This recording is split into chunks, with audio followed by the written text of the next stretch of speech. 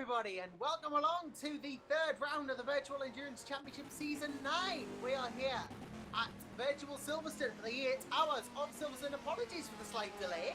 I got cajoled into a shopping trip, so there's always something that's going to come up, and unfortunately it was here. So, yep, 8 hours of Silverstone, grand track, grand racing, grand stuff we got going on today in Room 2, and, well, it's such a prestigious track, Silverstone, that always throws up a brilliant race, and I suspect that today will be no different whatsoever.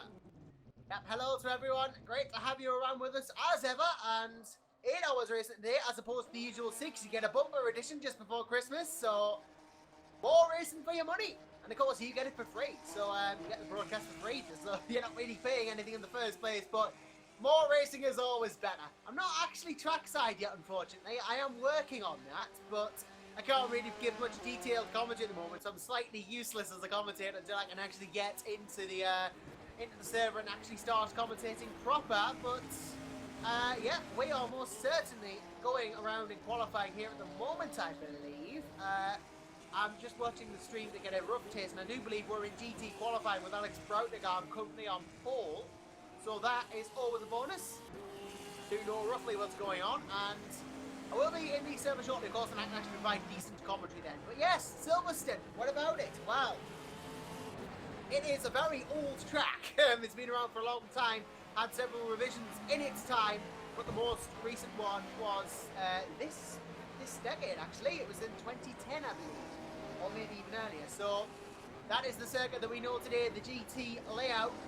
Used to be different, but it isn't now. As it stands, Silverstone is a 5.891 kilometre circuit, and you'd usually expect around a 2-minute lap in the GTs, but we're doing 150s, so rounds about that. And of course, FIA Grade 1 circuit, you wouldn't expect anything else. Held lots of series in its time. The old Bridge Grand Prix circuit was actually, it eventually got deconstructed, I think, in 2009. That was the last year it held races. Now we've got the Arena Grand Prix instead, with the, obviously, the complex after Abbey and all that. And of course, well, who doesn't like Silverstone? It's one of those circuits which has got a bit of everything. It's got fast sections, it's got slow sections, and it is a very, very challenging circuit for drivers and teams alike. And yeah, as I say, I'm just hopping into the server very shortly before I can actually provide more commentary on proceedings as it stands. But what are your thoughts on Silverstone and the rest of the calendar? Let me know. I want to hear what you want to say about stuff. And of course, at present it is just me in here, but hopefully we'll get other people along with me. If you would like to join me, you're, you know, very much welcome in the broadcast booth. Hop into the waiting booth and maybe we can have a chat or 7. Of course, 8 hours of racing today, so 2 more than the usual. Obviously with it being qualifying now, and the race starting at 4 p.m. UK and then 8 hours. I actually doubt I'll be here for the entire duration of this race. I may be leaving with about an hour or half an hour to go, unfortunately. But I will be here for the vast majority of this race, and by then you'll probably be sick of us anyway, but such is life.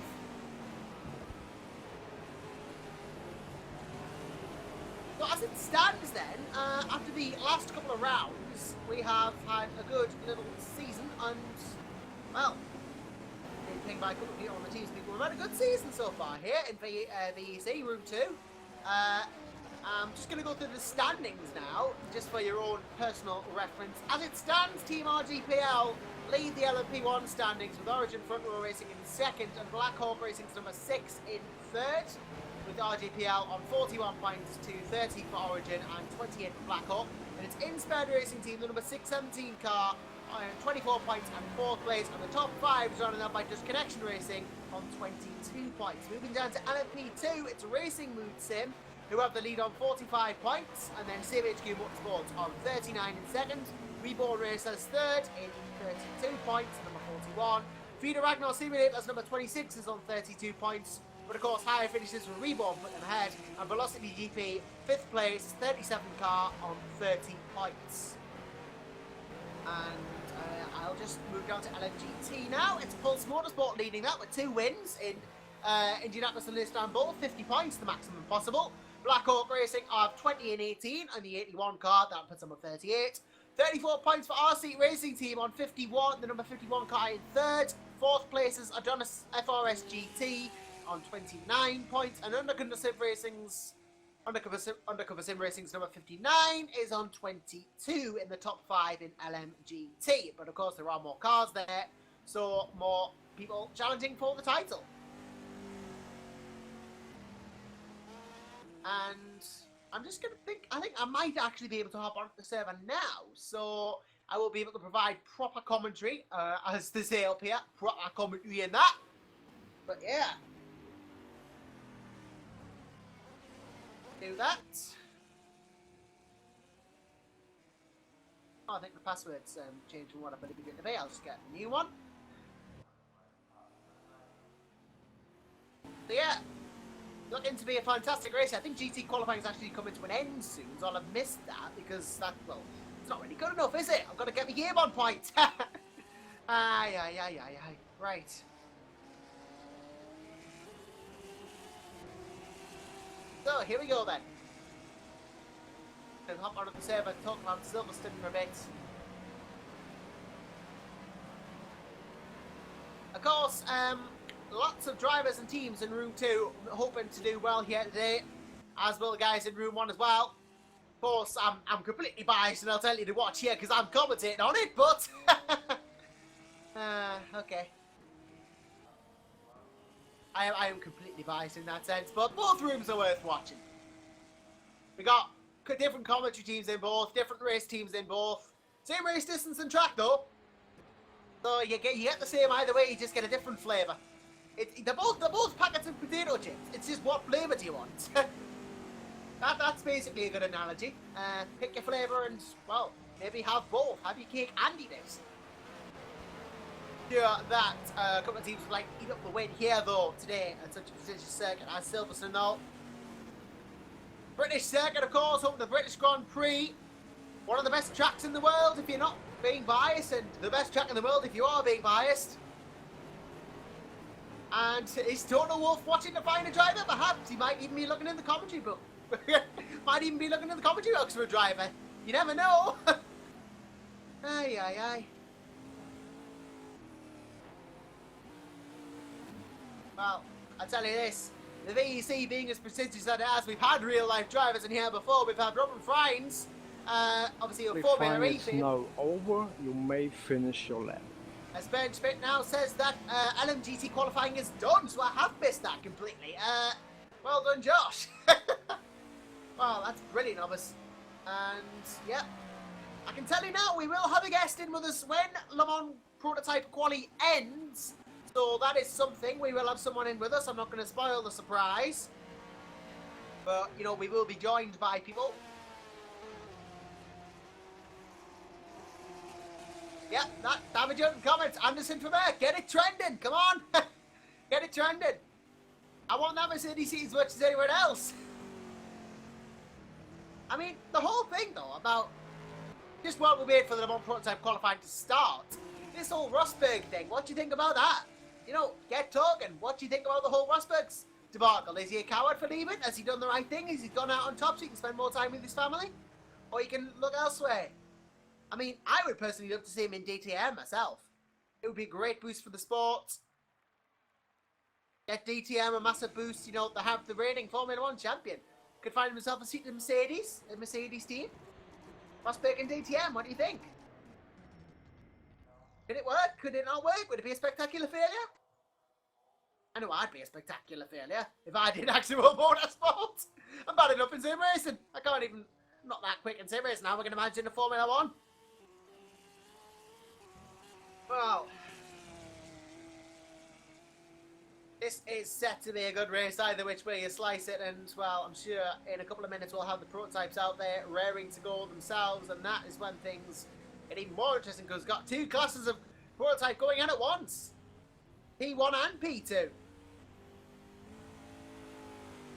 And of course that means the P2s might come across P1 traffic. That's not going to help, and the P1s might come across P2 traffic, and that's not going to help. Either way, though, looking to be an interesting one.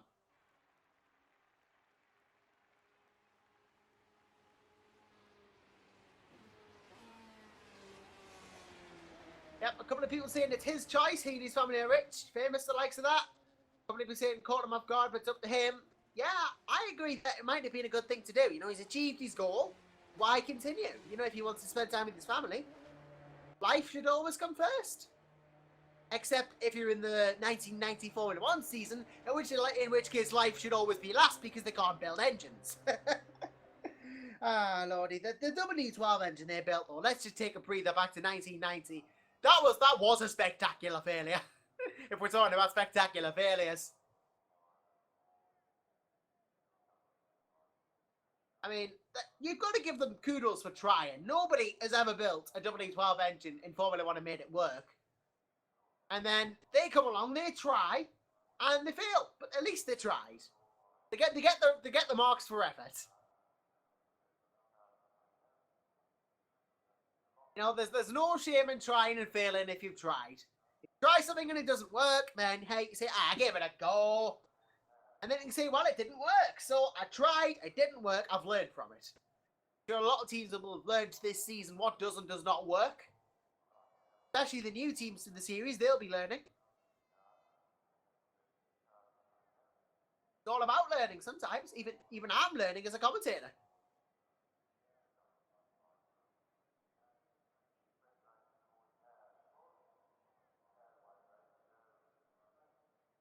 Now, it's probably prototype quali time in about a minute or so I'm just loading into the server now, so I'll be able to walk through that as it happens. It's fantastic news for me, at least, because it gives us, well, the ability to do my job, except it's not really a job, it's a voluntary job, because I'm not being paid, and I wouldn't have it any other way. Because, well, I'm here to help, and get experience, and entertain people. That's what I do. What I do best, I think. Although, I've only had 19 years to find out. As I think prototypes are now leaving to line up the end of the pit lane. David Baranek, one of the few who is. Ben Schmidt has gone out, our race director. And, oh, that is very close to the RGPL car. Got Marcel Siditic. Well, and the other teams all lining up. It's a bit of a queue at the Silverstone pit lane. And in about 10 seconds, we're going to get prototype quality out of the way. Of course, 2 classes and too many chances for them to have laps, really. Some may argue, but here we go with LMP qualifying. LMP1 on LMP2 starts now. Out they go, out goes the cars, and we are underway in Le Mans prototype qualifying here in Silverstone. I'll just run you through the order of the GTs. It was Alex Brownicom and Black Hawk Racing who got the pole in the end, with Dennis Jordan defeated Ragnar Simulator in the 61 seconds. RC Racing Team got 3rd. Then it was Magenta Warriors, I believe. Is that no? That's not Magenta Warriors. It's purple and it's black. I'm mistaken. I'm an idiot. It's not Magenta Warriors. It is actually Rev Sim Racing UK. I thought it was a Magenta car because that's their colour scheme. Black and purple. I'm thinking, what are Magenta doing? I didn't remember them, but it's actually Reds. That shows just how on point I am for the broadcast today, ladies and gentlemen. Motorsport Italia got 5th place with Nicola Serini in the 96. Then it's core team with the Porsche in the 92 car 6th. 63 is the number 63 Corvette, and Osvaldo Cacosa only 7th. Prize. Troy Ewan though 8th in the number 65 Corvette. The German Bundesliga Super Semtech in 67 Porsche, and it's the number 98 Corvette which gets 10th. I do believe cars will be starting their laps soon, so we'll go back to the prototypes, or I will at least. And I'm looking at David Baranek, who will be one of the first to start a flying lap. Baranek, of course, no stranger to VEC, competed last season, as did RGPL in the P1 class. Championship contenders pretty much up to Le Mans. So they know how to win titles. And of course, as current leaders, they are doing that, just, or at least are in contention, as David Baranek does start his flying lap. I'm going to actually try and get some live timing up here, if it's at all possible. I believe there is live timing on the simracing.club website, for those of you who want access to it yourself. It's under the live tab, and it's VEC Room 2 live timing. That should be it. And of course, as it stands, I have access to who is where on track, how many laps they've done, what the best lap is, what the lap time is, who's driving the car. Of course, you can get access to that too, I believe.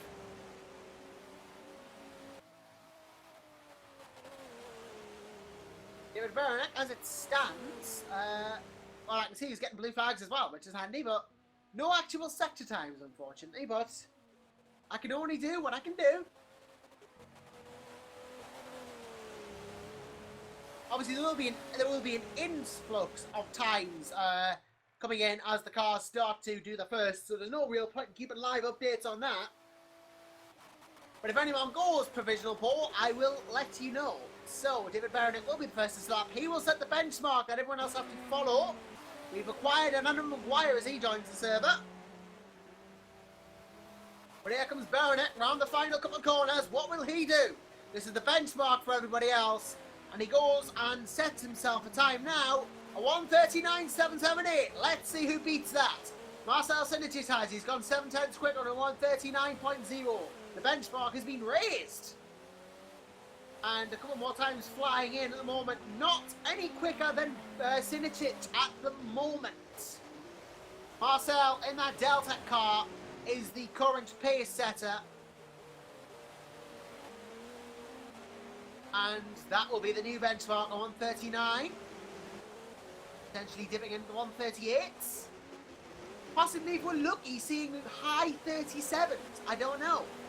But these drivers can be very quick on their days in these prototypes. They're not in Prototype 1 and Prototype 2 for no reason.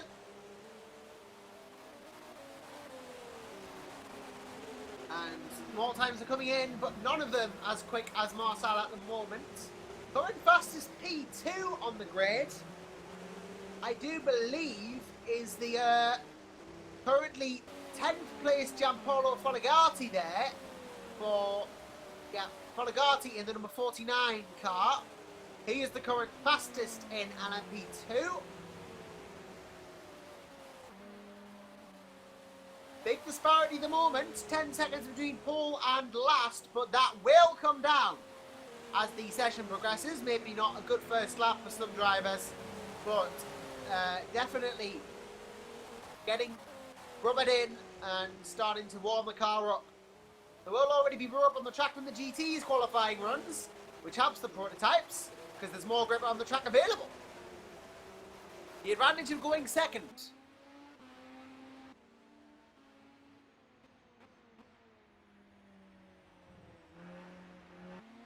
Always good to have a good lap from the outset, as Synergis has done.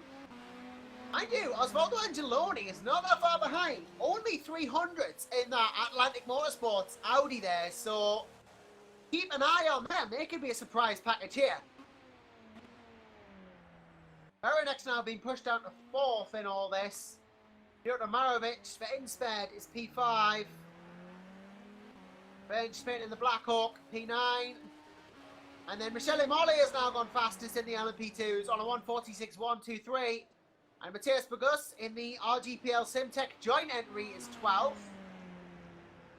Giampaolo Folligati has just been pushed down again because Rickard Nilsson has gone second. Nilsson, of course, driving for Sim HQ. P2 for the Swede. No Swedish lineup, I believe, in that car. So, very Scandinavian indeed.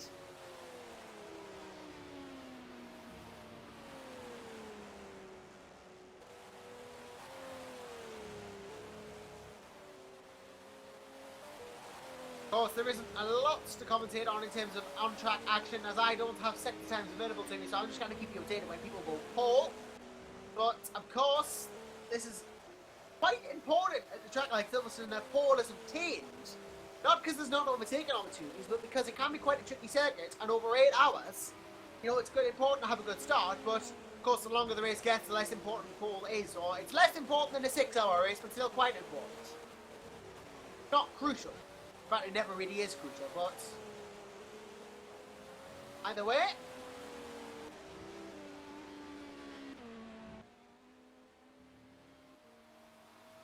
No real change at the top, but Bernschmidt has put that Blackhawk car up to 6th now, from 9th, and maybe the laps are starting to come in. We are in 38s now.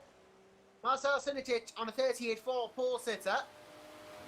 Find half a 10th. He will be in the high 37s as I predicted. Half a second rather, not half a 10th. That won't do anything. Yep, live timing is on the forum, as I said. Well, yep, in fact, I might be able to get sector times myself, but either way.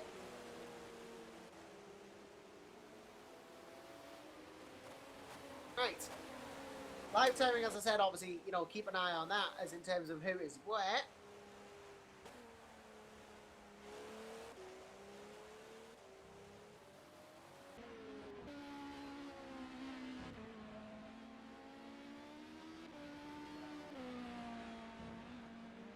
Right, back to the track. Got distracted for a bit there by trying to look around and stuff. Hello, Kumar Tsioglu there. Oh, still in 3rd and chasing down the likes of Angeloni and Sinitic. Do not rule out that ISMRS car. Very brightly coloured, you can't miss it. But not really hoping to miss far off pole here as Errol. David Beranek now to 4th and running round, but awful lot happening in terms of top end changes.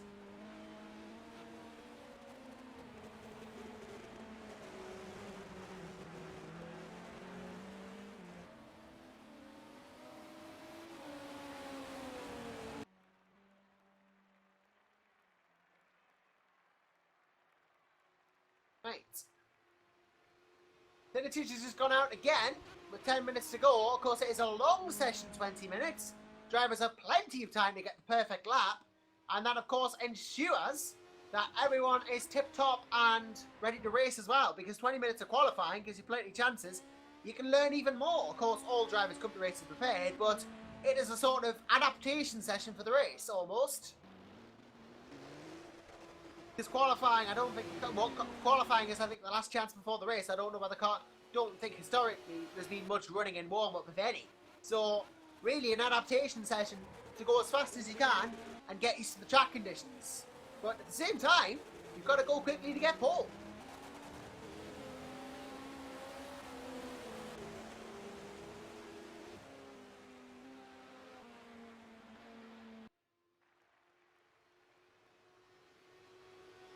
Checking for other changes, Bernschmidt's gone down to 9th again, so other cars ahead must have improved. And in terms of P2, it is...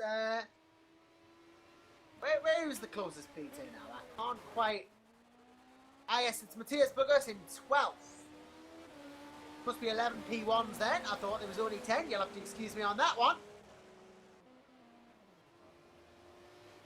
Here's though, currently the fastest in that joint entry between RGPL and Simtech.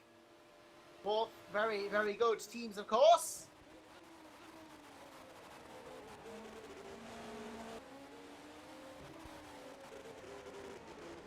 And we were very strong showing in the last race as well, so keep an eye on that RGPL Simtech car. Very strong.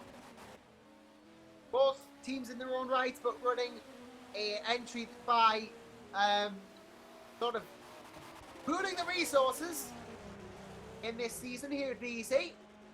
Very reminiscent of the old BAR split livery, and I like that. So, very, very keen on the looks of that car.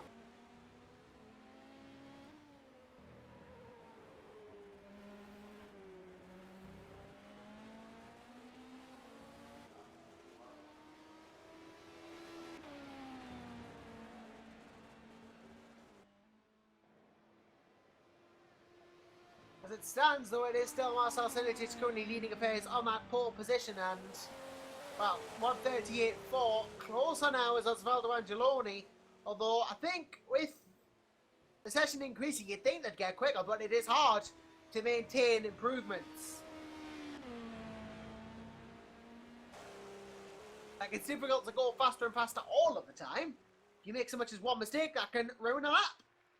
Qualifying demands perfection, and people are good at putting in laps like that. Of course, it's the race where everything is really decided, but going to be quick and qualifying. Gets you a good start.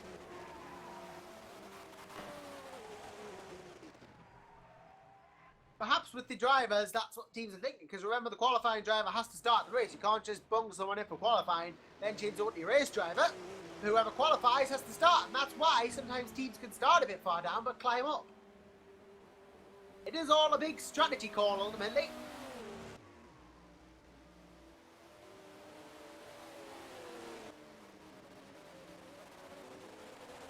Of course, with strategy calls comes, you know, decisions, and sometimes strategy can win a race.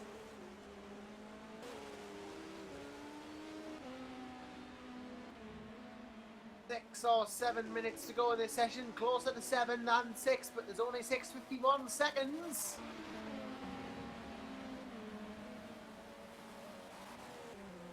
Closer down the back end of the P1 field, it is quite close, only a couple of tenths, going to gain a couple of positions.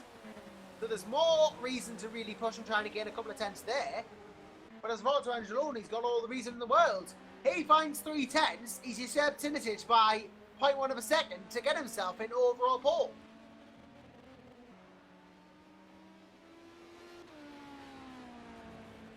Although, oh well, he cut it a bit wide through that corner there, but he managed to stay on track.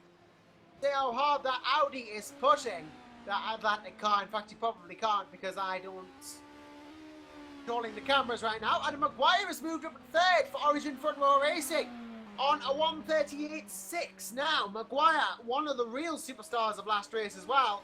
Plagued by a bit of bad luck, I think, but do indeed watch Maguire and that Origin car. Has only plonked himself a couple of hundreds behind Angeloni, so in serious contention for pole. That has bumped the ICMRS car of Kumatioglu down to 4th, but only 6 tenths off, so a really good lap for Merrill. Could see overall pole or a serious improvement again. So I think we're probably looking between these top 4 and possibly Berenek, and he pulls out an absolute flyer for the overall pole.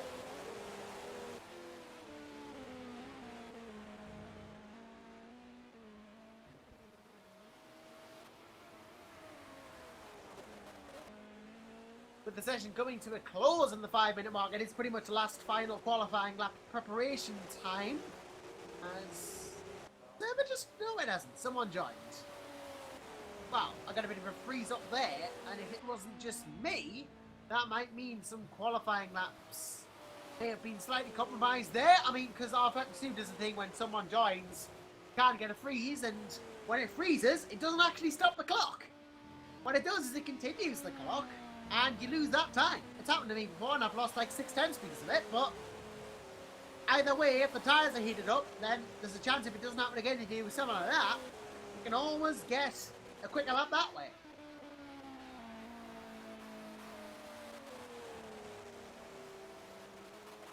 I'd say there's probably time for about 3 more laps for the likes of Sinitage. So, really needs to start thinking about getting this all goes wide on the final corner there. Needs to start thinking about what they're going to do in terms of lap times and improvements. Polls all that will come out sooner or later. In fact, it will be almost immediate.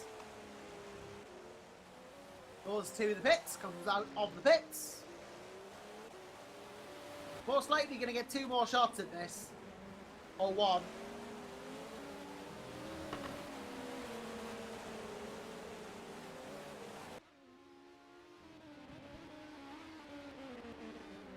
Maguire though, obviously as I said, watch him.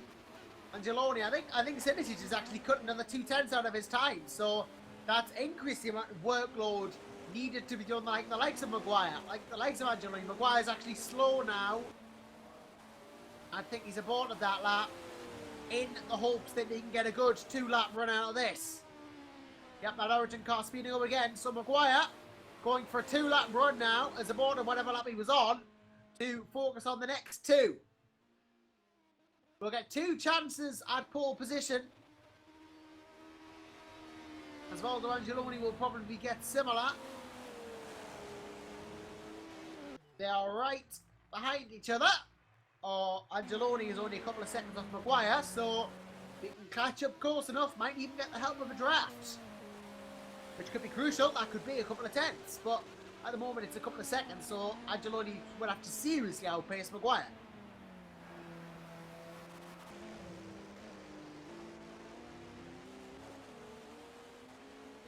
In fact, Maguire has gone off the track there. That'll be coming back to the pit now. He only had one chance of pole. Gonna have to make it count. Telemole was on pole in LMP2, now isn't. Factors all the way down to third. Timo Varty currently second for Velocity Grand Prix. In the Orica 05, all LMPTs, of course, Orica 05s, effectively a spec series. Whereas in LMP1, you have the Audis and the Porsches. No Nissan since GNS Endurance left for Room 1. But nonetheless, you get enough of a mix to keep it interesting.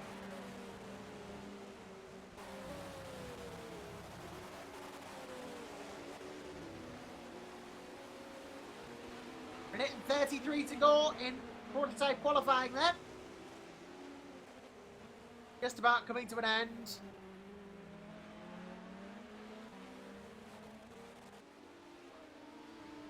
The last couple of laps for people will be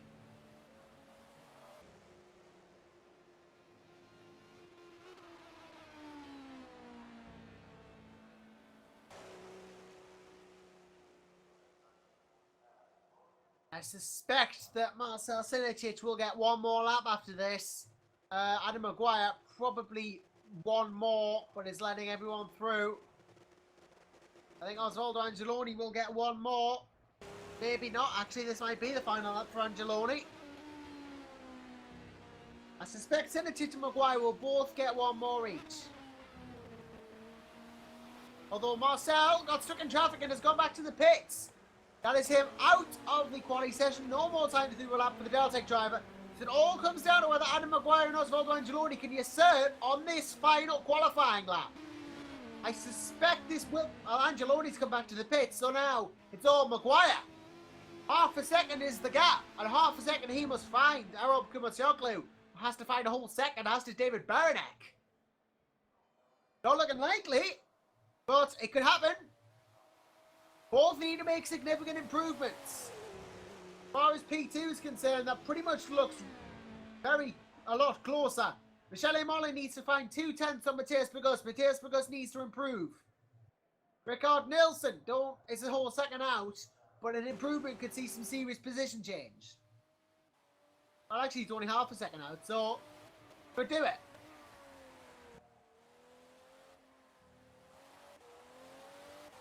Kumatioglu has just come through the Beckett's complex now, as is Maguire. This will probably be key to the lap. A very difficult section of corners to get right. Very easy to get wrong and can bring out the understeering cars. Maguire not falling victim to it though. Ever tightening corners is the Beckett's complex. Then down the Hanger straight into Stowe, which is a big, long right-hander. Then into Vale, which is the left, and Club, which is the final right. And if Adam Maguire is going to get pole position for Origin Front Row Racing, it's going to be done through improvements everywhere. So, round Club corner. Is this going to be pole position for Origin Front Row Racing in Silverstone? It's not. Remains on the 38.6. Arab Kumatioglu does not improve. David Baranek, though, chance of improvement here for Team RGPL if Baranek can improve. It's a big if, though, as he comes around, Club. Will this be an improvement for Team RGPL?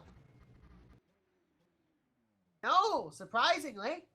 They stay where they are, 5th place. So, with that, it is pole position for Marcel Sinicic and Deltec in LMP1. And then in P2, pole position for Matthias Burgos for the RGPL Simtech joint entry. And of course, as we mentioned before, Alex Broutigan pole in LMGT. Those are your pole sitters.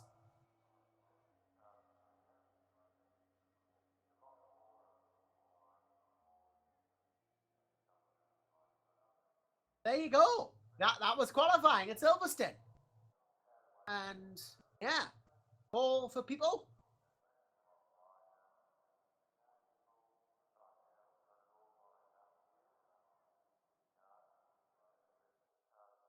Move on into warm-up, which is, of course, the debriefing session for drivers. Big, let's listen to what to do. Usually track gets closed for this, so we shouldn't see any cars on track. Gives me time to yonder a boot and prepare myself for the actual race proper.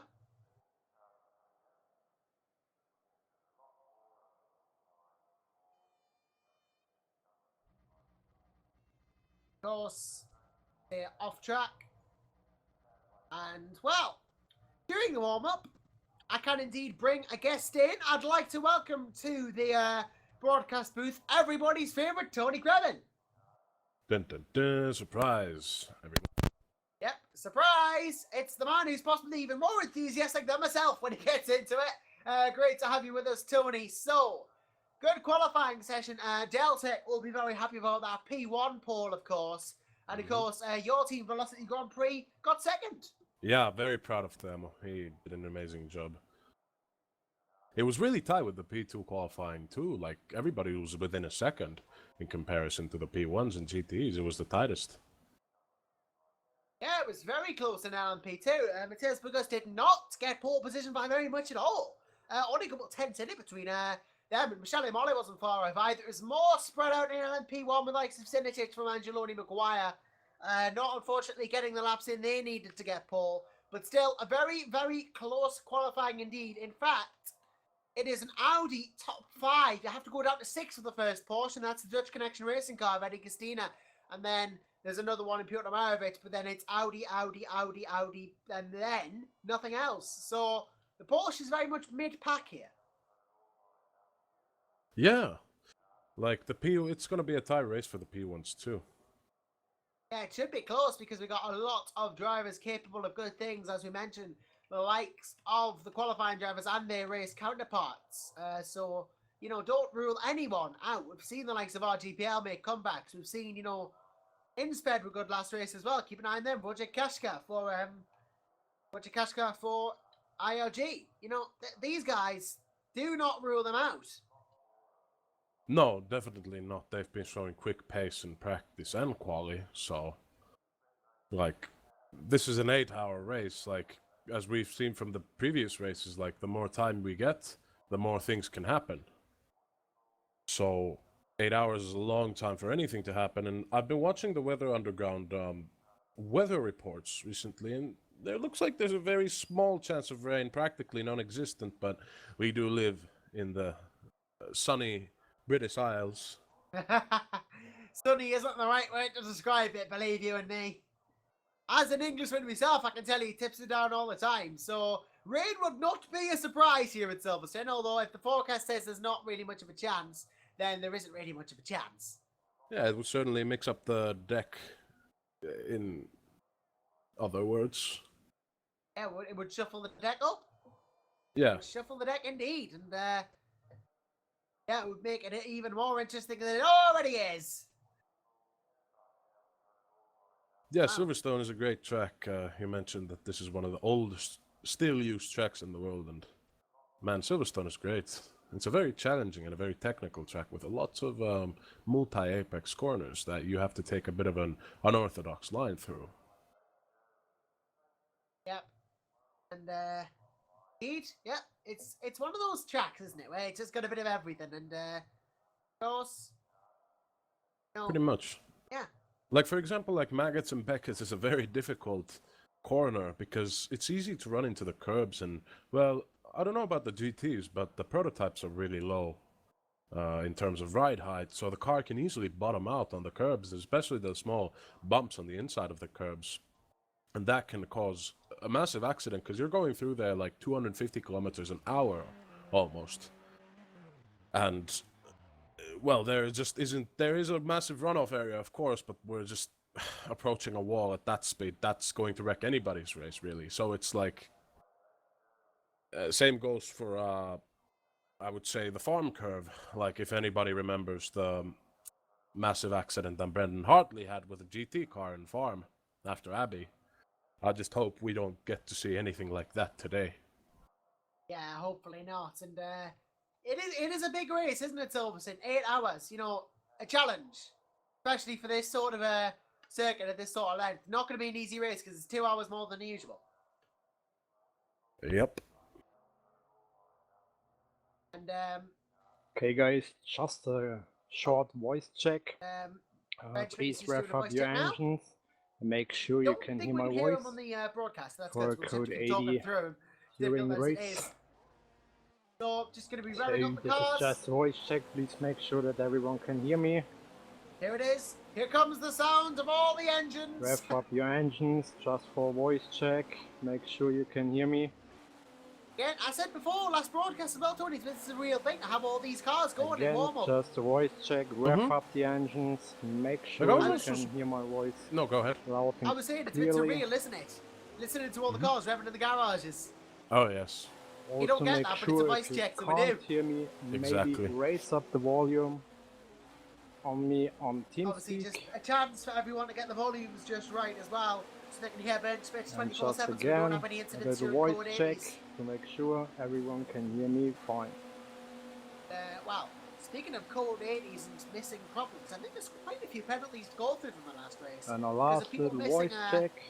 Make sure you can hear missing me. the, If anyone have missing issues code to 80 hear me, things and please not let me quite, know and write me now on TeamSpeak during the But next 2 minutes. So it is hard to talk through Ben Smith Indeed. when I can hear him and you can't. Very commanding voice.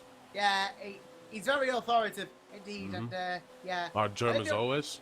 there are a couple of penalties to go through, I think. Oh, maybe that was that the LMS? I don't know. I don't. see There any, was but- I know for a fact that the Argentinians, those guys have a 60-second stop and go, I think, for causing an incident at the very last laps of Istanbul last time by causing I think a collision with a GT in front of them in the dreaded turn number 8. So I might just be looking at the wrong thread, actually. Yeah, I think I am. I need to look at the Istanbul thread to find all the penalties. Oh, hang on a minute. I'm being pinged by somebody else here. I think they've mistaken me for Ben Schmidt. Huh? I think someone's mistaken me for Ben. How is that possible? I don't know. I'm completely different. But yeah, big race this Silverstone for multiple drivers, teams, and reasons. Especially big race for Gilles Racing Team this time around. The number 74 Aston Martin, although not necessarily for a happy reason, unfortunately. We have unfortunately had a bit of sad news. They have lost one of the drivers recently, Vincent Simeone. Obviously, one of the drivers at Gilles Racing Team unfortunately passed away recently. All our condolences at VEC, of course, and SimRacing.club go to Vicente's family and Gilles Racing Team as a whole for the loss. And it's great to see them still here, because I know a lot of it must be very difficult for them having just lost a driver. And, you know, Yeah. they're still here, they're still going, and if you've got to respect that, as hard as it might be. Hats off. Yeah, hats off to them, and we wish them the Sincerest very condolences. serious condolences to Vicente's family and, of course, Gilles Racing Team as a whole. And we wish them the very best for this race. Of course, the number 74 Aston Martin there. And it's been a bit of an unlucky month in general for Sim. We have lost quite a few sim racers recently, actually. Yeah, it's been a very good month. By the way, random question. Which page were the penalties on the Istanbul thread? Penalties seem to on the find it. Istanbul thread. I think it's on the first page, actually. I'm gonna go look. Room 2 incident report. Yes, I'll go to the penalty summary. Oh, there wasn't actually that many. I must be confusing it with VLMS. Where there was quite a few, I think. There are penalties for the number 16 car, which I believe is the Dutch Connection car. And then there's a penalty for the number 15 car as well as the 11. 2 drive-throughs and a stop and hold. So not actually that many. So, you know, not many penalties at all, which is always good news. Exactly. Let's not let the bureaucracy decide the race. Let's handle it on track. Well, yes, of course, if things are good on track, then we don't need post-race penalties. Exactly. Yeah, of course, it's going to be an interesting 8-hour event, a good 8-hour do. Of course, I think shortly we might be having Room 1 qualifying starting, so if you're interested in that, go check it out. But of course, I'm biased, I'll tell you to stay here. Tony will tell you to stay here. Yeah, Room 2 is the bet. This is the cool kids club. I mean, if you want to join Room 1, just, up to you. But just, letting you know.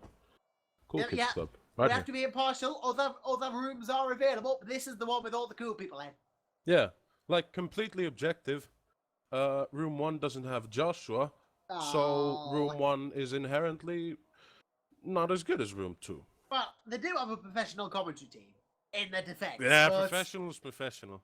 I'm where I am and I'm happy. And, well, I'm sure we'll be happy to get this race underway as well and get 8 hours of Silverstone underway. Yeah, and give up a round of applause for Joshua anyways for even commentating. Like, this is incredible. Please. No, it's great for you to commentate our race like this. Make it more interesting for the people watching it and making us drivers feel like real racing drivers. But here we go. We are set for the grid. I think it's time for Burns to say, "Gentlemen, start your engines." Or something. If Ben did that, then I'm sure he would. 483 minutes on the clock. The drivers will be getting to the grid, and very soon we'll be starting the 8 hours of Silverstone. And of course, we will have a full 8 hours of racing here and ready to go here in Silverstone. So, start your engines indeed, ladies and gentlemen, wherever you are in the world, because VEC is about to get itself underway. As we now head off on our formation lap, Marcel Sinicic for Dell Tech Racing Team in the number 8 Audi R18 will lead the field away. He is followed by Atlantic Motorsports number 11 driven by Osvaldo Angeloni. Keep an eye on him. He was good in qualifying and they can be a great team on the day. Origin Front Row Racing find themselves in 3rd place in the number 25 Audi. And then it's ISIMRS team in the number 18 Audi. Then it's another Audi in P5, Team RGPL, the number 20. Very close to the championship last season. Keep an eye on them, the championship leaders. You finally find a Porsche in 6th. Eddie Castina and Just Connection Racing, number 16 Porsche in 6th, and it's the number 17 Insped Racing Team Porsche directly behind in 17th. Wojciech Kaszka 8th, driving for the International Racing Group number 15 car. Then it's Black Hawk Racing and Bernspin in P9 in the number 6 car. Then SINL Team's number 13 Audi in P10. And Ben Willis rounds out the LMP1 field in 11th for DR Motorsports. Matthias Bragus is P2 pole setter for Team RGPL Simtech. They are number 27 and they are first in P2. Then a team Tony Creven's very familiar with, Velocity Grand Prix, the number 37 car, second in class. Speaking of Tony Creven, he sadly just lost connection because our Factor 2 crashed. I'm attempting to reconnect. Here we'll be back soon. Michele Mollet, third for Reborn Racers in the 41 car. Ricardo Dimitio, the 42 car, is in, I believe, 4th in class. Yep. 5th in P2 is Fran Lopez for Feeder Ragnar Simulator in the number 26. And it's the number 49 car of Gianpaolo Frodegati in 17th overall. Rickard Nelson just behind in the same HQ, number 28. Then the GTs begin with Alex Brautigam leading it off for Blackhawk in the 81 Aston Martin. 61 Ferrari of Dennis Jordan and Feeder Ragnar Simulator right behind. Third in class, RT Racing Team's 51 Ferrari. Then it is Rev Sim Racing UK in the 93 Ferrari. Then the number 96 car belonging to Motorsport Italia, the Porsche 96, and there's another Porsche core team right behind in the 92. Then it's the 63 Corvette of Osvaldo Cagoza. Then Troy Ewan in the 65 Corvette. Then there's another Corvette of Eduardo Beninca in the 98. Then a Porsche again, 67 Simtech car, Sharon Van der Sloot driving that. Patino Michi driving the Blackhawk 82.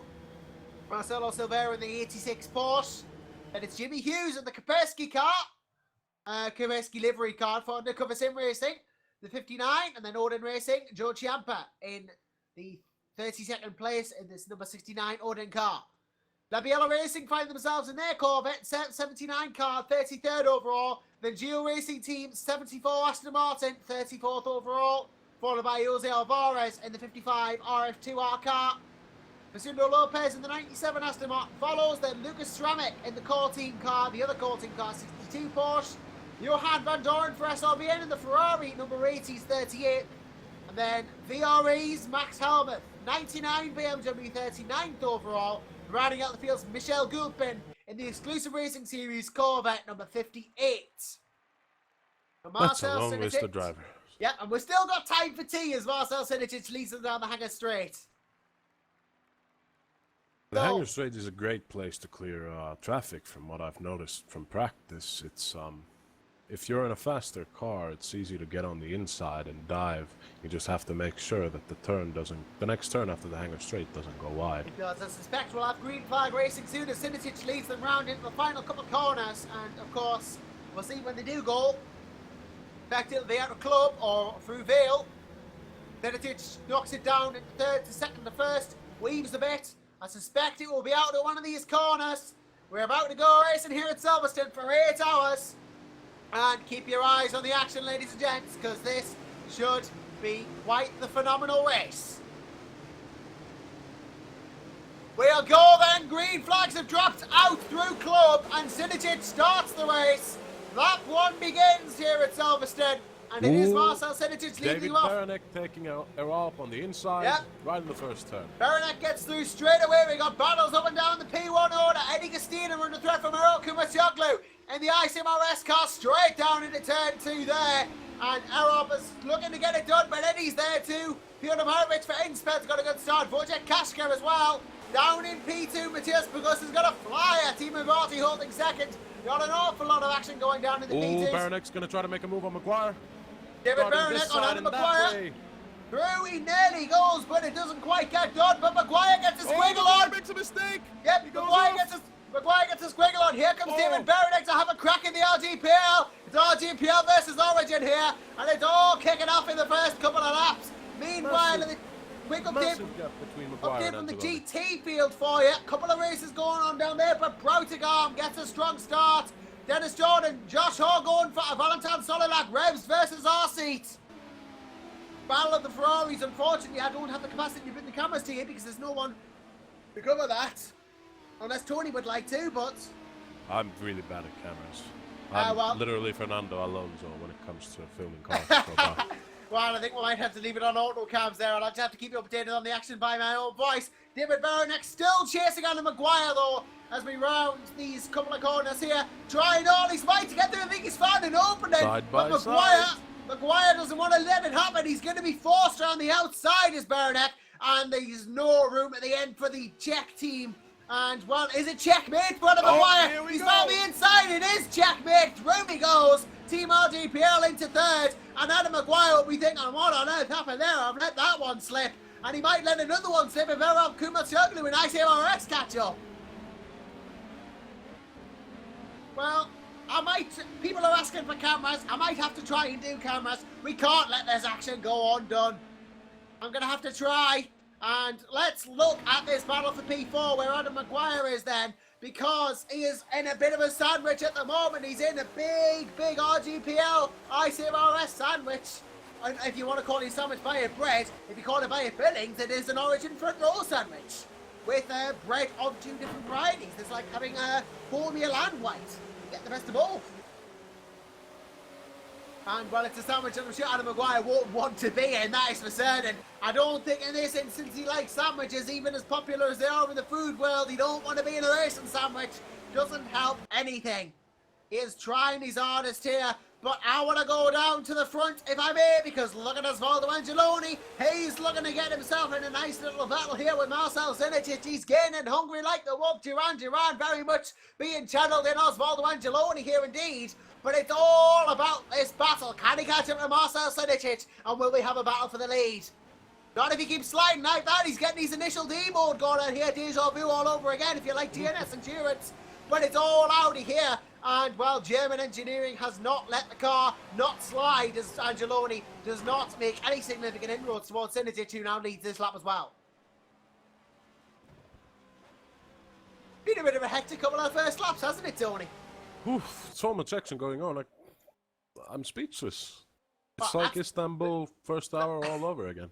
That is a first. That is a first if even Tony Grevin's speechless. I'm going to see. Yep, we have a battle on in P2 as well. Look at Gianpaolo Folagati having a go at Michele Molli. This is going to be a good battle. I think it is for fourth in class in the P2s. It is Folagati versus Molli. And Gianpaolo looks to be gaining seriously on Michele, but don't rule either of these two out for a serious battle because they can both give everything they've got. Although Michele and Molli not quite through his crazy It's bounce gonna here. be Is this close. room? Is this room for Folagati? No room at the end. Cuts him right off, and contact between the two there. Nothing comes of it though. Michele Molli very well defended. He's going to have to do some serious work here as Gianpaolo Folagati if he wants to get through. Yeah, which is going to let Lopez get away easily. And Ricard Nielsen is going to... He's right behind Folagati as well, so if Folagati makes a mistake, Nielsen can cash in on that action. Yeah, indeed. Gonna message the server to say that I'm gonna try cameras to take on our photo cameras if it's on, so we don't have to watch the same person.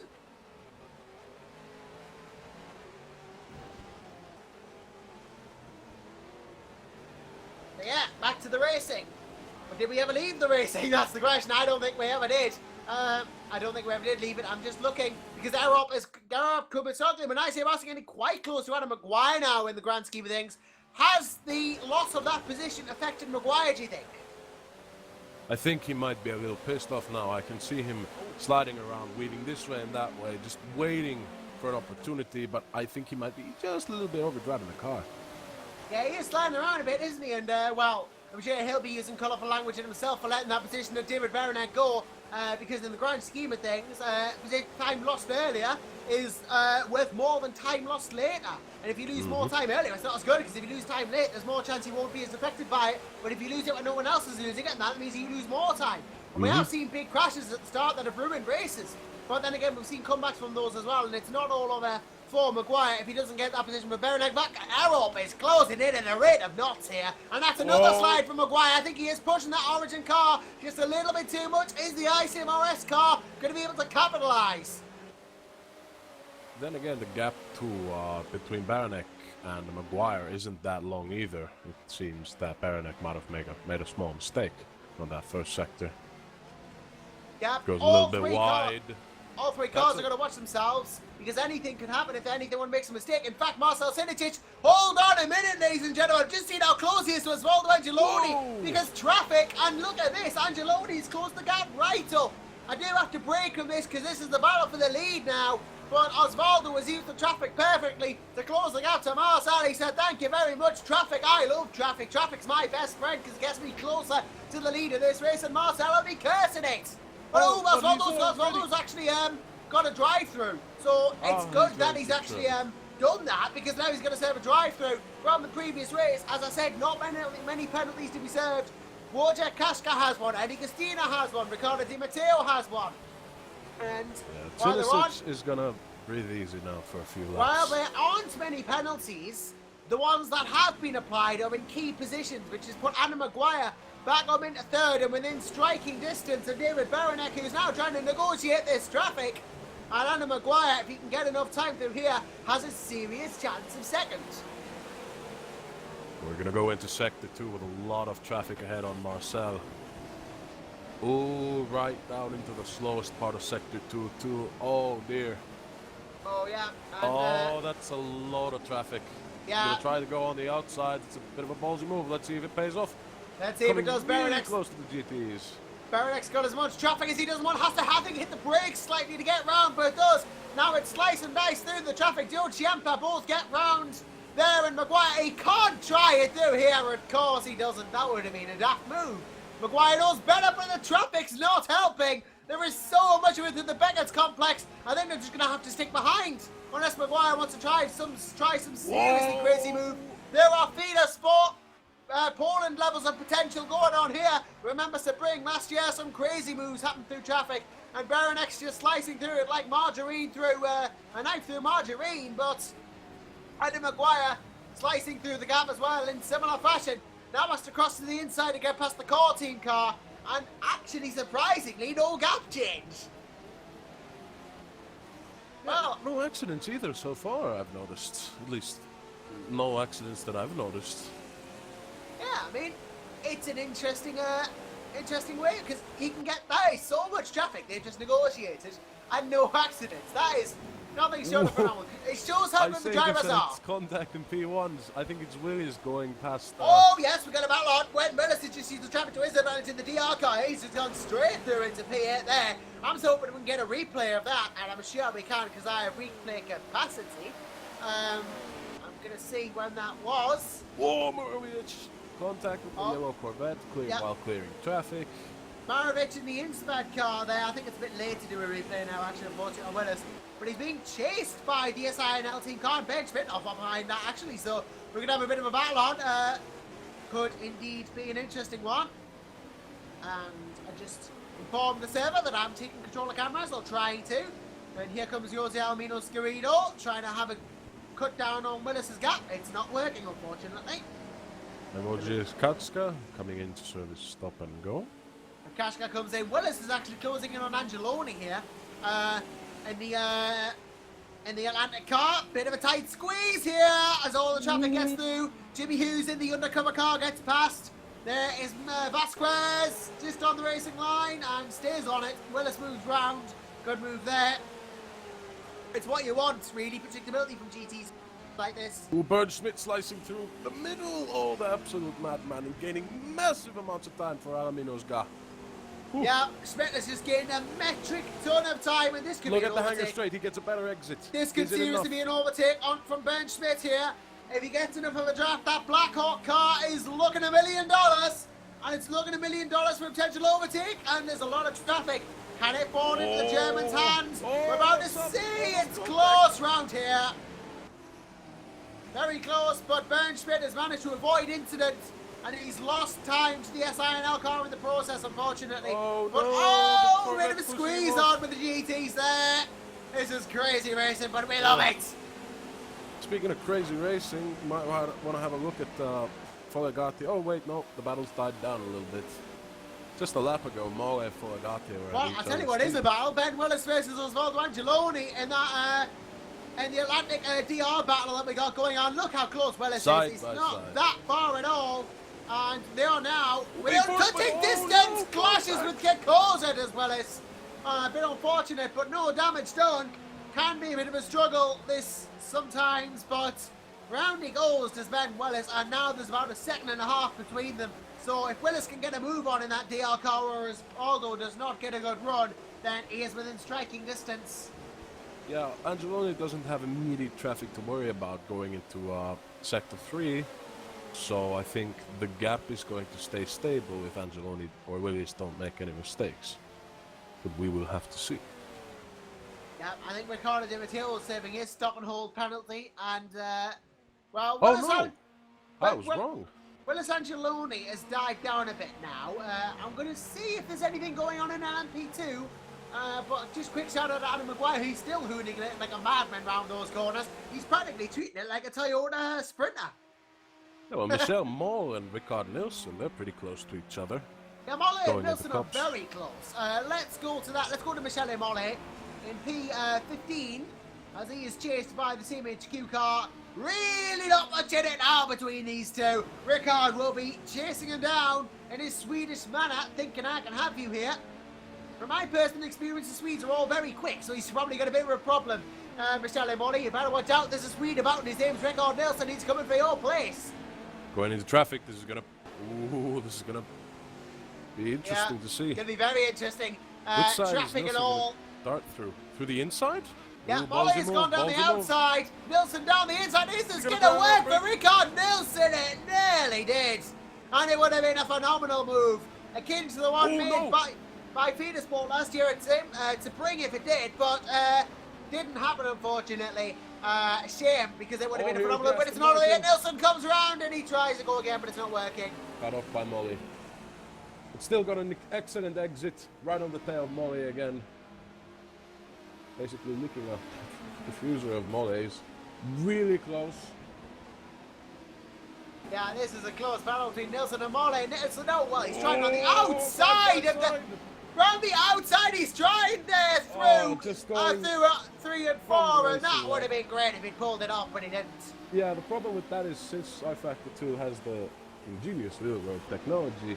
As soon as you do get off in that specific turn, if you brake really late and you get off the racing line, you will slide and you're going to lose a lot of time. And, well, I think he's proven that very much there, Michele Wally. Rickard Nilsson now has the inside through Woodgate. And Lovefield, is this a position change? Oh, well, using the traffic to full effect there, Rickard Nilsson.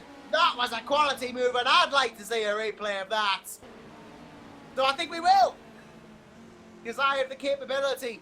So let's just do that. Rickard Nilsson passing Michele Wally. And let's have a looky here. Rickard Nilsson goes round the corner, round the corner, round the corner, down the inside, using the traffic to his advantage. Thank you very much, he says. Gets past Michele Wally. I did warn him to watch out because there's this read about, but there really was the need for him to watch out super much there. Rickard Nilsson into position number 15 overall, ahead of Michele Wally in class now. And that was a phenomenal move from the Swede. I'll tell you this as well, you'll be happy to hear the team of Varty's having a great time in P3 overall and chasing Fran Lopez in the Peter Ragnar car. Just went past Varty. He was stuck in traffic and Lopez saw an Oh, opening. Varty Folagati as well, it's a battle on. These two not far away from each other, Giampolo and Timo. In fact, Giampolo, look at this! He had so much more speed there, but he couldn't make it work out for him. But now he's going to try it on the inside and it hasn't worked out. This is great racing.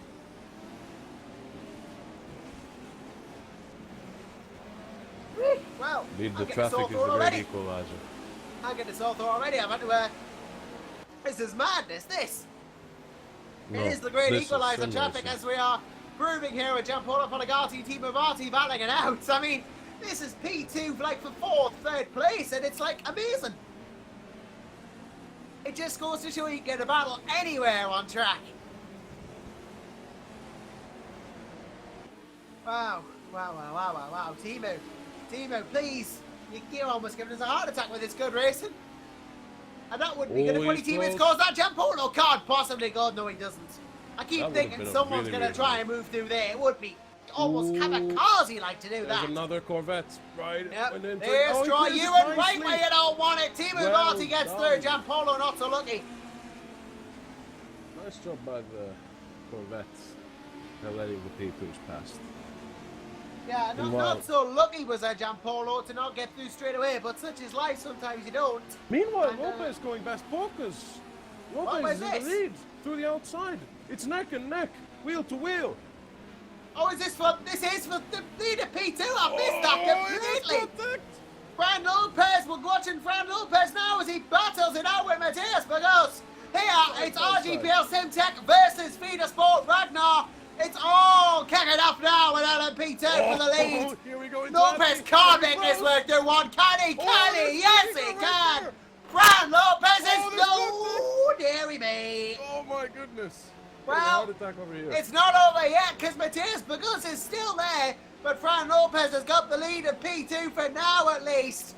And well, can he? Yes, he can, Fran Lopez, but it's all done well that RGPL car can catch up. It's going to be close. He's in the draft. In the draft, a great place to overtake. The grip is on the inside. Yep, here we go. Can he do it? Brakes for the corner. No, he doesn't have the brake. He doesn't have the brake into Matthias, but he's trying still. Wide. But what a move to get into the lead from Fran. But if he can make some sort of capitalization on a single error, he'll be right back in contention. Precisely. This is where it's at. This is where it's at in P2 at the moment. What a battle indeed. And these two giving no quarter to each other whatsoever. Neither wants to lose this lead. Matthias wants it back. Fran wants to hold it. Round the Beckett's complex to go. One of the best sets of corners in racing, I think you'll find. Not really an overtaking spot. Right on the hanger straight. But it's a challenge. And onto the hanger straight, there's traffic. Perfect place for Lopez. Not so good for Matthias. And I think this might have just gone the Spaniard's way. I think that was a crucial move from Fran Lopez there. I think he has done it.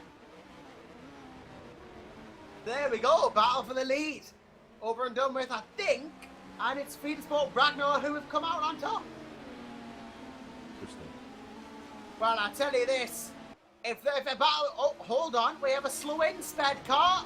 Piotr Marovich has just gone a bit wiggly. Whoa! There's damage. That's why. There's damage. There is damage on that car. That is why Piotr Marovich has suffered an injury. That insped car is not in good shape. It has no front bumper. Eddie Castina will get through here. Ben Schmidt should get through as well. He'll see they have no front bumper as race director.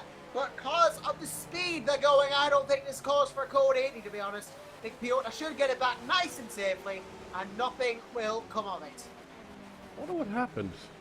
Yeah, if you could go back and look for me, Tony, that would be lovely, because my replay is too laggy. But Piotr does come into the pits now. That will be a big, big, big repair time for them. Unfortunately, my replay doesn't appear to be working for some reason. Ah, well, might be the same as me then. Oh well, these things happen. I think it's about time we get our daily dose of GT action, personally, Tony. I wouldn't say switch to GT just yet, because Mateus and Fran are right neck and neck going Are into they the now? Blitz. Are they now? Yes, they are now. Let's go back. We have a battle for the lead again. All of a sudden, the fight ignites again. Mateus Magus and Fran Lopez closer than before, catching up to each other. Potential battle for the lead on again. Jared van der Weide saying in the comments, their team speak is dead quiet due to the immense focus they need to negotiate traffic. Wow. Tell you this. I mean, I'd like quiet in situations like this when there's such good racing. Yep. But unfortunately, I can't get it because we need to be noisy. We need to tell people what's going on. Trying to clear traffic. Yeah, clearing traffic. Traffic's quiet's good for them. But when you're actually trying to commentate, it's going to have lots of going on, especially for me, because it keeps me awake. Oh, Mateus goes wide. Well, wide. Well. That's put the dampers on that. Probably gained a bit of time. We might have to let off through that, actually. So, might have to give a couple of seconds back, and that will put the dampers on this fight. So, all over and done with. I think now we can go to the GTs.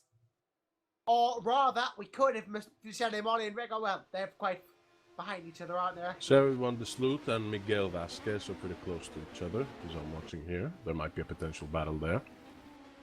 Yeah, it is quite far down. I think it's for like 11th in class, but Sharon van der Sloot in that Simtech car. Let's watch, because, well, we need a daily dose of GT action, and Sharon, most certainly one of the drivers who can give it to us. Miguel Vasquez in the Labiella car. Very nicely liveried that Corvette. Very, very nicely indeed. Sherman, though, giving it the full beans towards that Chevrolet in the Porsche. Not necessarily a top speed car. So we'll be better in the cornering sections of the Silverstone, but we'll struggle on the likes of the hangar straight. Whereas that Corvette is generally quite a good all-rounder. Oh, but Miguel locks up. Here comes Sherwin. And this could be big for Sherwin. Oh, Vasquez going wide again. Here's his chance. Here comes Sherwin now down the inside. This is where the Porsche is at its best in cornering. But he's not got, but he's got the draft. And unfortunately, I don't think he's going to get it. No, he didn't get it because Vasquez closed the door. Maybe he switched up his line a little bit aggressively, but still managed to prevent Sherwin from coming past. Yeah, that is a shame that he didn't quite get it done, but we'll see the battle rage on for a little bit longer. Ben Willis there with the DR car now, trying to the both of them. This will help, I think, slightly, as Eddie Castina tries to get through as well. Look at Vasquez! He's got P1s coming around. This might slow him down slightly, but not too much.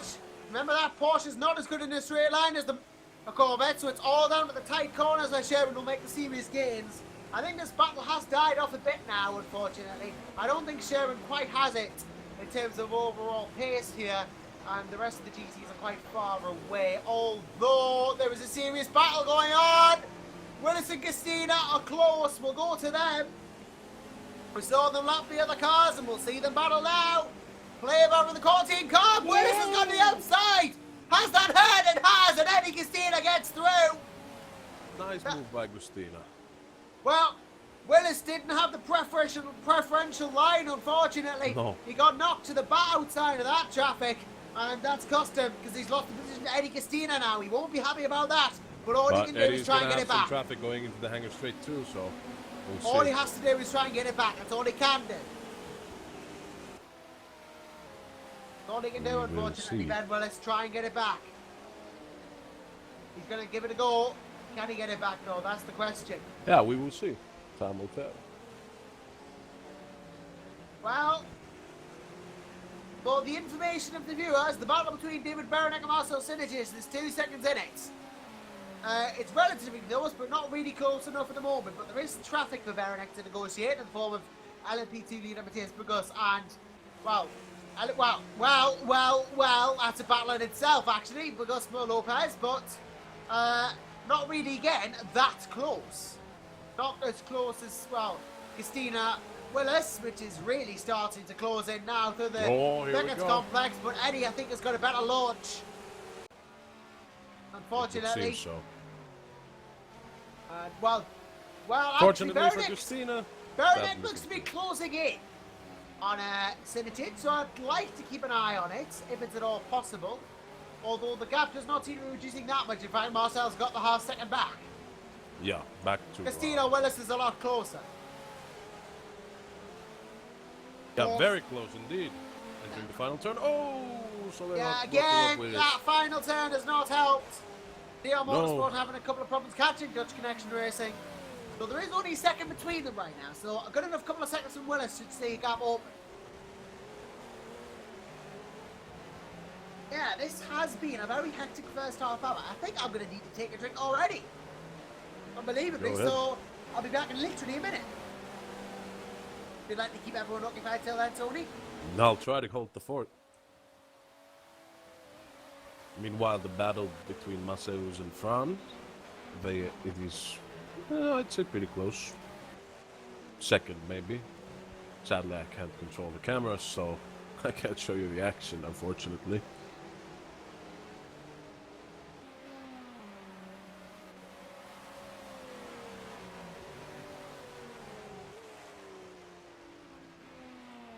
But yeah, the P2 Ragnar racing car, it's been climbing. I think they started off 4th. So...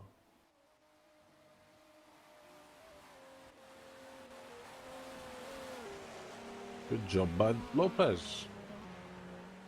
Impressive climb. Meanwhile, Adam McGuire clearing the P2 traffic, finally. Lopez going a little bit wide. Bogus right on the tail of Lopez.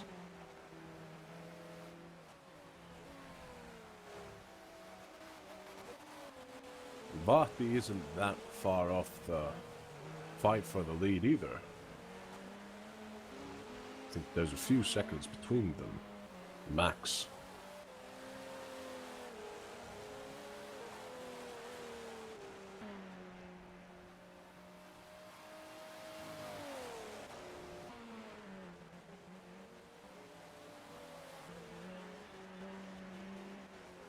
Seems everybody's served their stop-and-go penalties.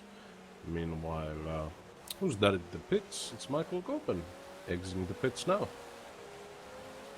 I wonder what happened to him.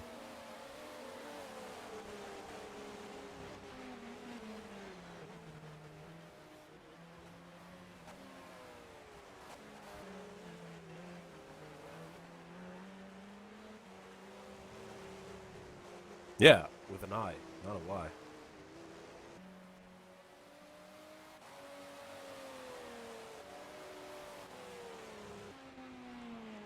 Why? Because it is I. Ooh, Lopez. Oh, there's contact! Oh, snap. Another F. Lopez forcing Abokas off, and massive gap is immediately created to the leader of the P2. Meanwhile, Teemu is closing in on Bokus, but Folegati is right behind Vahti as well. It's going to be an interesting battle to follow. I just hope our favorite Anderson will soon get back.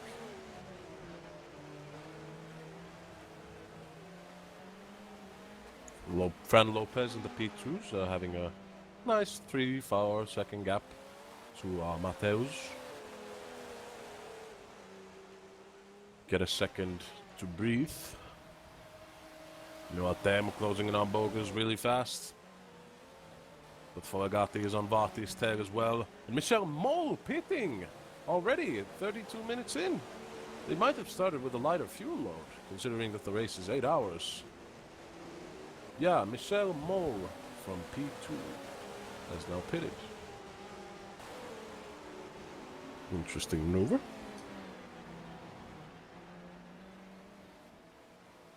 And it seems our favorite Joshua Anderson is back. Well, yes, I am. There you go. And, yep, back indeed. Back at it once again. And, yeah! Yep, back with it with a drink this time, so I'm able to keep my throat in check and my mouth in check. And, well, I don't have any rhymes, but if I did, I'd have mad bars to talk about this race, that's for sure. Because it's been crazy so far. And, yeah, there's activity in the P2s again. There was a little bit of a contact with Mateus while he was clearing traffic. He was forced off track by a GTE, which allowed Lopez to catch a few seconds to breathe easy and Vahti to catch up. But Foligatti isn't that far of a Vahti either. Yeah, This is going to be interesting battle. Timu has caught up big time to Matthias Pagos here and is now challenging for LMP2 P2. P2 in P2. Well, there's a complimentary problem if you've got one. But it's compounding problems for Pagos that he's got someone on his tail. He's already got to worry about getting back in front of Lopez. Now he's got Timu Vahti to worry about as well. And we've got a couple of P1s coming in through the P2s. That's going to mix up the bag as well. Yep, going to make us mix up the bag of marbles even more than it already is mixed up. I'm telling you this right now. This is probably going to be something really interesting. I mean, Vahti there, we know Timu's a good driver, we know Matthias is a good driver, we know Fran's a good driver. Could be a great battle for these top three. Everyone in the prototypes is a great driver. I know this for a fact. Otherwise, we wouldn't be here. We wouldn't be having such fun battles to watch if it wasn't for the fact. We're pretty much closing in on the section where, so the part of the race where the P2s will make their first pit stops. It seems Michel Moll has already pitted, just exiting pits now. Interesting development. Molly has just come out. Oh, apparently Molly had an accident. That's why. Oh, really? Interesting. I don't know whether you picked that up, but he has had an accident apparently. Temos closing up on Mateos in the draft. Oh, here we go, Timu Vahti now. Timu on the inside. Backing off because of the P1. Yeah, smart move from Timu there. I think Tony Graham would have gone crazy if he'd gotten through there. But nonetheless, Timu Vahti very much getting a smart maneuver. Getting a very, very good run there on Matthias. I think he's and a GT right in front on the last turn again. It's going to be interesting. Temu's right on the tail. I think Timu might just wanting to put the feelers out for Matthias. They keep money stalls. Oh, it's going to be close. As I said it to Michele Molly before, and I'll say similar to Matthias. I'll say similar now to Matthias Pagos. You better watch out. There's a fin about it. His name's Timu Vahti, and he's coming to get you. Those fins are usually quite quick, and I don't think Timu's much of an exception. Really well, he tried. Had he been slightly better lined up, that would have been an overtake. Hasn't happened for Timu, unfortunately, but it will get a chance, I'm sure. It will soon. With the rate he's going, he will get a chance, and I'm sure that chance will come in a corner where Matthias Pagos is not expecting it. We have a couple of cars ahead to these two to the left. I think the Gilles Racing Team car is one of those. Fran Solar in it, and the other is the Silvera car. Now, of course, I'm trying to be as objective as possible, but I know Mateus is feeling the pressure. Yeah, that was a close redive for Timu. Cutting it very closely there, almost an incident. Now a bit of teamwork here, because, well, I say teamwork, I mean team battling. The Simtech car gets past the Simtech RGPL, so technically half team battling, and half wanting to get through because it's traffic. But here comes Timu again. Is he going to get him down the Hanger Straight? There's a lot of traffic. Not yet. There seems to be a lot of traffic to Sector 3 again. We will soon see. This is not going to help Timu's chances of an overtake here, but he closes in. Oh, I wouldn't say that just quite yet. This is the thing. Timu keeps looking, but he can't get through. There's no room at the end, but he's trying to force a space. Oh, there's a GT on the inside. Oh, no! There's contact! Round he goes, indeed. That is contact. That is more contact. That's a front bumper off as well. I think it was Wojciech Kaszka. Wojciech Kaszka's without a front bumper for a whole lap now. What was that? Can we get a replay of that? Well, I think we should. Let's do that. What actually happened? Was that? Team Kaszka there's a GTE that didn't. I think just didn't give Demo enough room to enter the corner and overestimated his chances of breaking into the turn. Which, let's have a look at what actually happened dear. there, because I'm interested. Timo Vartier, I think Timo was at the time. no! Then having a contact with the Martel. I think he was turning left. I think he turned into the GT. But I don't know, maybe more space could have been left, and then Kashka just seemed to collect him. Yeah, like, honestly, I'm trying to be as impartial as possible, but from my point of view, apparently More's had an accident. Timo has now got into a front bump. Kashka's now got... What's going on? There's been quite a bit of collateral damage from that incident. Yeah. I don't know whether Michele Molly's probably going to gain because of this, but this has put the Velocity team down. It's put Kashka down even further. I'm surprised there's no code 80 because they had to go for it for a full lap. But then again, if they're fast enough, if they're fast enough to get around without causing problems, then there's no need for one. It is only really a last resort of code 80. I guess I'm expecting them too much. Well, that was an interesting incident, and I'm sure that it'll give Matthias Progressive a breather, but not the way he wanted to get one. He wanted to drive so quickly that he would have gotten away anyway, when it hasn't occurred that way for the joint entry RG Pill and Simtek. Bonagati finds himself in the third position through that. And, well, I think the rest of the battle seems to be petering out, at least in prototypes at the moment, so I think it's now GT time again. And I'll tell you this, there is not much in it between that Revs car and the Motorsport Italia. We got Nicola Serini there in 23rd overall, and 5th in class, battling for 4th. Now, that Revs car ahead of Josh Orr is not far away in the grand scheme of things. This could be a battle.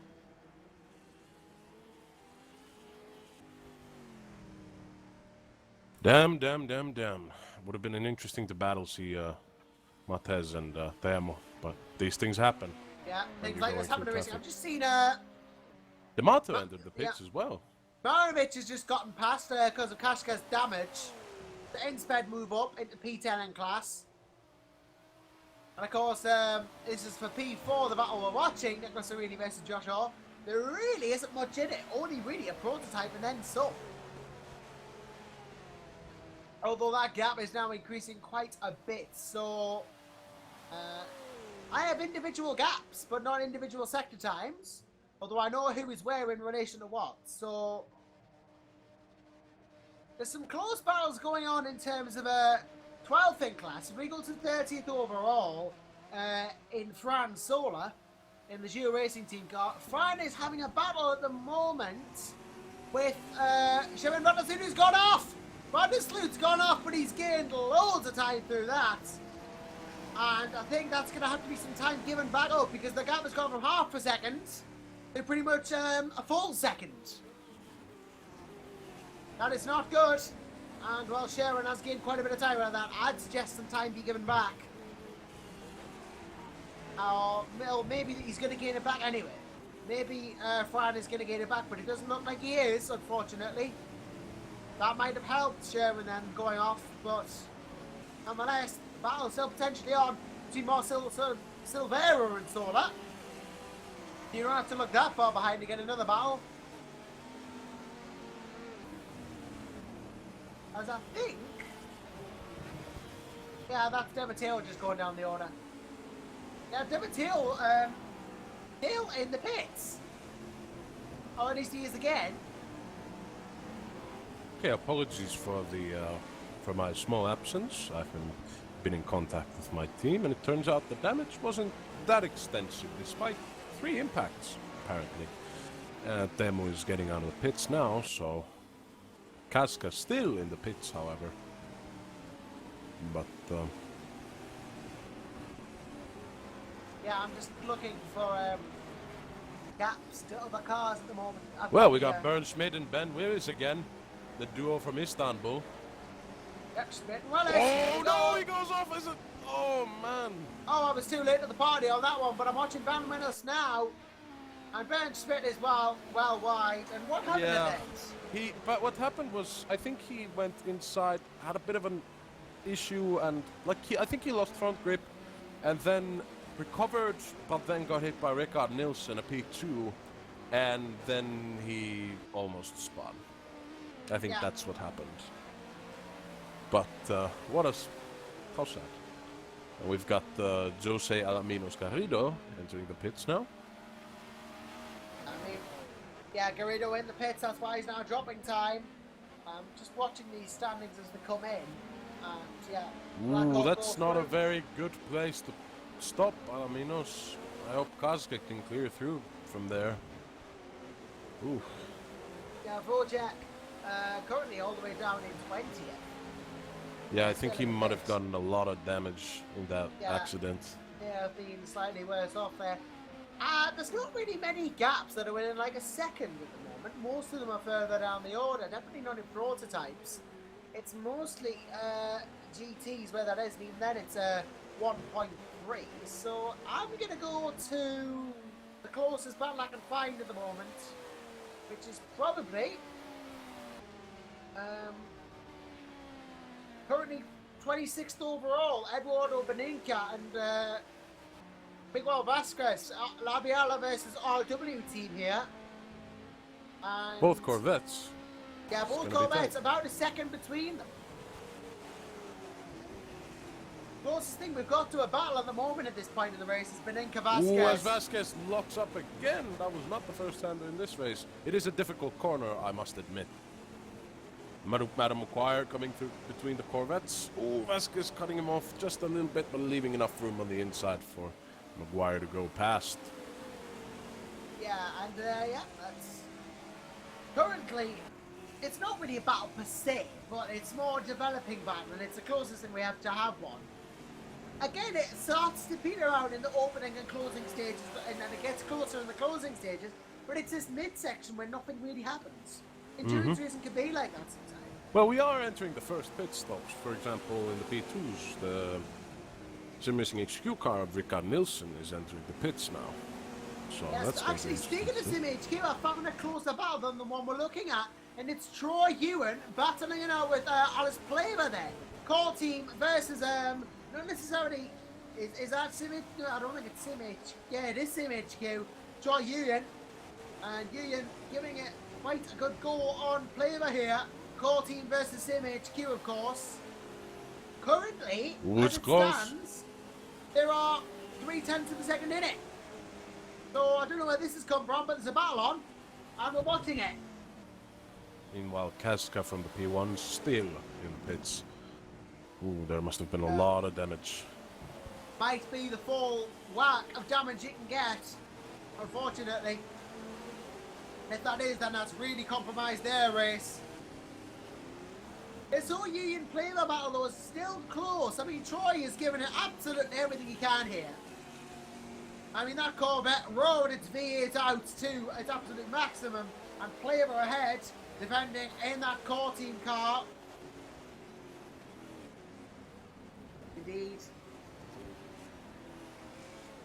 I didn't know where the core team stood for anything, but I've just checked on the back of that car. It stands to check online racing endurance or something like that. Meanwhile, the P2 leader is now entering the pits. Fran Lopez pitting for Ragnar. Yep, Fran Lopez in. And Matthias Bugussis as well, as is Gianpaolo Pagazzi. We've got a couple of pit stoppers coming in. I have to say, though, this battle between Alice Plaver and Troy Union isn't really going anywhere. Troy is not catching up. He's actually dropped 2 tenths since I last checked. Oh dear. That core team car, the Jack team, still pulling away the gap. But here comes Troy now. To the Beckett's complex. Look how much he's caught up by taking more speed through. Making a little bit of a mistake there. That is the thing. Whenever speed is involved, the Corvette will win. It's a very good car in the straights compared to the Porsche. That is where Troy's going to have his biggest chances, I think. Although Alice Plaver doing a great job on the acceleration as well. Here comes Osvaldo Angeloni around that car now. It's the high speed corners and sections. Matteo's clearing. I think he didn't swap his tires. He's cleared Lopez. And Ian rounds! Or into a half spin. Troy has gone into a half spin and gone round. That ends that. Nicola Oh, Serini dear. out. Do show us a replay. I missed that entirely. Serini, I think, just disconnected, to be honest. So they will be able to rejoin for Motorsport Italia. We'll try you and get into a spin there. That ends that part. I'm looking for anything that's close enough. We have one. We have a P1 battle. Do you know who it is? It's Willis and Schmidt. Ben Willis, Ben Schmidt. Black Hawk versus DR. Take number 9046, whatever you want to call it. These two were battling, then Ben's ruined it by going in the pits. I think they've learned from Istanbul that maybe not the best idea Yeah. to get What in. they decided to do is make me look as much of an idiot as possible by not having something to commentate on until someone decides to pit. Right, Rickard Nilsson, P14 overall, chasing down in P2. He's not Right that up on far that, off the lead in terms of positions. I think he's currently fourth in P2 and chasing down Foligati, who's third. And that is the battle. That is definitely a battle. Forgot to Let's go a keep bit. an eye on that. Nilsson nearly does. Let's nearly do that. Nilsson keeping a good eye on proceedings here. And, well, I tell you this. Keep this pace up and catch Foligati. He'll have a Swede on his tail. And then Foligati won't be very happy about that because people... It must just be a Scandinavian thing, Tony. That Scandinavians are quick at sim racing. And racing in general. Well, there was no room at the end there for Rickard, and I think he knew it, but he's got to give it a go somewhere along the line, otherwise he will never get that position. That was a dangerous maneuver for Foligati. I wouldn't have done that myself. Yes, he prevented Rickard from overtaking him, but that was a bit of a quick line change. I don't know if that's technically blocking, but it's on the grey areas. Well, at least no accident came of it. So No that's accident. always positive. Exactly. No accident yet. Yeah, no accident came of it, which is always a good thing. Rickard Nilsson and Gianpaolo Foligati still duking it out here. Only 6/10 in it at the moment, or 7/10, so not much at all. Really not much in it. Again, Troy Ewan, I think, has caught back up to, well, I think Fransola's pitted. Or Alice Play or something is happening. Sherman ran this loot. Troy Ewan's getting into a battle, but this P2 battle's more interesting in the moment because of the scores we're getting. Another Foligati GT in front of Foligati and Nilsson. Yeah, that is Fransola. Speaking of Fransola, that is him. So It's going to be close. Rickard Nilsson has a shot here, you think. Or a close one. Nicely avoided. Nilsson, no. Meanwhile, Serini has rejoined the race. Yep, Sereni's back in. Thought he might be able to. I said it was just a straight disconnect. Has managed to find his way back into the race then, and good for Motorsport Italia that he has. Didn't want to see him be very delayed, and he's not. So, Gianpaolo now. In the meanwhile, both E1, P1s and P2 have gone into the pits. And that's put Arob Kumatoglu for ICMRS into the lead there. But Rickard Nilsson now stuck in traffic, including his own teammate Troy Ewan, and now Sherman is forced to stick to the outside to get past both of them, but he gets through. Well, I'm sure he'll be happy to get through those GTs, especially because one of them He's was going to his catch own teammate. Foligati really quickly. Oh, yep, traffic for Gianpaolo. This could not help the Italian. It's not helping, but Inca stays where he is, and Rickard's just caught right back up again. Yep, he's caught right back up as Rickard, and, well, Gianpaolo now under a bit more pressure again. Has to start thinking about defensive moves on Nilsson. Because Rickard could catch up in the flick of a switch if he gets a good run. Foligati has been making aggressive defense maneuvers so far. He's really trying. Really trying here. And let's not forget that there are still pretty much 7 hours of racing to go. Yeah. And Foligati in traffic again, leaving a bit of a gap for Nilsson to dive into it. Oh no! Oh, it's gonna be close. Well, I think the line didn't suit him there. He got stuck to the outside. Alice Playman for 14, just trying to make this as easy as he can. Got a couple of cars in the pits now. Ben Smith, Ben Willis, Rudy Cupman, Eddie Castina, all in the pits now. And well, Nilsson still chasing down Foligati as we look at it. I don't see any other closer battles on track at the moment. This is pretty much where it's at. But there's a second inning now. Alice, if I were to use my crystal ball and look into Alice Preva's mind right now, I think many poos have shot out of his anus in that moment. I think Pardon my French. Plural there, but Alice Preva's had a bit of a time this race. He's doing a good job though. I mean, third in GT for core team. That's a great run so far. It's a great run for them. Okay, it seems that the battles have died down just a little bit, so I'm going to take a small 5-minute break. I will You be do right that, back. Tony, and I'm sure we'll be ready to welcome you when you do come back. So, now it's just me instead of just Tony. I get to experience what I accidentally put upon him. Yeah, so, there is a battle. This whole Nilsson thing approaching again. I think he looks to be approaching at a rate of knots. Actually, this Rickard Nilsson. Paolo Fagati has not had a time of it. Nilsson has closed it from a second down 2 tenths. And is still chasing, still chasing, still chasing. Look how he can close it at points. Then it just doesn't work out. Still, it's not going to stop him from trying as Folagati gets with Grilly with the traffic there. Here comes Rickard now. Cuts the inside nicely. Gets the draft. Now, will he do it? Can he do it? Should he do it? We'll see. He's probably going to have a good run out of Woodcote here. But he can't have a go into the next corner. Can't go into Stowe because it... Well, actually, not Stowe, sorry. Into Cops. He can't go into Cops because, yeah, not really the best turn in the world to have a go at. Not really overtaking corners, Cops, but Beckett's that complex is not really an overtake one either, but he can gain time and get a good run out of Beckett's to go down the hanger straight. And, well, this could be the chance. Here comes Rickard! And using traffic to his advantage has got him through there.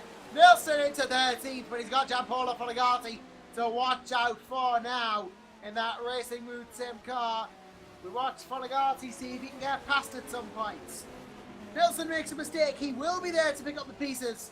But, yeah, Rickard Nilsson through into 13th overall and 4th in LMP2.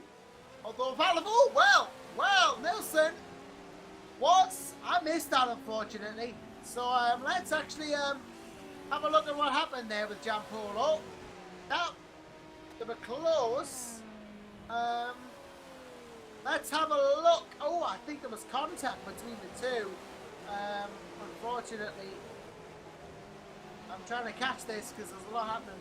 Let's go 10 seconds before the event. Let's have a look at that then. So, Rickard Nilsson, let's have a look.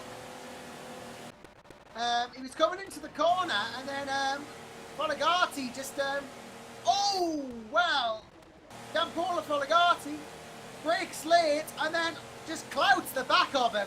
And I think, well, lost out there did Rickard Nilsson. That, not the best move from Folagati, I don't think. Maybe pushing it a little bit too hard there. Well, that's not what we like to see here in VEC. Unfortunately, Rickard Nilsson's now going to recover from that. And he's been put into the clutches of Fran Lopez behind in the Fido Ragnar car. Fran will probably see Rickard not far ahead and think, I can go for him. Well, obviously, we want Rickard to catch back up, but yeah. Adam McGuire in the pits with no front bumper for that Origin car. That's not good. Looking for any other sort of close battles on track at the moment, though, and there is one in GT. Darren van der Sloot versus Troy Ian.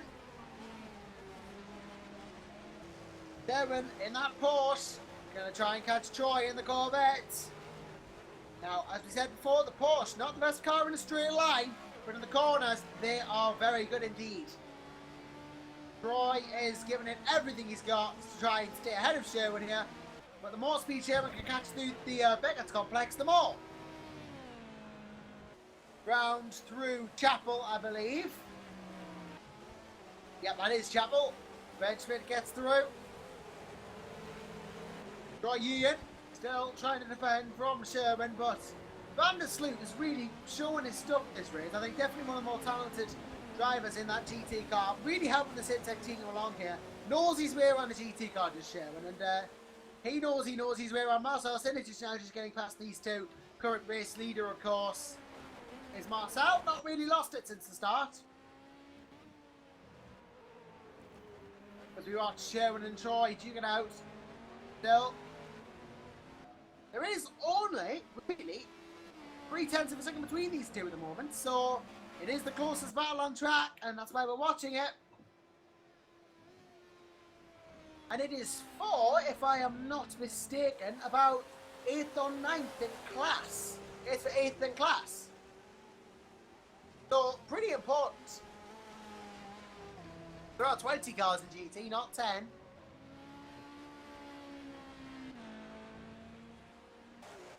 Of course, all the prototypes wanting to get past the likes of Van der Sloot. Tries to chase down Troy Ewan.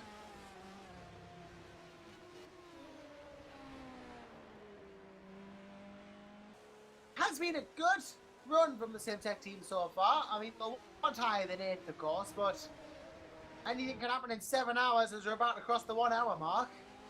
Or we're about to cross the 1 hour of actual race time mark, 57 minutes of racing mark. I keep forgetting that we've added the 3 minutes on.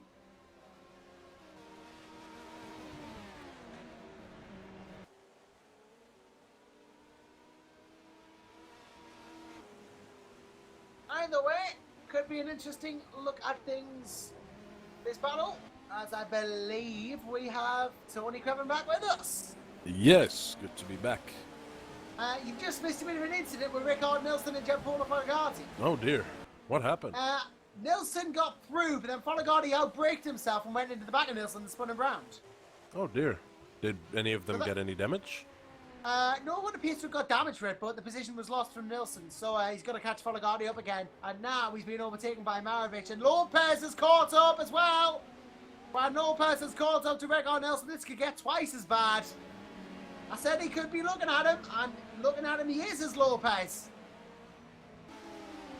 Lopez, of course, extremely quick driver. I know from first-hand experience he's a very good driver, very, very quick, and his consistency not half bad either in that feeder car.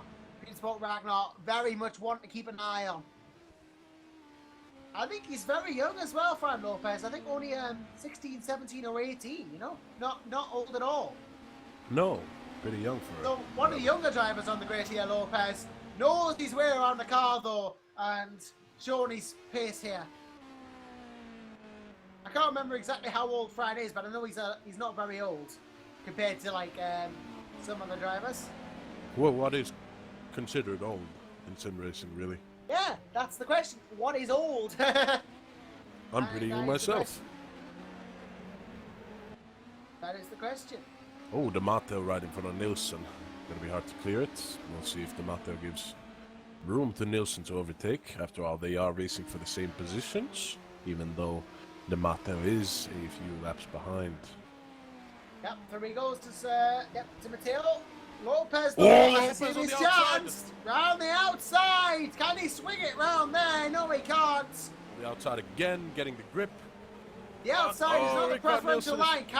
Can he make the out? Well, he's got a draft. Look at the toe he's got on Nelson. And with no prototype ones to bother them, this could just be a straight battle now between the two. Lopez is going to have a Really little walk close. down here. Is he Round into Brooklands. And nice overtake. Yep. Gets it done into Brooklands and Lovefield. Nelson goes offline. And it's gone from bad to worse for the Swedish team, the Swedish driver, as Fran Lopez gets through.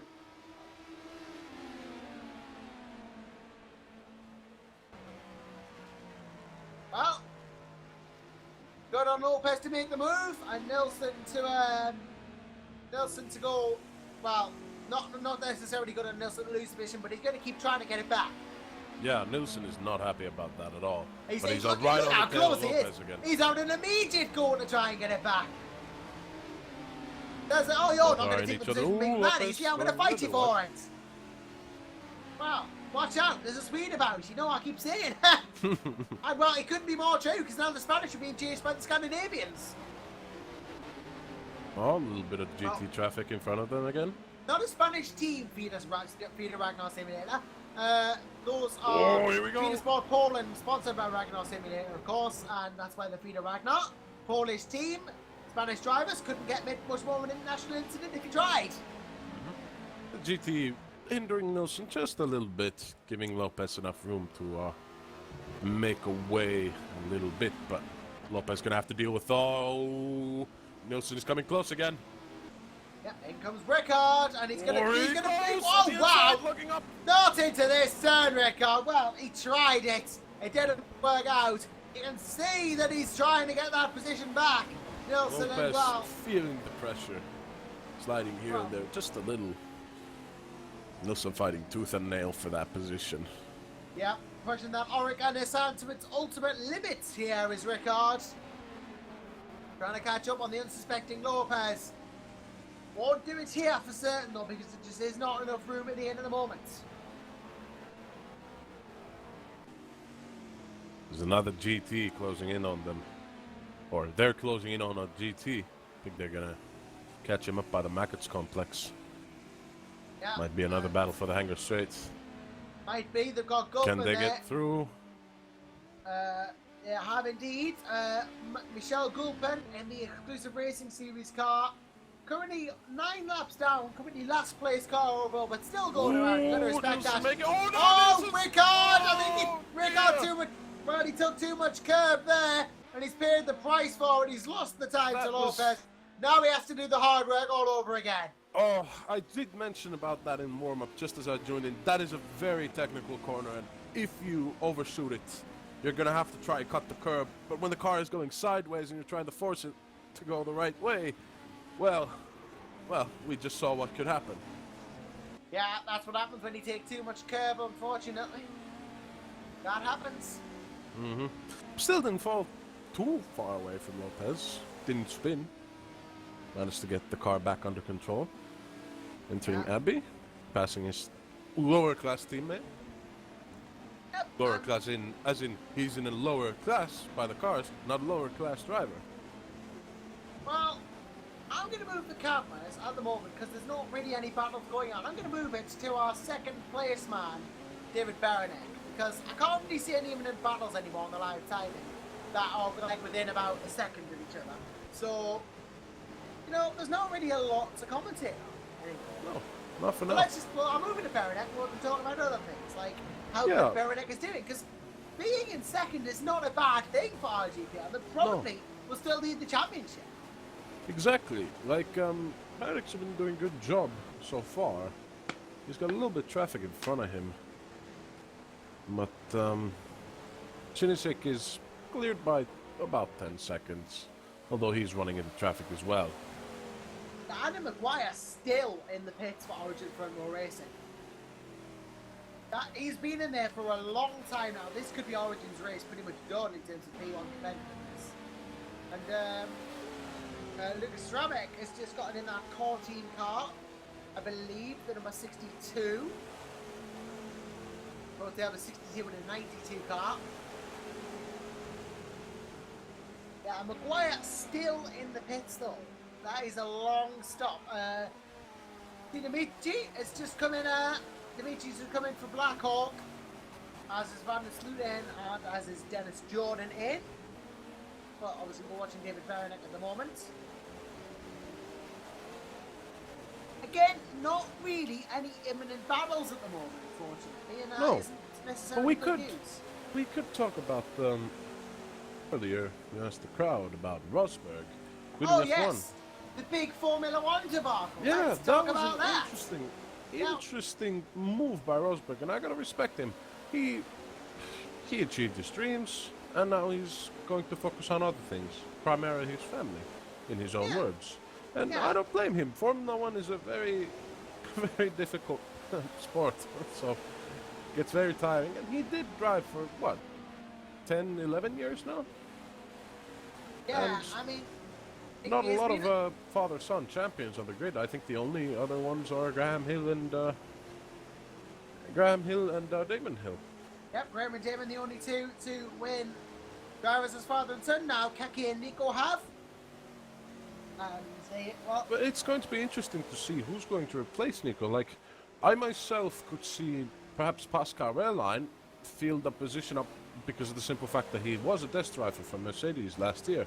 However, the problem with that is I think Mercedes would want someone a bit more experienced, because they of course want to secure the 1-2 again for next year, even though the entire car and team and rule dynamics might change for next year because of the new cars they're putting out with more grip and more aero.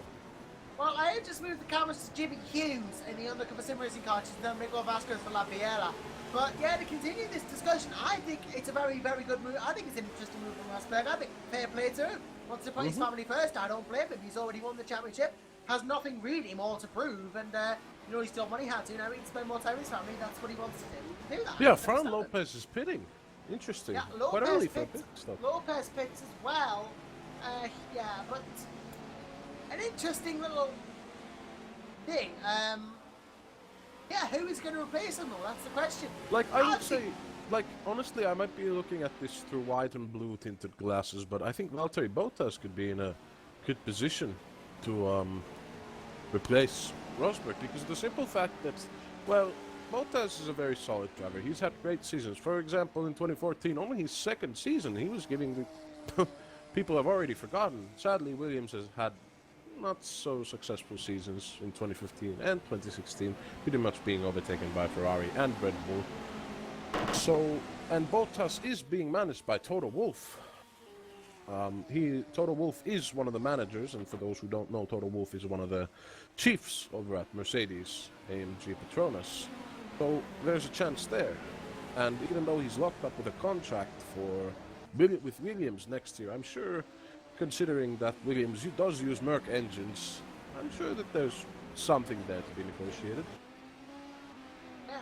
I wouldn't say Alonso is a potential, like, people, I've been hearing the name of Alonso being thrown around, and I'm sure Alonso would like it very much, but I think Hamilton would not like Fernando as his teammate again, as we do remember 10 years ago. Their McLaren season together, one McLaren season together, did not go too well, I think. Well, it wasn't the best in the world. I'm just going to move the cameras to Alex Pleva now, actually, who's closer to Joe Ciampa than Hughes is to Vasquez. Pleva and Ciampa having a really good battle out of this. Really close. Yeah, but yeah, looking at the current contracts market, we've got quite a couple of drivers locked into confirmed. Oh, Pleva trying to go on the inside of Ciampa, and makes the Pleva! move. Well, nice overtake. Alex Pleva, well, you don't see any moves through cops these days, but I want to have another look at that. Alex Pleva, well. How do you do that? How do you like your look today? Let's have a look at that. Replay selected. Meanwhile, Pleva. Troy, you and neck and neck. Yeah, where was Pleva? Yeah, we're just seeing there. Well, look at that. He just jumps it down the inside of Cops and Ciampa. Can't do anything. What a move from Pleva. Pretty much just opened the door for Pleva to drive through, and Pleva made the move and made it stick. Good on him. Yeah, great move. But, yeah. Meanwhile, Amanda Sloot and Troy Yuan pretty close to each other. Yeah, Ewan and Van der Sloot are pretty close. But yeah, to go back into this discussion, there's quite a lot of drivers under contract for next year. Looking at all the things that are going on. Yeah. But anything can happen, really. We've got anything can happen. I mean, it's not confirmed, but it's like, I'm sure drivers will be looking for potential contract breaks if they want to join. I mean, we've got at the moment contracted Vettel and Raikkonen at Ferrari, Perez and Ocon at Force India, Grosjean and Magnussen at Haas, Alonso and Van Dorn at McLaren, and then we've got just Hamilton now at Mercedes. Manor have confirmed neither driver. Red Bull have Ricciardo and Verstappen. Renault have Hulkenberg and Palmer. Hulkenberg will be kicking himself, I think. Yeah, I think, well, to be honest, nobody saw this coming. I remember taking a nap on the day it was announced. I woke up 2 hours earlier to the news, and I just wondered, the first thing that came to thought, how long did I sleep? How how is this possible? Why is Nico Rosberg retiring already? Is it 2019 or something? Yeah, well, I tell you this. Yeah, that could be. Well, Marcus Ericsson still at Sauber for next year. Danny Kvyat and Carlos Sainz are both at Toro Rosso, and Bottas and Stroll, Martini Williams. But of course, pretty much liquid driver market now, because drivers might be looking for contract breaks. Yeah, like it's no unseen. Like drivers can be bought out of their contracts, and I'm sure Frank Williams, who's a shrewd businessman, if Mercedes makes an offer for Bottas, I'm sure that he might accept it. Of course, Bottas being their star driver for next year. Well, we'll just have to see. Time will tell. Yeah. Well, you're up. Let's see who gets the seat sooner rather than later. Meanwhile, Angeloni and Moravic in the pits. Yep, both in. But yeah, Oh, it could be a very, very interesting thing. Oh yeah, definitely. And of course, be the first full season that Liberty Media have have a stake in the sport. Sorry, from CVC Capital Partners. Mm-hmm. They have stated that they will not try to Americanize Formula One, which I think is good. Yeah, it could be interesting because I had CVC for a while now with the Liberty Media in. Could see some interesting changes, but we'll have to that time will tell for that. Mm-hmm. Don't forget we've got all the changes coming in. Front wing width increases, rear wing comes down, goes backwards. Tires go wider. Barge boards go get forth, tires get wider. More Minimum power. weight has to go up, obviously, but they can use more fuel now. Mm-hmm. They're gonna the token system's gone, so I think pretty much any development will be free. I think that's great. I don't think fuel saving has a lot of room in Formula One. Because I think it was David Coulthard who mentioned that the fuel saved when comparing the old 2.4 liter V8s and these new 1.6 liter V6 hybrids, I think the amount of fuel saved equals to about one transatlantic flight, one way. Yeah, oh, we have someone who'd like to join us, Tony. Oh. Well, I'll bring him in if that's all right. I would like to welcome along to the broadcast booth none other than Darryl Russell. Hey, Darryl. Guys. Hello. Well, great to have you with us, Darryl.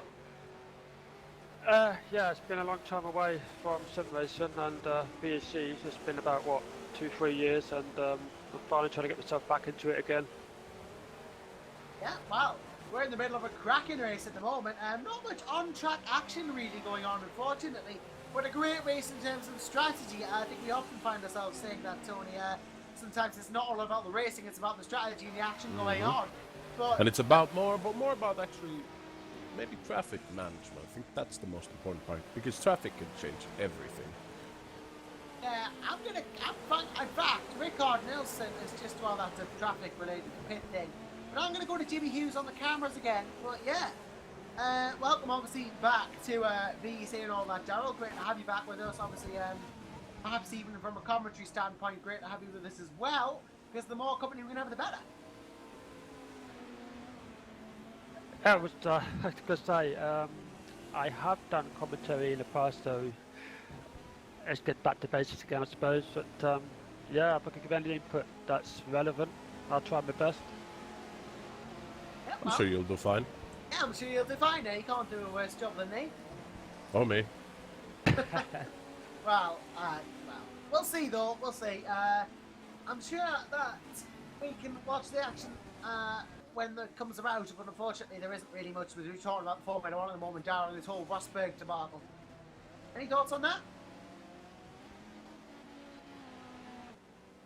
Sorry, can you say that again? Didn't catch that. I was just too busy watching the broadcast, sorry. Oh, well, I don't blame you. It is a good broadcast, but we were just talking about the Rosberg thing in Formula One, how he's retired, because there isn't really much on-track action going on at the moment here. Unfortunately, so we started talking about the Formula One. Yeah, the way, it took me by surprise when I heard the news about it. I heard from my dad.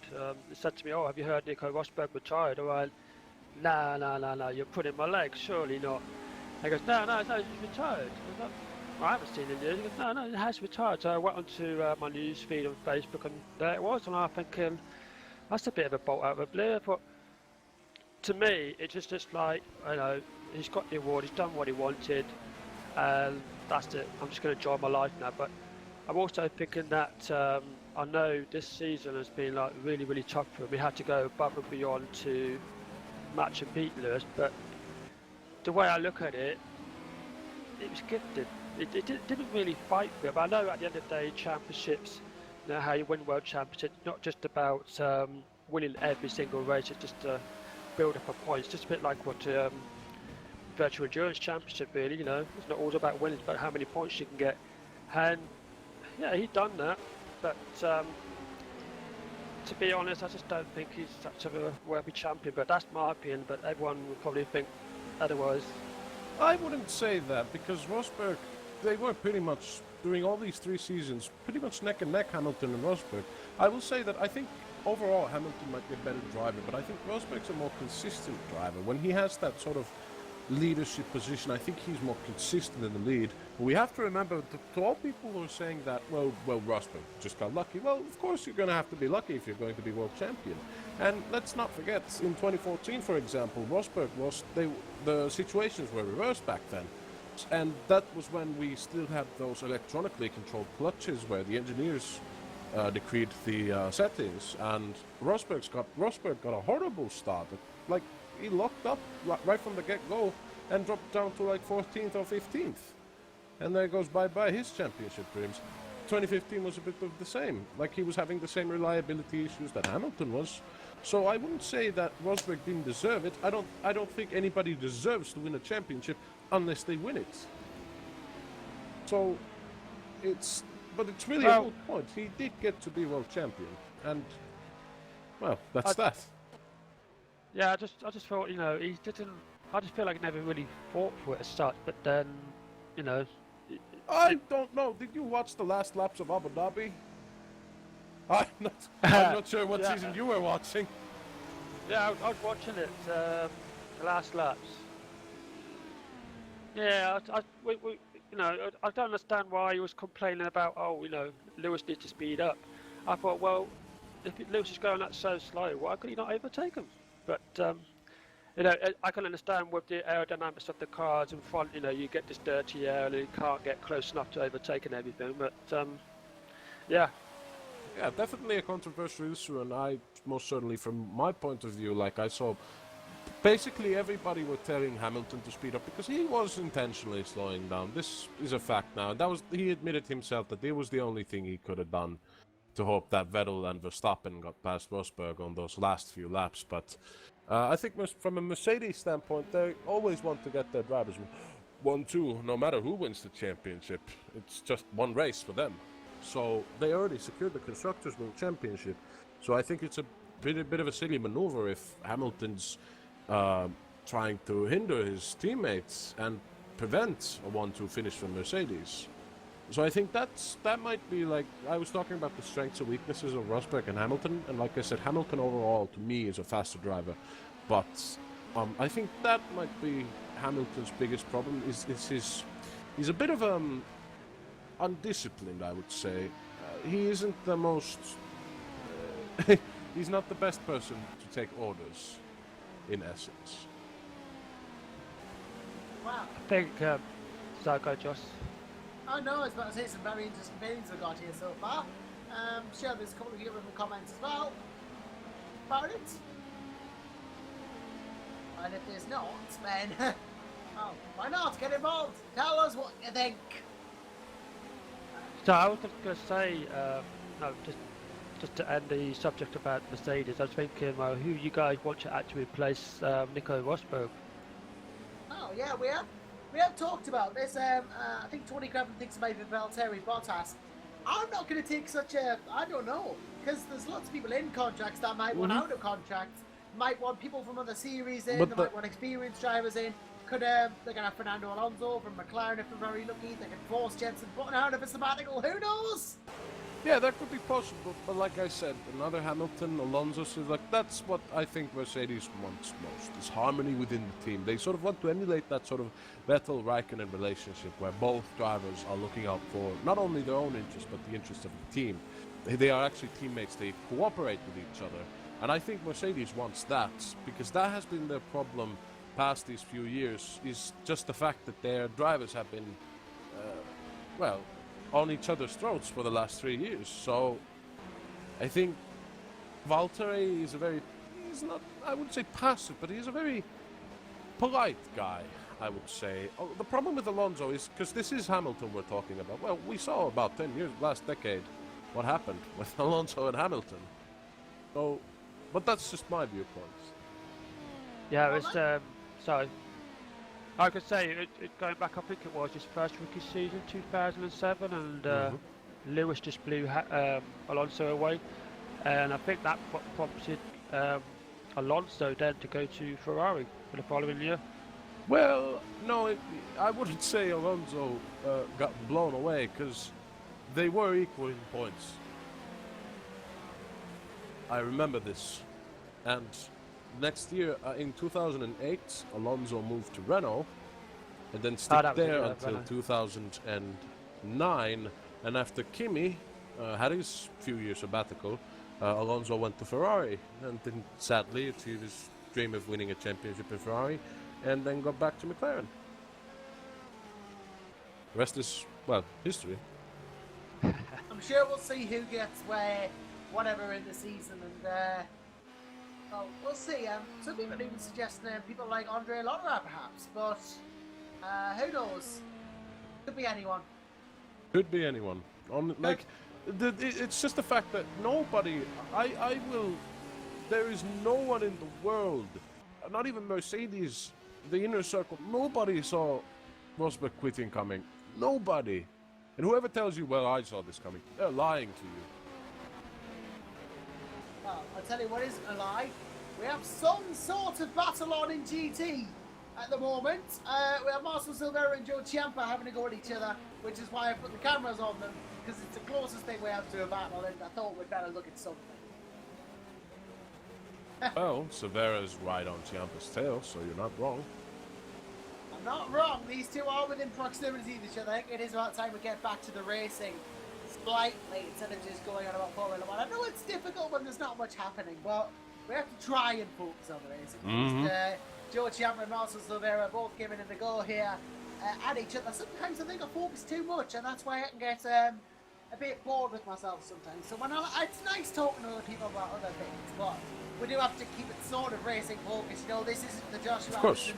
This is not the Josh Anderson chat and banter show for 8 hours. This is Virtual Endurance Championship. As much as sometimes there's not much racing. Although Silvera's having a quite good run here so far. He could catch Ciampa if he gets a good enough couple of seconds. Well, Temu's currently in the pits and Mo is on the same lap, so it could, like, there was a pretty close battle between Temu and Mole for a while. Well, not really close, but a few seconds off. So we'll have to see if Mole can get past these, if can clear these GT cars. Because, well, although every second is for Temu's advantage. We will see. But he's still not out of the box. Just now dropping, and Eric Schmidt takes over for Velocity GP, and I think Mole is just barely gone by. Yep, so Eric Schmidt in, and it's going to be a close one between these two. Still not that far off. Not that far off. Eric is not that far off indeed. Catching up to Mole in a matter of seconds. I think the traffic worked to its advantage, but we will see. Well, Mole versus Schmidt then. Not far each other. In fact, I think I'll put the camera. Oh, was there someone in the wall? Oh, someone in the wall, you say? Did I? My eyes might be lying. I might need new. Oh, I could have sworn there was smoke coming through the wall. I'm not sure. I might just be seeing things. I don't see any damage at the moment. Oh, hang on. Osvaldo Angeloni has lost his front bumper in the Atlantic car and back down in 13. There's damage. It must have there. been Angeloni. Let's take a replay off of that. I don't think it's. I think it's a bit too far back now, unfortunately. But I don't know how that happened, but he's lost his front bumper. think there might have been a mistake or something, because it must have been him in the wall. Couldn't have been anyone Oh, I else. tell you what, we've got Darryl Russell who can help with cameras. Lovely. Yeah, I'll give it a go. And you know, thanks. So. Yeah, so he can do that. I can around the tyre timing. We have had a couple of driver changes now. So it's getting to that point in the race. Oops, I'm a bit far away from my microphone there. Getting a bit to that point in the race when we start getting driver changes. We have had a couple. Not many though. Meanwhile, Ricard catching up to Foligati, really not that far off either, while getting to the hanging straight. We have had a couple of driver changes. We just had a driver change there. We've had Jerome Sijau come in for SLVN. Max Helmuth is still in that VRE car, but I think there hasn't been that many driver changes. I think Vincent Fargo's to come in for that RF2R car, number 55. If you could give me a few seconds, I will be back in like maybe 3 or 4 minutes. I'm just going to go debrief one of our drivers. Okay, So, that's fair enough, Tony. I will be back in 5 minutes. All right. Now, let's see if anything's on the going on. The only real close battle I can see at the moment is Marcel Blackbird's Racing's number 86 and 28th overall, and trying to chase down Joe Ciampa. Sorry, I'm back. Oh yeah, I was just looking at the battle in 28th overall for this is for P10 in GTs. It's the only really close thing of a battle we've got at the moment, unfortunately. But I see one though. Yeah, I do see that, and I am right in saying that. It's Blackbirds Racing versus Odin Racing. Ciampa versus Silvera. 28 we're looking at overall here.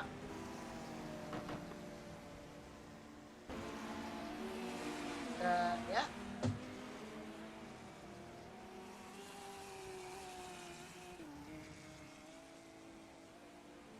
Yes. They're having a nice little duel between each other here. But unless, you know, these two are, yeah.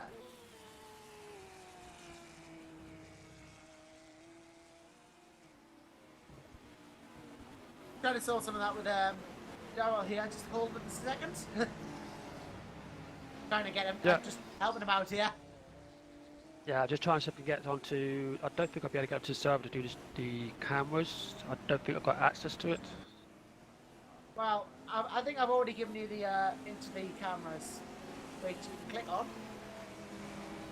But yeah.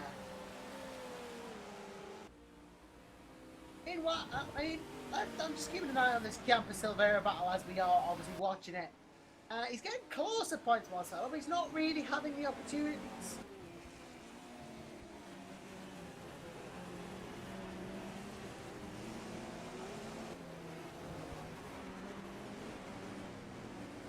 Right. Well, bit of a contact there with the SINL team car, unfortunately for Silvera, but he's still chasing. And, you know, going for it.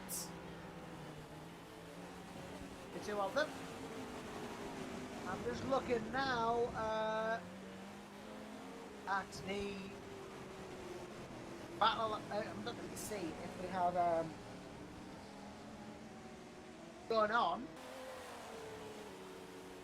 We have a battle on in P19 for third in GT actually.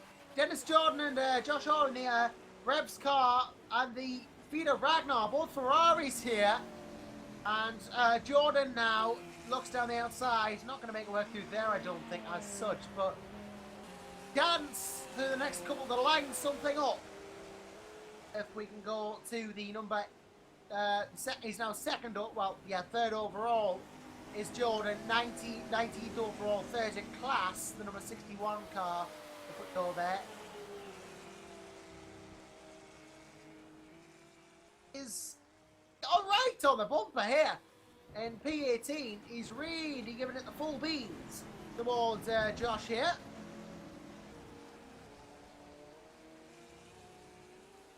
And really, well, Jordan is not that far off in the grand scheme of things here. Really, really trying to push himself forwards. Pretty major battle this as well. So, I don't know whether Jordan's going to be able to get more time through the Beckett's complex or not. Looks like he's gaining a little bit, but not much.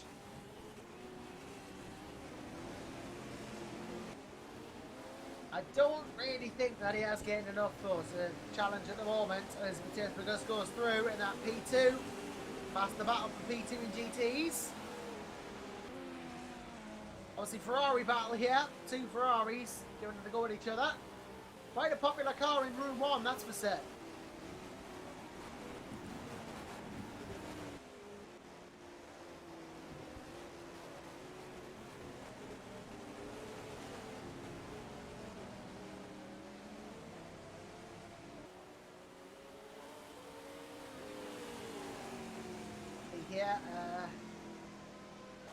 Yeah, these Jordan has dropped off significantly now.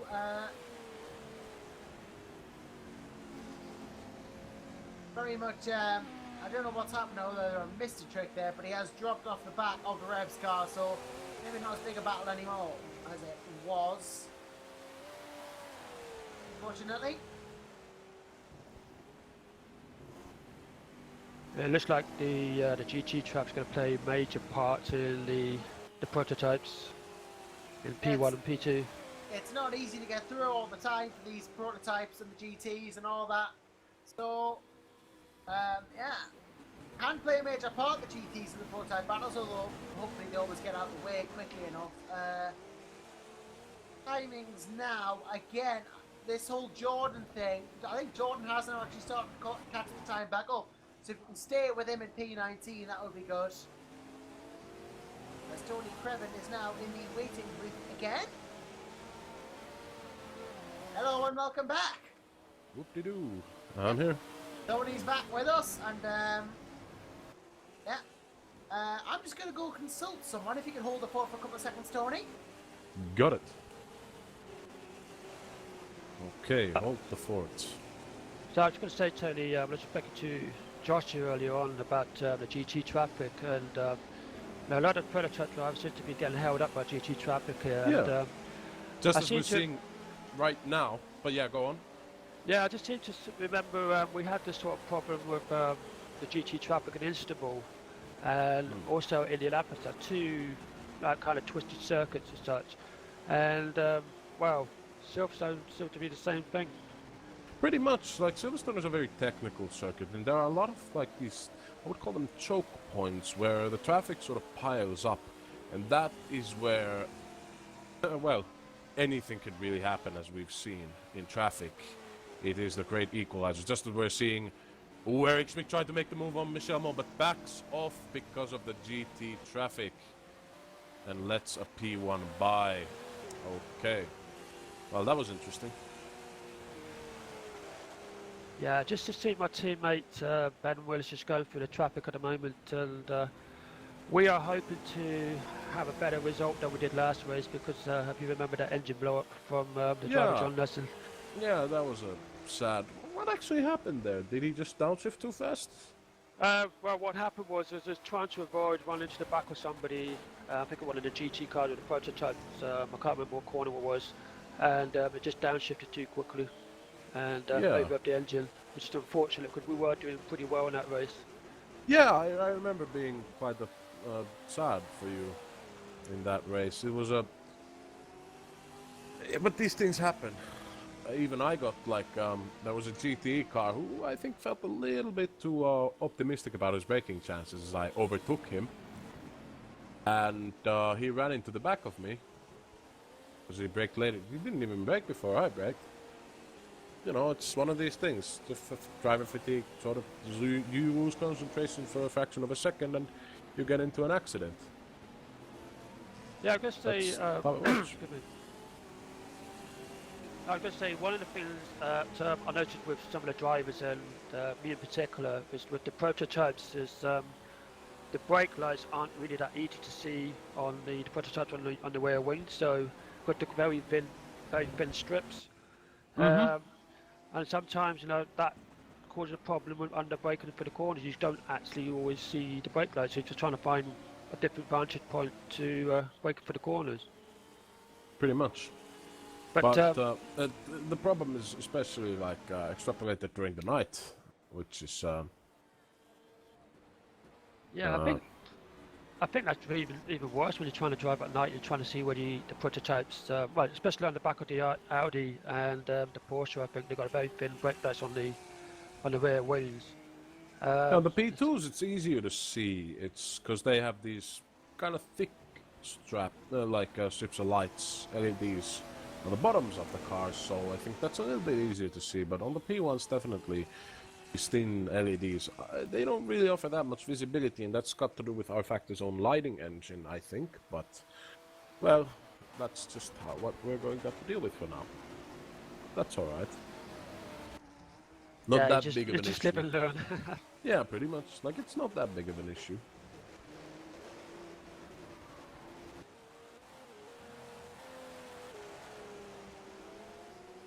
Not a lot of battles going on for now, at least I'm not seeing any, as I'm scanning through the grids.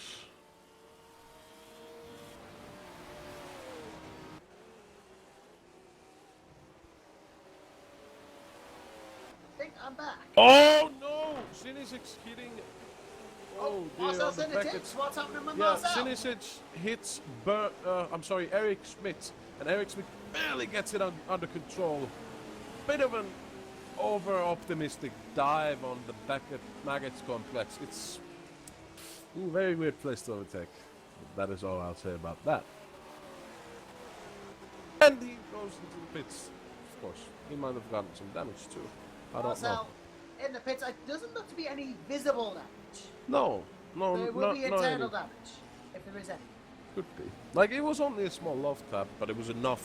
And Eric got the car under control, but a Beckett's complex, it's not the best place to overtake, in my personal opinion. Especially slower cars. But it is a place where you will lose a lot of time, so I do understand the frustration of being stuck behind a GTE or a slow prototype.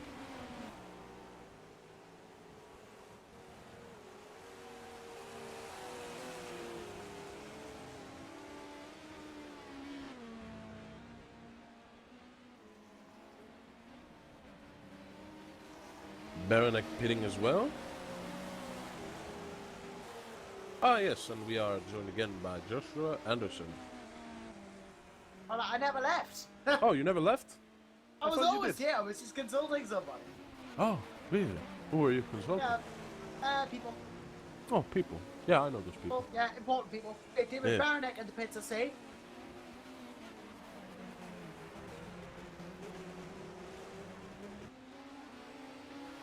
Okay, right, back to the racing. So, where were we? That is the question. Where were we? Yes, where were we? That is a good question, one I do not have the answer Where for. are we now? Let's have a look at the timings. I don't see any pressing battles apart from the ones we've already covered. I mean, this whole Dennis Jordan thing. Dennis Jordan is now way behind Alex Brownigam, with Joshua having come in pit, or he's got ahead somehow. Only the Jimmy Hughes battle is still going on as is the battle down for 30 seconds, so again, there's not much. This part of the race, isn't it? Kind of quiet for now. Yep, a nice little bit of peace and quiet. Tell you what, there's no rest for anyone who wants first place, though. I mean, Marcel Senetic is good to come in, and now it's ISMRS indeed with their Okumachoglu. No rest for them, because they'll want to have to try and extend as much of a gap as they can. I think Aralp is going to pit any second now, though. And you mentioned the devil's name, and he shall appear. Yep, Aralp comes in, and they should have Marcel the lead again. So that will happen. Yes, I suppose. Well, they probably will. Let's not delude ourselves. Yeah, 39 seconds is not enough to... Yeah.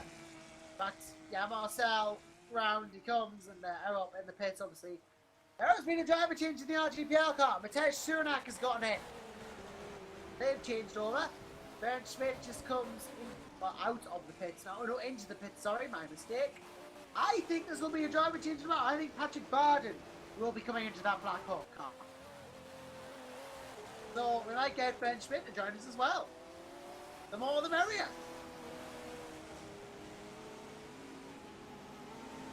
Well, There goes Marcel, and V takes the lead. Marcel gets back in the lead of this race then. Has been a very strong race from downside so far. Definitely showing their things and the potential here. Very, very solid team, and great to see them doing well, must be said. Of course, Errol in the ICMOS car, great job as well. Team RGPL still running a good race. Eddie Castino will be chasing as quickly as he can to try and catch Bernd Smith, which will probably soon become Patrick Barden in that Black Hawk car. But I doubt an overtake will be made before driver's block can complete, and I don't know whether Castino is pitted or is due to pit. That is the thing. I don't know when the next stop is due for that car. Although I think... Yep, that car is now done like 55 laps of this race. And we have drivers swapping now, having done 57. Patrick Barden is in the car, so we might have Bernd Schmidt with us soon if we're lucky. No, and obviously he's still busy race directing. Usually we get it. I just got a few technical problems. I have to come back out, come back in again. Well, that's fine. I'm sure he'll be back with us soon, but... I think now is as good as time as any. Take one of my regularly scheduled breaks, although it's come slightly later than usual because of me going earlier. I'm going to technically hop off and get maybe a snack or something, refresh myself because I can feel myself starting to fade off. And if you can hold the fort until Tony gets back, that would be lovely. Well, I'll try. Tony, if you can hold the fort till I get back. See, this is why I need something. I'll be back in a Yeah, couple. be back soon. I want some snacks too.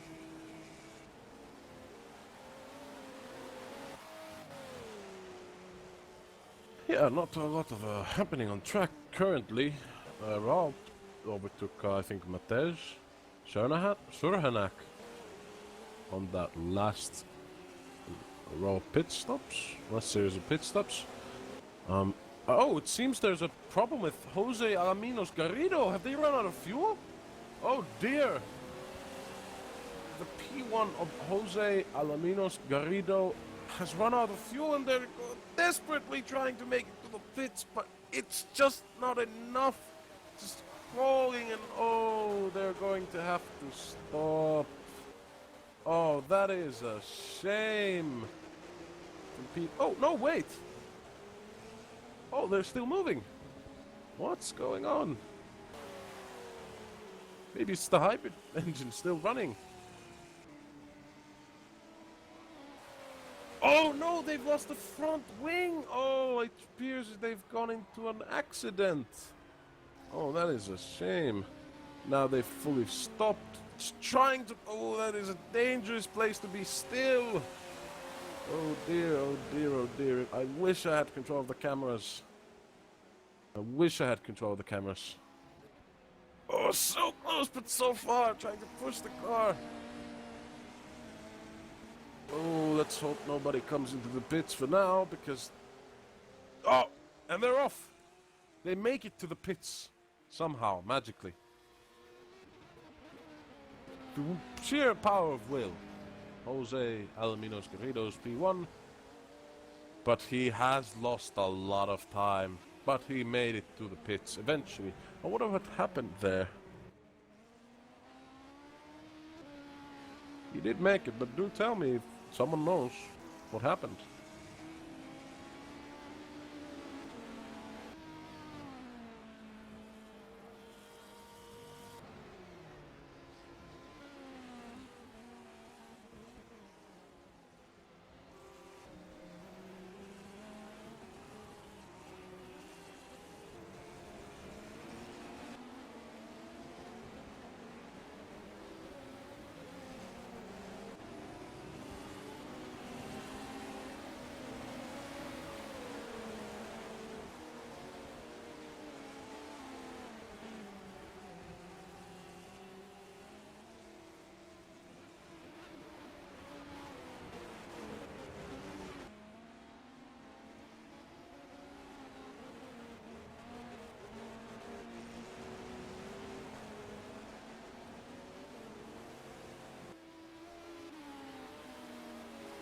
So the top 3 for P1s currently are Marcel Sinizik, driving for the Deltec Racing Team, Arap Kromarta Sligoglu for iSim RS Motorsports, Matej Sernhak for Team RGPL. That is the top 3 for P1s. And in the P2s, currently leading the P2s is Gianpaolo Folgati, driving the number 49 car of Racing Mood Sim.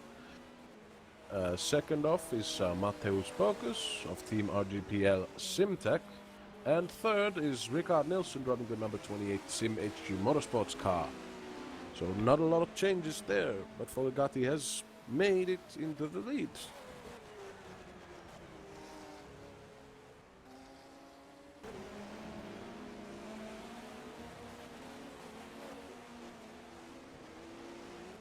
Apparently Piotr Moravich making a great recovery, currently in 6th. And not that far off of Eddie Gustina, now that I look at it. It's 17 seconds, but we'll just have to keep updated on that gap. Please do check the live timing to see for yourselves. It's around the 17.9, 18 second mark.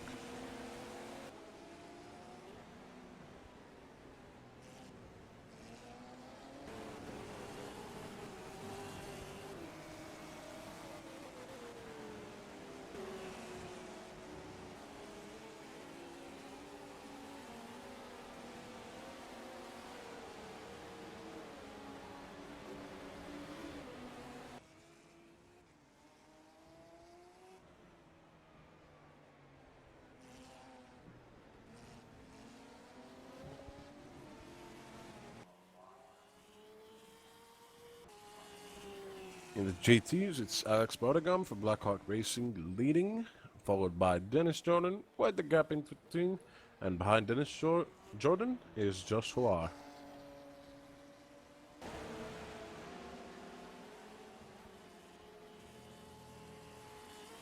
And we are again joined by Joshua Anderson. Welcome back, Joshua.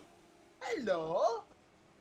Have you gotten a wide array of snacks with you? Oh, I've just got variety. As in, I've got 2 kinds. Wow. 2 kinds. 2 kinds, yes. All of 2 kinds. That's all I've got, although the all I've got is interesting in the form of one type being Cheetos and the other being a new flavour of Doritos. So lots of Doritos going on here in the broadcast booth. That's pretty MLG, even if I say so myself. Yeah, get the air horns out. Well, the air horns will most certainly be going for anyone who can get ahead in this race. If we've got a battle we can look at. You missed, I think it was Jose Alaminos Garrido driving for, which team was it again? SINL team. SINL team. I don't know exactly what happened, but he lost his front wing in an accident, I think, and then barely made it to the pits. Literally stopped on the pit entrance, and then by sheer power of anger and will made the car move again somehow and got into the pits and resides there as we speak. Wow. Must be a lot of damage then. I imagine that'll be the full maximum possible damage for them.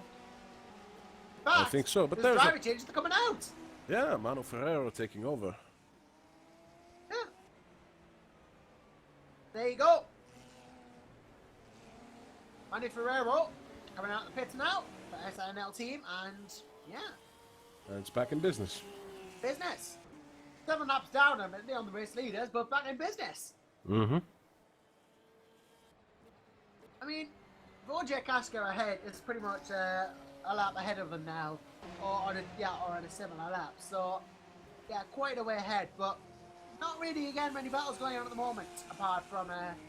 Although there is Jimmy Hughes still chasing down Odin Racing's Joe Ciampa. Well, Eric Schmidt is right behind Fran Lopez, but they're on different laps though. Yeah. And therein lies the problem. Yep.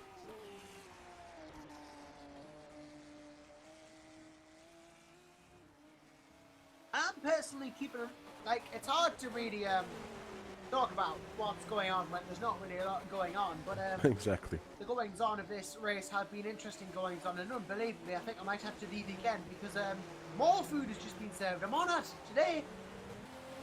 Unbelievably. So as soon as I've joined you, I'm going to have to leave you again. Sorry about this, Tony. Oh dear. That's unbelievable. I feel sorry for having to leave you again, personally. Well, you'll be right back. I will be right back, yes!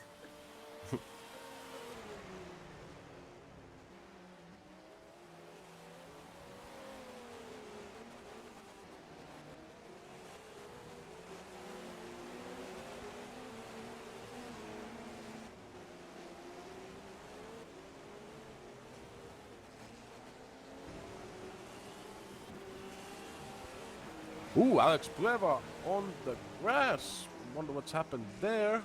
Let's have a look. Alex Pleva. Ooh, it appears he's lost his Oh, that's a massive amount of damage.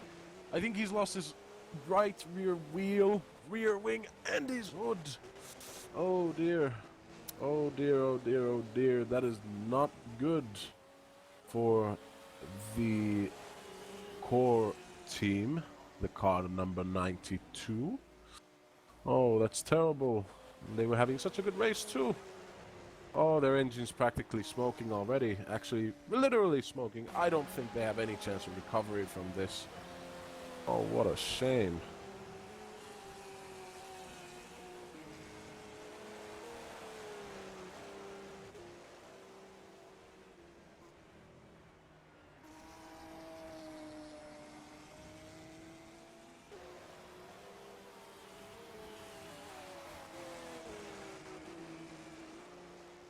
Oh man, oh manatee. I have no idea what happened to Alex Pleva. I'm sorry, I do not have... Oh, and Nicola Sorini, while we're on the topic of GTs, almost spins, but just recovers it.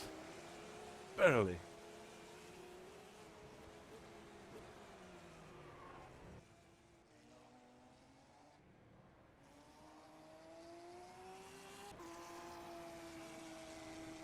And Alex Pleva throws his towel into the ring and has left the race. Oh dear, oh dear. There goes the core racing team. Yeah, the yellow in Sector 2 was caused by I think the number 92 car of Alex Pleva, who had an accident, lost his right rear tire, hood, and rear spoiler, and sadly had to retire. He's currently in the pit box as we speak. Oh, Kona 68, I would love to, but I sadly do not have control of the cameras. We're going to have to wait until our favorite commentator, Joshua Anderson, gets back. Yeah, I'm just trying to work on the cameras at the moment. Oh, you're working on the cameras. Okay, so let's get some action. Let's get some action on Gianpaolo Foligatti and Matheus Pokus, if it's possible. Yeah, just trying to get myself all set up for it. Still got some technical difficulties, but I'll be getting there hopefully. Definitely, because there is a battle for the P1 of P2s. Ooh, Gianpaolo, a little bit in traffic right there, but manages perfectly. Severa gives the room, and Foligatti gets past with ease. So does Bogus. And Alice has rejoined the race. We will see if he's able to continue. Ooh, I don't think so. The damage is quite severe.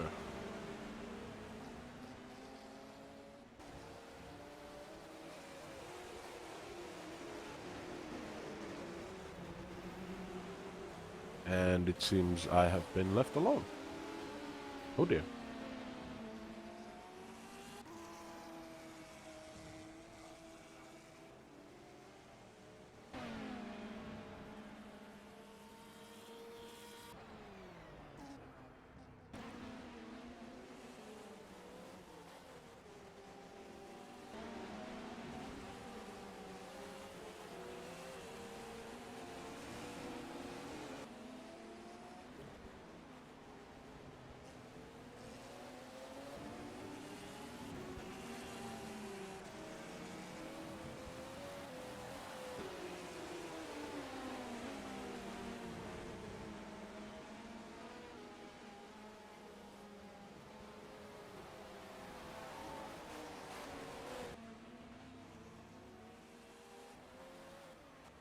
If I could sing, I would quote the lines of Bobby Vuitton from the song I Am Mr. Lonely. I am lonely, oh, am I so lonely? I've got nobody for my own.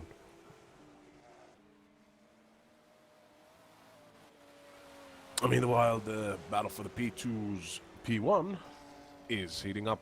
Bogus right on the tail for Agati, and I wish I had control of the cameras. And I would love to change the cameras, but I sadly cannot, Giuseppe. Oh, Agati making a teeny tiny mistake, but Bogus is not able to cash in his chips on that. I'm entering the last bit of this lap. There's a bit of traffic coming for them in Sector 2, so this is going to be interesting to watch.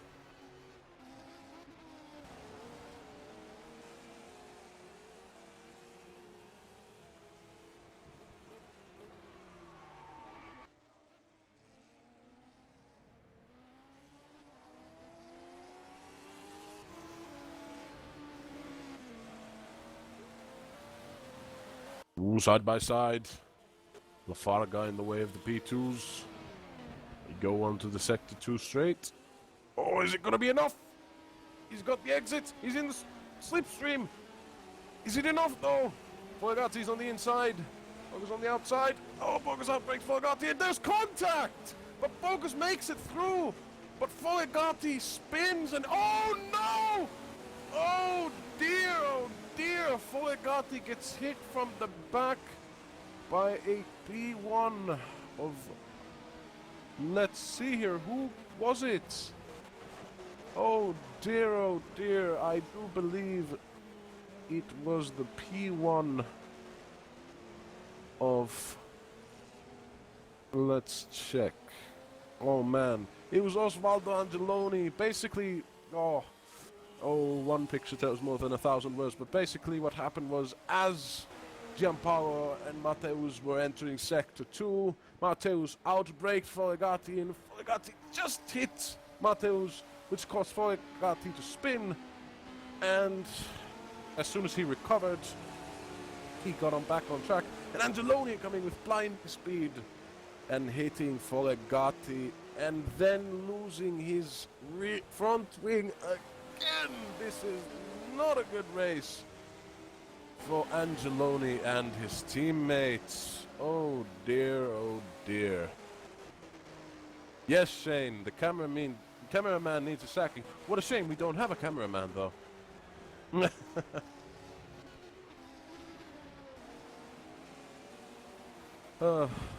I would love to change the cameras. I'm so sorry, everybody. It's not my fault. It's not my fault.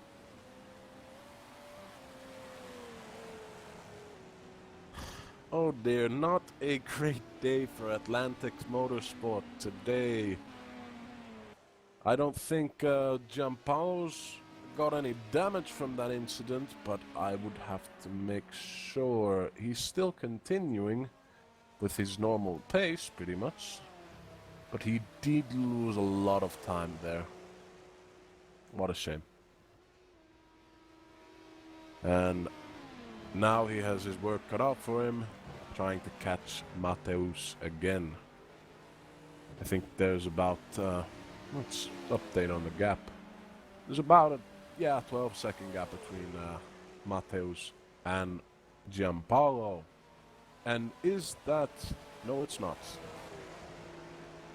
Never mind.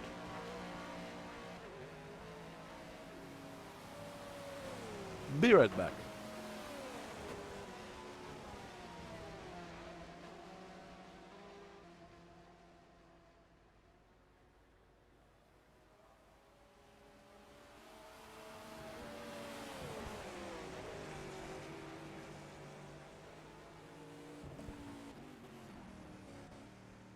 Okay, I've been back.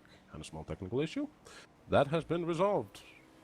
But not as much of a technical issue as Giampaolo Folgati was slowed down ever so much. Rickard Nielsen going past Giampaolo.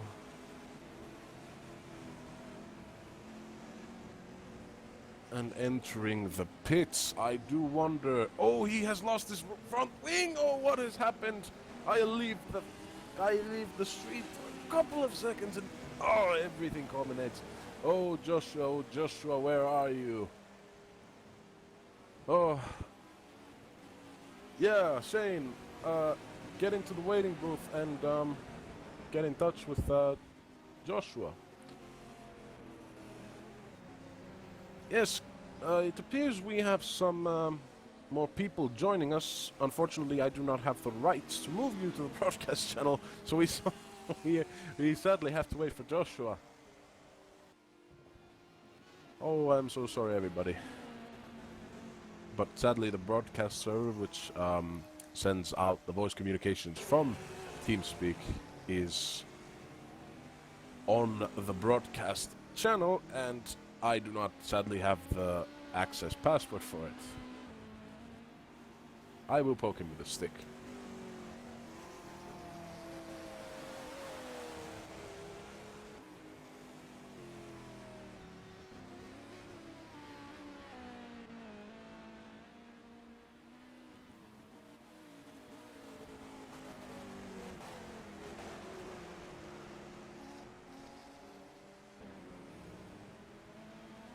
And we are rejoined by Joshua Anderson. Welcome back, Joshua. You have missed a lot. I know, so many people want to join as well. Let's bring them all in. Not just that. Gianpaolo had an accident somewhere, and I'm not sure where, but oh manatee. Basically, I think Mateus, he overtook Gianpaolo on the outside, but then Gianpaolo hit Mateus. Mateus spin. Gianpaolo spun, but then got back on track. Oh no, the P1 of the P1 of Osvaldo Angeloni, who was not having a good day, I would assume, got hit by Gianpaolo, and they lost their front wing again. Then something happened to Gianpaolo, and he lost his front wing, and I have no idea what's happening right now, but currently the situation in P1 is pretty much stable, but in P2s it's Bogus, Nilsson, Lopez, Foligati, who's still in the pits, Mole, Eric Schmidt, and last but not least, Pablo Laurenti. In GTE, the situation is pretty stable as well. Alex Brodegan for Blackhawk Racing still leading the pack, and Jordan, I wouldn't say right on his tail, but not that far away either. But I'll let you take it from here, Joshua. Do we have an update on the camera situation? I think Davos should be fine with that. Kinda. Davos got that under control, but I'd like to welcome to the booth first and foremost none other than Connie Naslund. Hello, hello. Sorry about the delay in getting to you. I was on my break, but I'm not now. So great to have you with us, Connie.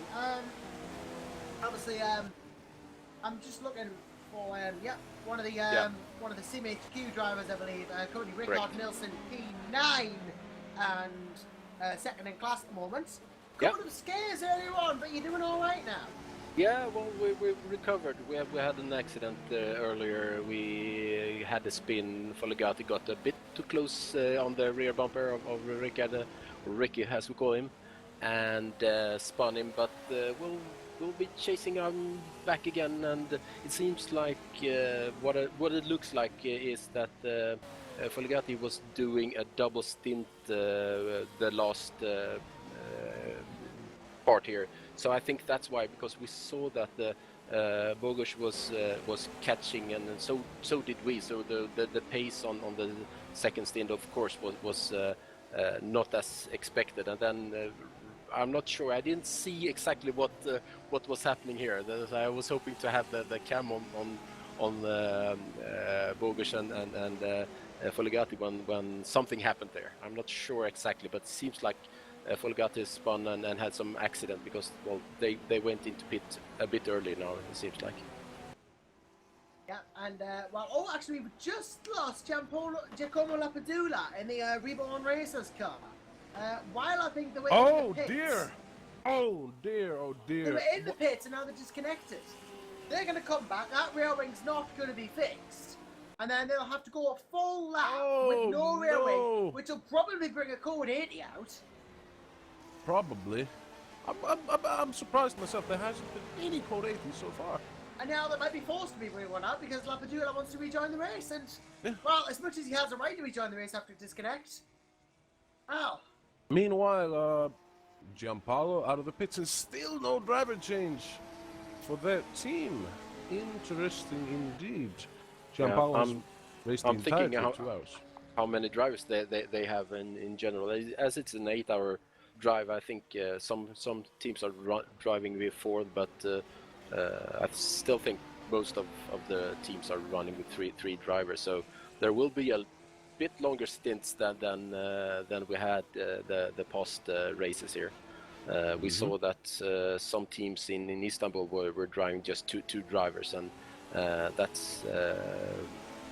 Oh, don't get me started on Istanbul. Don't Yeah. get me started on Istanbul.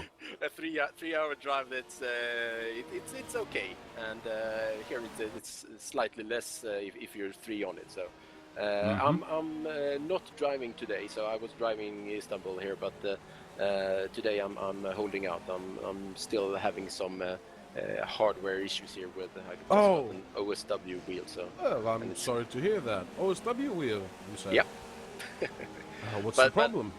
Yeah, well, I need to have all things connected. I need a new button box here, so I'm without pedals. So This is why you should get a Logitech, good old Logitech G25. Those things last forever.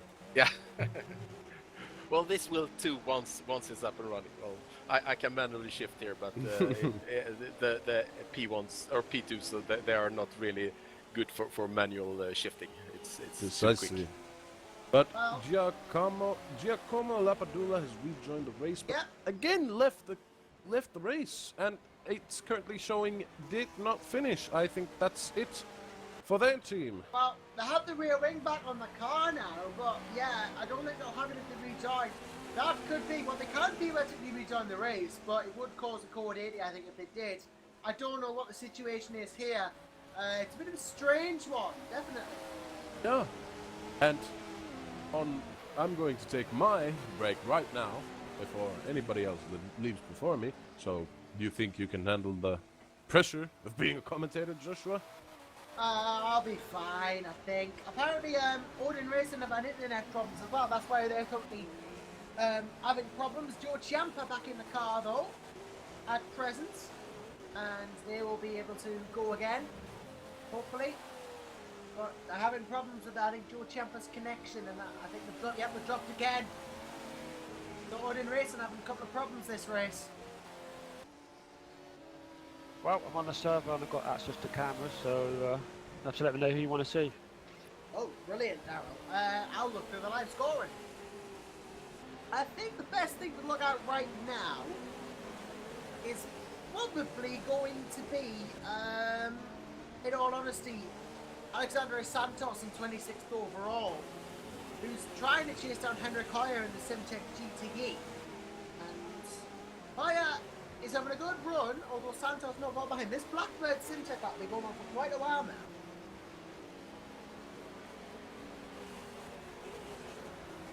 Giacomo Lapadula's dropped again! So Lapadula trying to come back in, and he's dropped, and he's in, and he's dropped, and he's in, and he's dropped. All sorts of problems going on there. I think Connie Naslund has just left us and then gone back to his own channel somehow there. So yeah, that has not quite gone well, but obviously thanks to Connie for joining us. Yeah, I was going to mention internet problems, kind of the one thing in sim racing that real life racers don't have to worry about, Darryl.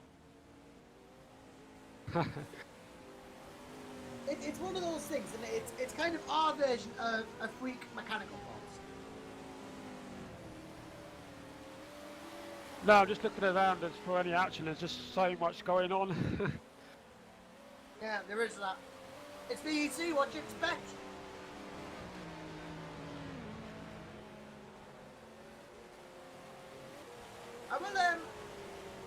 I will say though, there are a couple of minor battles going on between lapped cars and unlapped cars somewhere on the track. So I'll tell you this as well: Henrik Hoyer It's just been overtaken, I think, by yep, Santos has gotten past.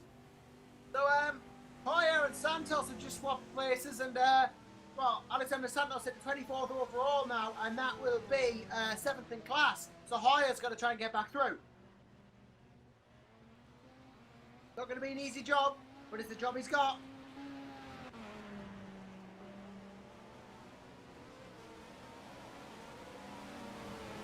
And well, Henrik, I don't know how much we've seen of him this season, but definitely looks to be quite good, at least on par with Santos, and hopefully he can catch back up and give one interesting battle between these two.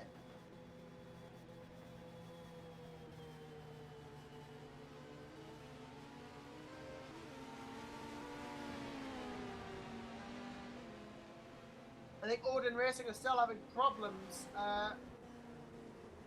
further down the... Well, there were. Joe Ciampa is now in the car and well, seems to slow down quite a bit.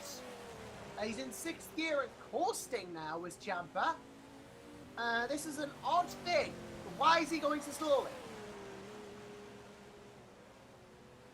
I don't know what's happened to that Odin Racing car. They're in gear, but 70 miles an hour around the track. This is quite hazardous, unfortunately. Is there a problem with the... Tony Creven's joined us. We've got a slow car on track in the number 34 position, Joe Ciampa. Oh dear, what's going on? I have no idea. Why is he going so slowly? It could be a possibility that they have run out of gas, maybe? No, or but really the low on engine's gas. on, and they're increasing speed. Is it some sort of connection controller problem? This is quite hazardous now. Like, they are showing 6th gear. I think we should have a code 80 for this. I But don't know if what's you're happened. I hearing don't know us- whether Bernd Schmidt is aware or not. I should probably ping him about this, because it could be a problem.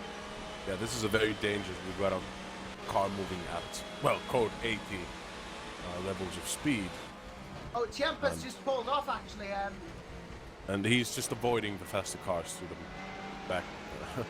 Beckett's and Beckett's and Beckett's. No, Beckett's and Beckett's. I think he's in 6th gear, very low amount of pressure on Yeah, the he is throttle. currently, he's keeping out of the way of everyone. I don't think there is a need for a code 80, Yeah. which is a very interesting thing that's happening with Joe Ciampa at the moment. Just coasting around at 60 miles an hour, or 60 kilometers an shame. hour. Not coasting. Oh, Jose Casanovas goes off again. He's Oh. lost a front Casanovas? wing.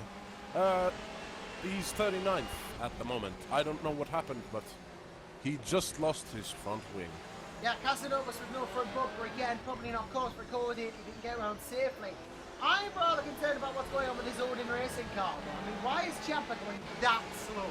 He must be on very low fuel. That is the only explanation I can find. Either that or they're waiting for a driver that hasn't turned up yet. Then again, you'd expect them to have one. Oh, apparently, you reconnected with the remaining fuel as you had in pit, trying to avoid all traffic. Oh, he's really got limited fuel to get around the track.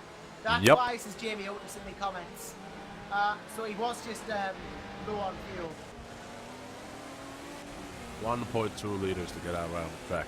That's not a lot for a car like the Corvette.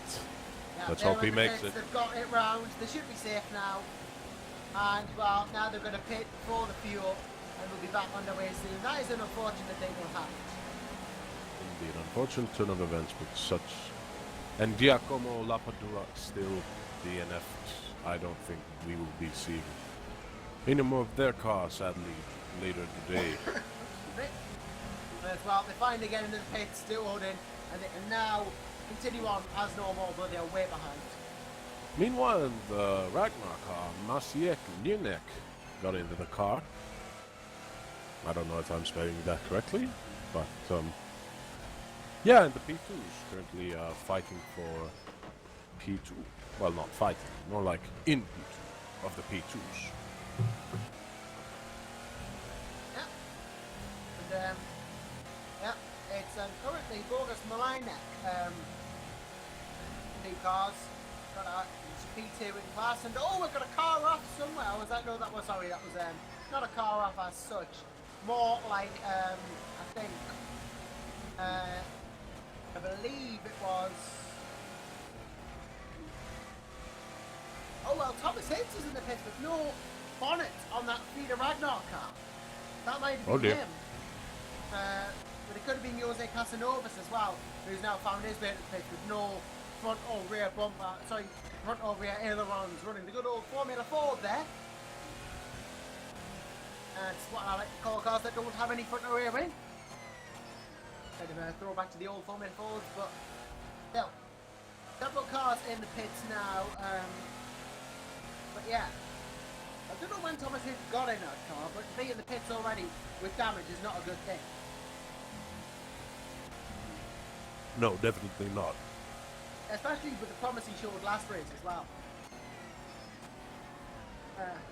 Still, I think these things happen. But that's sometimes in just racing. endurance racing in a nutshell.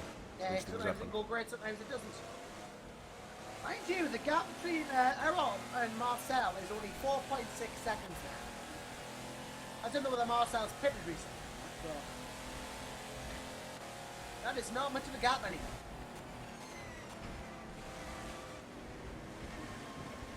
Looking further down the field, there aren't many other battles, so if it's alright for you to only have to look at Errol here to see if you can catch up to Marcel. Mm-hmm. If we can do that, please, Mr. Ben Russell. Because, well, time has been lost there, but it's second place and potential battle. Excuse me, I'm not talking. I'm eating these very delicious nacho chips with some extra spicy salsa. Oh, We've you're got a making us Ferrari feel coming in the jealous. pits. The back end is all smoking on fire. No, dear, which one is it? The car of Zeroen Cizo. Oh, where is that? Where Oh, are in the we? pits, P30.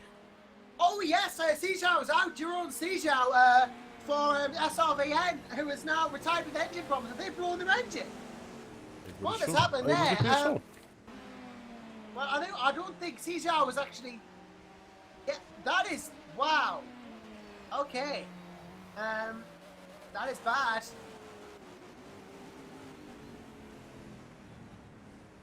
But I'm going to find out what happened. I think I've got enough of a replay. Oh, yes, the engine just blew coming around the final couple, and Sijau managed to get it back into the pits, but the engine was dead. And Jerome Sijau and SLVM then are out of the race, unfortunately. That is the end of the race for the Dutch outfit. So that is unfortunate for them. Apparently Marcel had to stop though for avoiding a P2 crash. That's why he had to go off track, and that's why he's lost time to Errol. But it doesn't look like he's actually gaining or losing anything at the moment. So probably P1 still safe.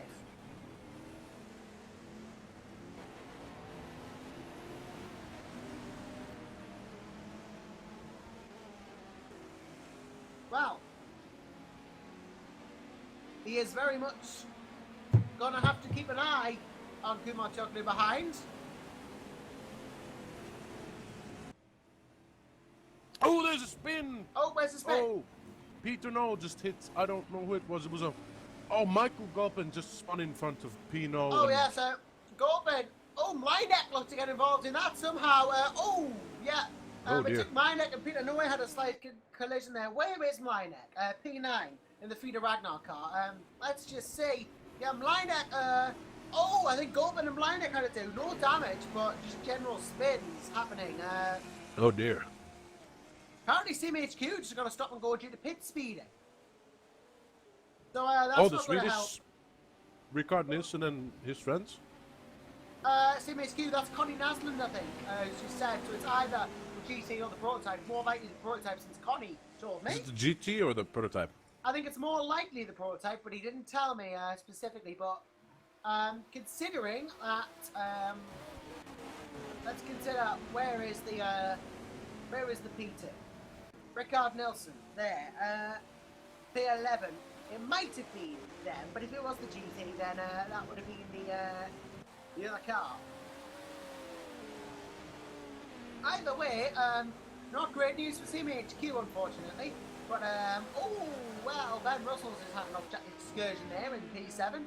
Not really going to affect much since he has 2 laps to the next car. Oh, it was the P2, apparently. Okay, interesting development. Yeah, so that's what's happened there. And yeah, I'd quite like if it's alright to go to P3 overall. Matej Suranak. Because look how close he is to our Kumatioglu. There's about 1.5 seconds in it. And if How long Matej is can the stop catch and up, go? it could be a battle for P2. And that is something we'd want to see. Here, we give Tony a chance to sit back and enjoy his super spicy nacho chips as well. No, this is wonderful. It's a very taste. It's a taste experience. I know. I feel jealous now because I'd love that. You got I'd one of love- the Atlantic cars, the P1 I think it is, just no front and Yeah. no rear damage. That would be In the pits. that would Again? be, that would Oh, be dear. who was that? That's Jose Casanovas, P39. Casanovas. Yes, where is Casanovas overall? I'm going to find out. P39. Casanovas. Dead last. Yeah, 39 out of whatever it is. Still They in are the pit not for having a that good day damage. today. 25 laps down on the leader and 6 laps down on the next GT. That's how bad their race has gone. Not the best day for Atlantic Motorsports. What a shame. No, seem to be quite plagued by bad luck this season. Not being Indeed. their season. Bad the pace though, Yep. but sometimes it's about getting it to the end and oh well. Wow, Yeah. look at Cyranac. Oh dear. Well, he's closing in on Arrow. That much is for certain. But there was a recently, sadly, smoked out McLaren boss Ron Dennis once said, to finish first you have to finish.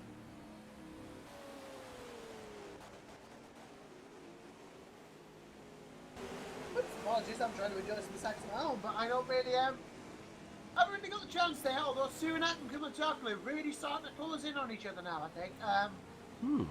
They're off dropping back with Marcel, but it's all about Matej now. If he can make use of the traffic, he can get through.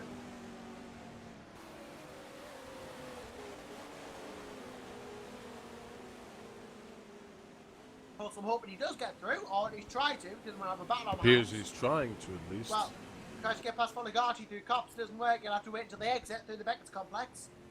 There we go. And he has cleared Gianpaolo. Gianpaolo doesn't make that too difficult for him. Now he has to chase down now again. Yep. Matej is he's doing some good lap times over the last 4 or 5 laps. Yeah, looking at his lap time specifically, he's done 144, 141, 140, yeah, that sort of idea range. So, as long as he's faster than Errol, he should catch it. Yeah. As Casanovas has now left the race. Well, Oh, what a I shame. think that might be the end for Atlantic Motorsport. Yeah, They I might have think that's finally- the end. Might have finally called it quits. Yeah. What a Don't shame. think- I What a don't think shame. realistically they could expect much more of that race anyway. They are officially out now, unfortunately. Meanwhile, the gap between Erap and Matej It's is basically nothing, isn't it? it's nothing now. He's right on his tail. There's GT on the way. Oh, get out of the way! Gets out of the way, screams fair enough Marcel. there, does Langer in the Revs car. But now it's all about Matej and Errol trying to catch each other. It seems like Matej needs more traffic than what he's getting to make this work. But at the moment, it's all Kumatioglu. Although the RTPL driver in Matej could really try and put the dampers on that. But the number 18 car has got some GTs on the way. I think Sector 3 they'll catch up. So that's gonna shuffle the deck again. Yeah, that should make things a little more interesting. And, well, As if they weren't interesting enough as already. if they weren't interesting enough indeed. Tony Kerman gets it right. What more do you want, ladies and gentlemen? Now's a good time to tell your family, friends, loved ones, pets, and the flies on your walls and the other bugs living in your house that today is the day when you should be watching the Room 2 broadcast with Joshua Anderson. Yeah, absolutely. If you're not watching, keeping an eye on this, what are you doing with your life? Yeah. That is the question. Tell your kids, tell your grandkids, your fans, your family, anyone. And well, look at this, Errol and that have both decided to go into the pits at the same time. So the battle doesn't end here. It's all about who's quickest. And you've just got the Delta and there's Team RGPO cars into the pits. Yep, I know, we're watching them. Matej and Errol both in the pits. Patrick Barden in the pits as well. In the Black Hawk number 6. Eddie Castina might start to gain time on the cars that have lapped him. And we are going to lose Tony Crevin in about 15 minutes, unfortunately. Yeah, sadly. But we are going to have him back before the race ends. I don't think I'll be there in the final half an hour. Or the Look final at hour. this, Matej and Erab. Oh, they are neck and neck. Oh, but look, they're see how standing close still. they are in the pits, side by side in the pits. The battle doesn't even end there. Patrick Varden has left the pits though, and in the meantime, before they inevitably resume their battle, I'm going to try and find something. Oh, and Matej overtakes Erab. Oh, yep, there he goes. Leapfrogs him in the pits. Now, that might be because of a driver change. Could be, Yep, could oh, be. and Taruna say this will be a driver change. Okay. So we'll gain the time back at a later pit stop. So interesting strategy to keep Matej in the car. I think they had to be honest. Pretty much. But didn't you save the P2 CMHQ Motorsports car, Rickard Nilsson? You said they had a drive-through penalty, right? They might have done, but I don't think they did in retrospect. Yeah, I don't think the... Meanwhile, race leader Marcel Yeah, Sinzik... Sinicic in. Yeah. Sinicic is in. This might give Sunak the lead or allow him to really close in on the lead. I think Daryl needs to, if Daryl has actually got the cameras, he needs to actually focus on what we're talking about because just had a ping on that. But yeah, at the moment we're looking at Matej Sunak in second overall.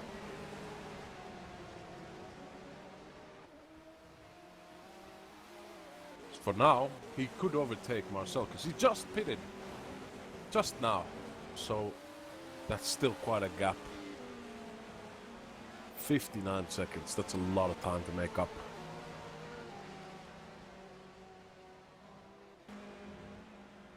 We will see though. Well, we'll see if he can. I mean, Sinicic's still in, and Yeah, Sunak Sunak. coming around into Vale now. And Marcel does leave, so obviously going to retain. Yeah, there's sector wide. Going to retain the lead here, although Sunak not that far away anymore. Not too far. If Sinisic has problems with traffic in the next 2 laps, won't be long. Yep, and these things are going alright for them. I mean, good race for RDPL, as I said. Probably going to hold the championship with this result, even though Delta are going to take the win. But let's not call it until it's done. Yeah, let's We've not still call got. it until the end. We 'Cause have. you can never call an endurance race. Yeah, we have over 4 hours to go, so you never know. Oh, almost 5 hours, maybe Yeah, even almost more 5. than 5 hours. Yeah, even more than 5 hours. Yes. It's a bit surreal. Usually this would be the halfway point of the race coming up in about half an hour, but it's not this time. Not today. Not today, it's not. Absolutely not today, it's not. 8 hour race, not a 6. Well, mostly, interestingly, racing. Mm-hmm. Don't even know what I'm talking about anymore.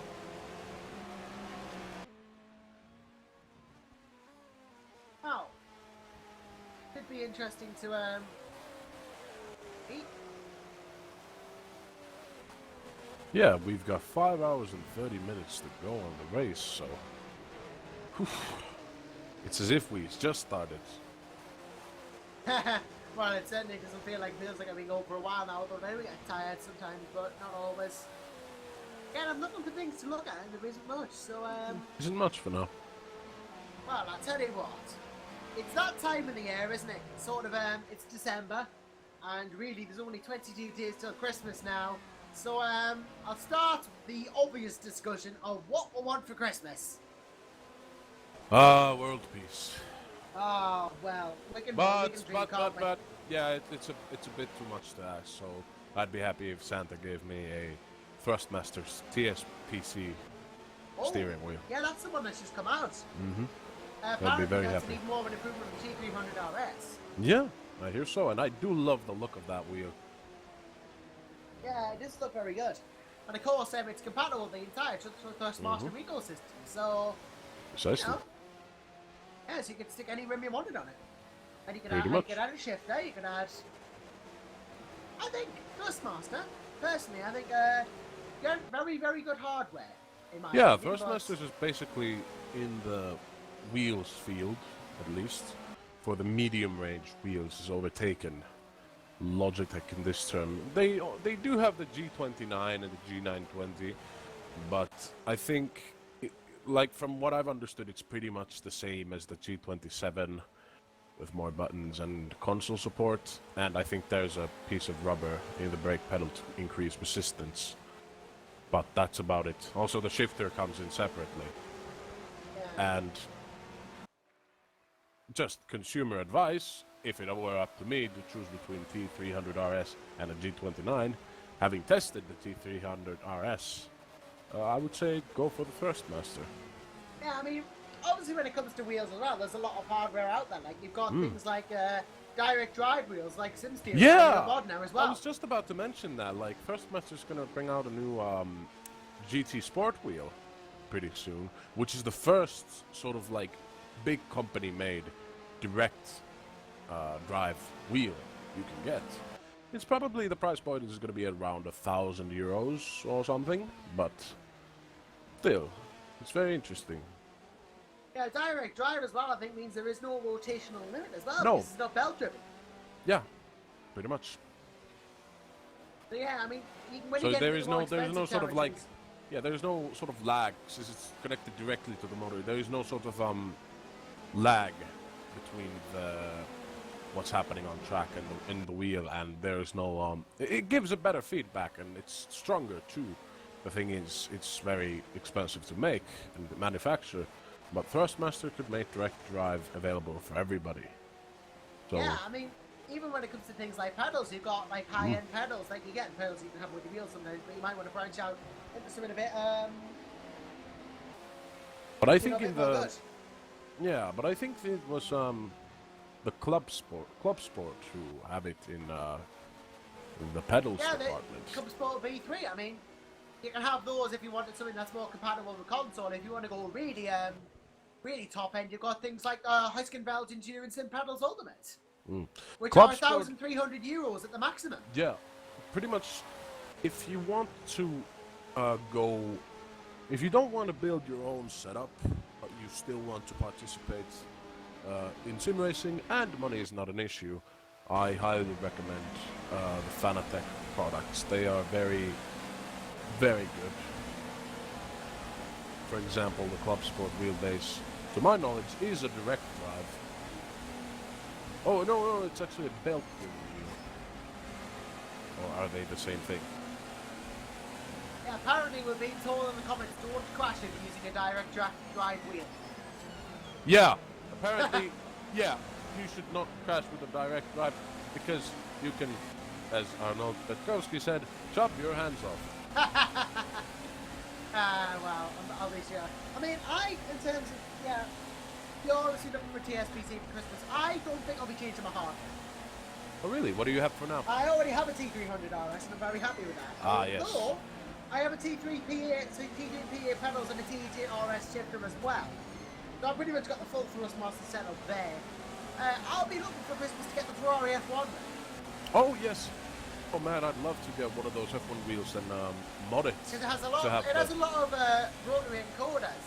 It has Yeah. a couple of rotary and a couple of switches. Has one rotary encoder. More buttons than I've got now. Yeah, it's got a lot of. Well, It's- yeah.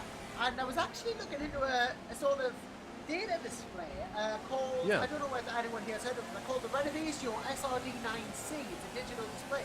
Yeah, you can pretty much dremel it into the Yeah. Ferrari wheel itself. Like, if I'm going to get a wheel like that, like if I'm going to get a Thrustmaster wheel, I'm probably going to do the same thing if I ever get the Ferrari F1 wheel.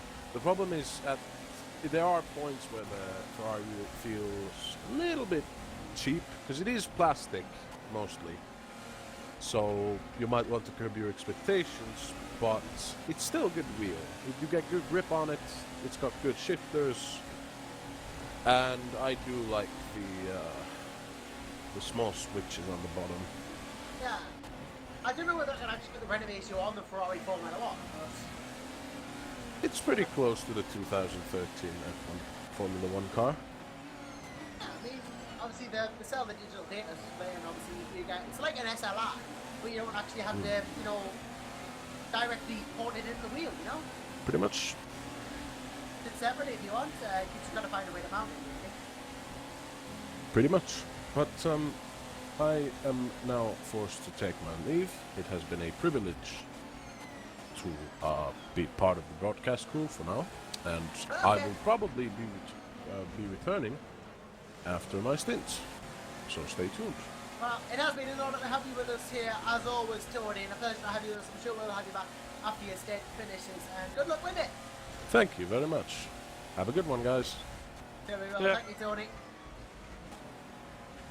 And with that ends his stint with us, and it's just me and Daryl now, of course. If you would like to join me and Daryl, you're more than welcome to hop into the broadcast waiting room in the room to speak of the VEC, and log in for chat. And well, speaking of things, while we're talking about you, Daryl, what do you want for Christmas? No, I was just listening on earlier on about the subject about the wheels, steering wheels. As I just got myself a G27 and I modified it. It wasn't working properly. It had the problem with the optical encoders breaking, and I managed to get myself one of the new brass ones. Took it apart, put it back together, and it's just feels brilliant. I really love it. Yeah, I mean, yeah, it's G27 is a very popular choice. I know, as well as you know, at least with several people, you know, it's not that expensive, and ultimately, well, quite like it. Yeah, It's been around for quite a while as well, but so popular. Like I said, I was looking at that earlier with I'm trying to get back into it again, and this is a brand new wheel for me. Well, I used to race an R-Factor, so R-Factor 2 is slightly different. And I noticed that out of the two, the characteristics of R-Factor 2 and R-Factor 1 is different. I think R-Factor 2 is a little bit more realistic. But yeah, I'm trying to get back into it. I'm doing the SRC races, and hopefully I should be racing with the VEC. Yeah, if we can, Darryl, I'd like to go on the cameras to James Dooku, 26th overall, Black Hawk Racing. He's chasing down Jorge Fernandez in the La Biela car, and this is for 9th in class. Just while we're talking about this, just to give us something interesting to look at. Yeah, lots of different equipment out there. People in the comments saying that, you know, Fanatec stuff like that as well. I guess some of it depends on how invested you are in sim racing. I mean, for someone like me, I'm quite happy with the equipment I've got. So, apart from a couple of extras, I'm not really after much apart from the new seat, because the one I'm sitting on now is broken. Yeah, for someone like me who's not that invested, you know, who races occasionally, I'm quite happy with what I've got, you know? But it's all about finding, just really, a new seat and stuff like that. I mean, I don't know how much you race, Daryl, but for you, obviously, equipment could be, like, the equipment that you use can have a big effect on how you race, doesn't it? Like the feel and all that.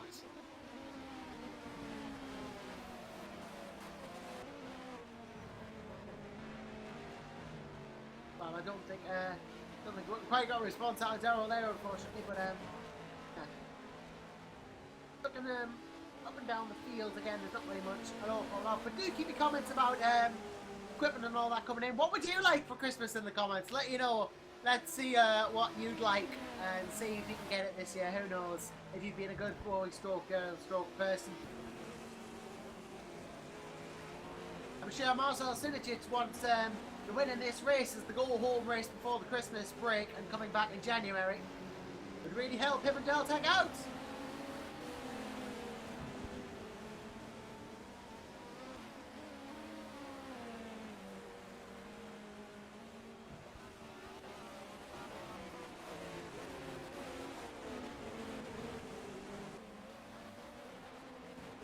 I have to say though, I'm quite impressed so far with quite a couple of drivers on the track at the moment. I mean, Matthias Burgos to be P8 in the RGPL 7 Tech, not really surprised. They have been the dominant force this race. Looking up and down though, up and down the field, see who's doing well and likes. Andrea Cicciaro's got his team, the number 63 Corvette team, that would be. He has managed to get Pulse Motorsport, who have pretty much won all of the GT races so far. They're into third from further down the field, so they're doing a good job.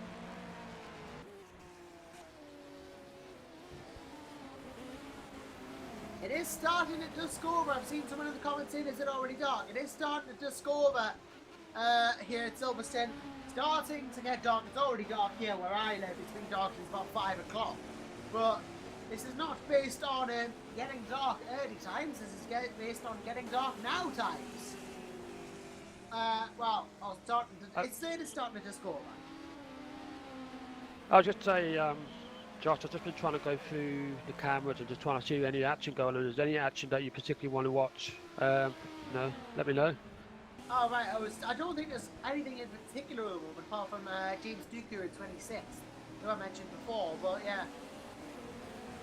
Yeah, I think most of the cars are like stretched out a little bit now, so it just seems to be a bit of a matter of catching each other up. Yeah, the lights have all gone on the cars now since it started to dusk over, as I said. It's getting into almost night racing now as we are approaching the 3-hour mark of this race. 5 to go once we hit that, of course. No, I'm actually quite surprised it's not actually raining. Well, I never actually checked the forecast. No, it was in testing. I know we had a lot of rain last couple of weeks before the race, and everyone was predicting a wet race. I say I'm quite surprised it managed to hold off at the moment. Yeah, I mean, looking at the schedule of the weather forecast, obviously Room 2 weather forecast is different to Room 1 weather forecast. But, yeah, let's just have a look at this. Looking at the weather, well actually I think let's have a look.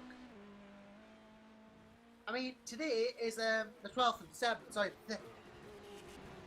today is the, get my words out, the 3rd of December, and I don't see any real chance of rain until about 11 o'clock. So we should be alright. Yeah, it should be in for a good clean race tonight then. Well, no dramas, well hopefully no dramas in the wet. Well, not what's going to be anyway. Yeah, hopefully there'll be no major drama. But that's it's quite reassuring from a driver saying that they wasn't looking forward to it race, even though they were prepared for it. But even though it's dry now, they're loving it. Yeah, and yeah, all seems to be going well at the moment. For most drivers at least.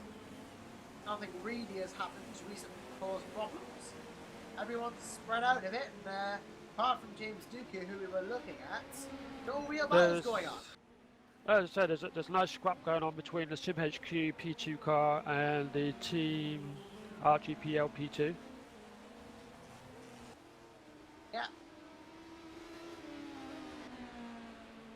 Yeah. Just gone for a pass and taking a place.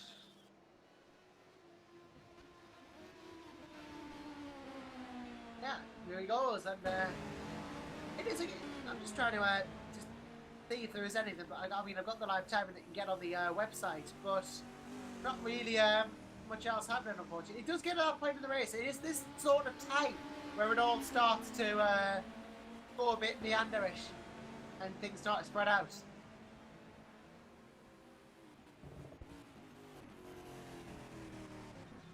Oh, Greg Hall got a little bit loose there.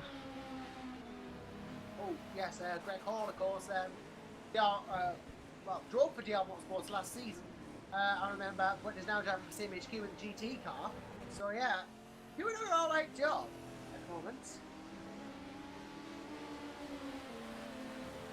Yeah, it's unfortunate we had to let him go, but no, his old teammates were crying out for him, to come back and join him, and it was just one of his wishes that Greg wanted to do, and yeah, we let him go. And yeah, he seems to be doing a good job. He seems to be really comfortable in that car. He's a pretty fast driver and worthwhile addition to SimHQ. Yeah, indeed, and yeah, they're doing an alright job at the moment. I mean, let's look at it. The GT's Chancellor currently leads that for Baku. It's Steph Army up there. The 4th in GT. That is a respectable result so far. They're doing all right.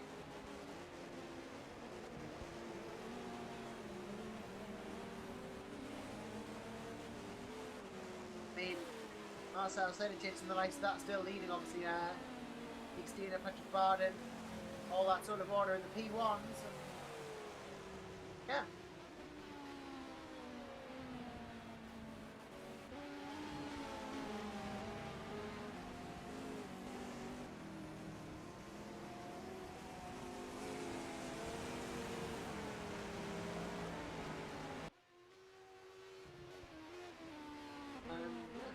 Just trying to think of conversation topics now. We've done what you want for Christmas. We've done all the sort of other things as well. Done Formula One. I mean, I don't know. How about have you done the WEC for next season? Oh well, then yes. Let's talk about the series that mirrors this. Yeah, let's talk about 27 World Endurance Championship, a world without Audi. Yeah. What is it? Is it the Porsche team and Toyota running what 3 cars next year? It might be. I'll have to check. That's the rumour I heard going around, and I'm just wondering if they are going to be running 3 cars, who's going to be driving them? Yeah, I mean, it is a shame that Audi have pulled their factory effort, of course, but you know. I mean, Oh, pile up! There's a big pile up there. Oh, who's crashed? I don't know who's crashed there, unfortunately. Oh well, I see someone's lost a bumper. There's a couple of problems further down the road. I'm trying to find out who it is, but it's not easy. Can't really see much. I saw a light blue car, but that's about it. It's one of the prototypes. Oh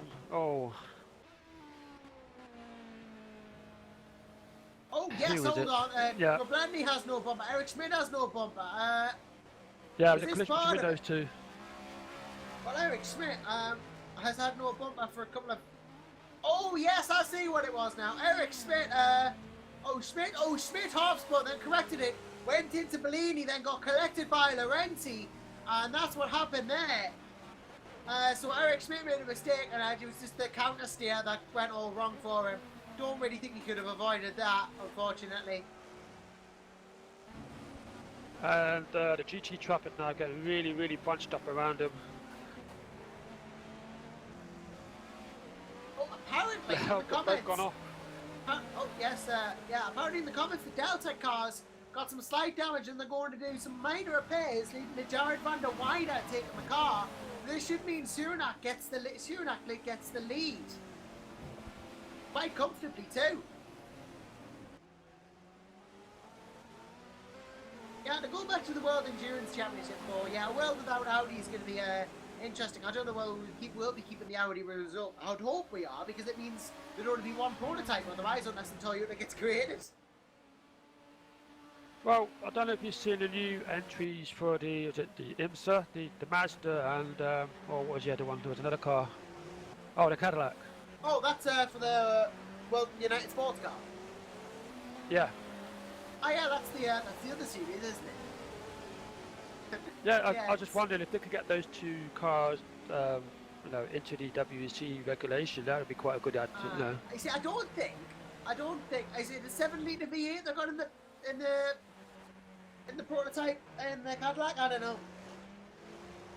I don't know, but I just seen the entries that are going to be in for next year, and the Cadillac and the Mazdas do look quite nice. Yeah, I mean, in the prototype class, yeah, I don't think 6.2-litre V8's legal in P2 regulations. I just got a funny feeling it's not. Well, if they could bend the rules, that'd be at least to make the prototype class more interesting. You've got rather than just having 2 entries, the Porsche and Toyota. Well, it would be, but if it's not legal, it's not legal, Oh well, I mean. Well, what I would like to see, if it was possible, I know you had a Nissan enter the WEC with the Delta wing, which was it wasn't a Delta one. What was it? The GTR. and we know it wasn't successful, or rather, we'd like them to come back in again and give it another shot. Well, I have to say, I mean, it's obviously not necessarily. But my money's on next year for Toyota to win the Le Mans. It's got to win it next Apparently, year. they're made to P2 rules. I just didn't know you could get a 60 to V8 in. Maybe they'll have to change the engine. I know the bodies might be, but unless they're being made to change all the prototype rules, which might be different. But No, we'll have to wait and see what they come up with. getting back to the race in hand, as I think we need to do, before we stray too far from racing overall, I think this position change as well. No, that's a pit stop. Apologies for that. But yeah, again, it started to spread out a bit too much for me find any close battles, unfortunately. Although I'll keep an eye on Sinitich, who might be pitting soon. I don't see Jared van der Weide in the server, so they might be holding out a bit here until they can get more of a gap. Avoiding a GT there is Marcel.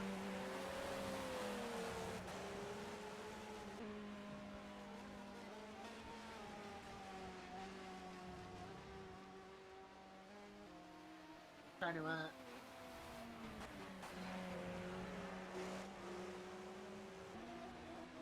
eye on stuff. It gets to this point sometimes that this sort of thing happens, but this is why it's always going to have someone like you beside us, Daryl, so we can keep talking. I never run out of ideas. I've always got someone to talk to. Yeah, let me see. I don't know whether you're interested or not, but I've just bought myself a brand new graphics card. Oh, well, that's another interesting part of sim racing hardware. Yeah, but got myself an NVIDIA 1060, 6 gigs. Oh, well, that is pretty beefy. I'm quite surprised actually. I'm running the cams in the game at the moment on an NVIDIA 550 Ti, and it seems to be coping pretty well. But when I put the 1060 in, it will just, it will just cope pretty well. Well, of course, if it's that powerful, probably VR capable of that. Of course, with the advent of VR and the HTC, the Oculus Rift. No, I'm just quite surprised actually. The 550 Ti could cope with R factors and all the other latest games pretty well. But I just know now just the time to try and upgrade for a newer card. So with some of the updates coming for this game and some of the other ones that are coming out later on in the year or whatever, or next year, I just thought, well, it's best to upgrade the graphics card for so I don't have any problems basically. Yeah. I mean, if you want to upgrade, you upgrade. Nothing's stopping you, but yeah. But yeah, talking about the wheel again, the wheel I had before this was a Logitech Formula Force EX, and it's still going. But I thought, no, I need to get a better, more realistic wheel. So I got this G27 second hand, repaired it, and yeah, I'm really happy with it. Yeah, I mean, sometimes people can race really well with old hardware. I mean, I know there was a driver last year in the VEC, Lazarus Philipparkos. I'm quite sure either raced with the keyboard or some sort of instant response joystick, because his response is just like instant response and really stabby, you know? So I'm quite sure he raced with a keyboard or a joystick or something like that, and yet he was still competitive. I don't know how he did it, but yeah, I tried doing R-Factor 2 on keyboard, and it's not easy at all. yeah, I was so glad when I got the wheel. I thought, oh, hallelujah, no more keyboards. yeah, I think a lot of people started out like that, but ultimately, eventually, you managed to get the hardware sorted. No, I even tried R-Factor 2 with a gamepad. That's quite amusing. Oh, But for simulation, you just can't beat a proper steering wheel and pedals and gear stick. No, something like a Logitech G27 or the Fanatec or Thrustmaster or something like that. You can't beat them. yeah, I mean, Well, for the realism stakes anyway. well, again, hardware can be a big bit of a sim. for some people. You know, I upgraded from a G27 to a T300 and I was amazed by how much better it felt. I mean, even the pedals with the brake mod you've got, for someone who's used load cell brakes, feel quite similar, and it was easy enough for me to transition to this new setup. Obviously, it's not quite the same as a load cell, but it's similar. It's, you know, been enough of an easy transition for me. I've been able to, so, you know, sometimes if the equipment's good enough, then, yeah. Well, Well, back to the racing, and yeah, that's the thing though. Do we go back to the race? Because there's not really much to talk about. There'd be no point. yeah, We just get stuck in this never-ending loop. It's just quite funny. I'm trying to find action. There's a little bit of action, and there isn't, and there isn't, and there isn't. The only thing I do know is getting darker, and the headlights are on, and I know the temperature, the track temperature, will be dropping, will make it quite interesting for the tyres. Yeah. That'd make it quite interesting indeed.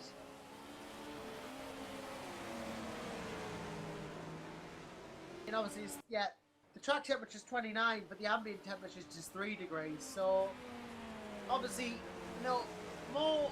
The thing is, though, as it gets colder, the ambient temperature gets colder. I think you get more drag and lift, don't you? So, this is almost perfect conditions because the hotter it gets, the less effect lift has, and drag and all that. So, I don't unless I'm not really big on my physics, but Yeah, I could say I'm just talking from experience. A few seasons ago, I did the Le Mans 24 hours, the Bavard Factor one, and I know we had problems. As soon as the temperature dropped with the tire, we couldn't get any heat in them. And I think the ambient temperature was around about, what, 15, something like 15 degrees or a bit lower. And, you know, trying to run it with soft tire, trying to keep the heat in them, it's just, well, it's not as easy as it would be on a hotter day, like in the daytime. yeah, hot air is less dense than cold air, so there's actually more drag at the moment, so top speed will be reduced. But at the same time, I don't know that it has an increase on downforce as well. Like, is there more downforce? I don't know. Yeah, maybe. As I say, I might share this memory well with you. There was one time I did Le Mans 24 hours at extreme RPM, and we were driving a load of Aston Martin, and we didn't adjust the brake ducts. So you can try to imagine you're trying to go down the Mulsanne straight, trying to brake for the chicanes, and you've got no brakes. That cost us the race because we had massive overheating brakes. Apparently, as air density increases, downforce does as well. So this is actually worse for teams that the air's cool. It's that the cars aren't going to be as quick in the cold. Of course, it does mean more drag as well. So, yeah. I would have thought so, yeah. Well, possibly not the best conditions of being cold in any sense for drivers. I mean, cold air means less drag. Sorry, cold air means less top speed, and cold track means less grip. They've got the grip, they just don't have the speed. So it's best to have a combination of all of them if you can for the best results. No, grip speed and what's the other one? Yeah. Aerodynamics. I don't know the physics of it myself, but I'm sure there's someone out there who does. Well, if you do, then please be sure to write it to us or join us in the comments box, even better. Apparently headlights are now required. Good. So we're actually looking for this race to be finishing in darkness. I would have thought, yeah, definitely. We'll be finishing in wild darkness. Headlights are now a requirement, so teams will have to put those on. If they don't already have them, then they should do so immediately.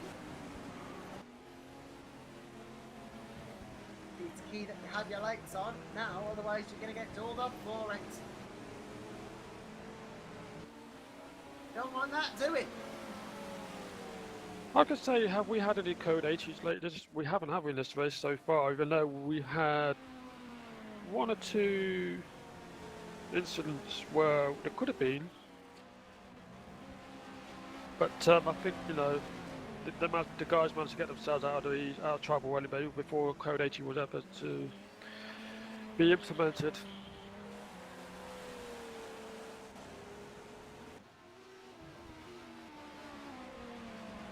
Well, I'm sure we'll see what happens with the rest of this race, and as we obviously just rolls in. Only 3 cars on the lead lap. That is Marcel Sinitis, Matescu, Naganal, and Taruna, the ICMRS, the RGPR, and the Deltec.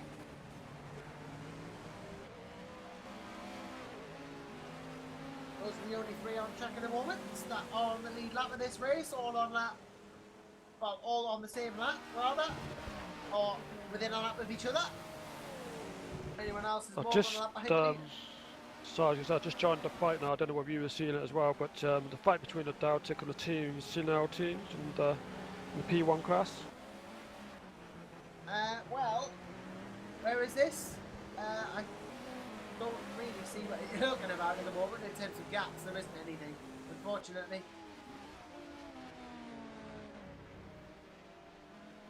Are you talking about? I don't get. Yeah, the P1, the Deltic, Yeah. the green car, and the team. Is it Team Sinel? Sinel team, sorry. Oh, would that be Biagio Milano? That's the one, yeah. No, that's not SINL. That's a P2, and I think it's the. That is Oh. actually the Racing Mood Sim car. Ah, right. You got yourself completely mixed up there, Daryl. Need to I put my was about to glasses say, I don't think you can say about. Just to put my glasses on. Well, I'm still learning, so, you know, be easy on me. Yeah, I mean, yeah, bit of a mix up there, but nonetheless, we can just keep going. Do what we can.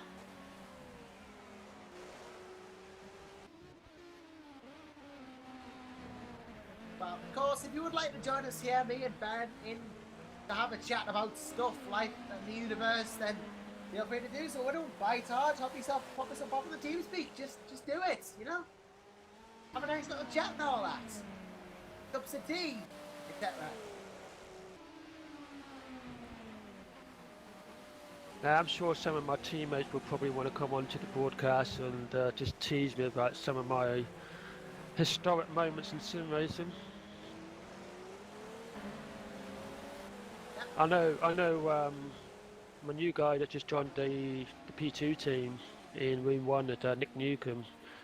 We go way back when we used to race in what is it? A league called No Grip, using a sim simulator over the GTR2.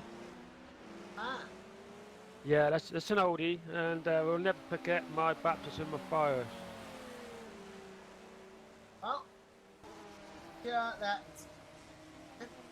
So you know, when he joined the team, he'd always ribbing me about it because look, we all remember how you got into sim racing, and yeah, it was like with a baptism of fire. I'll never forget it. It will always remind me of it. Yeah, GTR2 a bit more say now, but still enjoyable. I mean, I remember when I seen this, you can't get more disastrous than that. Well, basically, my baptism of fire was racing at Magny Cores in a GT class, and I think what happened was I was going into the first corner, and my PC wasn't really up to the stress of the game, and the game lagged. It was raining, it was at night, and it lagged out, and I just took that half the field out, and of course I got banned the next 2 races after that. My first race and I get banned for 2 races. Well, I think I might have found someone whose debut was even more disastrous than mine then. Yeah, but I had a good excuse in it. My PC lagged, it wasn't powerful enough then. So after that race, I went out and bought a brand new PC, new graphics card and everything, and I was fine after that, and just practiced. But yeah, you know, I know the guys would never let me forget about it. Well, when something happens, I don't think people do they? Ah, well. Sometimes you have to say, oh, well, yeah, that was me, but I'm better now. Guess in the end, that's all you can do.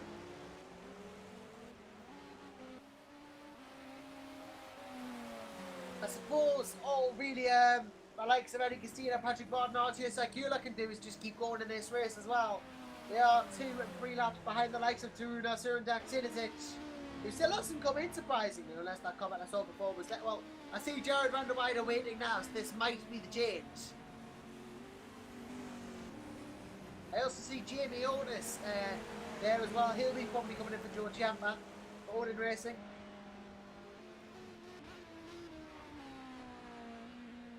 So, the likes of those going to be getting in the cars very soon. I don't know if you can see it, Josh, but I've got my team closing up the gap to the guy in 6th place. Oh, yes. Well, Sakula and Ben Russell, yeah, not to confuse either of them. Yeah, Archie Sakula just about to come round, I believe, to actually lap Ben, unfortunately. So, not quite overtake, but JR Motorsports running P7 at the moment, and he's going to be inspired lapping them. Hopefully, he won't make things too difficult here. I mean, they've got Peter Nowhere to deal with as well. Coming to the final couple of corners of the lap. Ben just stays to the left there. Archer decides he doesn't want to go for it yet. He's been having a good race in P6 so far, though.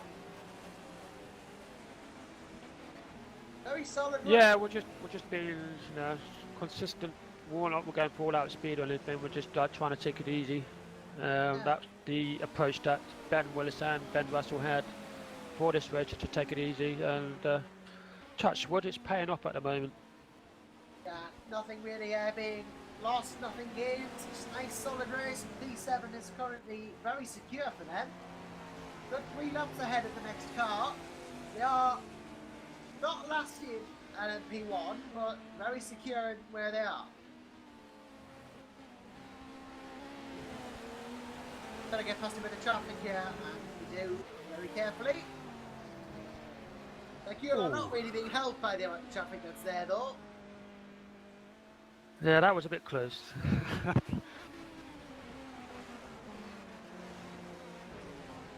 But he got through and he's on his way, so.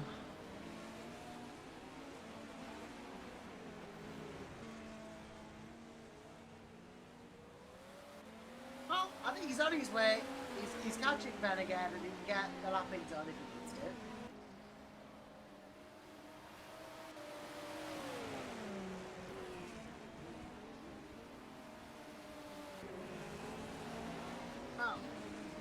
Well, there is obviously lots of things going on the track, just none of them are really for actual position battles, so to speak. The likes of that.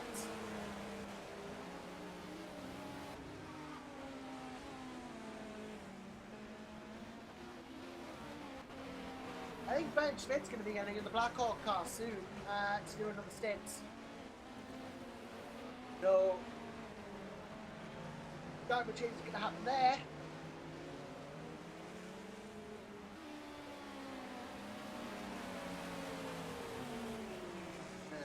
Yeah. These. Stuff like that. It's all right with you, Darrell. I'm going to take a quick 10-minute break to try and refresh myself because I can just feel myself slipping off again. So I'll be back in 10 minutes. If you'd like to keep anyone updated with commentary, feel free to do so. Alright, yeah, well, I'll try my best. You can only try your best. Be out in a couple of minutes then. Alright.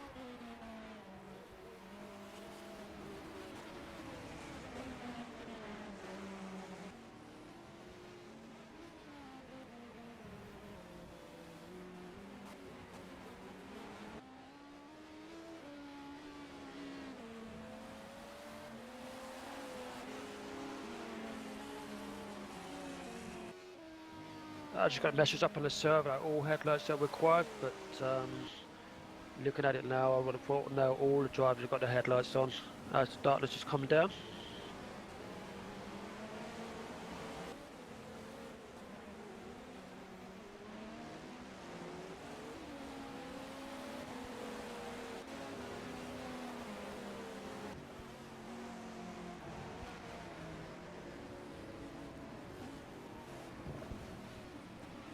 And I'm just going through the order and just trying to find some interesting battles going on.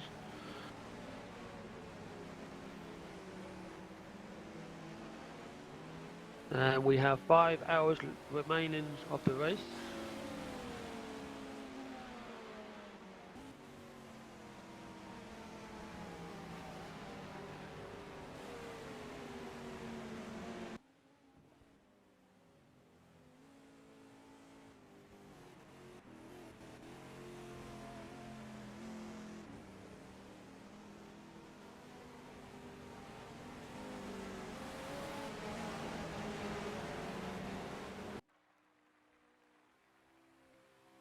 And the order of the race so far in P1 is the number 8 Delta Racing Team.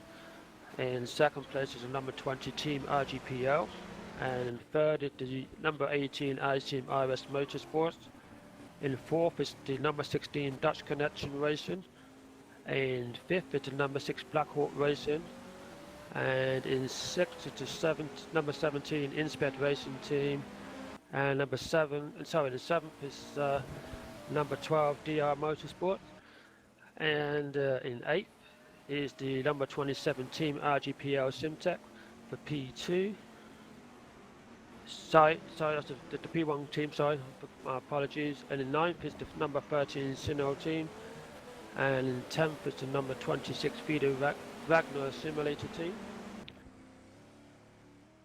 In 11th is the number 28 Sim HQ Motorsports, and 12th is the number 49 Racing Mood Sim. In 13th is the number 15 RIG World. 14th is the number 25 Origin Front Row.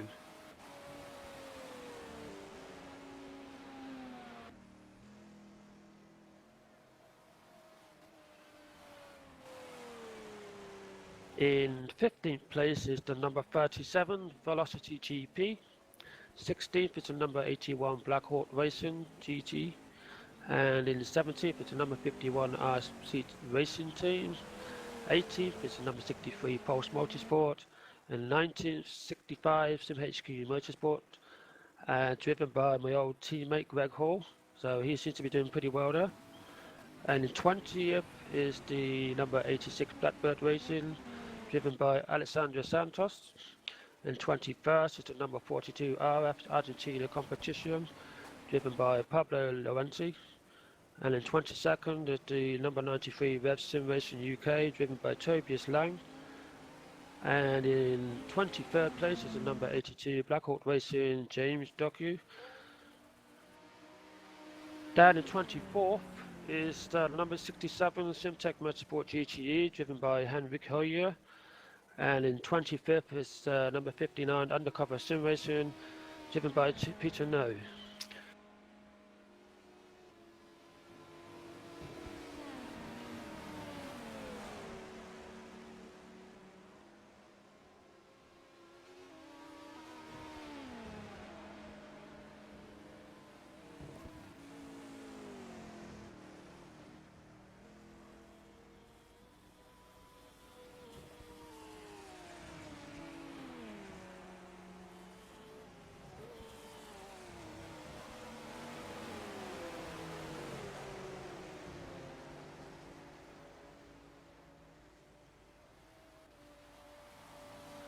So, if anybody out there wants to join the broadcast room, have a chat about any topics, whether related to motorsports, sim racing, or anything like that, and yeah, you're welcome to come and join us.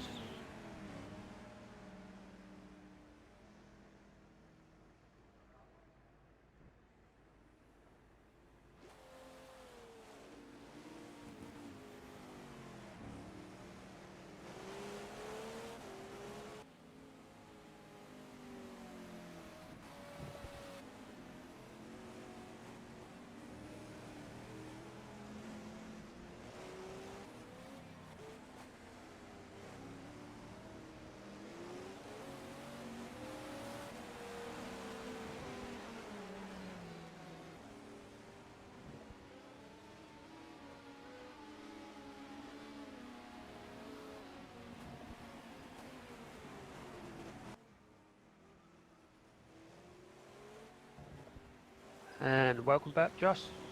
Oh, well, hi. Hello. Yes, I'm back. Brilliant. So, has anything Well, happened to me away? No, I try to keep everyone amused. We'll just let them know what was going on in the race, where everybody is, and yeah. Hopefully, I didn't do too bad a job. But I'm sure you're the master. Yeah, we're fine. I see Eddie Castillo's coming from Just Connection Racing. This is that Ben Schmidt, who's now with the car, gets some laps back. Marcel's Energy has come in. This will be a change to Jared Van der Weide. Now, I've just got my my live timing up, so that will help me a lot. Oh, you've got the lifetime too. Yeah. Brilliant. So I just gave a report earlier on where everybody is in relation to the race. So yeah. So anything you need to know, or you know where everybody is, then I can give you the information. Hopefully. It's always a good sign. Eddie Castillo does now leave the pits, and Ben Schmidt is coming into a stall. So yeah. And it's not going to help Eddie. Well, Ben, sorry. It is going to help Eddie, not going to help Ben. But, Ben Schmidt, of course, our race director. Denisic now 2 minutes gap over David Beranek. This will be a driver change to Jared Van der Weide. Yeah, and DR Motorsport Ben Russell just moved up into 6th place. Yeah, Russell into 6th, past Darwin to Runa, who must have made a pit stop. So Owen's obviously coming in and Ben is advantage.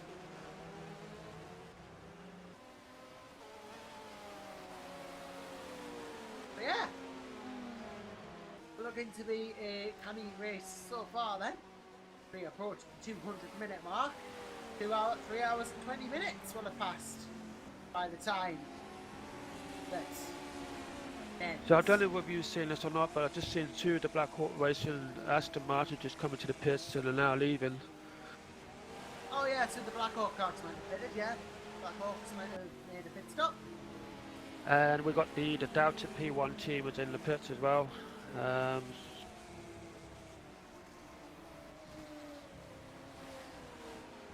don't know if they're going for a driver change or not. I'm not sure. It seems to be a bit longer than normal. Well, where are they? Let's have a look. James Ginger, one of the drivers of Black Hawk, who was now left. I don't see anyone in pits at the moment. Apart from Senatich, who will be changing over to Van der Weide most likely. Beranek, though, has usurped the lead of this race, having gone through. Remember, they said they were doing some minor damage fixes. Well, in the previous stop, so it'll be Jared coming in and them doing the stop at the same time. Get Van der Weide in, without, not that far behind Beranek. So if Jared can get some good pace going here, that'll be good. But his ping is quite high at 214. Isn't good news, but if it's consistent, then it's better than it not being consistent. But I've lag spikes, and Jared is from Australia, so you can expect it to be a bit more. I mean, Thomas Hins is on 204, so... We've got someone going slow right past the pits. Who's this?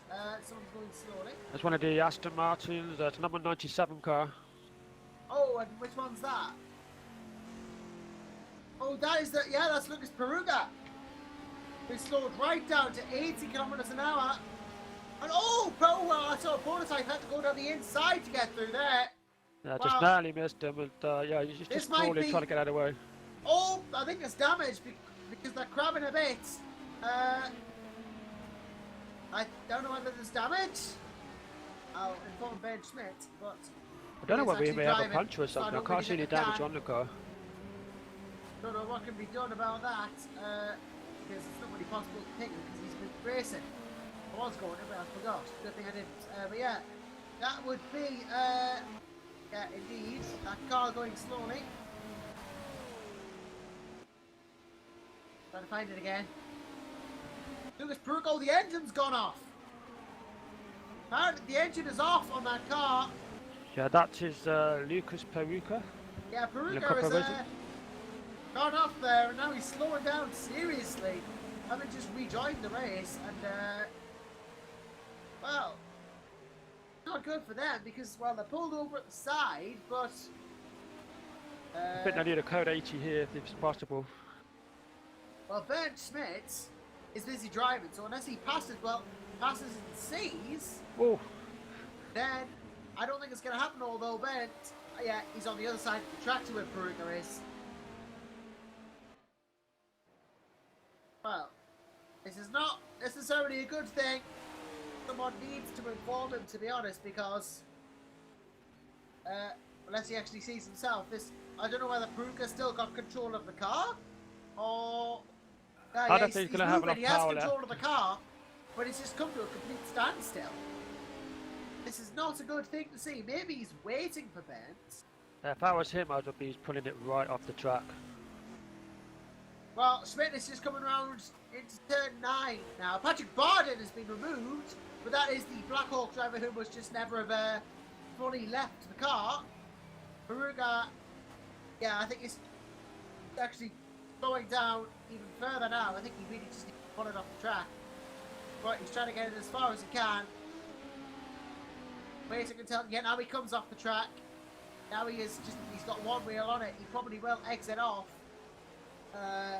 soon, and that might be them out of the race. In fact, Bergschmidt has just passed. And, well, he's just gone. So there you go. That is them out, I believe. Lucas Peruka. And they seem to disappear off the track altogether now.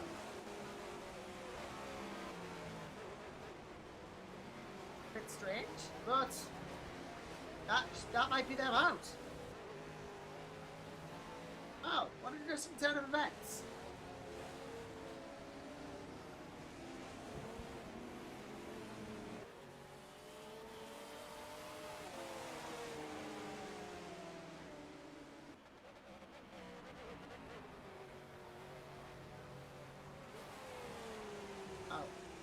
Obviously, circumstances I think prevented anything from happening there. Peruka has left the game apparently, so Lucas Peruka out of the race. I don't know whether they disconnected so they could rejoin or whatever, but either way, Peruka out of it temporarily at least. And considering the problems that occurred, it was a bit of a strange end to their little stint there, wasn't it? Yeah, no, it's quite unusual what happened there. You don't see that every day. Yeah, I'll say that much. I was just going to say to you, how many runners do we have running at the moment now? I believe we have 33 left. Out of the 40 that started, so not that bad. In terms of attrition rate.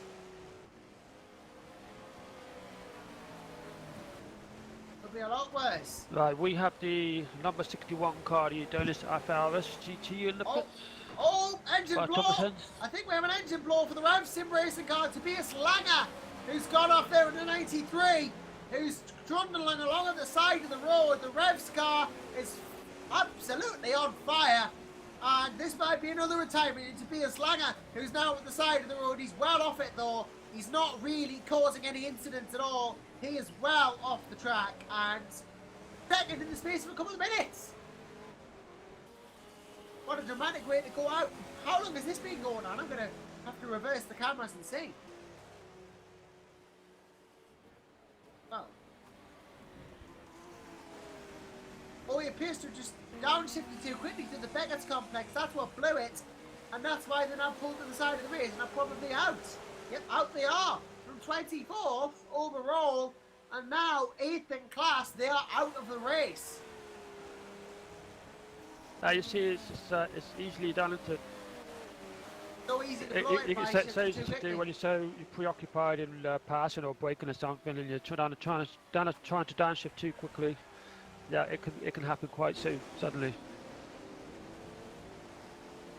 Yeah, can happen, and sometimes it does.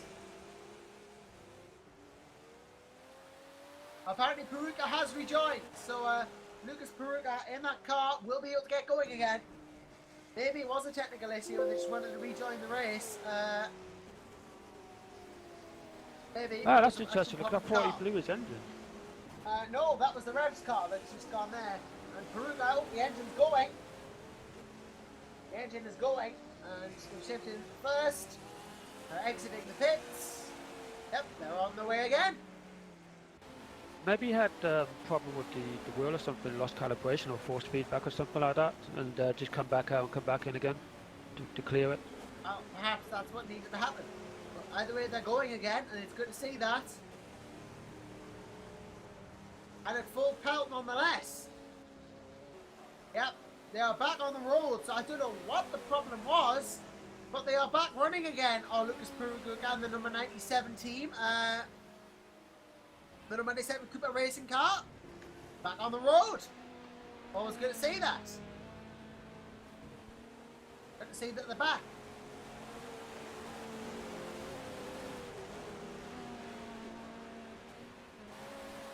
Here's Beranek leading this race at the moment from Jared van der Weide in second. Van der Weide just come in before. But less damage fixed. He's now going to hope to catch up to David or stay with him.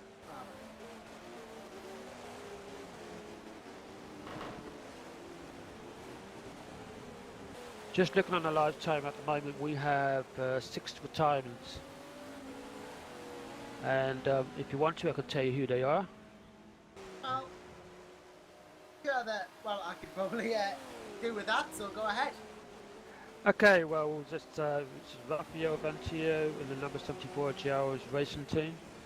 What's it, number 41 Reborn Racers, number 80 SRVN, number 99 VRE Row Racing, number 11 Atlantic Motorsport, and number 92 Core Team. Yeah, they're all in retirement so far. Quite a low attrition rate then, but then again, we are only about 3 and a bit hours into the race.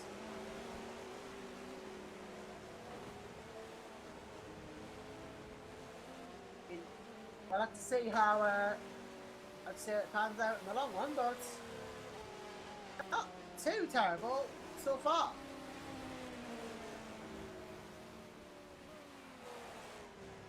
So at the moment I'm just watching the battle again between SimHQ Motorsport with the number 26 car and the Team RGPL SimTech. I don't know if it's position or whether it's a turn lap, but they've been fighting together pretty close for the last couple of laps. Yeah, apparently the video... Oh, hold on a minute, I think the video is stuck on the broadcast. Apologies, everybody. Yeah, we do have a bit of a freeze up. I'm sure that we can get on the technical wizards and get that sorted. So hang in there for a minute. Well, obviously we just temporarily have to go to video comms, but...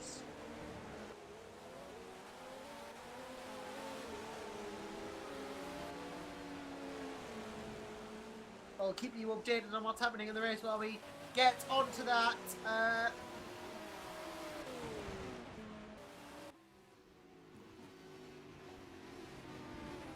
Right, so we have people informed on that. They're aware, and we'll be working on a fix as soon as possible. For the minute, though, we'll have to keep you updated on what's happening audio-wise instead of visual-wise. Obviously, you can see who's where, and that has not really changed in the last 15 minutes. Like I said, at the moment, leading the P1 class is still David Beranek ahead of Jared, and in the third place car, the Dutch Connection Racing, is Eddie Gostino. Yep, and apparently it's just been restarted. Yep, we are moving again. I can see on the stream, and yeah, that is going. So welcome back, video package. We missed you. Yeah, you can see everything that's going on now and back to normal service.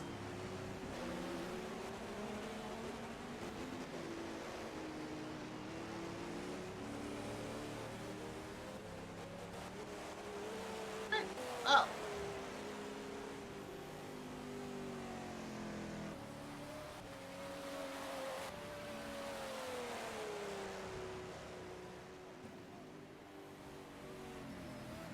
Hey, well. Now we've got that sorted, that's a bit of a weight off, although the weight is still very much on Jared van der Weide for Deltec to keep catching up to David Beranek, or hold position rather. I mean, night has now fallen here at Silverstone. We are almost 4 hours into this race, And David Baranek is leading it for RGPL, but it's far from over this race. And if you'd like to talk to me about said race, if you'd like to talk to Ben about said race, or just have a general chat with me about anything and everything, please join me in the broadcast booth, because, you know, it always is nice to have people to talk to.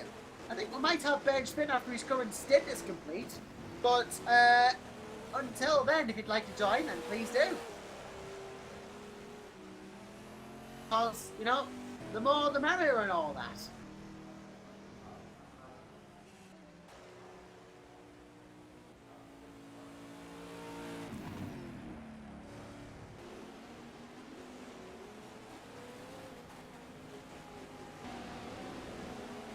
Now, me look down the order, I mean, I still see that Shane Chancellor's leading the GT field, and again, there's not really many battles going on in GT as such. But it's been a solid drive from the Blackhawk team to hold the GT, hasn't it?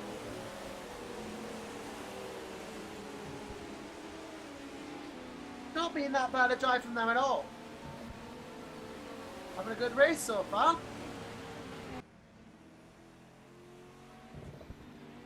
The Chancellor will be hoping to keep up the good work that has been done so far. Nice solid drive from Blackhawk. Steph Armiel and the RC Racing team quite a bit behind, but still doing well.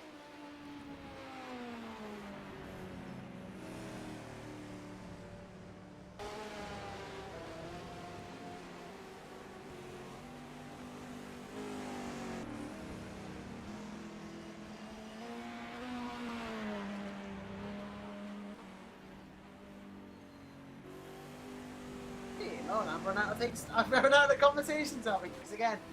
This keeps happening. I better. I'm just going through the several lists of any battles going on. There's one or two battles going on GT, but I don't know whether it's just position or it's to lap or lap themselves. Well, I think most battles will just be between lapped and non-lapped cars and the likes of that in the moment at this point. There's not really an actual lot of on-track action going on, unfortunately. Because it is that point in the race where it all just dies down, but it's during this point in the race where I have to find something to talk about. And usually I fail, because there's usually no one here but me, but luckily there's you here this time as well, Ben, so it's not too difficult for us.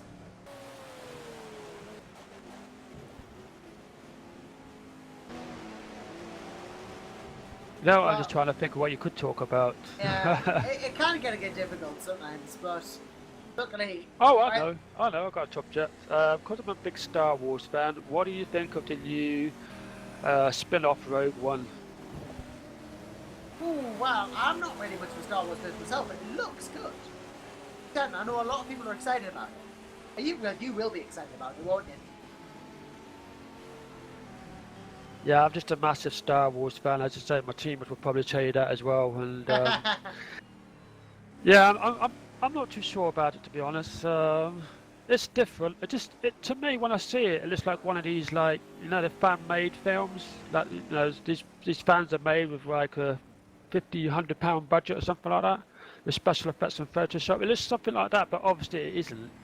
But you know, from what I see, from what I've seen of it so far, it does look good. That I'm going to go be seeing it on my birthday, so it's something to look forward to. Yeah, and yeah, there is something to look forward to. We're always going to have something to look forward to. Indeed. Always a good thing to have. I'm not looking forward to getting a year older, though. Well, nobody does. Nobody does. Well.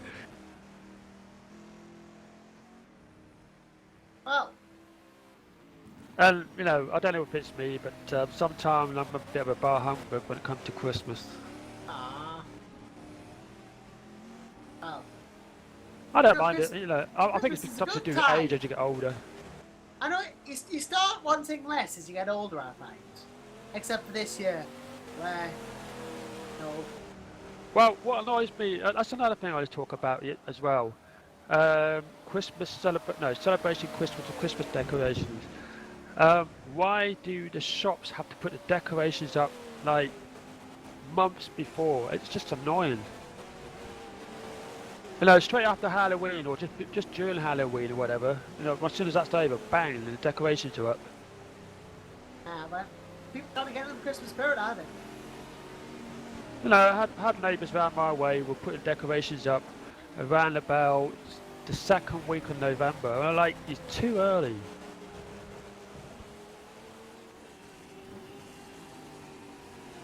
But yeah, no, I'll be honest. It is too early. I've just seen Joe Champer in the comments. Apparently, I was worried about him before. I just wondered why he was going so slowly, and it turned out to be the fuel run. Yeah, that was a bit of a. I wouldn't have thought if there was something technically wrong, but it's good. It was good to see that everything was all right. You know, as soon as New Year's Day's over, what will be in the shops? Easter eggs. That's how early it is. It's chocolate. I'm not going to complain. I'm not going to complain. It gives us an excuse to have chocolate. Yeah, better have a drink. But that's the thing now. You just get used to it. You know, when I was younger, and you know, it was just like, I mean, me myself, when I want to put decorations up, I'll be putting the decorations up probably in a couple of weeks. That's what I always do. It's just tradition, what my family do. We put them in about middle of December. But you know, I just see them come up in the shops early. Oh yeah, you know, you kind of expect it now. But it's a bit annoying that they're doing it so early. But yeah, what can you do? It's just try to make sales in it at the end of the day. Well, I guess. I mean, it's probably cheaper to get them sooner, you know. Yeah, exactly. Yeah, I mean, if it is cheaper to get it sooner, then why not capitalize? And if you can get it is only the long run, then you know, he's like, I'm gonna get my Easter eggs for less money than what it costs me normally. He says, breaking out into song. It doesn't make sense. I agree, but like, no, take advantage of what's there. It's just annoying. It's just trying to make sales and profit by putting the things up in the shops early. Well, yes, it works, doesn't it? Ultimately, whether you like it or not, it works. Yeah, I suppose it does. Oh. I'll tell you one thing I do like though, is Black Friday, but it's quite funny really this year. The shops were pretty quiet, whereas last year it was like riots. They made a big deal. I think it was because one of it was the first years. Went a bit quiet this year. But I think it's because everybody realised it was all cheaper online. And I mean, that's what I did. Yeah. That's where I got my new wheel. Well, I did get my wheel from there, but I got my headset and my flight sim joystick. Got that off Amazon in the Black Friday event. Yeah. And it worked out cheaper online. It is on the shops. So I thought, oh, okay, you know, I'll do that.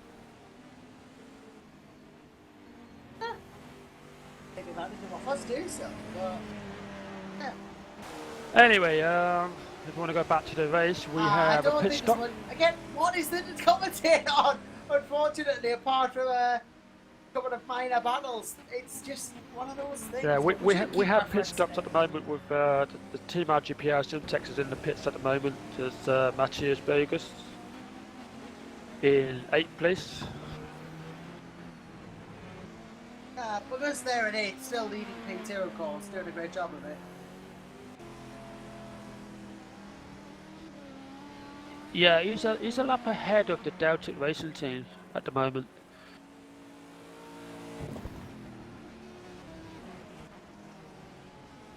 And the gap between Team RGPL and Delta is about 46 to 47 seconds.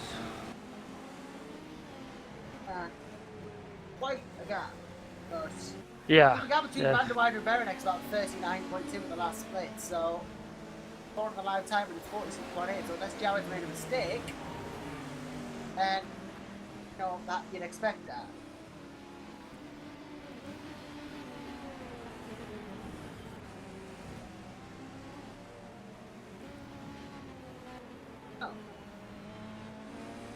Right, I'm just going to step away and get myself a drink and I'll be right back. You do that, Ben.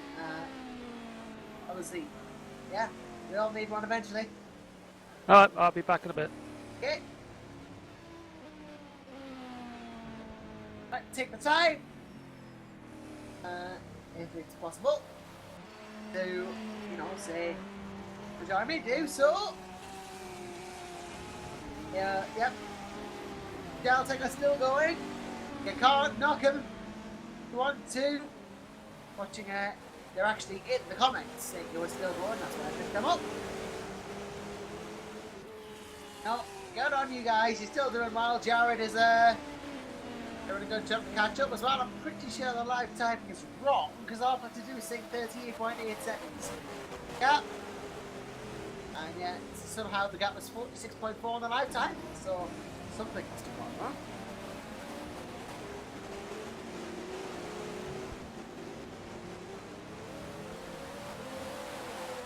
And the wider, though, still doing a good job of going around.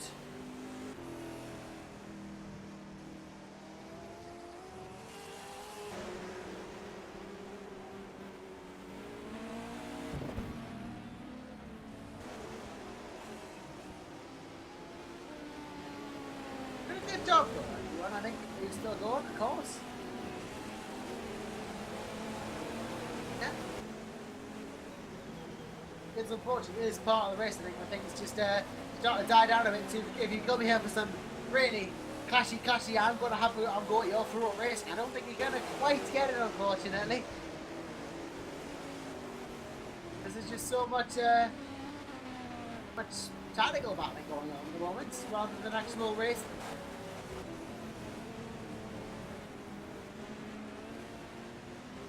Unfortunately, it just doesn't seem to be actually head-to-head racing at the moment, which is more like a tactical battle. But no, sometimes that's the sort of racing you get in endurance racing.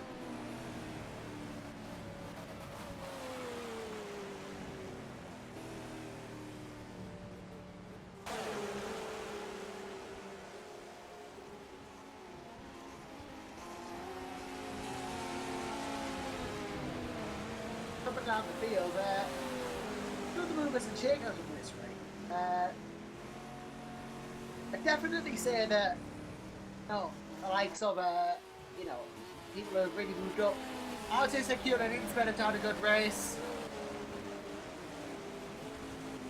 Further into the GT fields. Sports Motorsport, third in class, they've come up from 7th. And yeah, Ticello currently in that car. Quite a couple of drivers doing an alright job. Tony Craven doing a good recovery drive for Velocity Grand Prix as well.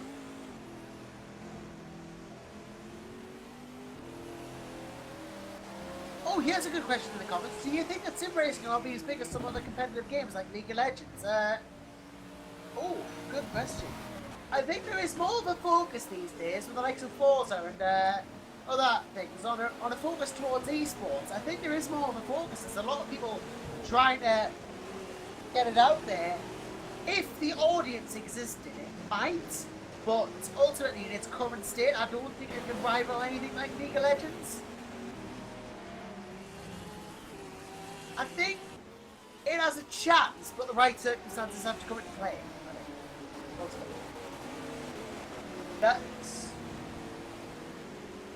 That's ultimately the way this is going to happen.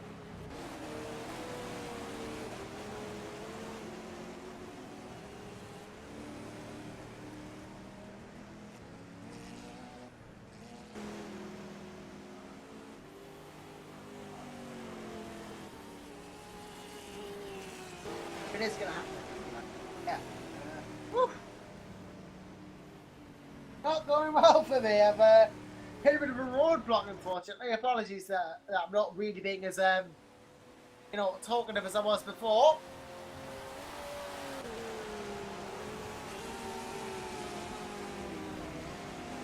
I don't think I've had enough to drink yet. Of course, I don't condone having alcohol while doing a broadcast, which is why mine's non-alcoholic.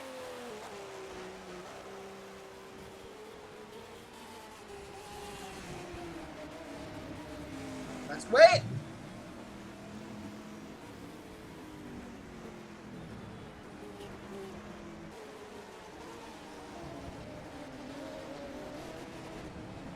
I think the closest thing to a battle that we have on the track at the moment is probably 2-second gap between Alexander Santos and Greg Hall. Sim HQ versus Blackbird. But again, we're at the point of the race where it's more like watch your own race and see if anyone else makes a mistake. What I really ought to do is go back to season 8 and see how I did it then. That's what I think I ought to do.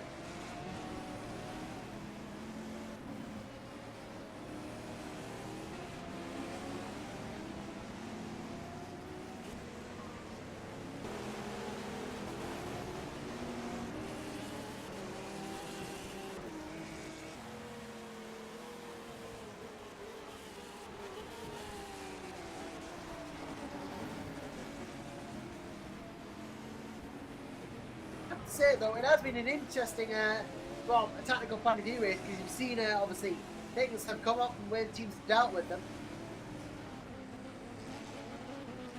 Has been interesting to see how they've dealt with them.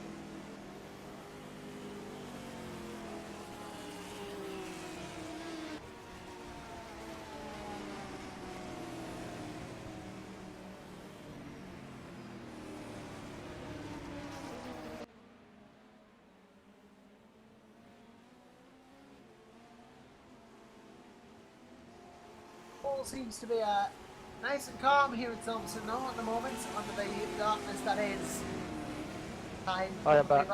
7 o'clock. Ben Russell joins us again. Yay! You alright? I think the lack of racing has just sent us to sleep, to be honest with you. But I'm managing. About. The thing, when there's nothing going on, it seems to affect me as well. I don't know how, but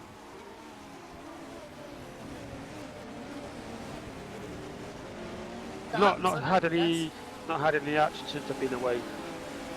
No, not a lot has happened, unfortunately. To my own dismay and unfortunateness. Okay, well, I'm just looking on the live time, and we've got Ivo and Rico and a Labila Racing team in the pits. Looks to be pulled by somebody. This. Oh, apparently there's a nice little battle between Hendrik Hoy and Peter Noe. This would be back in quite far down the order, but yeah, 22nd and 23rd. Noe is about a second ahead, so it's not a battle per se, but it's the closest thing we've got to one. So let's go to it. I said it a bit too enthusiastically. What's the thing though? Can you get too enthusiastic? Yes, you can. Of course you can. What a stupid question. But I try not to next time.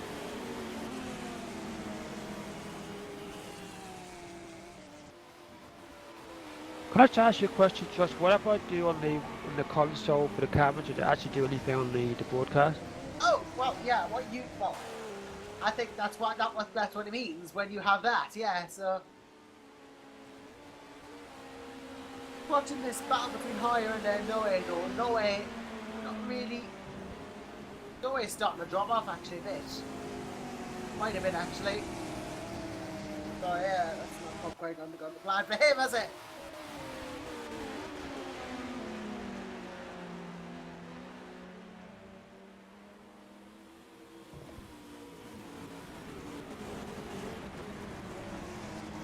Wow, Noe has dropped off a bit from Hoyer now. I think the gap is significantly larger. It was a second, now it's about 2. He's dropped a second somewhere in that undercover sim racing car. Somewhere along the line.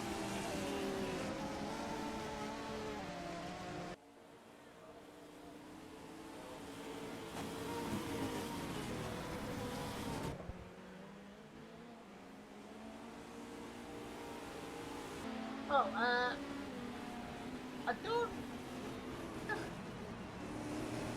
Obviously, it'll be at this point that some driver changes again might occur, but I don't really see any close battles apart from that. Oh well, hold everything. There is a battle or two on track at the moment.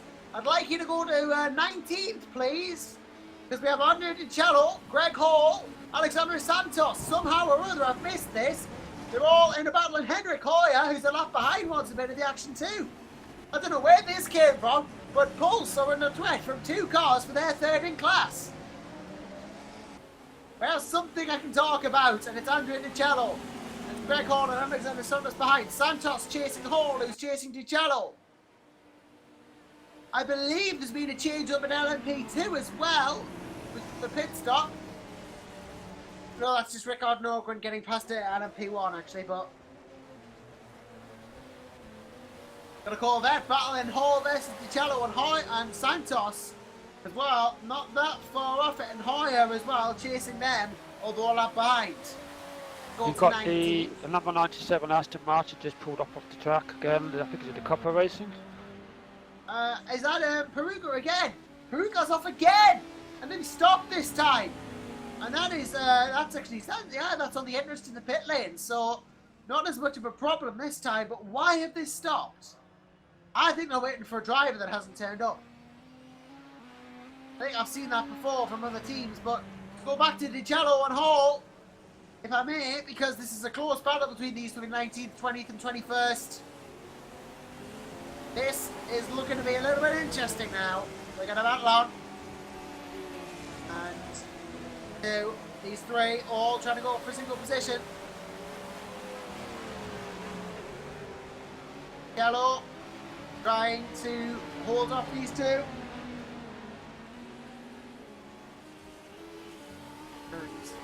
An attack from Greg Hall here. Hall tries to go down the inside.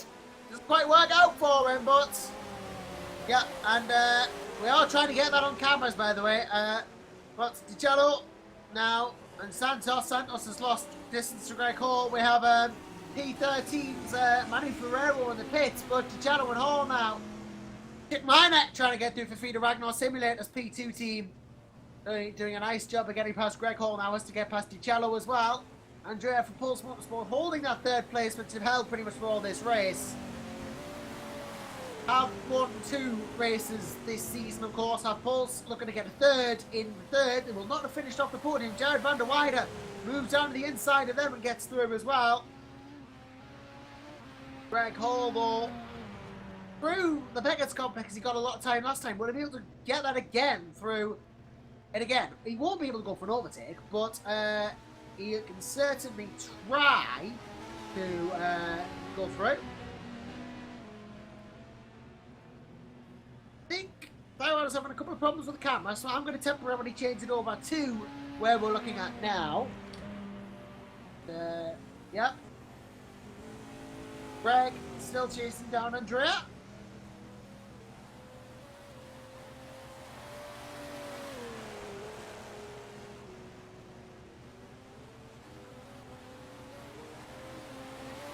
Oh, now I think I might have typed something in wrong because now I don't really know how it's working. Greg Hall though, then turn 1 and still close to DiCello here. Really trying to catch up now.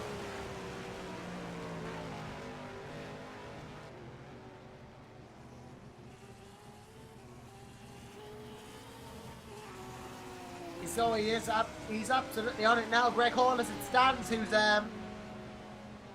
trying to get on the case here. Apologies for the lack of camera action on that. We are having a couple of problems with it.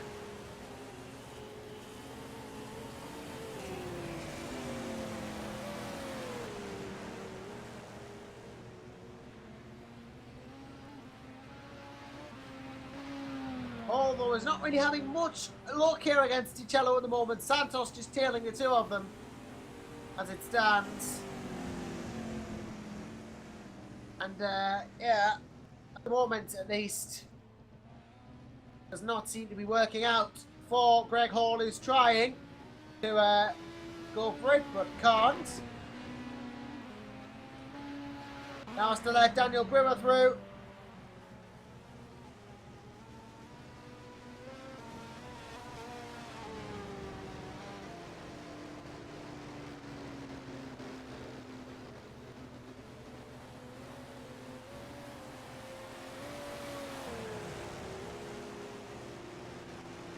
I think there are a couple of camera problems at the moment, unfortunately. We are trying to get them sorted and fixated on cars at the moment, but it isn't working out.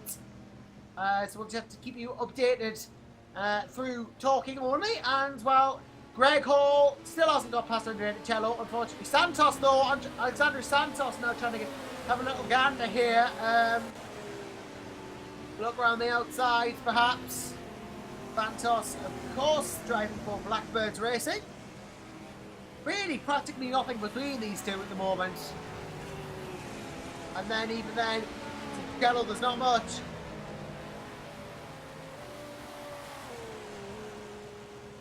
And now Santos, he's going to try and turn one here. Goes for down the inside. Contact between him and Hall. Greg Hall, I think, has the inside into the next couple of turns, and that has helped the Corvette to get back in front. Temporarily got the lead, but it hasn't really worked out. Because he's now being challenged by DiCello, who's now going to think about a look down into the 7th turn. Here, locks it up though. Still has the inside, although Greg Hall is there around the outside. If this goes badly for Santos, he's now through, then it could go well. And Greg Hall, Santos runs well wide. This could give Hall the opening he needs.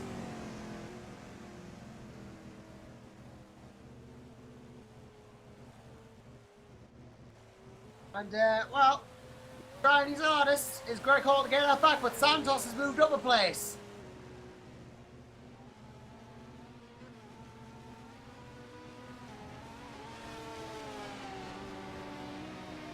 We've got the number 19 Tsunoda team in the pits with no front end.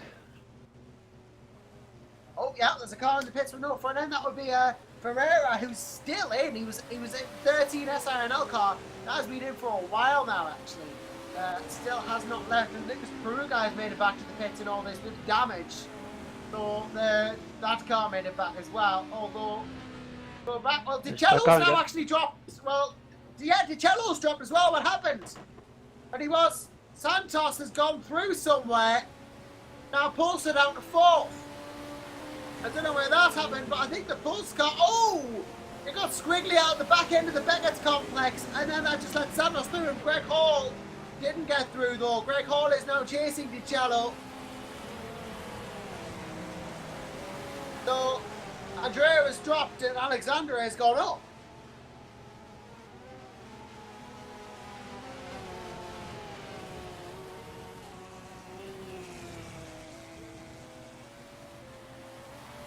Well, and now he's got beside us, Greg Hall, round this corner. Yeah, he's gone through there. Don't quite have a track mark to hand. We are aware of the camera. I think we're getting. So we're having a look at the cameras now. See if we can fix any problems.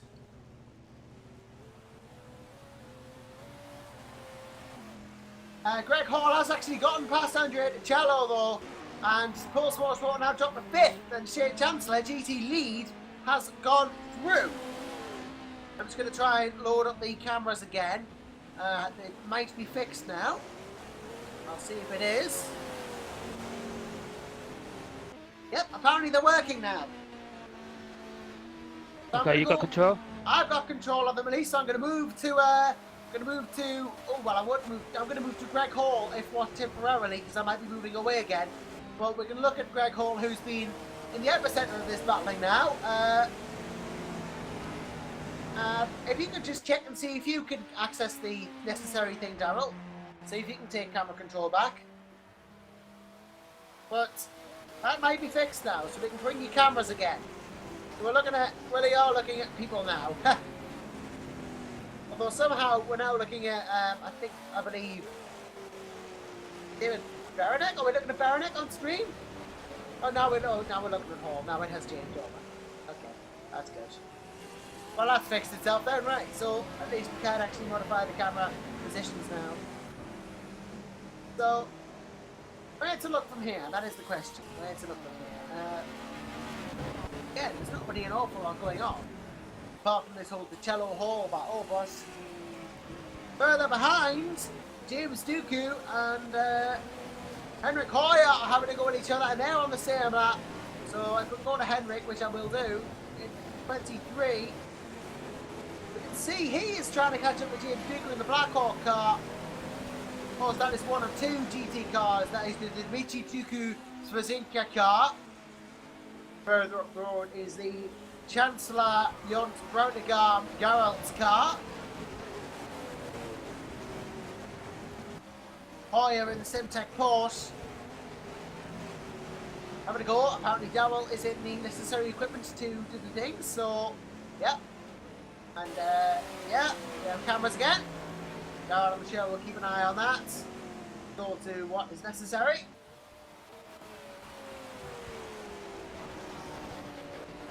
Hoyer and Duku have pulled away a bit, so if we can go back to DiCiello, who's closing in on Hall, please. He's just a position ahead of James Duku, actually, 21st. Be lovely if we could. Because Greg Hall being chased down by DiCiello. Andrea, having just lost the positions, is just going to want to run to get them back at the moment. Doing 240 kilometres an hour. Topping 250 down that back of the hangar straight in that Corvette. Henrik Hoyer, on the other hand, is actually doing more. He's doing 251. Surprisingly in that Porsche as well, as Alexander Santos has just come in. So he will surrender his lead over Greg Hall and Andrea DiCiello. So really important to keep an eye on those two, because this could get fiery. Hall and DiCiello both battling each other.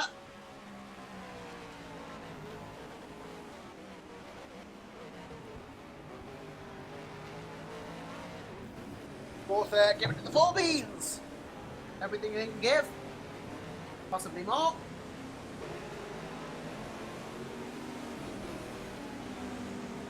I had a question actually regarding Greg Hall. Was he supposed to be driving for P2 or was he in He GT? seems to be in the same HQ car. I don't know, but he obviously won't be able to drive for P2 if he has driven for them.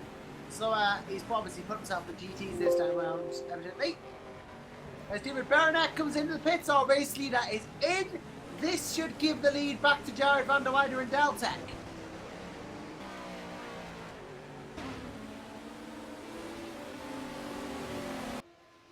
So that will do that. We also have Ricardo Salguinio in the pits as well. For having just, well, Salguinio just exiting the Blackbird's car. That is the driver swap that's occurred there. Greg Hall and Andrea DiCiello have actually split off a bit now, unfortunately, so that battle seems to come to an end.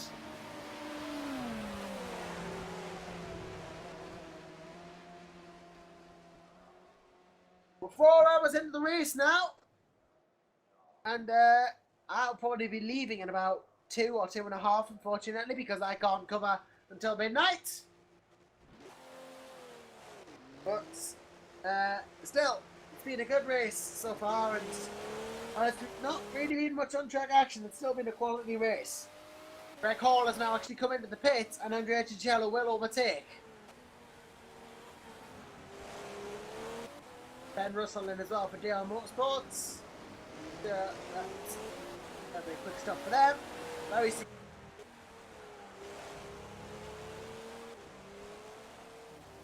if it's alright, I'm going to take a very short 5-minute break again. So I'll be back in a couple of minutes if you want to talk to, obviously, the audience. Please feel free to do so, Darryl. Yeah, I was just going to say before you went, we got a problem with the live stream again. Oh, no, we got it back. No, we got it back. Alright, okay, never mind. Oh, bit of a false alarm then. I'll be back in a couple of minutes.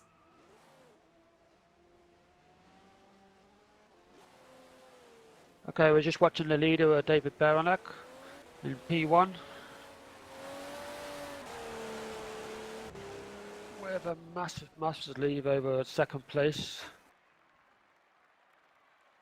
Oh, and he's spun. He's lost it.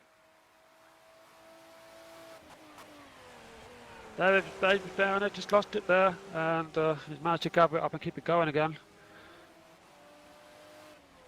But his lead was okay, it was safe, because as I say, he's got a comfortable lead at the moment. but that kind of mistake wouldn't have helped him.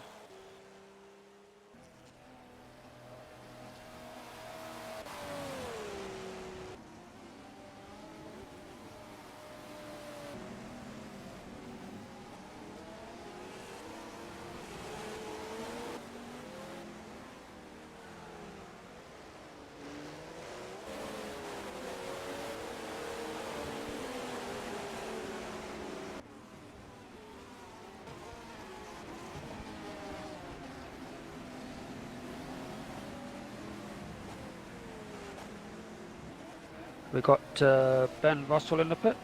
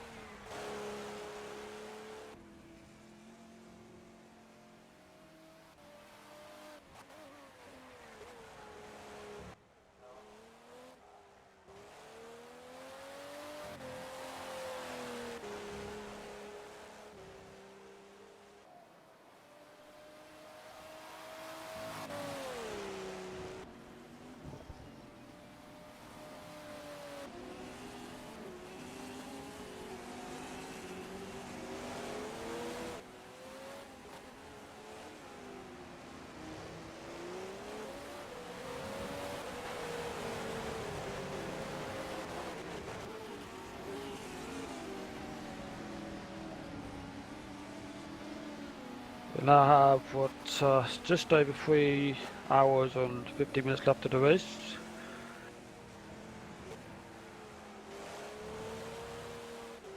And so the camera is still on the leader, David Baranuk.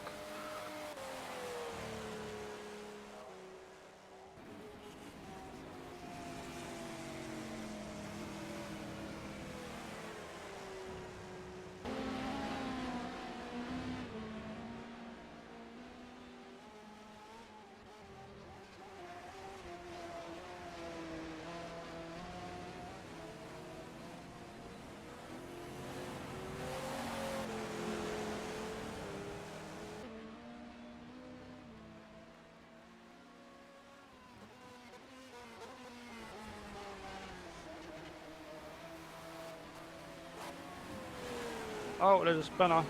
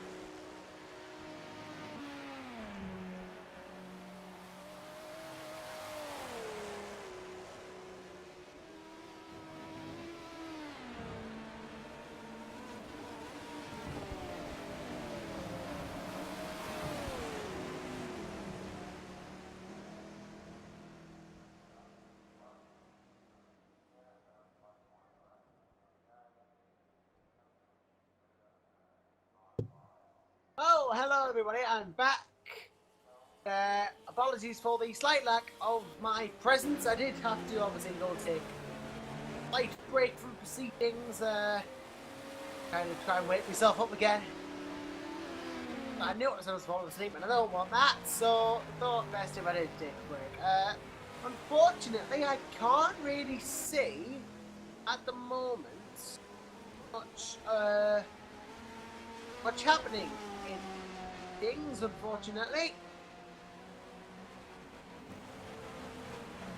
Not really much difference to when I left, although there's a decent battle going on between David Hart and Jimmy Hughes in 24th and 23rd overall for 8th and 7th in the bus.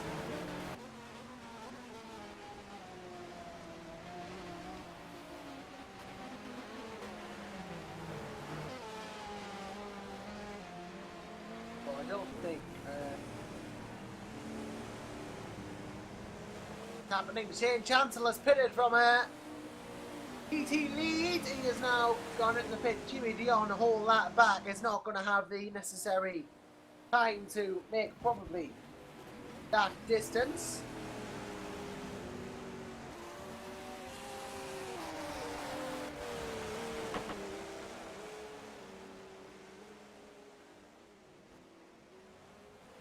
Again.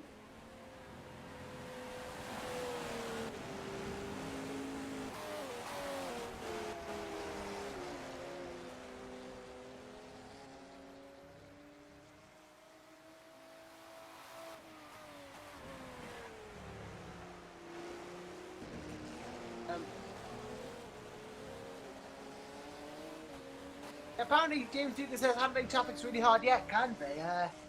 I know it's not the easiest thing in the world. Alex Brotigar in the car now. That Shane Chandler's just got an out of.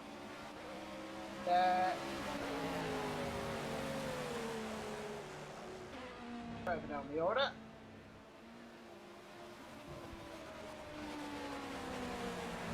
Yeah, he's just gotten out of that 82 car as well. So, first and fourth currently.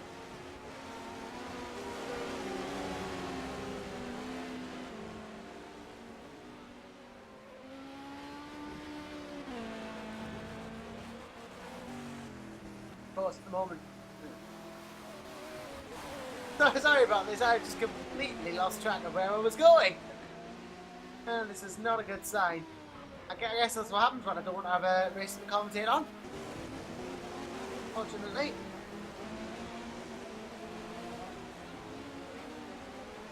Not quite gone the way I'd have imagined.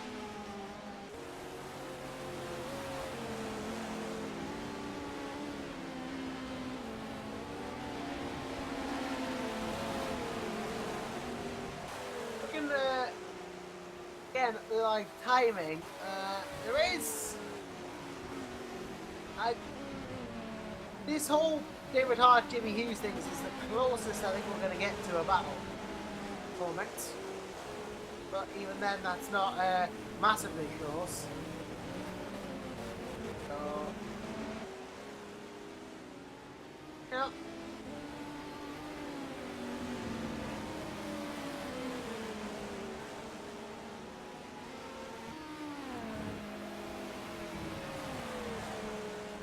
Hart just trying to chase down Hughes at the moment, I think, just trying to get some distance back on him. Seems to be losing time in that Porsche. Not having a fantastic time of things, but doing okay. He's doing okay.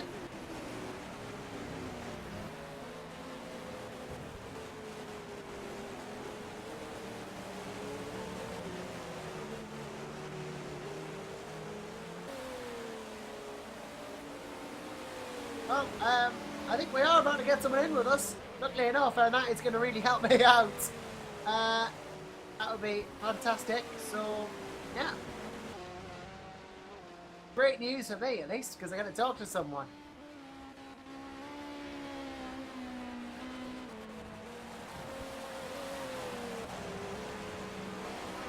So, yeah.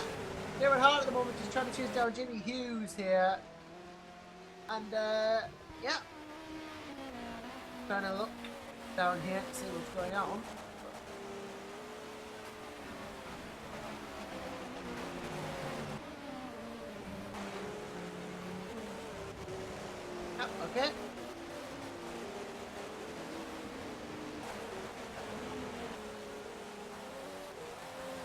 Right, so find them. We go then. I'm going to bring someone in because they've asked to be. So all the way up from the Black Hawk Racing Room, I'd like to welcome Shane Chancellor. Hey, how you going? I'm alright, thanks. If a little bit saturated, but then again, that's what 4 hours of commentary does to you. Me too. Just did a 2-hour stint and chucked Alex back in the car now, so yeah, we're doing alright. Doing alright at the moment, yeah. I mean, Alex Brody gone, leading affairs in LMGT at the moment for Black Hawk. We'll just see. I think we have auto cameras at the moment, but I would have gone to Alex. But yeah, leading LMGT and doing a good job at it. A whole lot ahead of Jimmy Dion in the RC racing car behind. And as well as that, you've got Matthew Dimitri as well in the 82 in 6th overall. So in GT, sorry, 6th in GT. So strong out from Black Hawk. Yeah, we're pretty confident coming into this one. We did a lot of testing and practice, so far so good. It's paying off, and yeah, we've had a pretty clean run so far. Yeah, it's been a pretty solid run for you on the Vertigon car. That is the number 81, of course. Yes, Martin just leading affairs at the moment.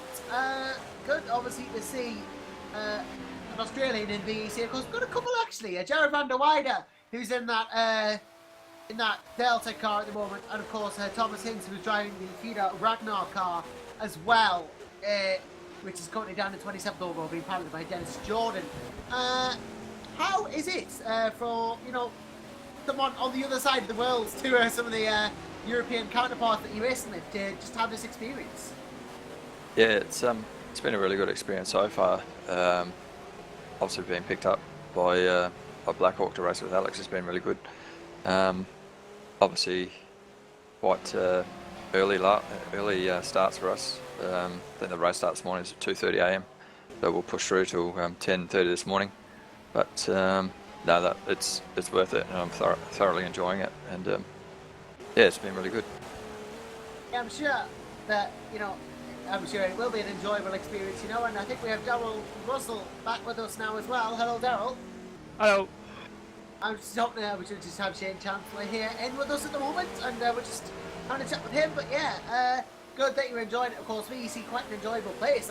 From my experience, a lot of people enjoy it, and it's the experience of an endurance race, isn't it? Really, you can't really match it anything else.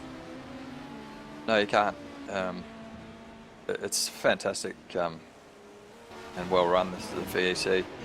It's obviously my first season with doing it, and only sort of recently in the last sort of 6 months started doing the endurance racing. But I love the fact that you can be down in the dumps and a lap down, and suddenly things will happen, and you'll be fighting back up there for the lead. So that's why I thoroughly enjoy it. You just never can count yourself out till you cross the line. Yeah, it's just, you can never really call it an endurance race until the end. That's what I've always said. And in the likes of a 24-hour race as well, they're even more unpredictable, I guess. In the 24-hour race, people in different time zones like yourself can really come as a godsend for people who are like maybe single continent teams. Otherwise, people sit up, like you say, 2 or 3 o'clock in the morning to do races. So people like you who might be able to jump in at like 7 o'clock at night to do it relatively early still can be a godsend. Yeah, absolutely, and that's one of the bonuses. With the guys, with Alex, they're about nine hours behind, so that's really going to help when we do the big ones. And yeah, you can have a bit of a snooze, and I'll get in the car and we'll go from there. But yeah, that's does have its advantages.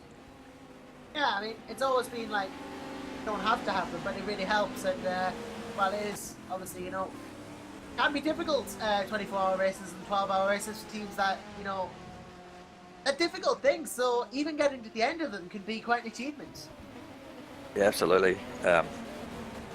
One of the first races I did Enduros was a 12-hour at Spa, and we ended up third, but I was just so happy to finish it. Finishing a 12-hour race pretty unscathed is a pretty good feeling.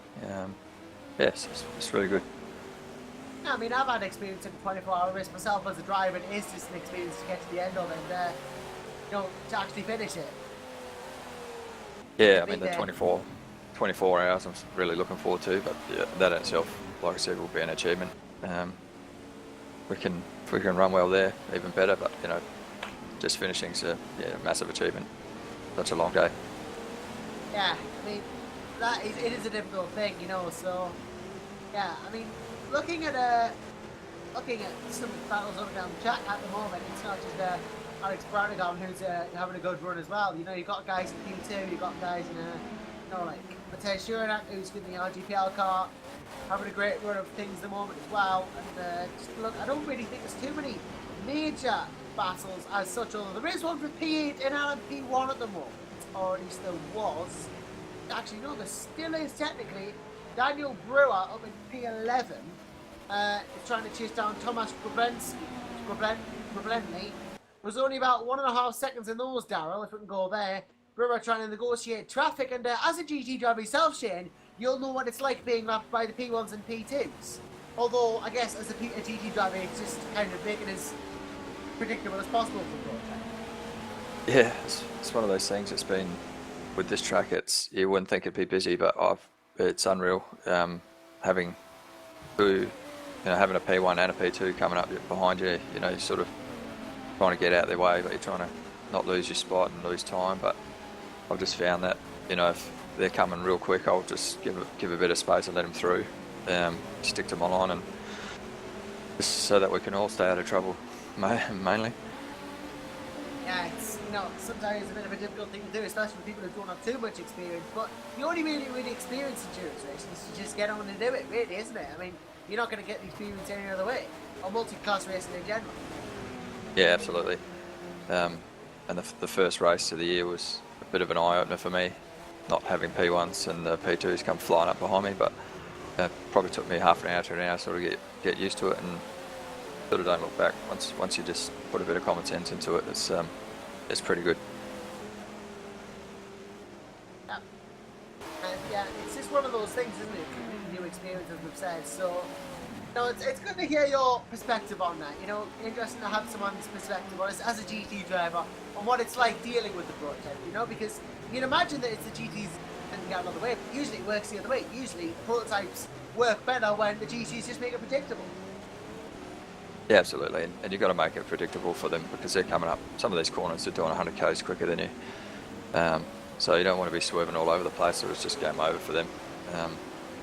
But tonight's been really good. It's been a couple of close calls, but yeah. Brewer has just gotten past Groblenny there. Flashed his lights at him. Actually, I don't know whether he was annoyed at him or what, or whether he thought he was a lapped car, but seemed to have obliged there, and Thomas has gone out of the way. Or he's not fought it too hard. Brewer is through in 10th, therefore. So move up for Daniel Brewer and the Origin Front team, who have not had a fantastic race, but are still doing a fairly good job. And well, speaking of examples, I think GT's making it easy. He just goes through past Alex Branigan there, making it nice and easy for Brewer. Not really, you know, he's staying on the racing line, and Brewer just goes around. Well done on that one. And doesn't seem to be too much happening on track, so. For you as a driver, Shane, when there's not much going on, how do you keep going? Like, I know that obviously they've got the motivation for the rest of the team to keep going, but what keeps you going as a driver when nothing's really happening around you? I kind of like it because I know that I can just take one corner at a time, just find my braking markers, you know, hit the corners where I need to. I like having a bit of space. It's, you know, I feel more comfortable, to be honest. Not having everyone flying around up behind you, but I feel a bit more in the zone, if you'd say, when I'm by myself, and I can just hit my corners and I can get a bit more consistent lap times. You see, I'm the opposite. You see, when I'm in a race, if there's nothing happening around us, I find it very difficult to concentrate. Yeah. I find it quite difficult. I need to be constantly battling someone to keep engaged in a race. I don't know. It works different for everyone, but it is good occasionally, I guess, to see someone come flying past, but just one corner at a time, and then you get the lap down and you just keep going, and I know I sort of just zone into it, and suddenly an hour or 2 hours is up, and then you hand over the car. Yeah, it is a bit of a experience, isn't it? In fact, I think we might actually get another guest in as well to join, so all of a sudden we have literally Awesome. all of the guests. I'm trying to find them. Yep, I have done. And I'd like very much to welcome into the broadcast booth the fellow Aussie, Thomas Hinds. Hey. Oh, hey, Shane. Good to see Hey, Aussie Thomas, power mate. in the booth. It is. See, all of a That sudden, was, there's more Australians than there is English people. Ah, it's all part of our Yeah, strategy, Josh. We've we're been playing taking this over. whole time. Yeah, well, I wouldn't half mind. You're all interesting people, so great to have you with us, Tom, as well. Obviously, Adonis, FSP GT driver yourself. Dennis Jordan down in 27th at the moment, though, so not having the best of races. And Yeah, and it I think was he's all- crabbing a bit, actually, on the steering, but not much. Oh, okay. Great. So hopefully you didn't have another issue that'd be Oh, annoying. no, that's just me. It might, It might be. I think we took a slight. I'm pretty sure the broadcast caught it when I was trying to pass a Corvette. That I was way faster than, so I was just trying to get past him, get some clean air, and we had a little touch, and there's supposedly a little bit of rear damage. The thing's saying, but I couldn't feel it, so maybe it's that. But anyway, Dennis has done. I feel so bad because Dennis did such an amazing job. You know, he qualified so well, put us in P2. It was just fantastic job. And then I came in, went out, and just within, I think it was in the first, it was really within about probably 15 minutes. It was pretty early on. I think I was still kind of getting my mind in the stint, you know, and just sort of getting in the groove. And then there was, I think it was, might have been the Atlantic P1, I think it was, that was struggling around with damage. And it was just one of those things, I think I assumed he was, because it was near the pits, I think I assumed he was going to go into the pits, and he didn't. And it was one of those things. But very annoying, because I think it was about 456-second repair job. Second in class. So it was really, I'm not very happy at all with myself. But anyway, it's such the way of things, such endurance racing. So came in, got the repairs. That's why I dropped down the field. But got back out, and pace seemed to be really good. Dennis was telling me, he stayed in and was giving me some info on the live timing and stuff. He was saying that apparently I was lapping quicker than the leaders, apparently, which surprised me because I didn't feel like I was going that fast. But anyway, so that was good. So we had the good pace. So I just kept pushing on, got back a few spots at instance, and just generally, getting up the field. And so we're sitting, I think we're probably something like, I'm going to assume like 8th or 9th or something in class. So still a long way to go though. We should have good pace. Dennis has got just as good pace as I've got. I reckon we're pretty well matched like that. So I think we've got the pace to get some more spots. So see how we go. But if we can just keep clean, keep the pace going, we might all get some more spots towards the end. Always the hope that you will, of course, and just got to keep battling, I think, at the moment with other cars. Eduardo Beninca quite a ways ahead of you, the next car, in terms of on-track position, but not implausible that he could catch him. Well, I think he's he came out in fresh rubber and he was matching me, but I was on at the end of my stint, so that was probably why. But with fresh tyres, hopefully Dennis can sort of start to reel him in a bit. I think the next couple ahead of him, I was passing. I think Jimmy Hughes there, a couple of positions ahead of us. That Ferrari, I passed him on track at one point. And it did feel good to pass Pulse guys a bit earlier on. I think in the second stint, even though it wasn't position or whatever, still felt good. But it was a bit of a shame. But again, we're still going, and we'll just keep plugging away. And seeing, you never know what's going to happen, especially in the night. All the crazy things happen in the night. So.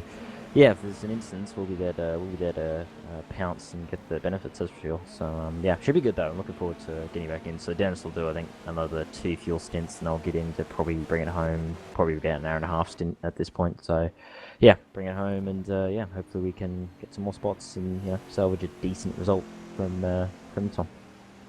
Yeah, and of course, there's about 20 minutes until the 5-hour mark, and there's 3 hours to go. So, still quite a while left in this race then.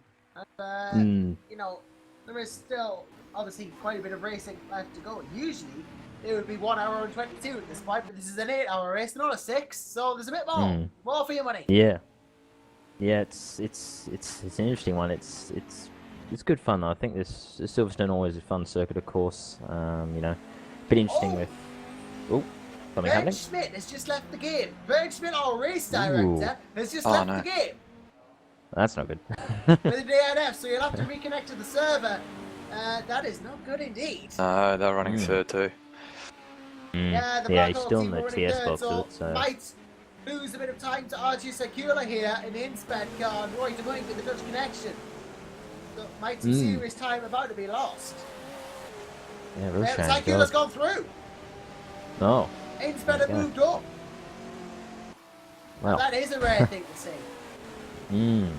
Yeah, funny things happen in the night, as I said. They're just funny things in the night, I tell you. All sorts of funny shenanigans all happen. sorts of shenanigans get on. And speaking of shenanigans, I'm sure that sooner or later, down under will be having the big summer Christmas celebrations going on. I imagine it probably will be like 50 degrees in the middle of December down there. So, what are you guys Yeah. planning for Christmas then?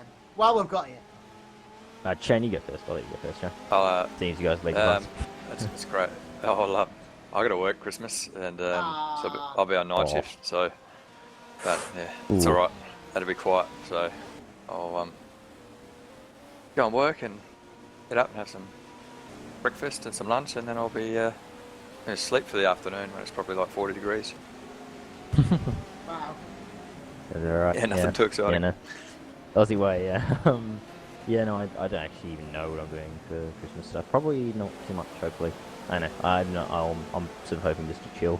I don't get too much into the Christmas spirits too much. But that's just me. But I will be though, because birthday's coming up on the 9th of December, and I will. It's kind of awkward. There's a series over at Race Department that's starting, the mini series, and that starts on the 9th, which for me would be the next day morning. So I'm gonna need to have like an early night on my birthday. So we're just like, oh, so I would love to tell the guys, like, I got a thing tomorrow morning, right, just do enough, I'll go to bed. So it's a bit awkward, but commitment for sim racing, I swear, I do way too much, but it's weekend racing, and, as you might probably know, Josh, from, just with the other leagues, I'm probably just going to be committing to weekend racing in the future, so, so any sort of weekend racing I can get, I'm kind of taken by the scruff of the neck, so... So birthday be damned, basically. So not much planned for Christmas at this point that I know of, but who knows? I mean, I was talking before about how I only want a couple of real things, and I'm quite happy equipment-wise with what I've got. I was looking to get a new seat though, because the one I'm sitting on's broken, which is never a good thing. It's actually the bottom of it is That's actually, not good. It's been collapsed for about a few months now. Sadly, not going to get a replacement. I'm probably thinking GT Omega at this point. I mean, I wanted an old seat, but they are very expensive. See, I just love a general one of those kind of chairs, just at all. I've literally got mine's like an old office chair from I don't even know when. It's not even one of those ones. It's so just one of those comfortable gaming ones of any description would be nice for me. So yeah, it's interesting to drive as well, because the desk I've got here at home, it's not very good for sim racing, I've got to say, because the pedals are pretty much level with the wheel, so my feet are like cramped to hell when I drive. It's really awkward. Oh, no. Yeah, it's a not best setup, Shane. I'd show you, it'd be like, ooh. Yeah, like, Do you want to hear what I'm using for a racing seat? well, sorry, what was that, Tom? No, you want to hear what I'm using for a racing seat, which is it's a sofa. Oh, God. A single-seater sofa. At least it'd be comfortable, though. Yeah, that's true. Yeah, My fault, it's so comfortable, but when you've been doing like, I don't know, I've been practicing for about 2 or 3 hours stints. After you've done that, you get up and your back is killing you because you're so, you're not sat in a proper position. It's just like, kind of like slouching in the armchair. Yeah, no, that's literally what it'd be like. It's the same for me with my one, is that it's not made for that in mind, like this kind of thing. So, like, even just then, after there was only 2 hours of stint, which, I've done, like, at Istanbul, and I think at Indy, we did 3-hour stints, me and Dennis, so it was even longer, but I was back at Indy then, the chair there wasn't as bad, and the setup was generally a little bit more comfortable, because the desk was better pretty much. But yeah, here with the pedals and with the thing, I sort of stopped in the back, just went, ooh, just gave me a big, like, thank you. I was like, oh, God. So, yeah, it's interesting. There's, but, so I got to say, there's one of my teammates was actually driving over to Sim HQ. And, it's Greg Hall, he's actually used to use the dining chair. Oh. Oh, Jesus. So we gave him the nickname Iron Butt, because you'd be able to do 2 to 3 hour stints on a dining chair. That's No. But Come you on. want to hear what my old sim racing setup was when I first started. Like, this was back when I was playing Gran Turismo and all that. I actually had a giant old CRT television about 10 to 12 feet away from us, and I was sitting on my bed.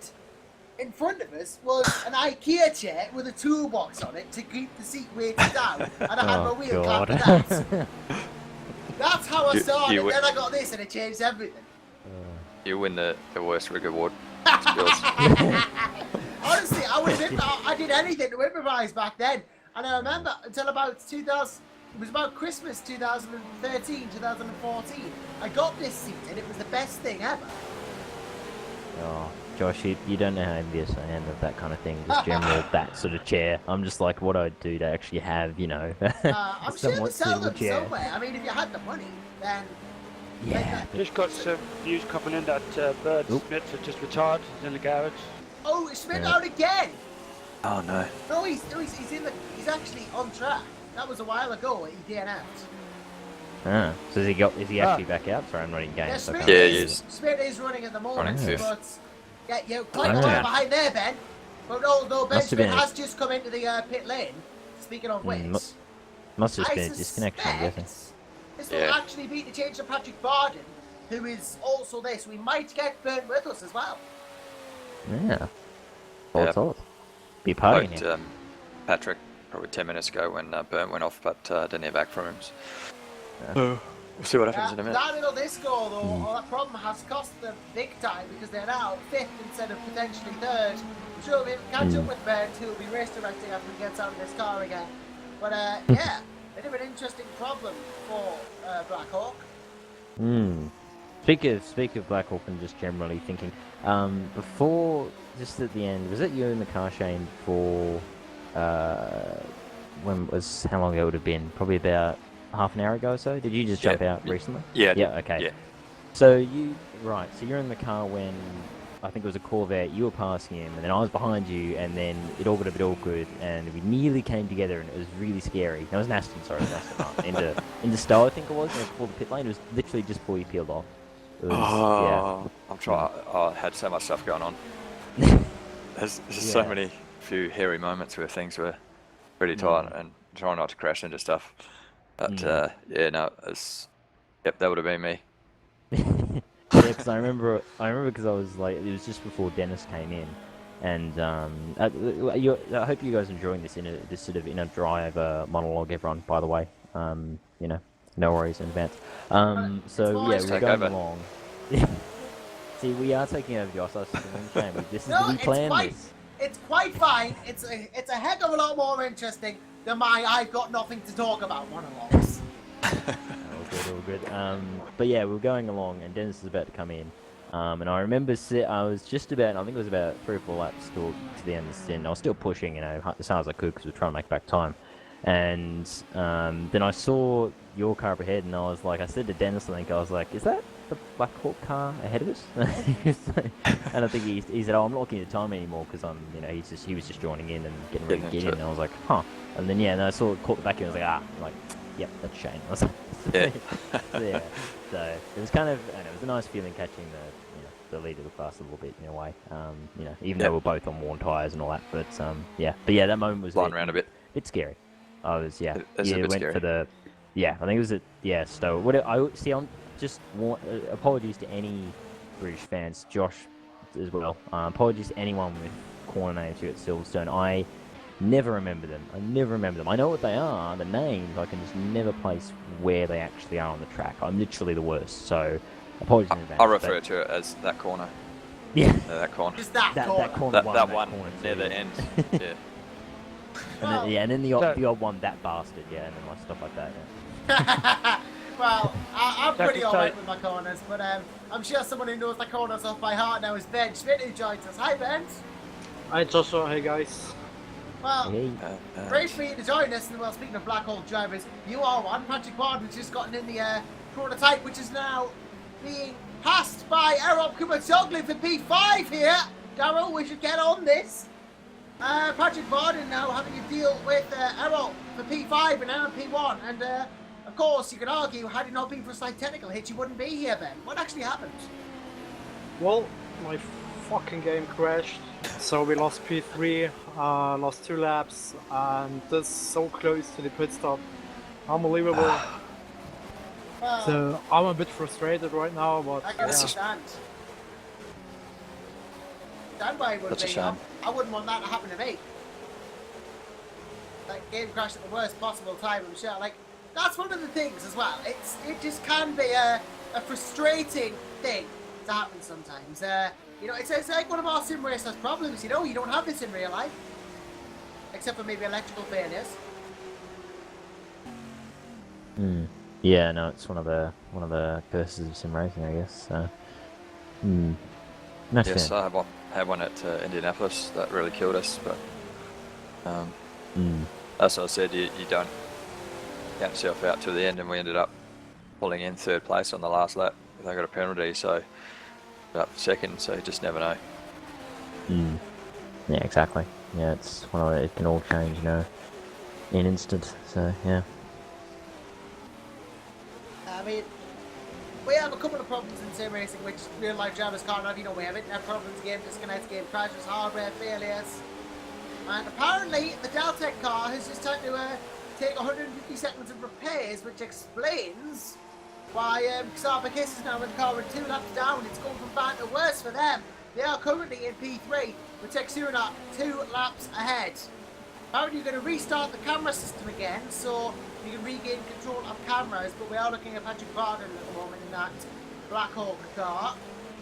And Russell is just coming out of the pits now, I believe. But yeah, Sunak now is a 2-lap gap over everybody.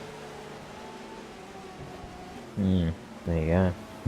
Bit of a dominant performance from him at the moment. And yeah, Xavier kissing the Delta car will be chasing down Artur Sakura. Then the likes of Barden and Kumatsoglu. Although Patrick is not that far from Errol, really. So realistically, Ben, a comeback could be on the cards here. If Patrick can just keep the pace up. Yeah, of course. Comeback is quite possible. But yeah, let's see. I guess when no one in front of us will have any problems, then it isn't possible for us. Because we are too much laps down now. But let's see, we have over 3 hours left. Maybe we have an opportunity to fight back to the podium. But yeah, I can't tell you now how it happens or not, so... Yeah, I mean, I think there's a chance, personally. I think Patrick's probably got it. At least the chance to catch Errol, you know. We'll see how it goes. At the moment, we have a couple of all on the same lap, which is not battling each other on track, all on different portions of the track. Well, obviously we chased 2 laps ahead, and then Errol and Patrick on far behind each other. John Nelson has just gotten the DR Motorsports car and has left the pits. That's the driver change there. Daniel Brewer is just coming around to a bunch of traffic, currently P9 overall, P8 in LMP1. Sanderson on in the RGPL Civic joint in the rounding out, well, beginning the start of LMP2. LMP2 has been an interesting one all race because we've had battles and then we've not had battles and then we have had battles and then we've not again. But we have had some interesting points in LMP2's races. For them, obviously running the road race, I don't know whether anyone here has any particular experience driving LMP2s, but a bit of a different beast to the LMP1s in that they're not quite as quick. Arguably, they've got it the toughest because not only have they got to let the faster P1s through, they've got to overtake the slower GTs. Yeah, they're interesting car drive. Good fun. I personally, these UID ones are really good. They feel real nice to drive, so good fun. But yeah, they're not the easiest in that respect because you're kind of watching your mirrors, then you got to look ahead, and it's all a bit weird. Especially braking distances as well, because I think they a lot of the time they actually outbrake the P1s, which can get a little bit awkward. So something to keep in mind when you're in P2, which can be forgotten by others sometimes. But yeah, it's a good fun car drive though, certainly in this mod. Yeah, definitely quite fun to drive indeed, and well, not from personal experience, but I've heard a lot of people like them. Yeah, I mean, obviously, you almost have to drive them like an open wheel car prototypes, don't you? Because of the way that they handle. Yeah, a little bit, I guess. Yeah, because they're a little bit. I haven't got a heap of experience with them, but I've got a little bit, obviously, driving in team with you, Josh, and be honest. So, yeah. Yeah, well, you say it me, but I'm pretty much only there as a reserve driver, let's be fair. Although about BLMS, I think the decision was made not to change the engine race as prototypes, which I found surprising, but I think it was a public vote, so fair enough. Yeah, well, yeah, it's public vote, I guess, fair enough. And yeah, as I said, for me anyway, it makes sense to keep the consistency over the season. That's just my view anyway. But it's just my sort of take on that. But yeah, no, it'd be good. It'd be good fun to drive. I think they get enough love. There's only like how many of them here? 5 or 6. I'm gonna say six. Yeah. So there's only 6 of them here. And they're smallest class of the field, which just it doesn't represent how fun they are. I don't think, because they're actually a lot of fun to drive. I think I enjoy them. I'd almost say more than the P1s, to be honest. They're just a good mix. They're not just the insane speeds the P1s can get to, but they're still really good fun to toss around the corners, and they just feel really nice for force feedback. So I don't know, a bit of a hidden gem, I think, in the UID pack. Yeah, I mean, they are even quite nice cars. A lot of people have enjoyed them. I don't know whether anyone else has any particular thoughts on how the PG's handled or not, but Yeah, I've had a bit of a go at them. I think they're not too bad. I've also had a go at the P1s, and I find them a lot more harder to drive, or just different. Sure, with a bit of practice, and learning how to do all the setups and everything, and they wouldn't be so bad. Yeah, they can be a bit of a handful if you haven't got much experience in them. yeah, as I say, almost like an open wheel at the handle because of the downforce that they have, and the grip and in some cases the sheer power. I mean, I know the Porsche 919 just got released for Prosecco Corsa as well. I had a quick test run in that, and the amount of explosive power you can get with deploying the energy system is just amazing. I mean, you almost pretty much have 1,000 horsepower on demand. Yeah, no, that's pretty insane. That I think I saw. It was actually Jimmy Broadband. Yeah. He when he did his little video of the hybrid 919, just kind of showed how you can use the overtake button to your advantage. So he'd like get a slide out of a corner and then just press the overtake and just straighten it out. It's almost like just straighten it out straight away and just power out of the corner. So yeah, it's a bit of a weird one though. I've had a little bit of a go of it, not too much, but I've had a little bit of a go of the hybrid, and it's just it's a weird feeling having that overtake button and being able to play with delivery and all that. It's a bit new and a bit different, but it's cool that they actually implemented that into Assetto Corsa. That's really cool. They actually implemented hybrid. Wow, English hybrid system into the the game and the car properly, which is really cool. So yeah, similar to what they did with the the 2015 Ferrari Formula 1 car. They also obviously got the ERS and all that implemented in that, so you could actually use it. It would sort of store it and build it properly, which is really cool. So yeah, a lot of good cars in those packs actually. And pack 2 is the highlight I think so far, but some really good cars, got to say, really good cars. The 962 obviously takes all the fame, but the one that I find the craziest is the 917-30. That thing is just completely and utterly bonkers. That is just bonkers. On full blast, it has like 1,500 horsepower. Yeah, and it weighs I think 800 and something kilos, so it's got a power to weight ratio of nearly 2 to 1. Yeah, it is literally the most. I think it's apparently the most powerful sports car that was ever produced so far. It was that crazy, and apparently it's been. When it was used in Can-Am, and apparently it dominated the season it was in. Obviously, with that much power, why wouldn't it? And apparently, a lot of people reckon that it's been sort of known as the Can-Am killer because it was just that good that it actually killed Can-Am. So yeah, classic Porsche. They can't just win; they've got to completely beat the crap out of everybody. Based on, did you say 890 kilograms? Yep, or 872 or something like that. Well, it's 1.7 to 1, and that is quite the power to weight ratio. It's crazy. And to keep in mind, this is in the 70s as well. Mental. Almost. I mean, let's say a hybrid car these days puts out 1,000 horsepower, and you divide that by about I don't know how much is a Le Mans prototype. Anyone want to take a guess? Next question. I have no idea. Well, let's go. Let's go 900. I'll just make it up. 900. Well, minimum weight is 870. So that gives it 1.14. So that Porsche has absolutely smashed even today's prototypes in Mm, terms of power to yeah. weight. No, that's pretty Of course, much. the handling back then wasn't as good as today because you don't have all the wings and all that, the modern wings. Mm. Put a 1500 No, horsepower it's- in a car today, it'll probably smash lap records. It's yeah, I had a bit of a crack at it around obviously classic Silverstone because where else would you try a classic car, except for classic track?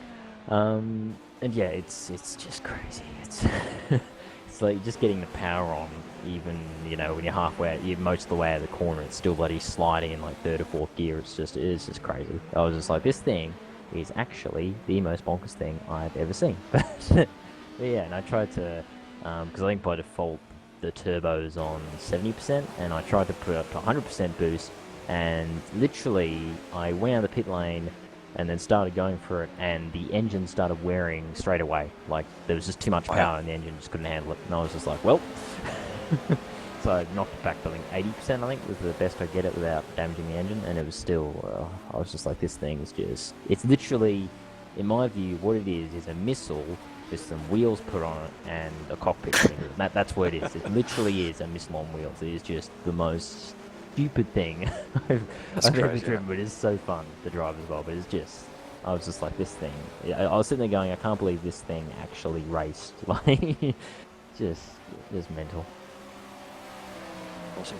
I'm going to leave you guys. I've got to go and get myself sorted. I'll be back in the car. I'll probably in about an hour, but I need to have something to eat, keep myself awake. But I'll Yeah, like that. Well, You should go do it the has same, been Kane. great having you with us, Shane, and a pleasure Yeah, no as worries. always to obviously talk to drivers in the series. And great to have you with us, and hopefully, if we don't see you later in the broadcast, we'll see you next time. yeah, awesome. Thanks Good very luck much, for guys. the- And, Yeah, good luck for the rest of the race, Shane. Hopefully you guys Yeah, can hold thanks, on mate. fastly. so do Yeah, I. all right, See you guys. Yeah, I might sorry to leave you a bit hanging, Josh, but I might actually do the same, head out and just okay. get a bit refreshed because I have to get back in the car as well in about an hour, pretty much the same as he does. Yeah, these Yeah, Aussies leaving at the same time. What do you know? we come in at the same time. We take over and then we just bugger off and leave it in shatters. Take off right well. now. Yeah, I'll probably try and, depending on how things go, I might try and pop in after the race, so you can give you some company, give you some thoughts and stuff again, Josh. I So. might not be there at the end of the race myself, but it's been a pleasure having you anyway, Tom, and good luck Yeah, with your right. stint as well. Yeah, thank you, Josh, and good luck for the rest of the broadcast and all that stuff. So yeah, I hope you guys will enjoy the rest of it. 'Cause I'm sure you will. Josh put up on a great show as always. So No, I hate to yeah, please. it's true, Josh. It really is. It's I mean, hell, it wouldn't be a broadcast with commentary if it weren't for you, Josh. So amazing efforts as always. I'm just going to say it here, because I feel like it needs to be said anyway, and seeing as I'm going. So yeah, hope you guys enjoy the rest of the broadcast though, and hopefully you won't see me crashing into something, fingers crossed, on the broadcast when I pop back in the car. So hopefully look all professional. So that's a cue for you guys. Make sure when you look at me, I'm looking all professional. Okay, so if I do anything really stupid, just take the cameras off me. I'm not really only joking, but anyway, yeah, but have a good time, guys, and yeah, I'll probably see you guys next time, if not after the cup. Alright, well, good luck in your stint, Tom. Thanks, Josh.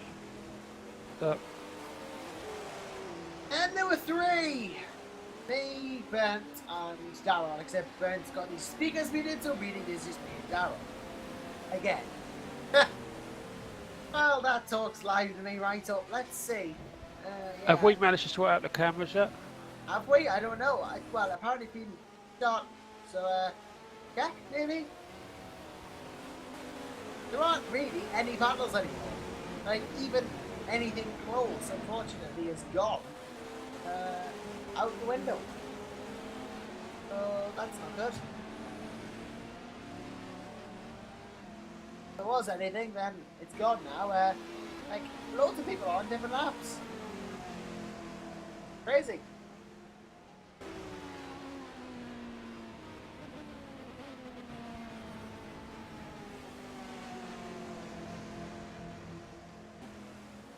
Although, Yes, can you hear me? oh yes, I can. Hello, man. Okay. I Little wondered why I had technical your speakers problem. muted. There was a little technical problem. Don't know No, what it's happened. okay. It's alright. Fine. Well, great to have you back with her, of course. I'm just commenting on the fact that most people are at within each other now, so there's really no battles. Fortunately, which is unfortunate.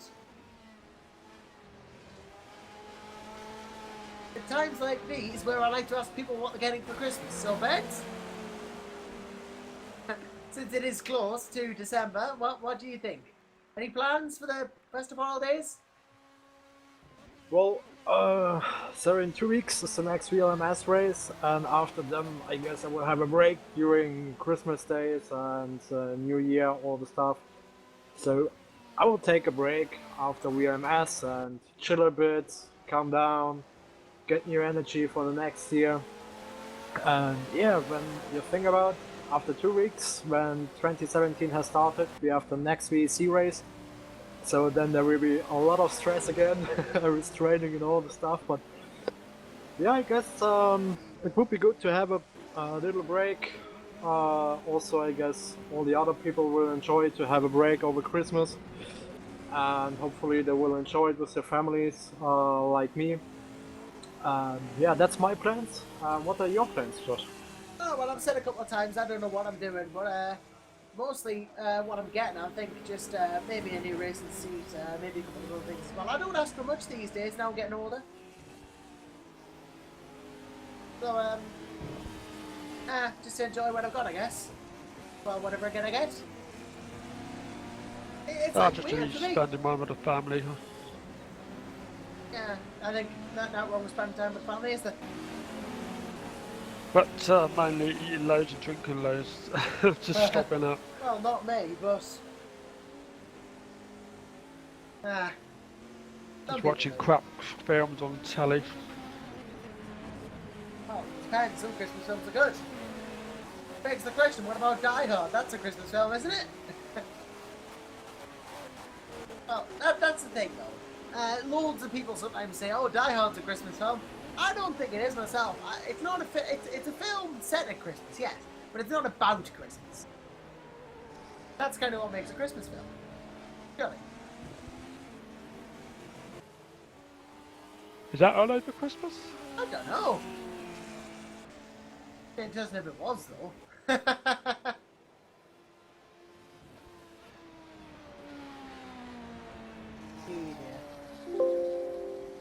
Just trying to find something. I always watch the Grand Tour over Christmas. I suppose you could. If you haven't already watched all the episodes, you could catch up.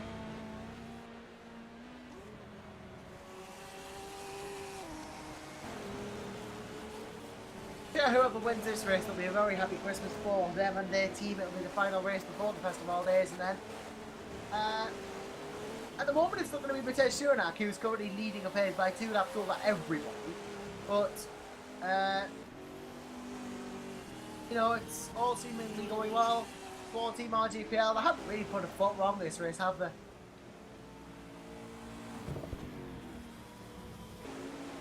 Get out there in the round.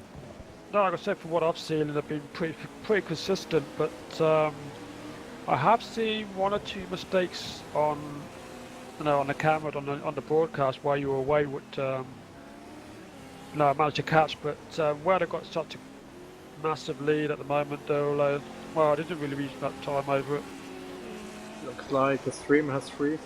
Yep, I've just pointed that out to the necessary people to see. Frozen, apologies for this. We are working on a fix again.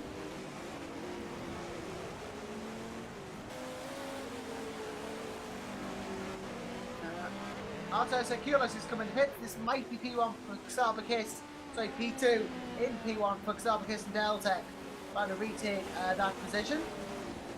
He does go through. Xarba has done a good job so far, actually, of recovering. No, I'm watching I'm in the server. I'm also watching it on YouTube. Yeah, well, we know. We're aware of the issue. We're trying to sort it out. Don't worry about that. Oh, I think we're back. Alright, I think we are back. Not on the stream, at least. So, here we go.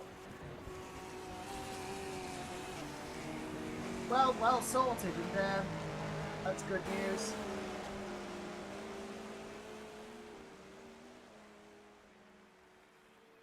So, again, the thing is, at this point of the race, most people have lapped each other, and everyone's X amount of time away from each other. But there is a sort of no, that's not even really a battle, is it? Because they're different classes. See, this is what I mean. It gets so disappointing when there's nothing on. Like, oh, what an anticlimax. We've got 2 hours and 15 minutes to go, yeah. And it looks like Alessandro Catricala has no fuel. He walks out without dear. fuel. Where's this? Yes, Engine is off. that's the Pulse Motorsport team as well, championship leaders in GT. If they've run out, this is going to be catastrophic for them. Yep, out because of fuel. That is it. Pulse Motorsport out. And they are GT championship leaders as well. Not even going to score points. What a turn of events. Wow. Oh, wow. I certainly didn't expect that. That is them. Out. Well, Pulse Motorsports will not be keeping their race streak going. And, race win streak. If Blackhawks number 81 can now take the win, which is the Broughtingham car, if they now win this, or even so much as 12 points, they will probably take the lead of the race. Sorry, the championship. They've got the lead of the race, they'll probably take the lead of the championship. And I think our Seat Racing team will probably usurp them as well. That would be, what, this is a full 25 points if they finish the race where they are. Yeah, I mean, Blackhawk and our Seat are going to usurp them because they're running out of fuel. It is so easy to... Apparently they had no pit spot. Now that is strange. That may be why they run out of fuel. Maybe they were trying to do maybe they just come in and didn't have a pit stop. So if they didn't have a pit spot when they came in, then how can they refuel?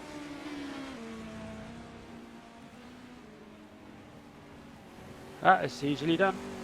Well, that is absolutely catastrophic for them. I mean, I'm just going to cycle back and see what actually happened. I mean,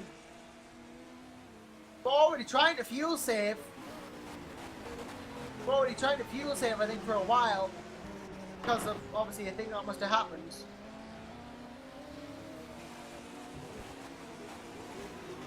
And to slow it down quite a bit and, let's say, I've managed to get into cams if you want to find... Oh, you've got it? No, it's right. I'm just cycling back. And, cycling back just to see what actually occurred.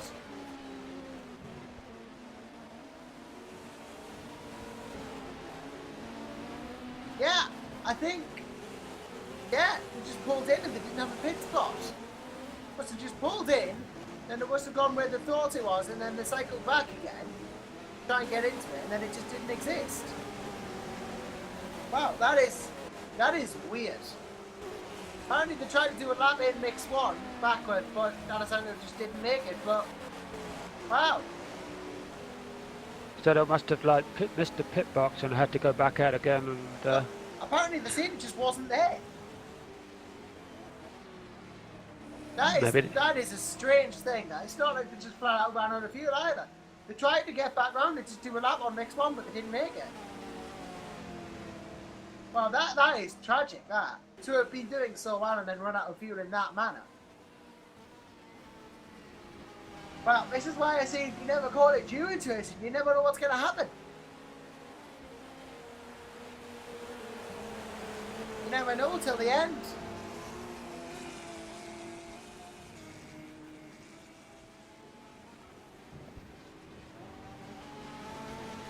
Wow. Well, this is probably going to cost them the lead of the team's championship as well. They did a brilliant job as well. Did Pulse. They were doing third. Apparently, Deltec had the same problem as well. It's not just Pulse Motorsports. Multiple teams having this problem. Yes. Well, certainly something that needs looking into, I'd say, before next race.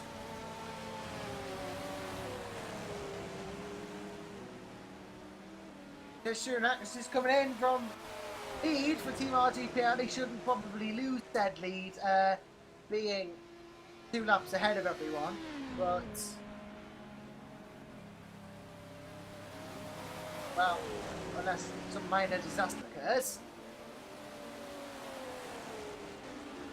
which doesn't appear to have done.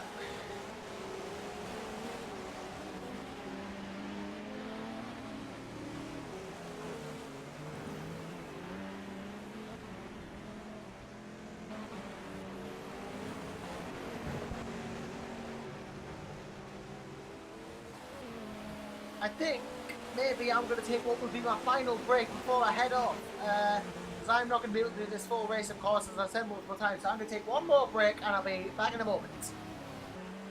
Alright.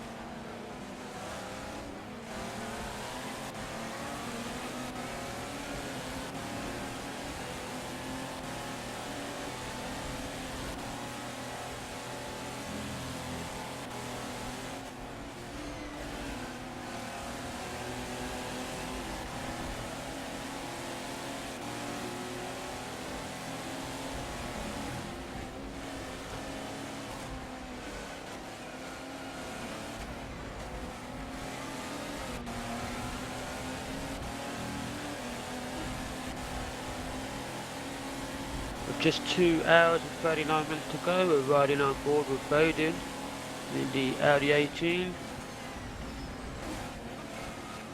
which is the Black Hawk Racing number 6.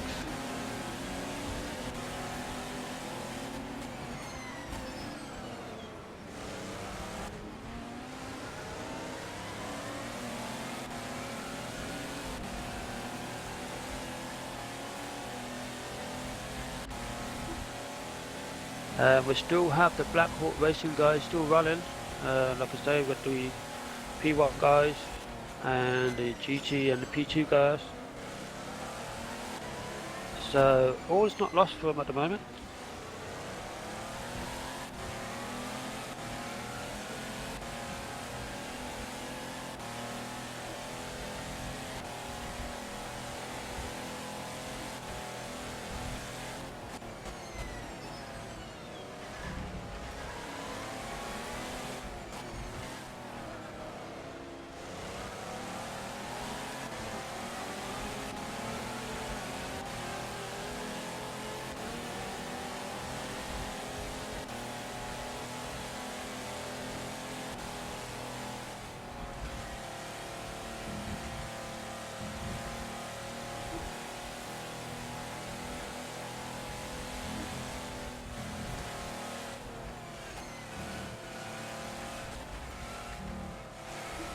And the top 5 in LMP1 class is being led by Team GPL of Shiranak.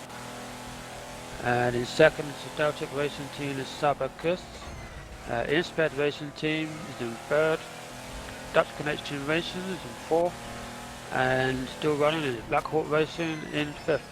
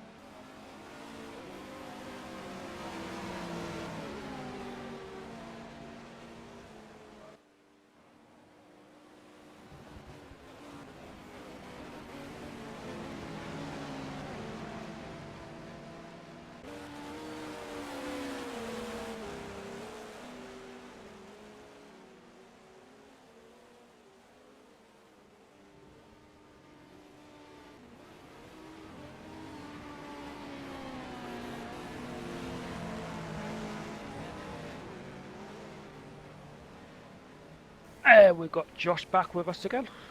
Yep, we do! Great to be back. I think this is probably going to be my last stint, actually. Unfortunately, I've just seen in the comments the 58 has blown the engine and is out of the race. That would be Raymond Magnus, who was driving the Exclusive Racing Series car. I don't know how long ago that was or when he was covered it. But, yeah. That's unfortunate. That's yeah. Couple of cars have blown their engines this race, actually. No, I just mentioned earlier that the Black Hawk Racing guys are still running in all Yeah, three they are. classes. So what whatever problems they had earlier on, they seem to have solved it, and yeah, they're still running. Yep, Black Hawk guys doing quite well.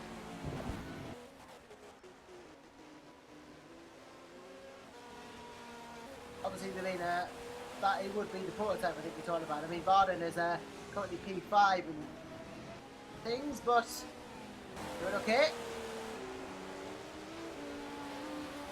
Patrick Varden, of course, the Black Hawk driver at the moment.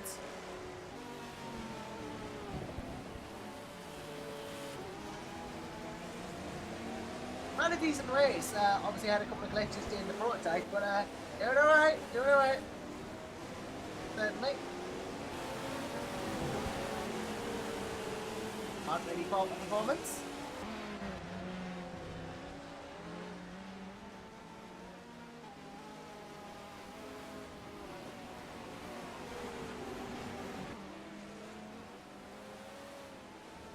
Look at it, it's not. Good. Right, I'm in pits ahead of them in the Frederick Connection Racing in the Porsche. Be a slight opportunity. Well, I could say I've got some good news. I seem to have control of the cameras. Good, good. Finally. Yeah. It just seems to be a bit slow on my end, but yeah, they are Alright, working. alright. As long as they're switching. As long as they're switching, that's all I can ask. Moment, Well, like I said, as you can see, we're just watching Baden and the Black Hawk Racing P1. Yep. Pardon at the moment is just going around, minding his own business. Yeah, they're getting a bit more spread out now. As I say, we've got about 2 hours and just over 30 minutes left. Yeah. So I think everyone just will be taking it easy now to get to the end of the race. Yes, sometimes that's just what you want to do. At the end, ultimately, but yeah. It's just, I just remember a quote one of my drivers has said that Nick Newcomb says, "It's not where you start, it's where you finish. That matters." Yeah. Not really necessarily where or how you start, it's all about the end. And ultimately, I think the end is coming up, obviously, for, you know, this race, but still, it has been a good one. No, I gotta say, what do you think of this race so far? I mean, it wasn't as eventful as Istanbul and Indy. Istanbul was very eventful, but, well, been interesting, certainly. I'm just wondering whether it's because now all the drivers are just like from the last two races they've calmed down a little bit. I think interesting in a more tactical way, though, to be honest. I must be honest, like, who's gone when and who's done what when. You know? Interesting in that sense, rather than tons of on track until the start was pretty hectic. Yeah, I just wondering also whether it's because everybody's aware of what they all do, you know, where to pass, where not to pass, where they're going to accelerate and so on, where they're going to brake. I think it's given them like the last two races of Japan must have been like a learning curve to find out how everybody reacts. And I think now about this race onwards, everyone should be more or less, I think, okay how to predict what everyone's doing. Well, I'm sure everyone comes to the race prepared, of course, but no, when they actually go out and do a race, it's just a completely different experience, isn't it? Yeah, I mean, you know, I'm yet to experience it. I mean, I have done it all before in the past, you know, just sim racing and endurance racing, but where I'm having to, you know, I'm coming back in as a new driver in VEC. I'm going to have to do the license test, like the SRC Academy races. So it's going to be a learning curve for me, but I'm hoping I should be able to pass it with flying colours and get me to where I should be, which is hopefully in the P2 class with DR Motorsport. Yeah, coming back can be a bit difficult. Obviously, you know, it's maybe a bit difficult sometimes, you know, coming back. But, you know, obviously, you know, we have the academy thing now, and it's obviously there to help new drivers incorporate themselves. The likes of that. And I think it's a great addition to the SRT myself. I think it allows the new talent to come in and have an environment where they can improve themselves, and even existing people who have raced before, I want to have another go, you know? Yeah, exactly. I mean, you know, where I've been out of it for about 2 or 3 years, and I don't know, I've been testing, and yeah, I'm a bit shocked, I'm a bit slow, but I'm hoping that my teammates are going to help me because it's setups again. It's just another thing. I used to be able to do setups really well in R-Factor 1, but with this one it's just a little bit different. And you know, first time out in the Renault Megans at Estoril, and I'm a bit shocked about. I'm about 4 seconds off the pace, but it's early days yet. I mean, that's what teammates are for, ultimately, to help you out, eh? That's why we Yeah. have teams. Yeah, I mean, it's good. I mean, you know, with our new driver, Newcomb was just coming to the team with the P2, and yeah, we've just got an awesome setup. We all work together, and the car, as far as I know, I managed to have a chat with them, see how they're getting on. But the car was spot on. It just was handling like it's on rails. So we was able to gain more speed and more handling out of it. But from what I've seen on the Facebook comments so far of our P2 team, we've not had a lot of luck. We've been caught up with and other people's incidents as such. Well, I guess you can't have it all your own way, but it seems to be going alright at the moment, I guess. Certainly an alright race. Obviously not everything goes your way at once, but that's what endurance racing is about, making the most of what you've got. Ultimately. No. Make the most of what you have available to you, you know? All sometimes that you can't do. Yeah, I mean, you know, our team have been trying to recruit more drivers, and you know, if any of you guys listen out there want to join up and race for the team, then you're more than welcome to. But you're going to have to do what I'm doing, is the basic academy racing, get your license, prove yourself that you're good enough to do endurance racing, and who knows. Well, yeah, sky's the limit, I guess, but, yeah, you know, do join in, you know? Never know, until you try. If you're interested in trying, then go ahead. Could be really good. Nice experience, you know? Just coming up to the, sorry? No, I was just say, you know, what everybody's got to remember out there is that this league is now one of the official R-Factor 2 leagues. So Yeah, it's so right up there. we've got support from Studio 397. Always got that. Going forward.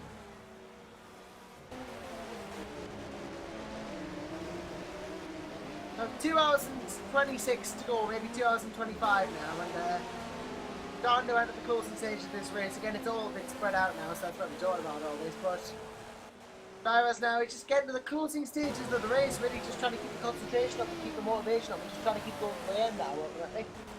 That's what it's going to be about. This is pretty much overtime coming up, because, well, 26 minutes until the 2 hour mark, which is usually when the race would end, but not tonight. We've got John Nelson in the pits at the moment in P7. P7 Nelson just he's just pulled over, I think, that or has he now? Because there was no one behind him, so maybe just trying to get the tyres up. I don't know.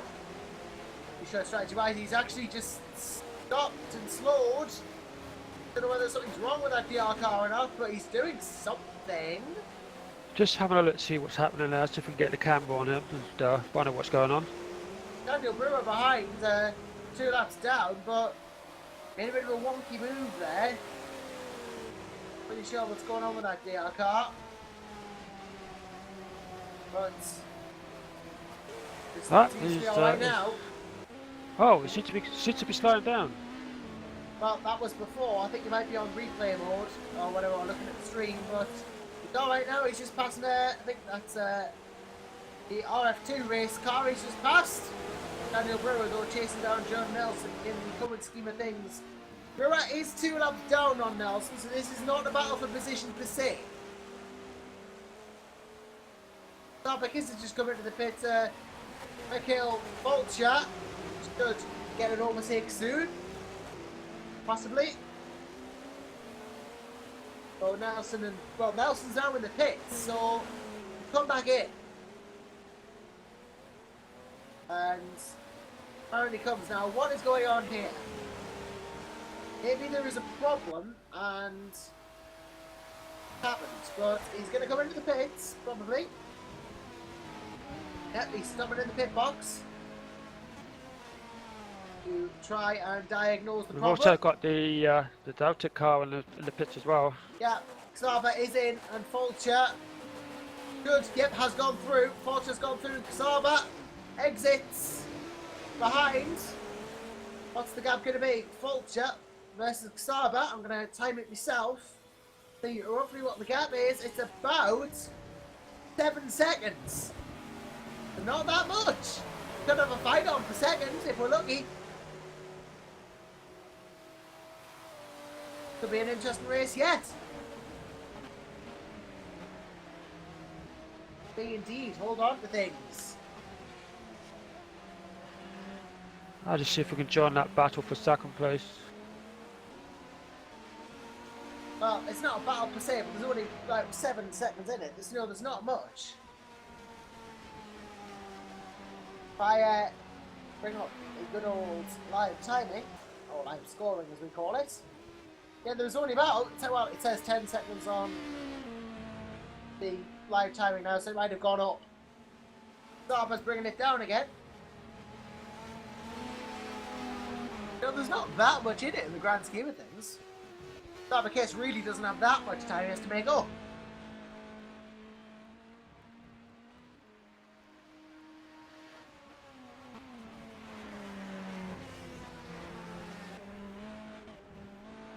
Well, it's not much, but the question is, can he do it though? That's the thing. Vulture round the final couple of corners. Like I said, the gap seems to be yo-yoing and just hovering over the 7 second mark. Yeah. It doesn't seem to be much in it at all. Kusama gets a bit sideways out of the final corner. And well, it is about the 7 second mark, so definitely worth watching this battle. Definitely worth keeping an eye on. Well, timing says 8.7, but I'm counting about 7.5. So I don't know whether it's slightly behind or what, but definitely. Well, I can see in a live time that the gap's just gone up to 9 seconds. Yeah. There is a slight discrepancy between what I'm counting and what it's saying then, but I'm going to go off the live timing. I'm going to assume I'm wrong. Maybe that my counting is too slow.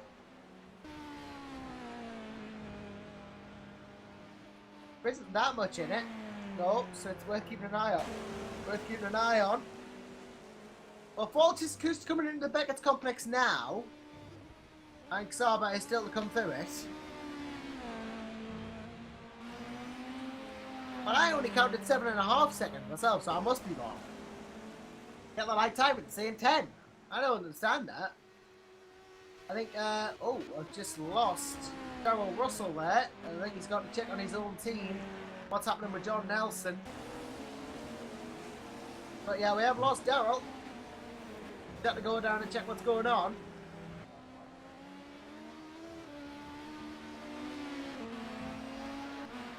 If there is anything. Saba and McKelville still chasing each other down for seconds.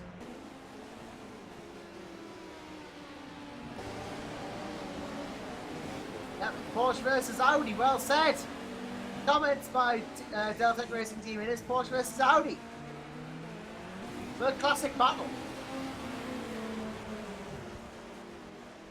They'll each have their strengths.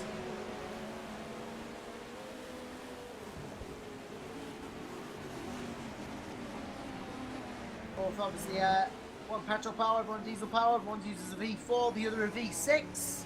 Both hybrid cars, of course. have their advantages and disadvantages against each other.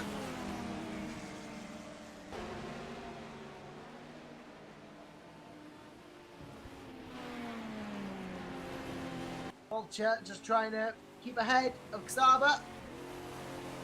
I imagine there'll be a couple more pit stops after this race for Ball. Both really want to try and go as well as they can now.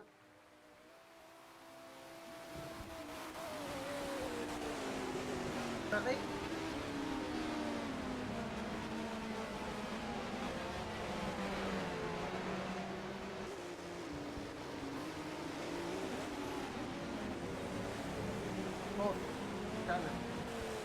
So as much competition as we can, ultimately, as John Nelson's in the pits again.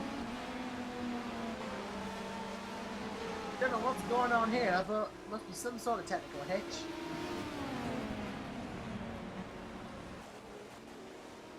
Costing them a bit now, unfortunately.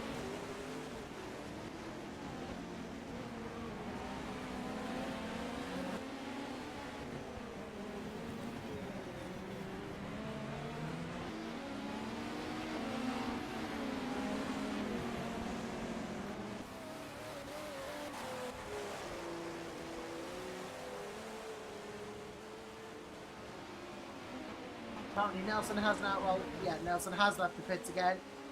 Being chased by some prototype. I think it's an Audi. That is actually the, yep, that is actually the SINL team car of Jose Armenes Garrido, who's actually 5 laps down on Nelson. And Garrido has a bit of a run here. I want to try and unlap himself. That's quite close. Very close call. That's not quite the move I'm sure he wanted to make, and Nelson will try and get back through now.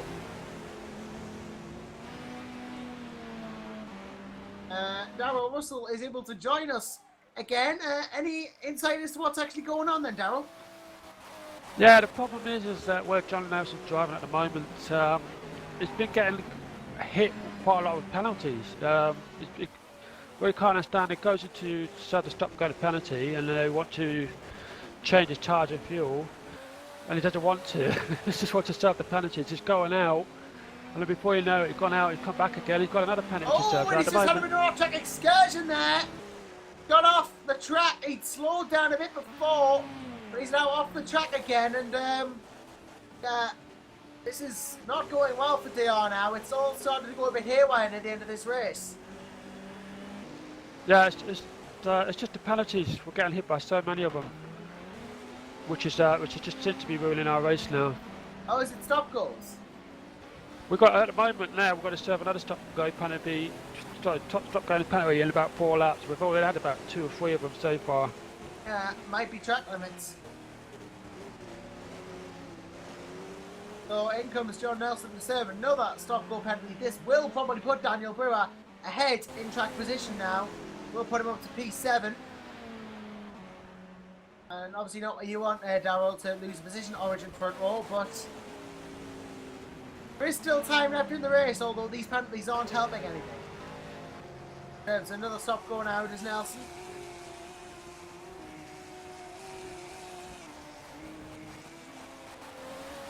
Yeah, we're just... Go. I was about to say Kumitioglu and Barton on very close, but on roughly the same lap. But yeah, Nelson really and DR Motorsport not having a good time of it anymore this week. It started well, but it seems to have gone a bit wrong.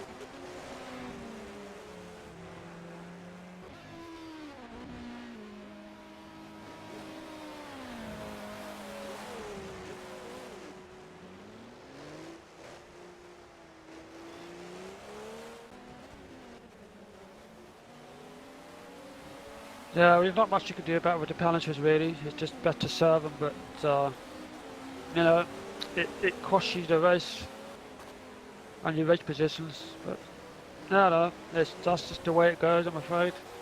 And you know, we're with John now. Yeah, it's just the nature of the beast, unfortunately. Sometimes the jury racing can throw these things up at you, and you just got to deal with them the best way possible, I guess. But not really the result you're looking for, to have to serve all these penalties.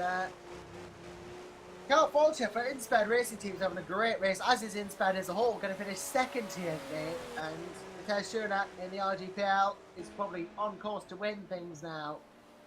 As we approach the 6-hour mark of this race, about 13 minutes until then.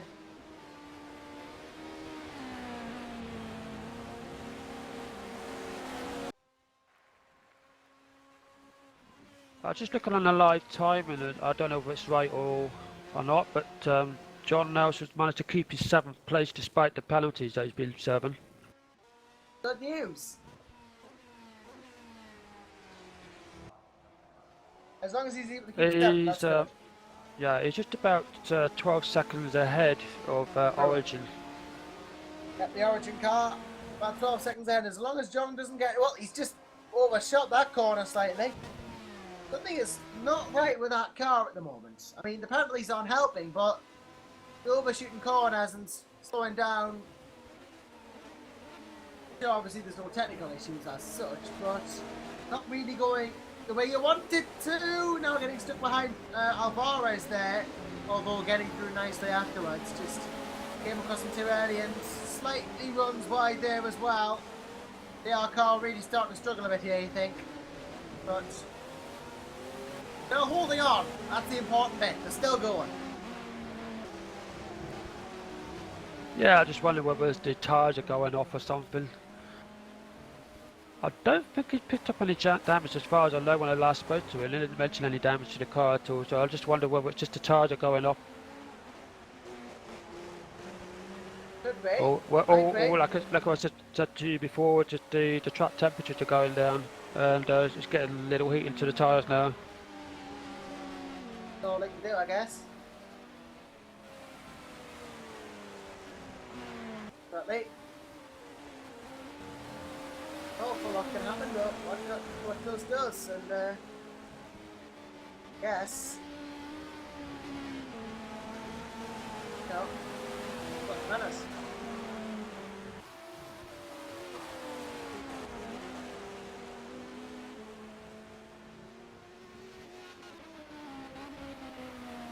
And it's now picks for the RGPL Simtek Henry and Per Upquist as well, as is Tony Creven. Now, is this going to be a driver change? Because Tony might, yep, Team Varty's there. We might get Tony Creven before I have to go, which is great. I'll have someone to talk to for the last 20 minutes. Wonderful. Always good.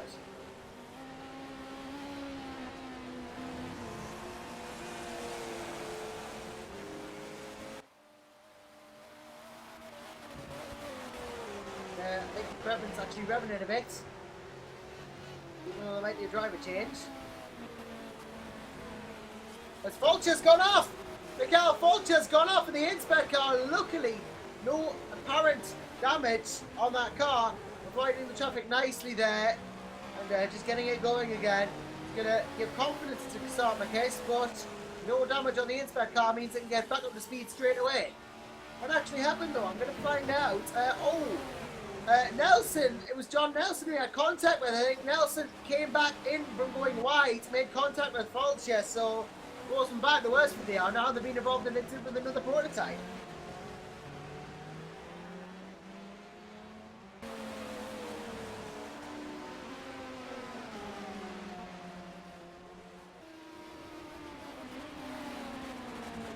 He probably collected some damage on that collision there. There might have been something, but But yeah, you used to say, I don't think there's anything right with that DR car, the DR Motorsport car. It's just John Nelson's just not happy there, he just seems to be struggling. yeah, having a bit of a couple of problems. Apparently crossing pit exit line twice. Something. Says something. That might have been in relation to Nelson, I don't know, but that was from Ben Schmidt himself. So, no, Tony Creven is still in the car. Team Varty has not gone in it. Won't be seeing Tony Creven yet, then, at least. Maybe decided to go a little bit longer.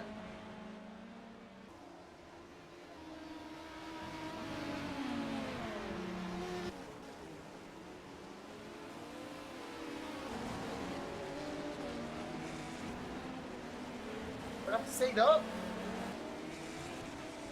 whether he does get in the course, but.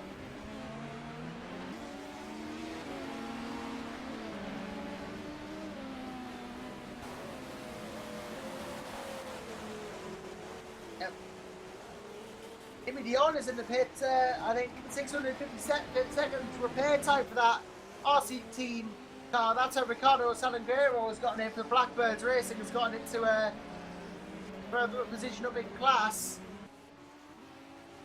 They're in P5 now, David Hart in the Simtech P4, then it's Jimmy Hughes for Undercover Sim Racing third, Shulgu for Sim HQ second, and Alex Browningham in Blackhawk first.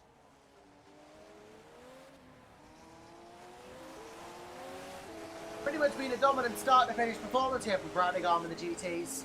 Not really put a foot wrong.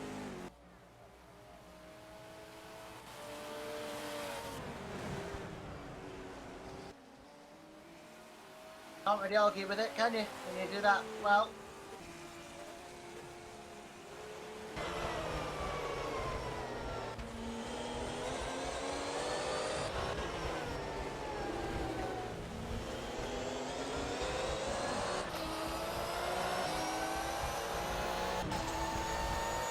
Oh, hello, who do we have here?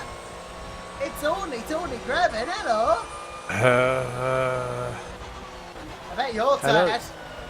I'm so sick of P1s. I'm sorry. Wow. I'm sorry.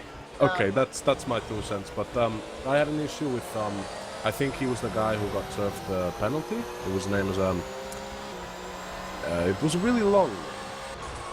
Oh. I'm not sure. Either way, the Boston Grand Prix car that you're in, currently, I believe, currently 5th or 6th in class at the moment? 5th in class behind Valerio Ferraris, but there's already a 2.2 gap. We made a small issue when we had a small technical issue when I entered the pits. The game didn't register it said that Teemu was riding with me, and I selected him, but it didn't swap. We have no idea why, so I had to pit again on the next lap. Well, that is unfortunate to see that. Although it won't change our result in the slightest because of the simple fact that, well, the Argentinians are 13 laps behind. I have no idea how this is possible. And the guys up ahead are 2.2 laps. Would be fighting with Ferraris as of right now if it wasn't for those, well, that one incident, which I will not name. Well, not really, well, incidents do happen, unfortunately. But Yeah. Great to have you with us, Tony, again, as a commentary perspective, because Yes. I might have to leave in about 15 minutes' time. I think Oh, my dear. stint as a commentator will be done. No, I don't know, leave I me can't alone. keep going until midnight. I'm not capable of that. I can't stay here alone. I need to. I Yeah, just I've got out asked of the to be car. here. Well, you love bed. You Who? love bed. Who's that? You That's love, sorry, Daryl. Daryl. I'm here. Yeah, I'm Ron here. Russell, Yeah, sorry. I remember Daryl. You He love drove Russell me in like bed. 3 times. I almost pooped my pants. You are one Alright. crazy man. You love Daryl and Ben, but he'll be fine, man. I know. But can I please take a 15-minute break? I'll come back. Like, you can leave when I get back, okay? Okay, right, I'll Go do grab that a then. beer. You have a chance to take a break. This and is the I'll- plan. When you come back, I'll probably go. Well, we are going to lose Tony Craven for a short while, but he will be back when I leave, and yeah.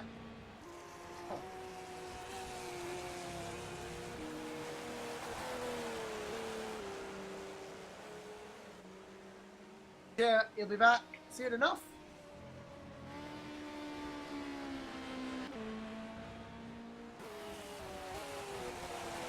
Let's see. Shall we just see if we can find any battles going on, whether it's in GT, P2 or P1? I'm looking at the gaps. I don't think we're going now, unfortunately. In the grand scheme of things, everyone's a lap ahead of each other now, or it's a minute, or some significant amount of time. So I doubt we are, but still.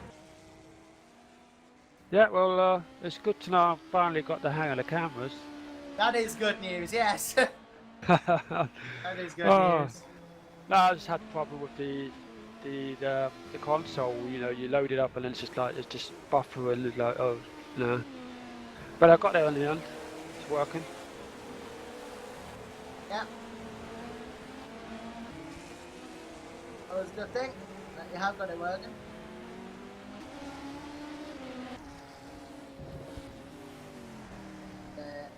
Good to We know. got the Inspect Racing team in the pits. Don't know if that's just for a scheduled stop. Oh yeah, Inspector in with Michael Fulcher. That is a good spot. I think it looks like a scheduled stop, all things considered. Does look like scheduled, doesn't look like it's unexpected. So yeah.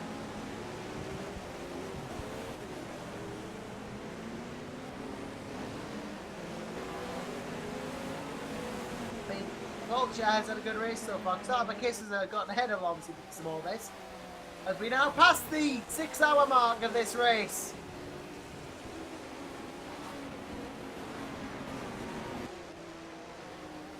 I mean, it has been a great race for me to commentate on, but yeah, as soon as Tony Cameron gets back, I'm probably going to take my leave because I've been going for 6 hours now, and I can't continue forever. So, I think you and I at some point have to call time on commentary. As you can probably hear, I'm quite tired, so I think it's for the best. Oh, it has been. So, what time are you going to be commentating to? As soon now? as Tony gets back, I'll probably go. So 15 minutes. Alright. It has been a Well, good race to commentate. you know, I'll still be here and when Tony gets back, so yeah, well, you know. You won't be alone. We'll today. do I've the paired with best him as job well, we I'm can. sure. Obviously, great to still have paired with us as well. Sticking with us as race director and commentator as well. So I'm surprised there's been no code 80s this race, Ben. It's been good for that. Yeah, of course. I'm pretty happy about it, that we don't need any code 80 till yet. Hopefully it will stay like this. Saves you a lot of work. Yeah, but I have a lot to do with the pit exit line, so coming the next penalty for the same guy again, cause he crossed it again. And not small, so he crossed it massively and I can't let him through them. Well, I'm sure eventually people... It isn't the easiest thing to do, but obviously with some care you can obviously take the pit exit line carefully and not cross it, but yeah, obviously crossing it by quite a while means it's gone wrong then, but you pretty much get it all in endurance racing, don't you? Yeah. Can't just have an easy day as a race director. Fortunately. You know, just to say, going back to the subject again of John Nelson and DR Motorsport car, I'm just watching him on now and seems to be struggling trying to keep the car going straight. So I just wonder if he's got some aero damage on the front. Might be, potentially that could be something, but not totally sure whether it is or not. I mean, unless we actually hear from the driver themselves, we'll not know.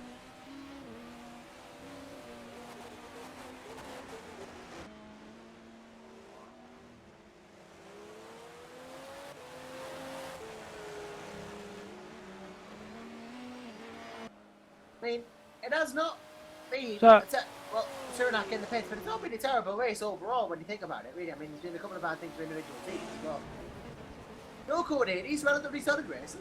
Can't fault it.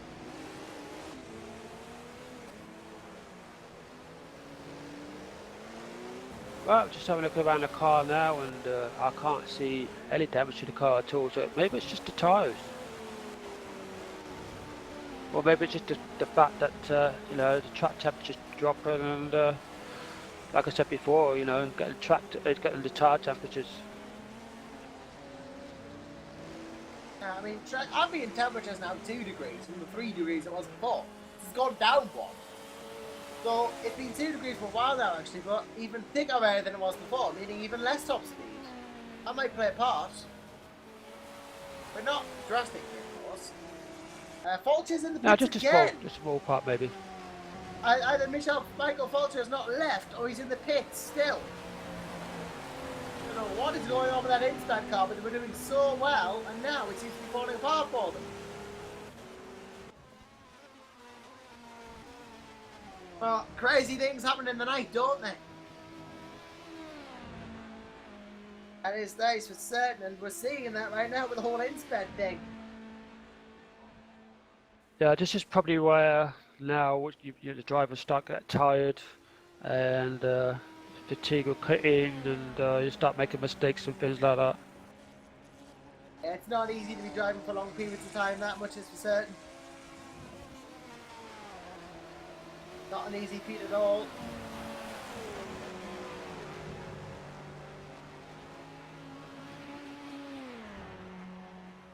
I mean, nothing like the real thing, of course, because all the G-forces and that actually in an actual car, but it's still quite tiring, sim racing.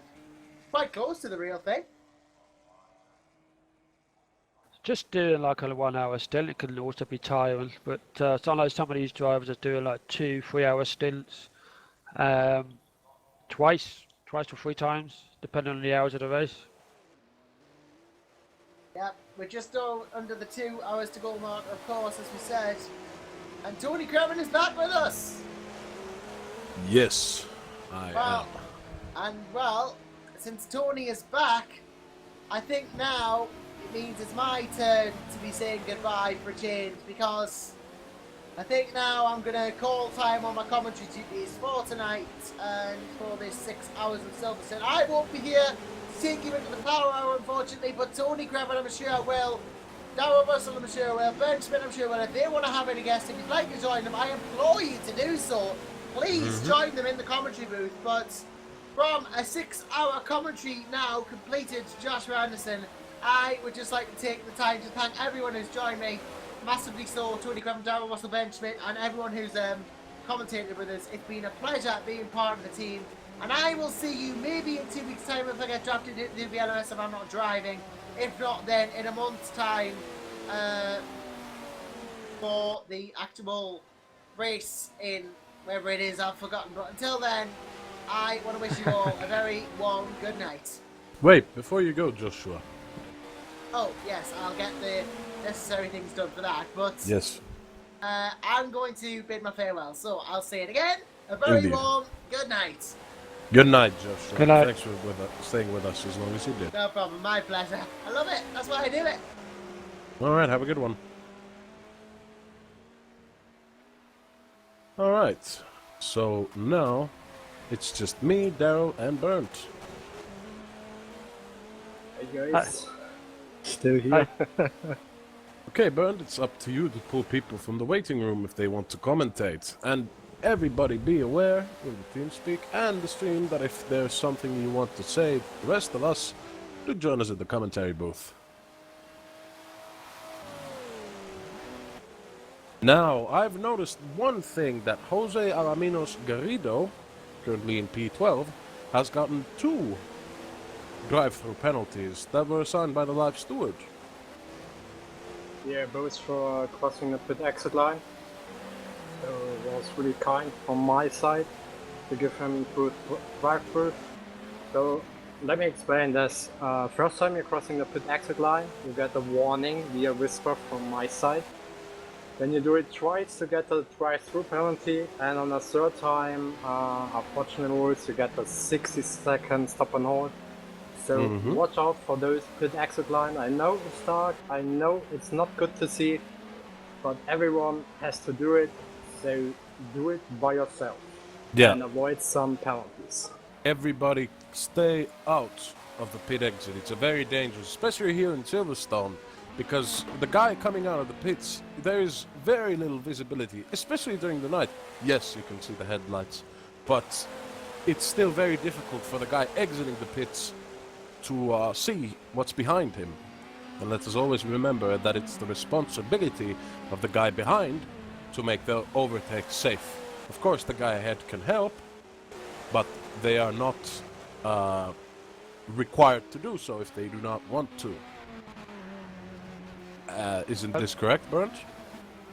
Yeah, that's completely correct. Great. Now, I Oh, was going to let's... say the sorry. I was Oh, going to no, say, go ahead.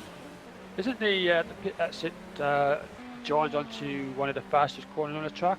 Can't Pretty remember. much. In the prototypes, at least, you can floor the first turn. So you're coming in. I myself, I always switched up to 6th gear when coming through to the entry of the second turn. So yes, you are going very, very, very fast, and an impact at that speed. Well, let me just tell you, it ain't healthy to hit someone. So you didn't have a very good stint in the race? Well, actually, I had a pretty phenomenal stint until the very last point where I sadly had to go for a 10-second stop and go because of a small error I made. I went wide, and however, even though I lifted and braked when I re-entered the track, I still got the stop and go. So I think that was the only sort of like something I was responsible for myself, but I made no contact with anybody. Well, okay, I made contact with a few people, but it wasn't up to me. I held my line, and I didn't get any damage. So, that's just from my point of view. If anybody disagrees with me, feel free to come up and tell me something. Tell me so. Yeah, I was just been talking earlier on and trying to work out what was happening with John Anderson earlier on with, you know, By the way, come to before you continue, the video has frozen on the stream.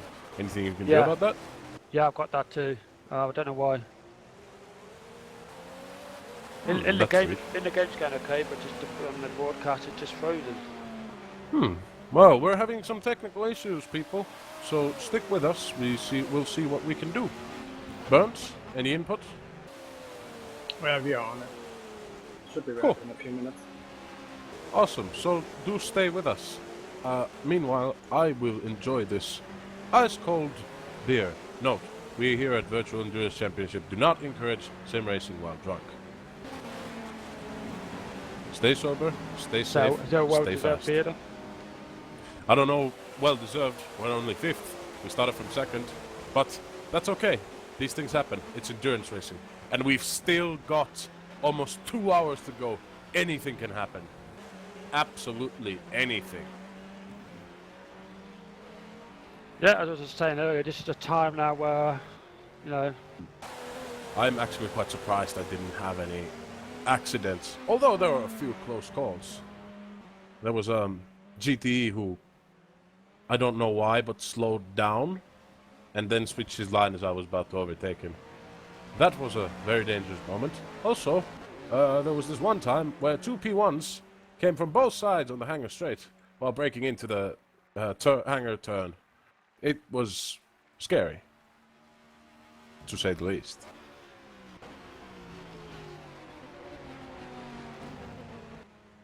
yeah, it's not easy when you're running the car with like hardly any grip left on your tires. You know, we went down to about 100% or something, all red, and you're just trying to inch it around to get to the pits, all on the last lap. Meanwhile, while we are reduced to a radio show for now, Per Åkvist is really close to Fran Lopez. They are on different laps, but Per Åkvist is still relatively close. If he can make the move and outlap himself, well, who knows? Like I said, anything can happen. And we all love battles. Oh, it seems my tape is a little bit delayed. Excuse me. Yeah, we've got the broadcast back up. Excellent. Now, if you're just rejoining us, the broadcast is back up, as you can clearly see on the stream. I don't see it just yet because it's delayed for me, but I will in a moment. And I do suggest everybody tells their co-workers, friends, family, loved ones that here tonight at Silverstone, Room 2 Virtual Endurance Championship, it's gonna be a tight finish. Tell everybody. There's going to be a battle between Mikael Folcher and Patrick Baden for P5 on the P1 class. Or a potential battle there. And I feel like, let's see, who else could be close enough to have a battle. Well, there aren't a lot of battles in the prototypes, but in the GTs, well, let us have a look.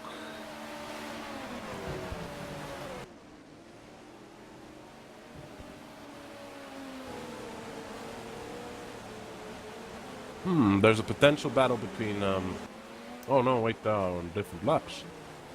James Otis has currently, while Lucas Dietrich is suffering from damage, Jamie Otis might be able to catch up to him. But we will see. That is P25, Jamie Otis, and Lucas Dietrich. We'll certainly keep an eye on that.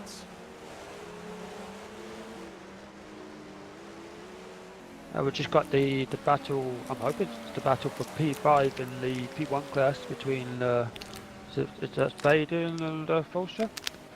Because, yeah, and Jose Alaminos Garrido, I think, just entered to serve his drive-through penalty and pit anyways. So Gregory Bulat, there's a potential that he could catch him. He's currently on the hangar straight.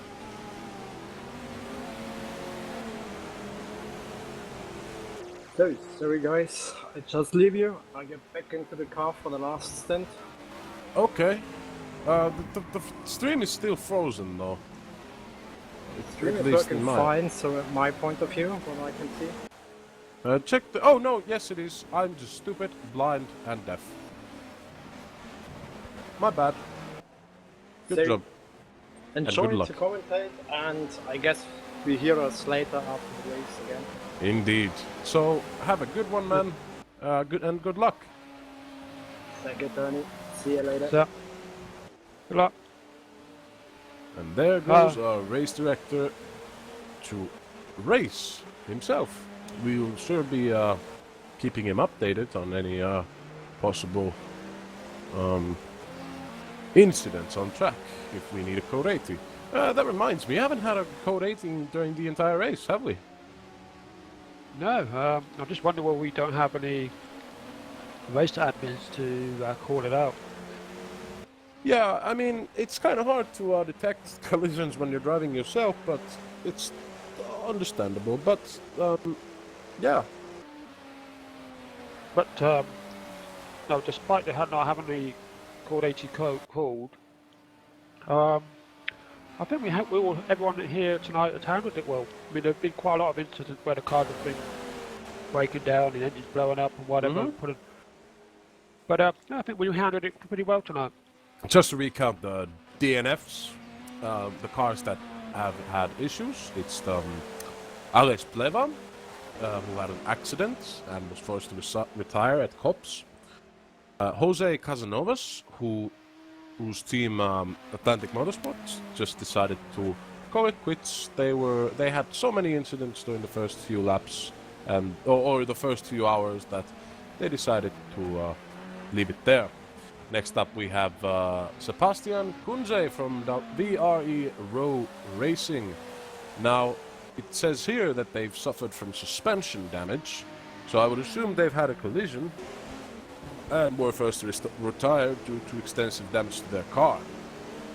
Next up, we've got Jeroen Gizo, and I do apologize, I'm going to misspell a lot of these names, from the number 80 SRBN car. They have suffered an engine blowout from, if my memory serves me correctly, from downshifting too hard. That's a shame. Next up, we've got Giacomo Lapadura from Reborn Races. Really a shame, because they were in good form earlier during the race, and I'm not entirely sure what happened, but they just retired. It just says did not finish. What a shame. And next up, we have Rafael Vento. He is from the number 74 Gilles Racing team, and unfortunately they also had, I think, a technical issue and were forced to retire. Either way, good form from them, and it was great that they participated. Next up, we've got Tobias Lange, a driver for the 93 Rev Sim Racing UK, also with an engine blowout. The second Ferrari tonight to have an engine blowout. Probably the same issue, but just downshifting fast. Very rarely do we actually see actual engine failures, mechanical failures, where the cars actually just destroy themselves. I think that is a very, very small possibility of even that happening, if it's enabled at all. Next up is Marco Bononi, who was driving the 96 Motorsport Italia Racing Porsche. It says here that they've had quite the accident and they are missing the rear wing, and I can only assume so, that they've had quite the incident because it forced them to retire. Next up we got Raymond Makos from number 58 Exclusive Racing Series, who retired due to an engine failure, and Alessandro Cacciara, who retired due to running out of fuel. That is the 58 Exclusive Racing Series, and if my memory serves correctly, they won the opening race at Indianapolis earlier this season, 2 months ago. Truly a shame for something like this to happen, but it can really happen to anybody. Like, I've had a few races where I just ran out of fuel, barely. Have you ever had that before? Daryl? Yeah, many a times in the past I've run out of fuel. Many a times. It's basically just like, before you judge that, you just weren't paying attention, well, you do get easily distracted on track when you've got, let's see here, 30, 40 other cars going past you and you're going to have to overtake them in the night as well. So don't judge them. I'm sure they've had a good reason. But yeah, yeah, go ahead. No, I just say, when I did my first proper endurance race, let me see, I'm trying to think what track it was. I can't remember which track, but yeah, I came to the pits or something like that. No, I do remember now. I was running low on fuel, and I tried to crawl the car into the pit lane, and it just conked out a few 100 yards before my pit box. And yeah, I've done things like that in the past, because sometimes you can be so engrossed in your race and fighting against the guy in front of you, and you're not keeping an eye on your fuel gauge, and before you know it, oh, I'm out of fuel, I better try and pit, and you try to do everything you can, like lower the boost setting and try on a short shift. Sometimes you may get away with it, sometimes you don't, but I have done it. I did it a couple of times in racing with GTR2, my first proper endurance season, which I won, and there's been a couple of races there where I ran out of fuel when I was leading. That's the worst one, you run out of fuel when you're leading. Yeah, it's the worst. Yeah, it's always the worst when you're in a good position and something happens. For example, currently the guys leading the P2, Shane Burke, had an incident with yours truly, where, well, R Factor was R Factor, and the server froze, and he froze, and I saw him in front of me in Istanbul, entering the corner ahead of me. I was catching him. Then he disappeared. Then someone crashed into me and took me out, making me spin. That should have been impossible, considering that there was no one behind me. Turns out, our cars collided because Shane's car froze and disappeared from existence through quantum magic things. And reappeared behind me, hit me, took me out and himself out, and lost third position because of this. And these are just things that I don't think anybody in the history of motorsports has ever crashed into someone due to a quantum anomaly. So those are things inherent to sim racing. At least for now. We'll never know. It's like the virtual hand of God. Mm-hmm. Sometimes you get lucky, sometimes you don't. But that's racing in essence anyways. Because we don't necessarily have mechanical failures that often. We don't have to stop for example, replacing an anti-roll bar during a race, or a brake disc. or very rarely, if we have to. But then we get like network disconnects, network errors, game freezing on us, game crashing on us, and these are all just part of it for now. Of course, we're going to try to eliminate them as much as possible, but, well, as we all know, simulations are very complex and deal with a lot of variables. And, well, I'm not smart enough to tell you how it all works, but I've seen the numbers. It's pretty complicated. Yeah, it's At least just, much. like I say with sim race as well, we're just as competitive and take it seriously as you would do if you were racing for real. Exactly. So it's always a shame when you're forced to either retire or lose a lot of time due to events that are perhaps not up to yourself. And it's always very frustrating. You always got to remember, there's always the next race. And the next race. Gotta stay focused. Gotta keep the eyes on the prize. Alright, let's update on the top 3s of each respective class. Okay, let's pull out this live timing here. Give me a second. Alright, so Team RGPL leading number 20 car in P1 with driver Matej Cernahak. There's quite a gap to the next car of Deltec Racing of Saba Kiss over 2 laps, and as I mentioned his name, he pits. Next up behind Saba Kiss is Rudy Kappen driving the number 16 Dutch Connection Racing car.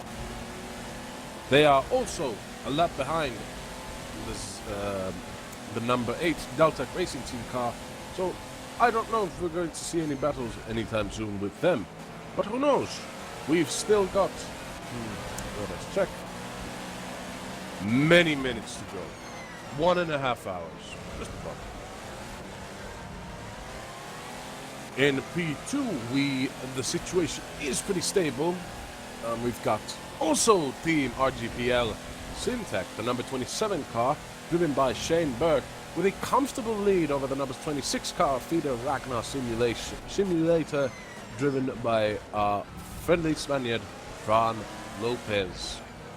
There is a, they are on the same lap, but the gap is closer to, let us check, 1 minute and 25 seconds. If the RGPL car were to have an incident, and I'm not going to jinx them, knock on wood, I could see Feeder Ragnar Simulator having the number 26 car having a potentially winning the P2 class. Third up are the Swedish Sim HQ, well, almost Swedish Sim HQ Motorsports, the number 28 car. They are 1 minute 38 seconds behind the Feeder Ragnar Simulator number 26 car. So, not a lot of fighting there just yet. But, oh, what's this? I'm seeing, interesting. The gap between Shane Burke and Fran Lopez has decreased massively. Oh, what has happened?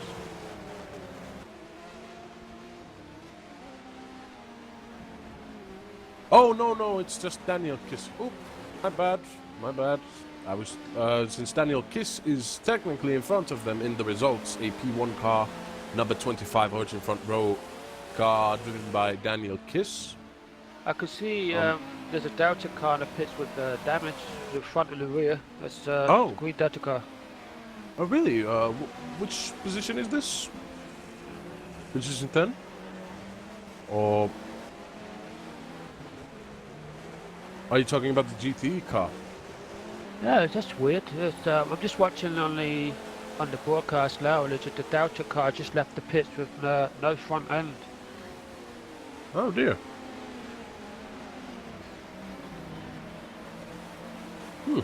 Well, that's a shame. I'll get the camera on that so you can find it. And meanwhile, in GTE, the situation has actually been pretty much unchanged. I think Blackhawk Racing number 82. Oh, no, sorry, not number 82. The number 81 car has pretty much dominated the GTE class. So far, I think Alex Brodegon brought the 81 car to pole Yeah. in the GTEs and has managed Sorry, to hold Tony, his lead. just to interrupt, it's the number 25 Delta car, just got no rear wing or no front end. The number 25?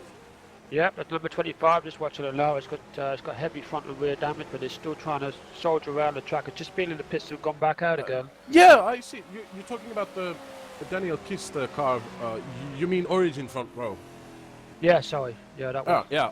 So, it appears as if Daniel Kiss, driving the number 25 Origin front row car, has exited the pits without any wings. That's a development. Okay. Well, that's certainly to impede their hopes of a better position in the P1, sadly. They've still got ways to go onto the next car behind them, IRG World. There's a 3-minute gap, but the repairing of both wings could take a lot of time.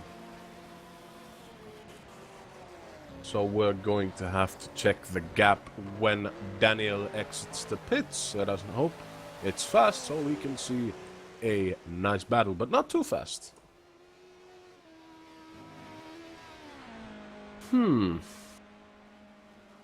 the number 42 of RF Argentina Competition has pretty much dropped out of contention from the P2s. They are the next car in the P2s ahead of the Argentinian crew is the Velocity GP number 37 car driven by Teemu Vahti. And the gap between these two is over 10 seconds.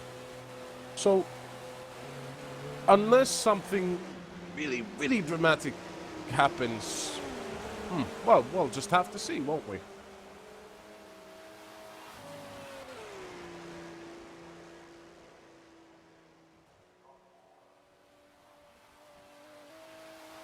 Yeah, Deltec, apologies for the confusion.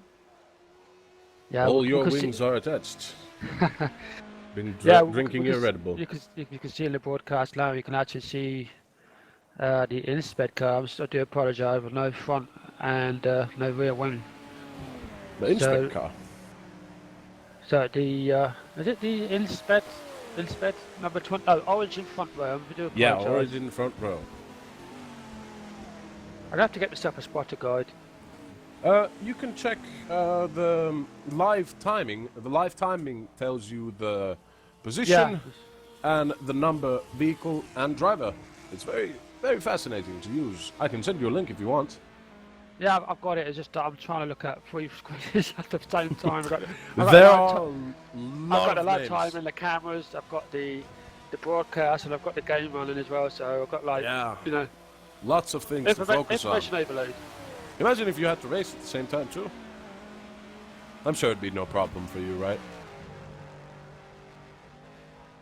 And I met with silence. But yeah, give a hand to give a hand to Daryl working the cameras. I hope you guys are enjoying the Yeah, Rexer, thanks for the help. Everybody give a hand to Daryl working the cameras, really making everything look really interesting. Now, let's scan through the field to see if there's anything going on. And all you fine people out there viewing at home. Oh, snap! David Baranek has just spun! No damage, but the P1 leader has just spun. Could we get a replay on that? I could try. Okay, trying's better than nothing. It seems David Baranek has spun, and no visible damage at least, from my point of view. And he hasn't lost a lot of time. He can afford to make that mistake, but... Ooh, Sabaki smells blood, and let us hope David won't have any additional incidents, because, well, the Deltec car could have a good chance of winning this race if something happens to the RGPL car. But let us hope it doesn't. Of course. Lots of action on track. Sadly, it's mostly clearing through traffic. Our very own Bernd Schmidt is currently at P6, our race director. He is chasing down Michael Fulcher. Sadly, they are on different laps. There isn't a lot of action going on. We've got Daniel Kiss and Manu Ferrero. Perhaps. Yes. It seems Daniel Kiss isn't that far from Manu Ferrero. Racing for P12. So it seems that let us see.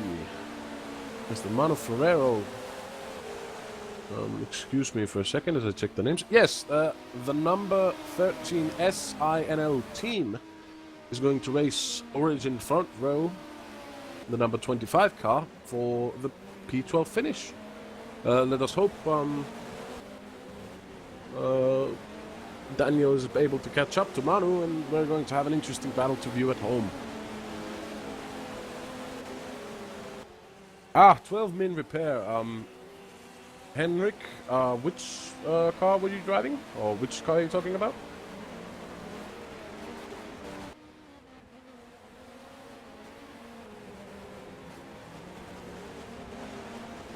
Oh, the Syntec GTE. Oh, well, that's a shame. Sorry about that, but it's just one of those things, you know? It happens. I do have to say, some of the P1s have been quite aggressive with the overtakes. Oh, damn! Manu's just now pitting, so we won't get to see a battle for P12 after all. But yeah, some of the P1s are pretty aggressive, and, well, of course they want to be aggressive, because they want to clear the traffic as fast as possible. And that is understandable. Meanwhile, Temuvati, driving the number 37 Velocity GP car, is currently exiting the pits and enters 2 laps behind Valerio Ferraris and a comfortable 10-lap lead over the Federico Crevero of the RF Argentina competition car.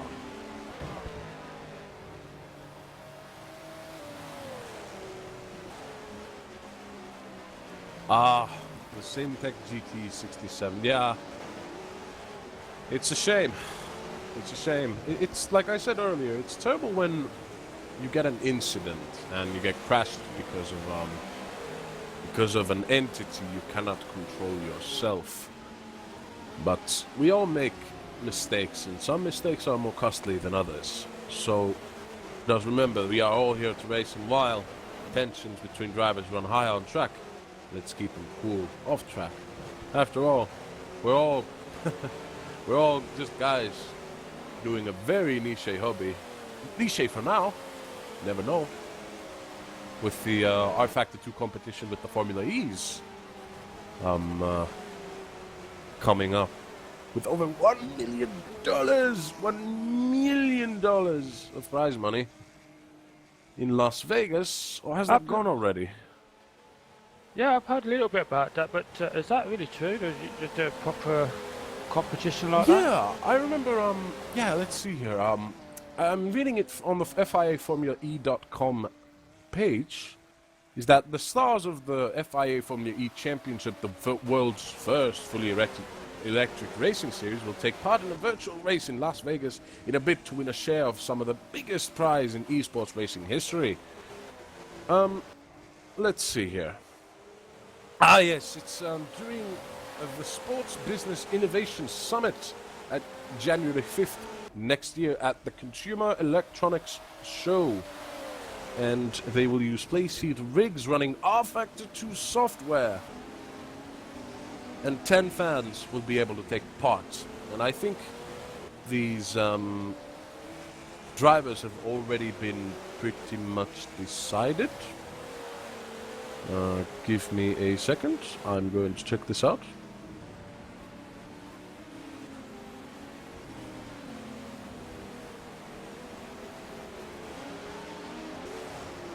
Oh, R Factor 2 has just crashed.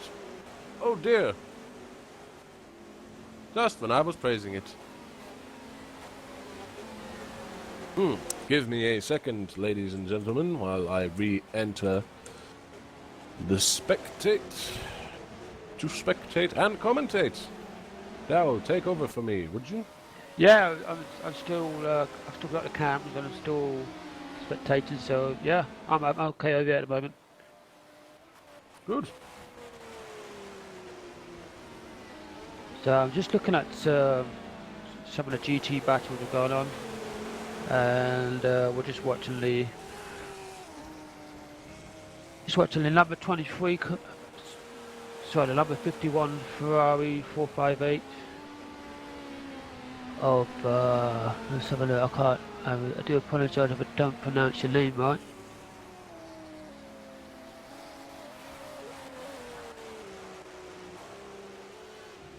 Is it Solo Hat? Which number car is... Which car are you talking about? The number. The number 51 in 23rd place. Let us check. Yes, the RC Racing Team driven by Valentin Solilhak. I think that's how you spell it. I've been wrong before though. No, it's just to sound it better than me. Ah yes, we are back. And I will immediately switch subjects again to the Formula E Championship. Yes, indeed, it's run by Cloud Sports, and it's got some of the best racers from all around the world, including our very own Daniel Kiss. Well, that's interesting. Really? At That's interesting. least I think it's Daniel. It says here, I'm looking over the Driver Championship standings, road to Vegas, being currently led by Finnish Olli Pakala, and followed closely by Graham Carroll, and in third, well, who else but the original alien of sim racing, Gregor Hutu. Yes, this could be Daniel. Can anybody confirm this? But yes, Yeah, Jamie, that would be interesting. $1 million.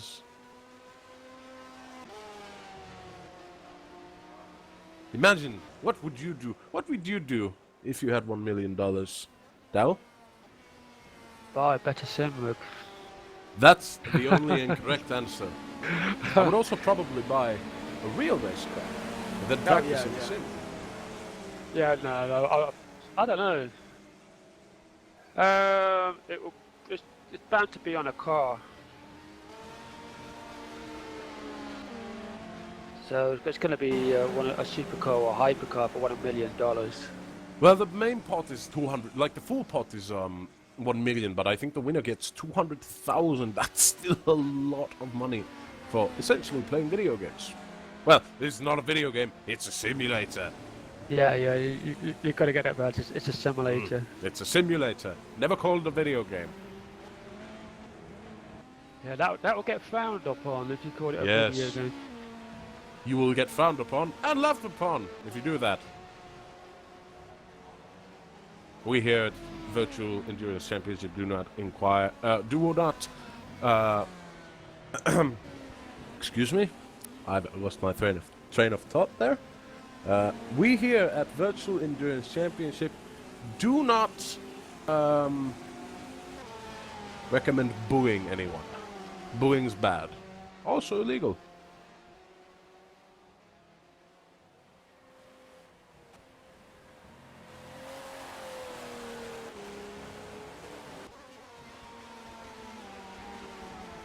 Now let us check the live timing again to go back on the race. Ah, yes. Well, it looks like the team RGPL, driven by David Beranek, the number 20 car, is still in the lead of the P1s. Looks like no further incidents have happened to them.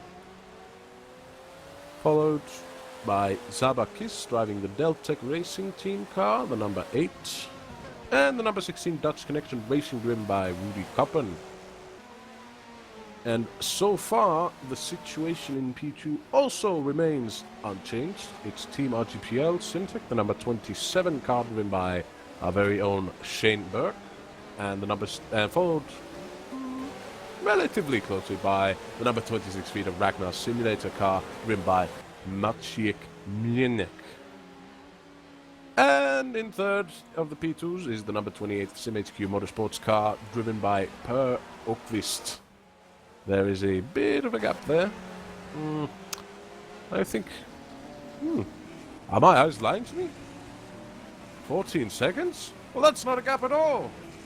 You could have a battle here. Speed on through, Per. Show him what you've got.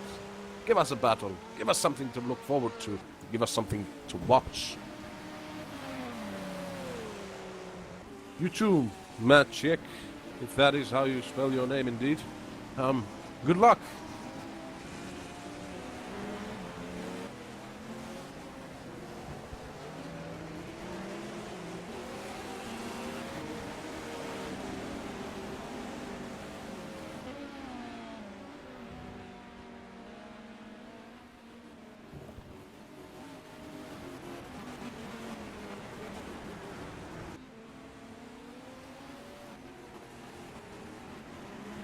Just looking at the live timing, and this, like, due to the penalties that the motorsport got, it's knocked us way down in the laps.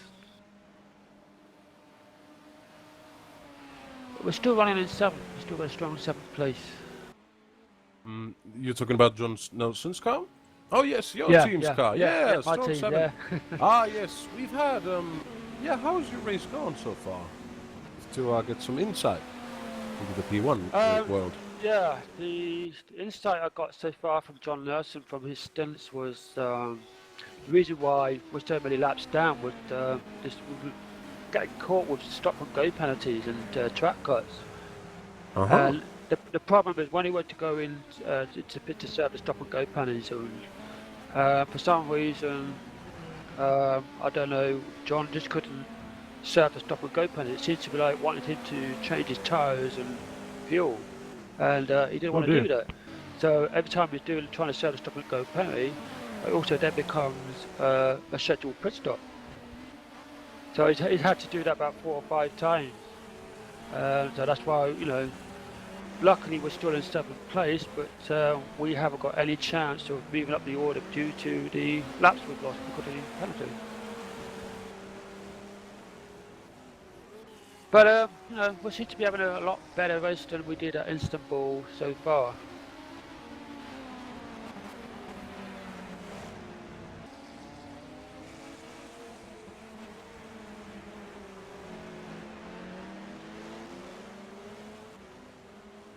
Yeah, you mentioned earlier that you had an engine failure at Istanbul.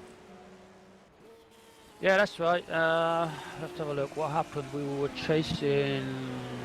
I think we were fighting for 5th.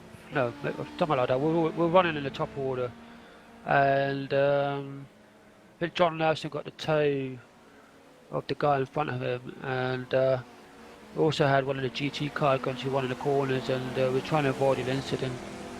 Went for the inside because we just got the draft from the car in front, and just tried to brake, downshift, try to avoid an incident, try to do about 3 or 4 things at once, which can happen, and yeah, just downshifted too quickly and just blew the engine up. It's as simple as that. Indeed.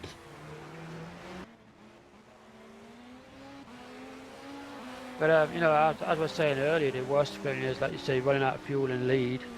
Another one is as I was saying to Josh earlier on in the broadcast, was one of my endurance races was the Le Mans 24 hours, where we didn't set the brake ducts properly, and we had overheated brakes for the 24 hours of Le Mans.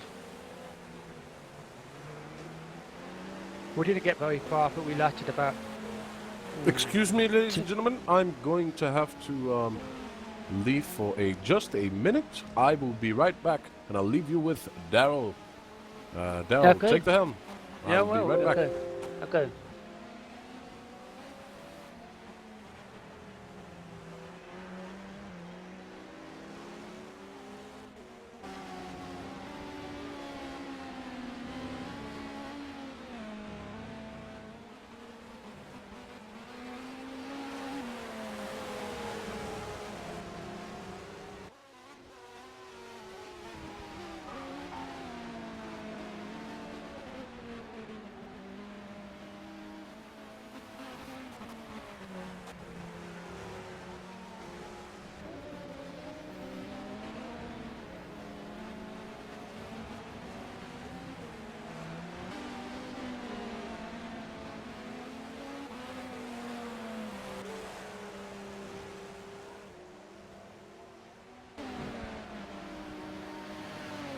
We've just over an hour to go now, and anything can happen still. But at the moment, we've got David Bell still leading the LMP1 class with 229 laps completed, ahead of the Delta Racing team of Sabakis in second place.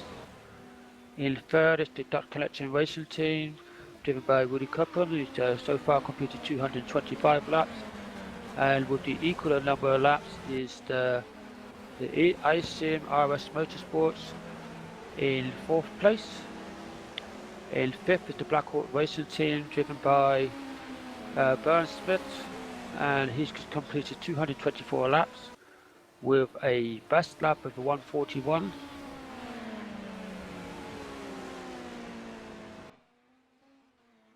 And in sixth place is the number 17 Insped Racing team, driven by Michael Spolster, and he has completed 224 laps. In seventh is the number 12 DR Motorsport, driven by John Nelson, who has completed 219 laps due to all the, unfortunately, stop and go penalties. It's just dropped him. Well, he hasn't dropped his place, but still a number of laps down from sixth place.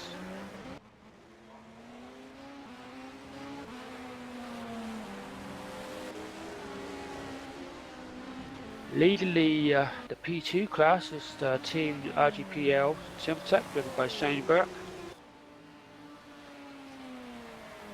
2 laps ahead of the Feeder Wagner Simulator team, driven by Mesek Malnek.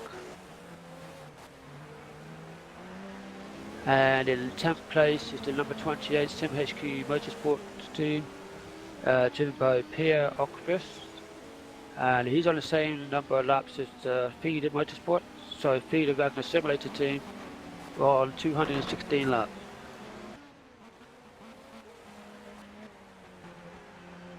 So there could be a battle for second and third in LMP2 class from the 9th and 10th positions from Feeder and SimHQ Motorsports.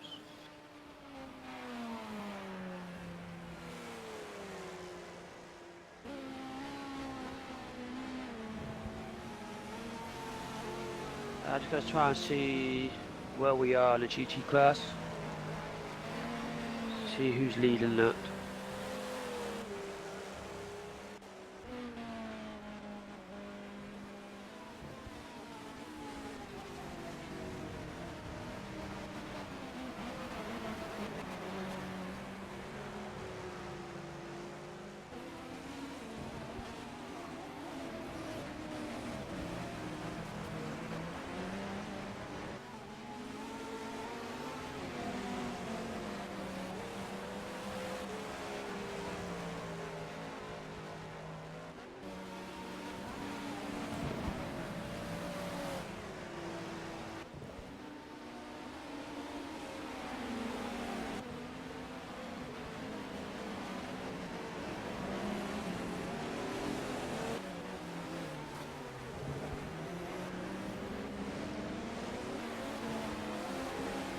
Just reading the comments from the Delta Racing team that they had some incidents which cost us some time and race positions, and with about 4 stop and go penalties. So it looks like the DR Motorsport team wasn't the only one that had to serve many stop and go penalties, as the same as some of the other teams in the race as well. So it's a tough track to try not cut corners.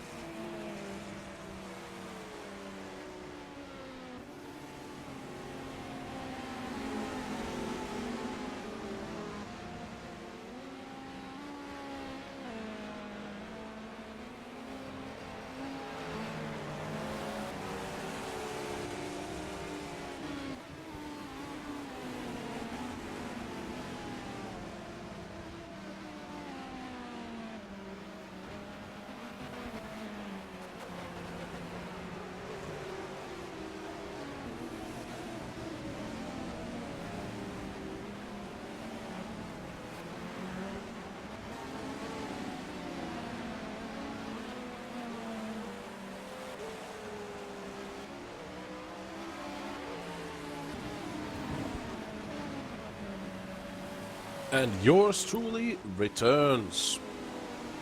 If Welcome you're just back. tuning in and wondering the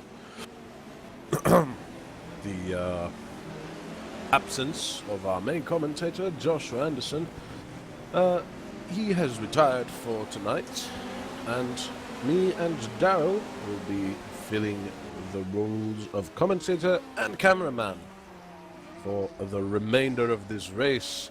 And we've got just above an hour to go. And here is where it could get exciting. We could have a potential battle between Daniel Kiss and Gregory Bulat for P11. There isn't a lot of time between them. A scarce, let us check. A scarce 10 seconds. So the number 15 car could have competition with the number 25 car, and we will keep you, our dear viewers, updated on the gap. It's currently around a stable 10 seconds, but anything can happen in these last 1 hours. 1 hour.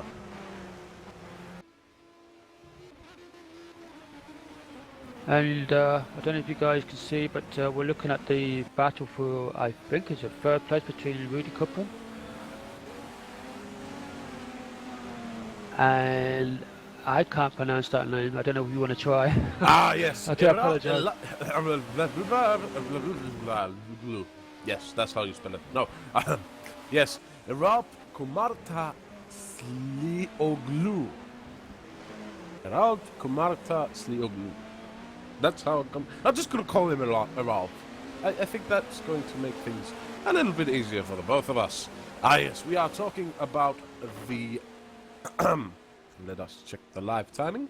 Ah, yes, we are talking about the number 16 Dutch Connection racing car driven by Rudy Kappen and the number 18 iSim RS Motorsports driven by Erab. And there is a 1 minute and 12 second gap between them, so no imminent fight just yet, but Erab seems to be eating away the gap steadily but surely. It was just, as I last checked, 1 minute and 11, and it has suddenly gone to 1 minute and 9 seconds.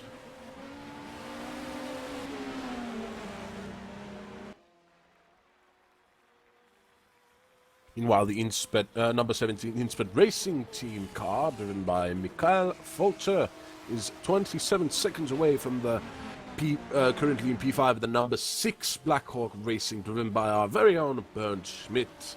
There is a around 27 to 28 second gap between them. But the gap is currently quite steady. But if Bernd happens to make a mistake during his driving, well, anything can happen. Yes, way to go, Ralph. Let us cheer him on. Oh, the gap is now 1 minute and 5 seconds. Oh, dearie me, we might see something here in these last... Because if he continues to catch every 2 to 3 seconds every lap, well, we could have a battle in our hands for P3. And that's a podium finisher right there. But time will tell. In the meanwhile, the gap between the number 25 Origin Front Pro and the number 15 IG World Car is less than 10 seconds now. We could have a fight here as well between Gregory Bulat, driving the number 15 IG World Car, and Daniel Kiss, driving the number 25 Origin Front Row car. But we will have to keep an eye on that battle as well. In the GTEs... let us have a look. Well, I could technically see the number 67 Simtech Motorsport GTE driven by Shervin van der Sloot, who is 12 seconds away from the number 55 R-Factor 2 race driven by Jose Alvarez. There's a gap of 13.5 seconds between them. and Sherwin has been eating away at that gap for some time now. And we'll have to keep an eye on that as well. Meanwhile, absolute dominance by the number 81 Blackhawk Racing, driven currently by Shane Chancellor, and they started from pole and have pretty much led the GTE class with dominance ever since the start, have avoided trouble, and this again goes to show, well, just how far you can go with just avoiding incidents. Of course, well, that's easier said than done.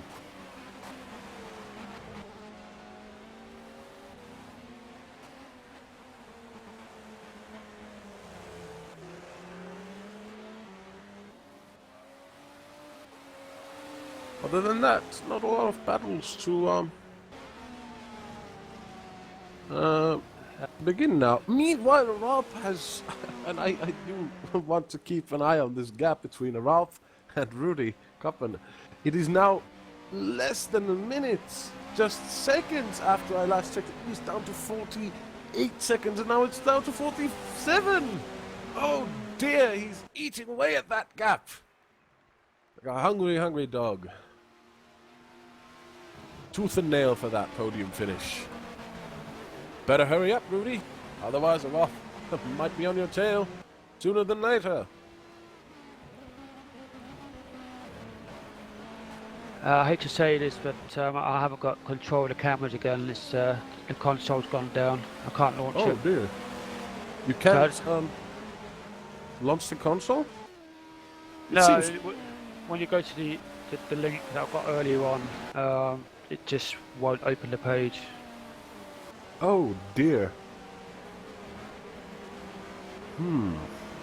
So I don't know whether you can get on or not. I don't know. I do not have the link, sadly. You could try sending it to me, and I will see what I can do. Note, I've never done this before, so I will be the cameraman known as Fernando Alonso from now on, if it works.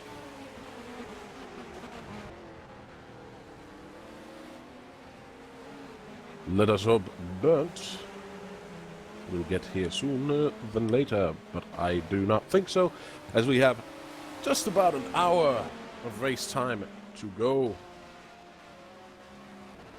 Alright folks, we're entering the last hour, just about, of this 8-hour Silverstone race. And the battles between cars can be heating up. I've kept an eye on... It's down to 56, almost 55 seconds. It's going faster than I can keep count of. Oh, Ralph could catch Rudy at this pace by the end of the race, but will it be enough? It's certainly one thing to catch up and whole another to actually overtake, despite the fact that, well, Silverstone is filled with great places to overtake. Well, the P1 cars are pretty neck and neck, so unless the great equalizer known as traffic changes things, well, we're just going to have to keep an eye on it.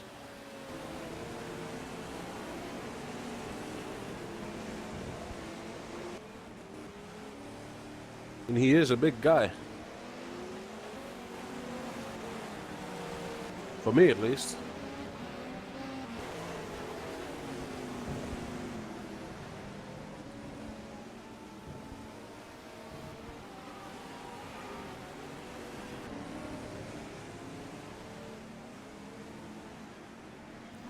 Right, if any of Ralph's teammates are listening in, tell him now is the time to push. Give it everything he's got to fight for that podium finish.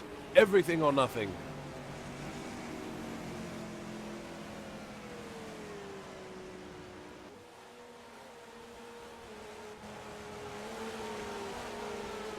Did you get that link okay? Oh, let me check. Alright. Give me a moment. Let us see. Burns, Ricardo. No, I don't think I did. Could you try resending it? It's in the broadcast chat. Oh, yes. I see it. and I am clicking it, and we will soon see. Yes, we are having a technical issue with the cameras. If you're just rejoining us, we do apologize, and we will do everything in our power to bring back the cameras. Oh, Henrik, is that so? According to a Henrik Hoyer in the broadcast comments, Sherwin van der Sloot of the number 67 SimTech Motorsports. Oh, there was a shift in positions just there. I wonder what has happened. Ah, yes, but it appears as if Sherwin van der Sloot is 6.8 seconds, 6.7, 6.6, eating away at those tenths like it's his breakfast, and he hasn't eaten for 3 days. We've got an hour to go, and 6 to 7 seconds is not really a long time, so let's give it all we've got, Sherwin, if you can, or your teammates can hear me. Give us an interesting show, huh?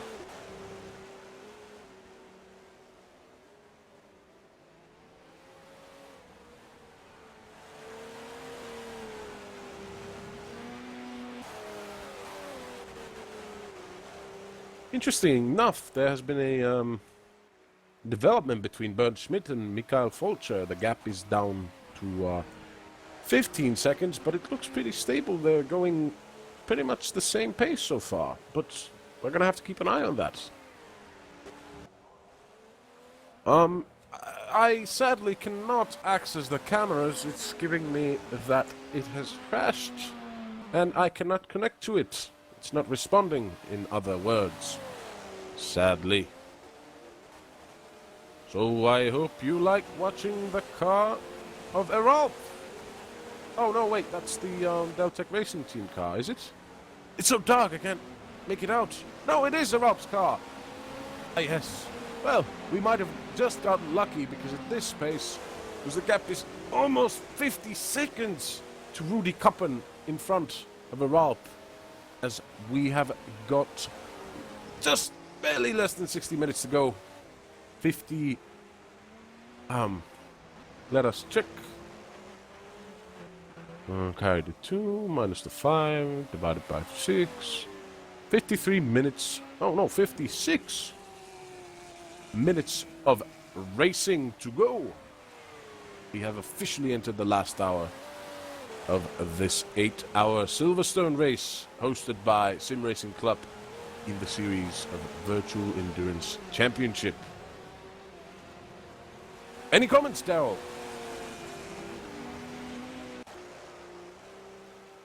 I'm just looking at some of the comments that's on the YouTube broadcast. And yeah, they're just saying about Sherwin is having R-Factor 2 for dinner. We will see. So that's probably why he's closing the gap.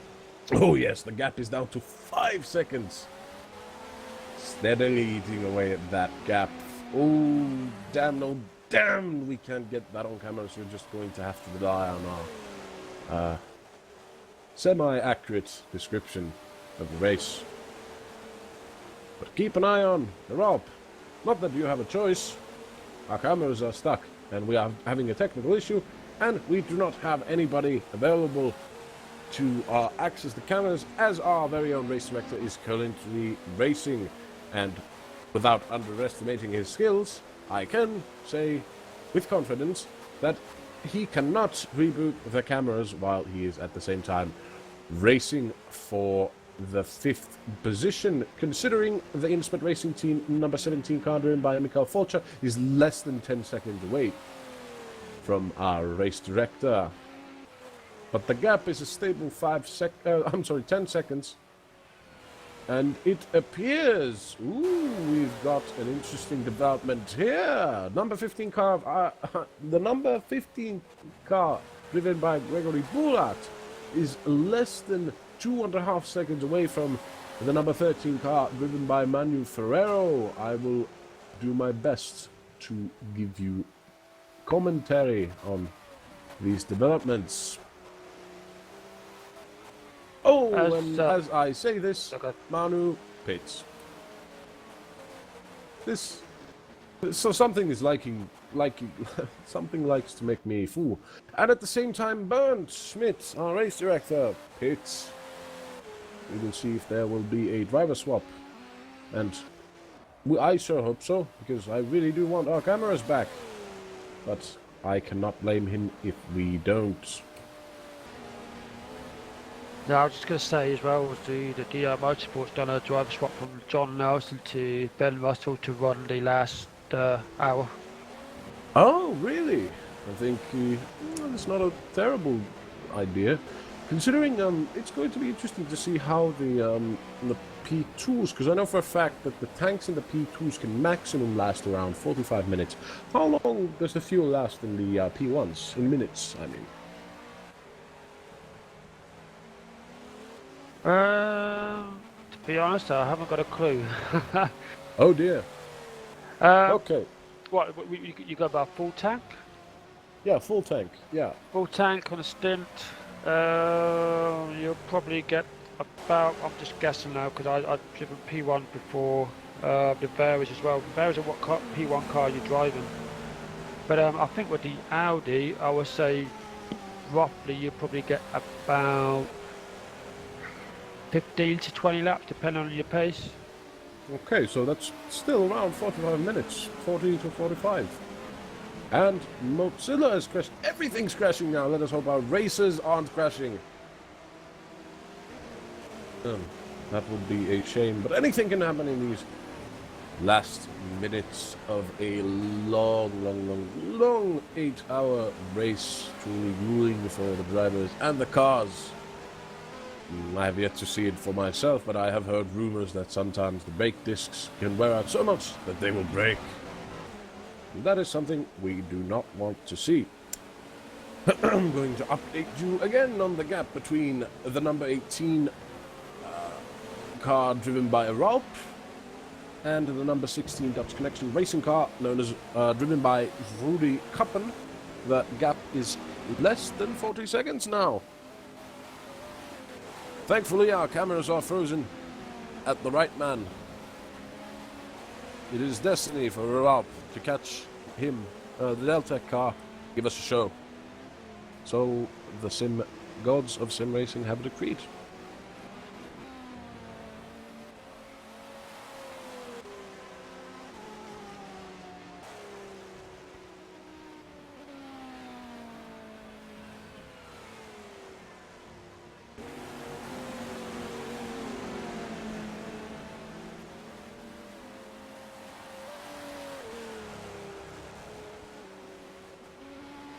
Unfortunately, still no luck with the cameras. I just can't launch the console for them. Unfortunately, I can't. It's stuck on where we are. It is sadly a matter of fact. But I am going to update you on our very own Shervin van der Sloot, who has gotten past the number 55 car, now driven by Carlos del Alamo, who pitted and had a driver swap. Interesting. Interesting indeed. And let's see here. Rob still chipping away at those tenths and seconds as we have less than 50 minutes of race time to go.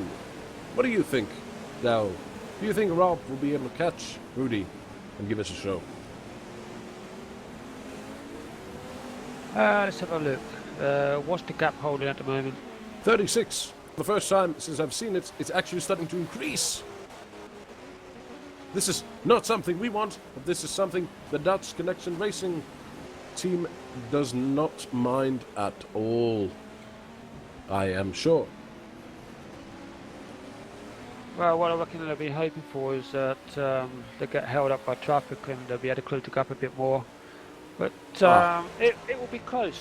As I say, we've got what 48 minutes left. Yeah, it'll probably be possible. If they keep it going the way they are now, it'll be a fight to the finish, I reckon. Mm-hmm. Yeah, indeed. if Ralph won't be held up by any more traffic, and Rudy is, well, we'll see soon enough. The gap truly isn't that big anymore, and it is constantly, steadily decreasing. It is down to 35 seconds as we approach these last few minutes of the 8 hours at Silverstone. But Hendrik, you were right. I wouldn't say Sherwin had the R-Factor 2 race car for dinner, but certainly got past them in when they pitted.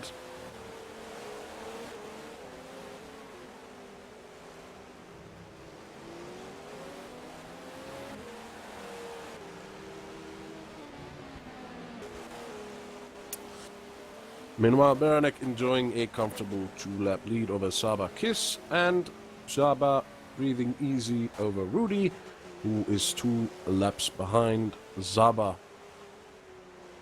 Meanwhile, Rudy cannot breathe easy at all. Ralp is eating away at that small gap of 35 and or so, give or take seconds, quite steadily now. And he's going to have to give it everything he's got to keep Rob behind him.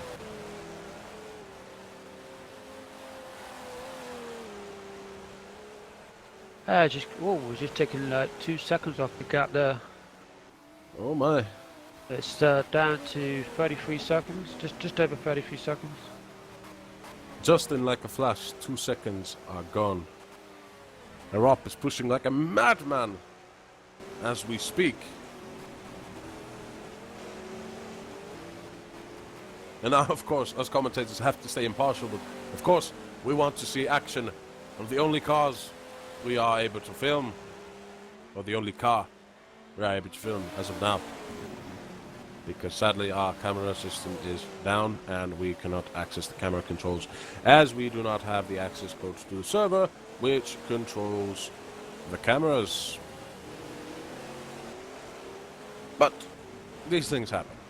So we are still having technical issues, but we certainly hope that Ralph is able to catch Rudy, so you fine people watching there at home can have a enjoyable last half an hour or so. I say this, and we are just going to pass the 45-minute mark about now. And alright, we are down to the last 3/4 of an hour of the 8 hours of Silverstone, hosted by simracing.club.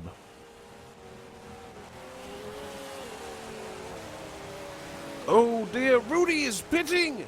Oh my! Are they doing a driver swap? Maybe a tire change? That means Aralp will inherit the 3rd position from Rudy. But will Aralp have to pit? Oh, I have a feeling that they will have to pit as well one more time. And I'm sure Rudy will give out the softest possible compound and the least amount of fuel that is possible to finish. Be able to answer to Aralp's challenge. But as I speak, Aralp is going to pass Rudy now, and Aralp Kumarta Slioglu of driving the number 18 iSim RS Motorsports car has officially reached the podium and is creating a gap to Rudy Kappen, who is now out of the pits with only 7 seconds between them. Can Rudy catch up to Aralp again? Oh, now it's 10 seconds. Oh, and Sabak is pitting for the last time in this race, or at least I certainly hope so.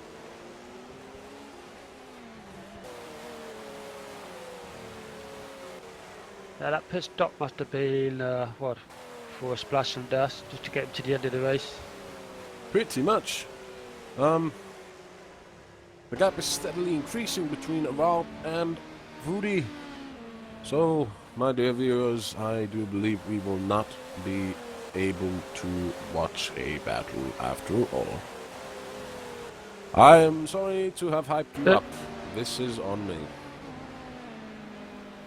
I was going to say, would Rudy have enough fuel to get to the end of the race? Because it's just what, well, how long we've got now? Just under 45 minutes or so. Oh yes, and Ralph has to pit. I think Ralph has to pit, so I could be wrong again. So it could be just that the Dutch Connection racing car just has worn out tires, but just enough fuel to make it to the end. But does Ralph and the iSim RS Motorsports car, do they have enough fuel to reach the end? We will find out. Stay tuned.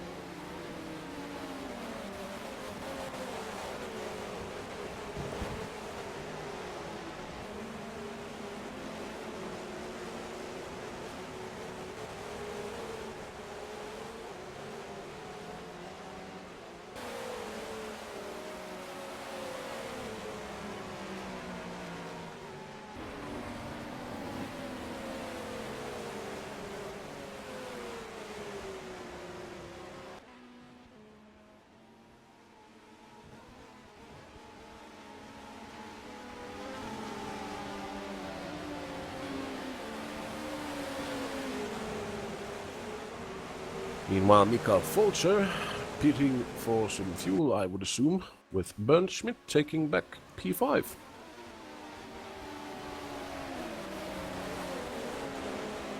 Oh, and Rudy Koppen goes off at Maggots and Beckett's. Oh dear, let us have a replay of... Oh no, I can't access the camera controls. Damn you. Well, that increases the gap to 18.9 seconds between Ralph and Rudy.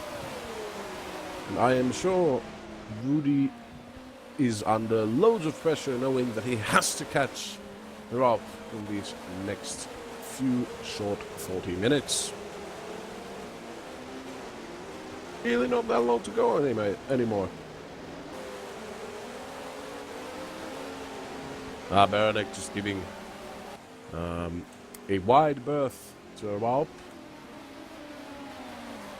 who has been dealing with traffic for some time now.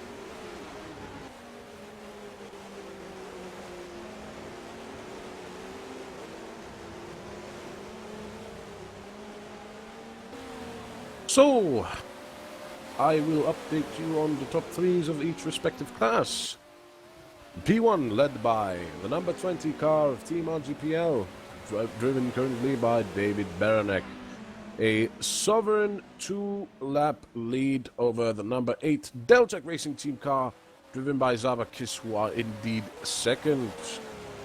And unless something very dramatic happens to David during these next 40 minutes, I don't think any driver anywhere can catch that gap just by driving.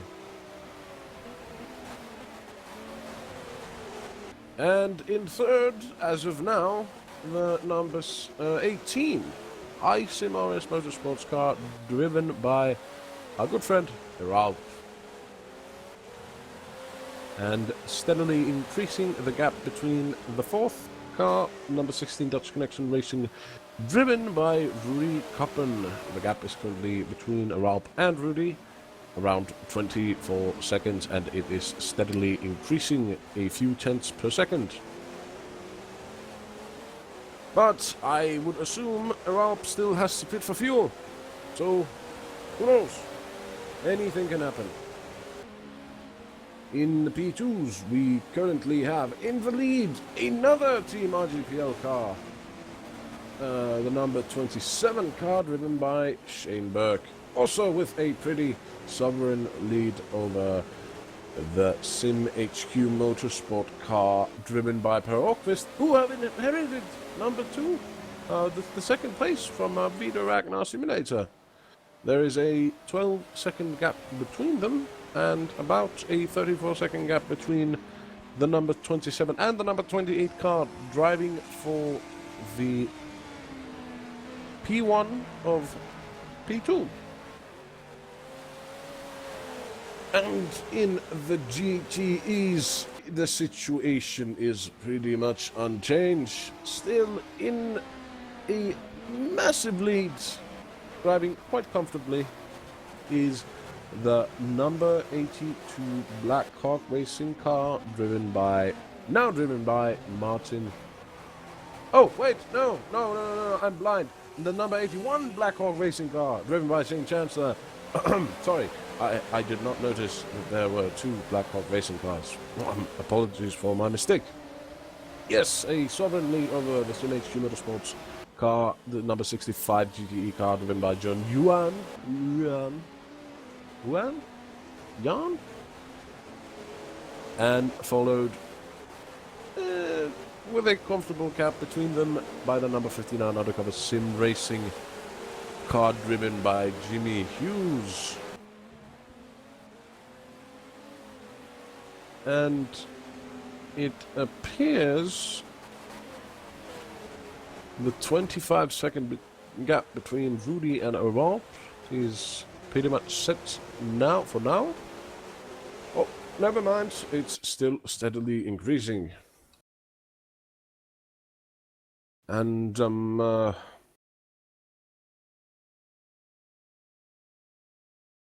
yeah, the situation remains unchanged for now. Apparently, Carlos Del Alamo is lag warping a bit. According to Jamie Otis, Joe Ciampa is wondering if he could overtake. And oh no!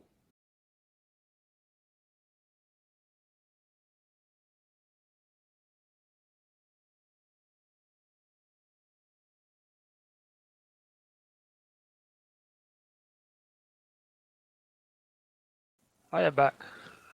Hey, welcome back, Daryl. And it appears that... oh, dearie Oh no, me. it froze. The cameras have frozen entirely. Oh no! This is now officially a radio show. And now it has gone to black.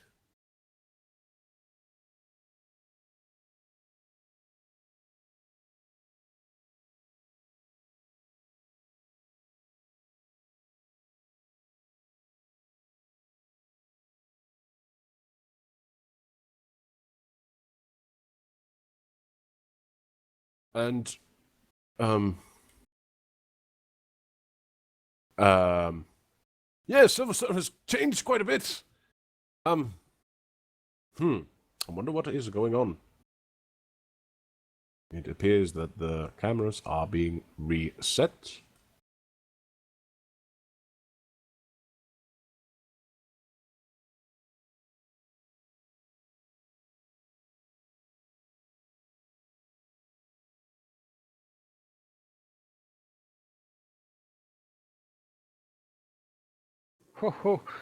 Oh, I just seen the Team RGPL car just suddenly do a nosedive going into the S's. Ooh, which RGPL car are you talking about? The ones in the P1s or the P2s? Yes, yeah, one of the LMP ones. I don't know whether it's just something to do with the warping, but it's just suddenly this nosed, went straight to the ground. As it just went over a curb into the S's, and just suddenly the nose just dug right into the ground. Oh dear, did they lose the nose? No, luckily. Phew. And Rob Kumarta Zuliglu is pitting, giving Rudy Koppen the chance to strike back.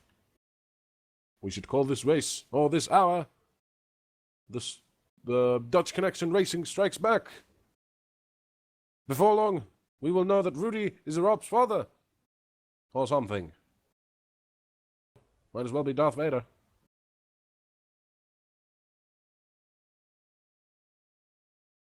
And here we go, Rudy inheriting the last podium position from a Ralp in these last few minutes of here at 8 hours of Silverstone. We've got 33 minutes to go, and oh my, the gap between Ralp and Rudy is quite big now. I don't know if Ralp can... Oh, they have switched to Arwen Taruna. And as we speak, oh dear, the Dutch Connection Racing car is having some issues with traffic, but has finally cleared them well enough. Now we will see if the number 18 ISIM RS Motorsport, driven currently by Arwen Taruna, is able to catch Rudy and the boys over at Dutch Connection Racing. It is looking quite grim for ISIM RS Motorsports, however, as the gap entering these last 30 minutes is over 42.2 seconds. Meanwhile, in the GTEs, I do believe the number 86 has just been overtaken by the number 62 core team driven by Marek Prokes. How are we doing with the stream? Is it back yet? Oh, we are just... It's Yes. loading in. Welcome to back to Radio, from Radio Tony to Tony TV, featuring our very own cameraman, or former cameraman, hopefully future cameraman, Dal Russell, also a driver for the, was it the number 12 DR Motorsports car? Yeah, well, I'm actually the team boss of DR Motorsport, but Ooh, team boss! yeah, am I? yeah, I've been a team boss now since I formed the team in 2012, 2013. And this is our second season in VEC with R52. Okay. And it's our first season in an LMP1. Ooh. Last season we drove two LMP2 cars, the Oracle Nissan, what you're using now. So, if to compare from a standpoint from someone who doesn't drive the P1 cars and only the P2 cars, what are the major differences when setting up a P1 car versus a P2 car? This is something I might personally want to know, and I'm sure a lot of other prospecting P2 drivers in Room 2 who one day want to be big boys like yourself and drive the fastest of all the classes. So, Right, let me see. The difference between P2 and the P1 car? setting them up. We all know that the P1s have more power. Also, some of them have four-wheel drive. And they have a lot more aero. But when you're setting up the car, how is it different from setting up the P2 car?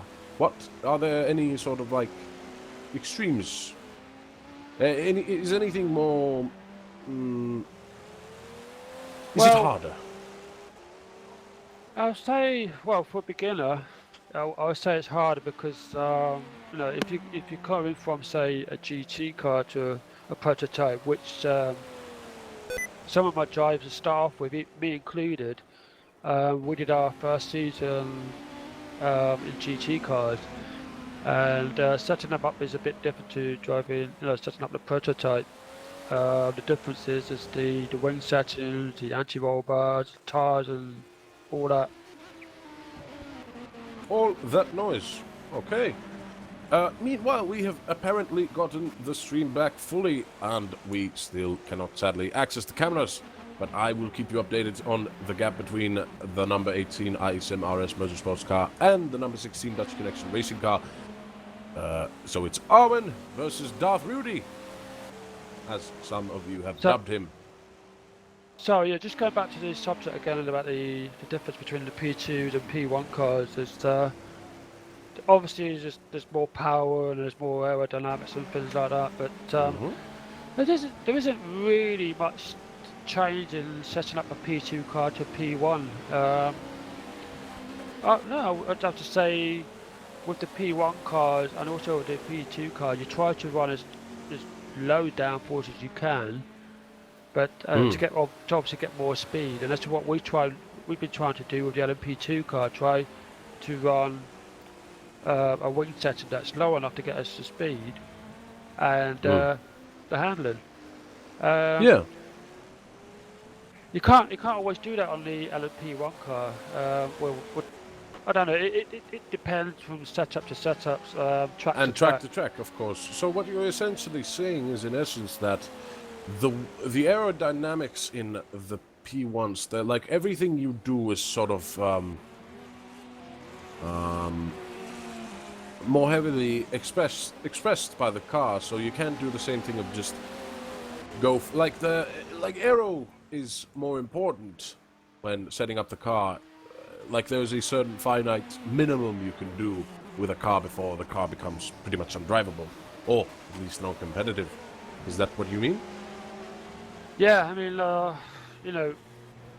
first off, well, what I find out, not with this mod, but for example, the Eldu Racers prototype.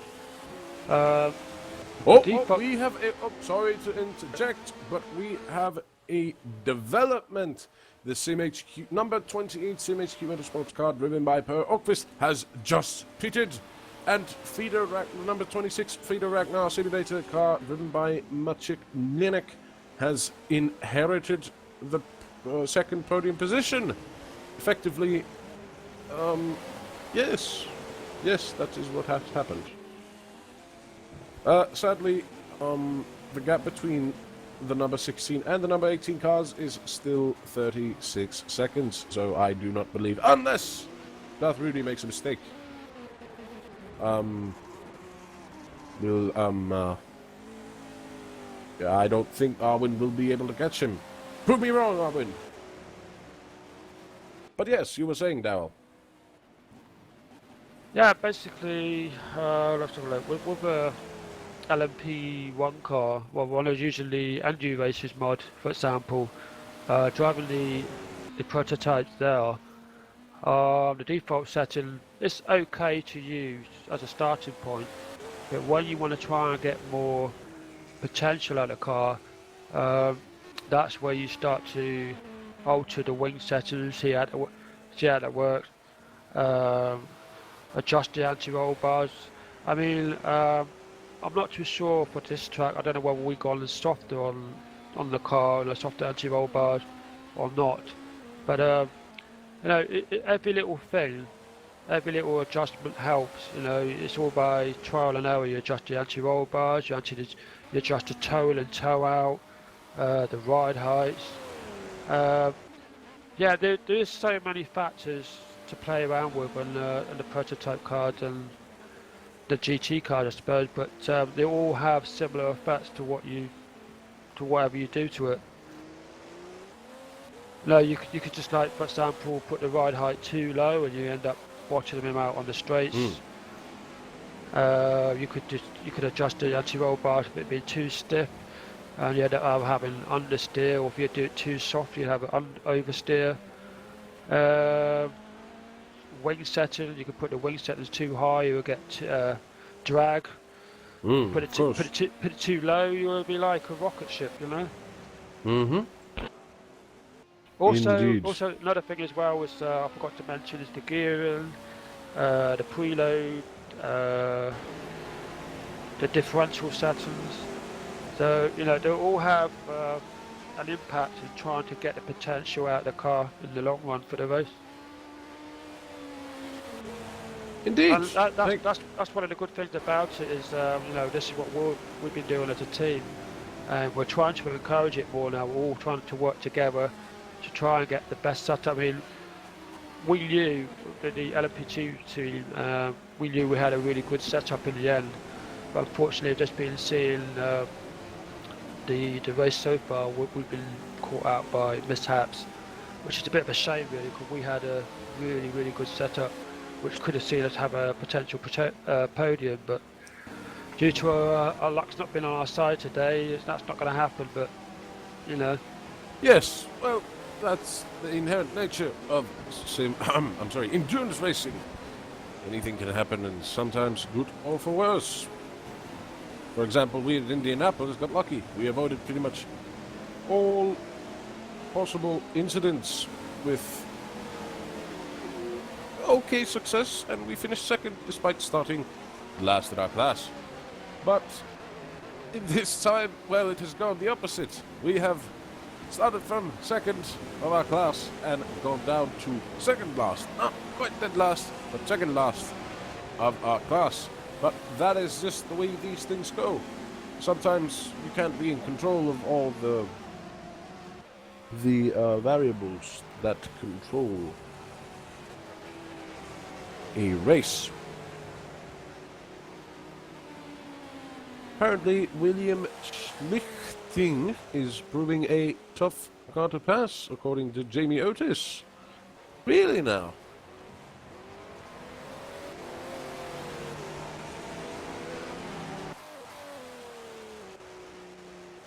Are you going to be alright, Tony, while I step away and get myself a drink?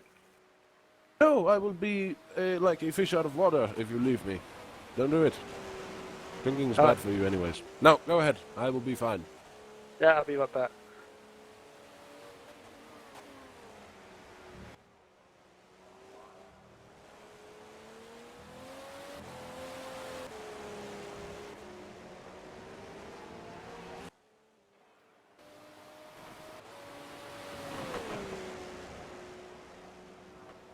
Oh dear, I appeared to have lost the stream for some reason.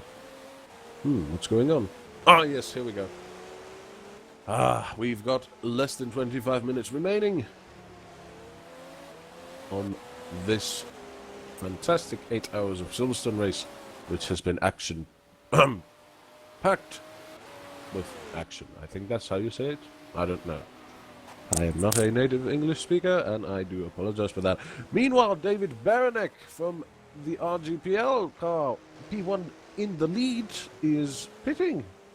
Interestingly enough. I am not sure, perhaps a splash and dash? No, they are actually, I think, switching their tires. Maybe they just want to make sure that if something happens to them, they will have the necessary grip to defend against Deltec Racing Team car, the number 8 car driven by Saba Kiss.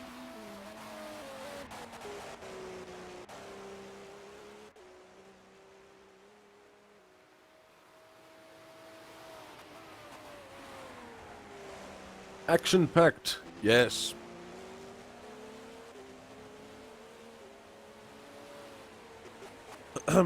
In other news, as there isn't much going on here in room 2 for now, but will in a moment. I am currently looking over the room 1 stream, where a Mr. Taylor is currently leading the P1s at room 2. I will quickly pull out the live timing for room 1 and have a look what's going on there, because we will be ending an hour before the room 2 race ends. So if you guys have the strength and the ability, I do suggest you go and watch the rest of the room 1 race if you are able. But in room 1, it's a solid 1.1 minute and 15 second lead by Adam Taylor over James Johnson in the P1s.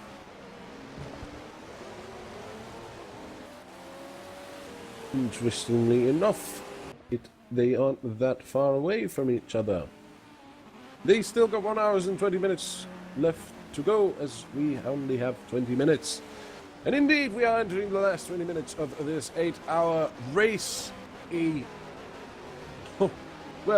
Personally, a demanding race from us at Velocity GP. But we have still had fun, and we hope that everybody else has had fun too. And oh dear, it appears a GT has quantum shifted in front of David and is forced to repair for 100 seconds. Oh no. Which car is this you're talking about?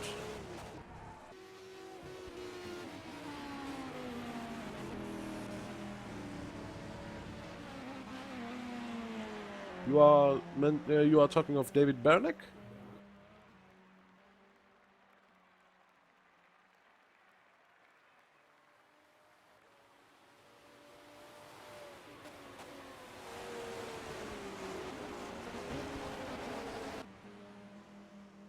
Whew. Quite a race we've had so far. And it's not even over yet. And Saba is pitting. They have a 2-second lead. Oh, no, 2-second. 2-lap lead over the car of Rudy Koppen, currently in P3. But if they have damage, we will just have to wait and see.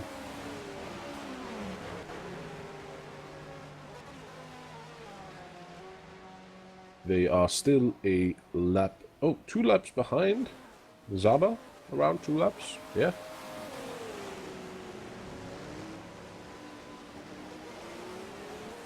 And Zaba is out of the pits. Just a quick splash and dash by the Deltec Racing Team number 8 car driven by Zaba Kiss.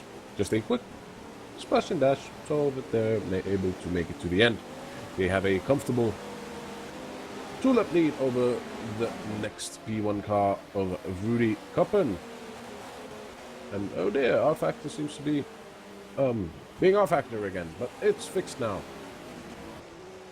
I hope that was only me and not all of the drivers. A small amount of stutter was present for a few seconds. So far, the gap is between the number 18 ISIM RS Motorsports car driven by Arwin Taruna is 26 seconds to the number 16 Dutch Connection Racing car driven by Rudy Koppen. And I do believe that unless Rudy makes a grave mistake or is in a accident or an incident with another driver, I don't think we will be seeing a battle here, sadly.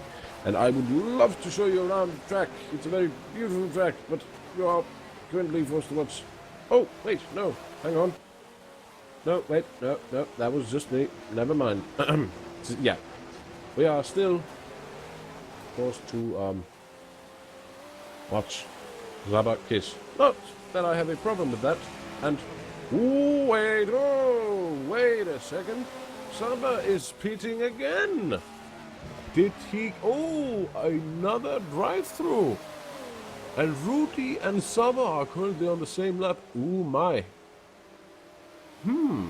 Let's hope there's not another drive-through penalty for Zaba in these last 15, 16 minutes or so, because that would be, well, terrible for the Deltec Racing car team. Deltec Racing Team, not the car. I mean, well, yes, the car and the driver and the team. All three. Yes.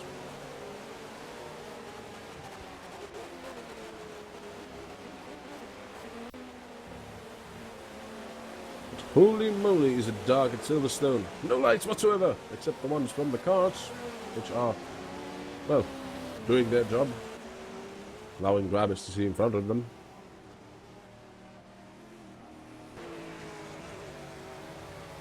Good thing we don't have any deer in sim racing. If a deer were to run onto the track, well, I'm not sure you would be able to avoid it. But considering these cars are quite winged, oh my! Oh, Rickard, the Mato making a brave move on the Ragnar Racing GTE car at the Beckett's complex. Oh my. But yes, yes, if a deer was to hit these prototype cars, well, they would literally become minced meat. I hear the wings are quite sharp. A virtual minced meat. I'm getting quite hungry. It has been a while since I've eaten. Back to the race. Yes. Still being led by David Baranek and RGPL. Quite a solid lead, indeed.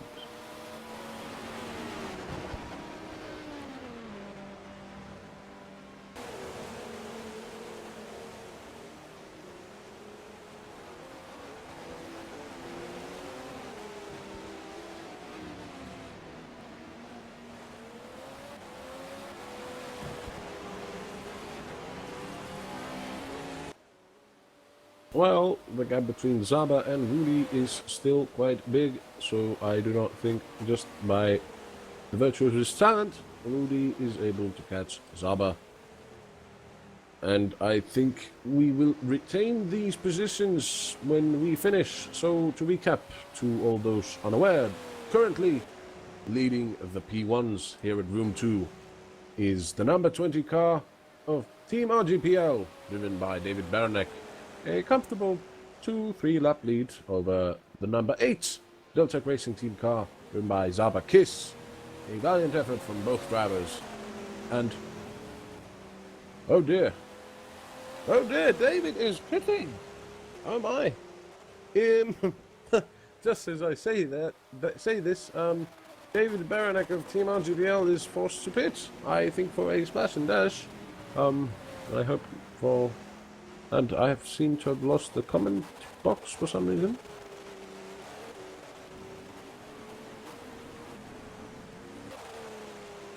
3.1 seconds to P1 for FRS. Ooh, interesting. What is this? In LMP2? Well, let's have a look, shall we?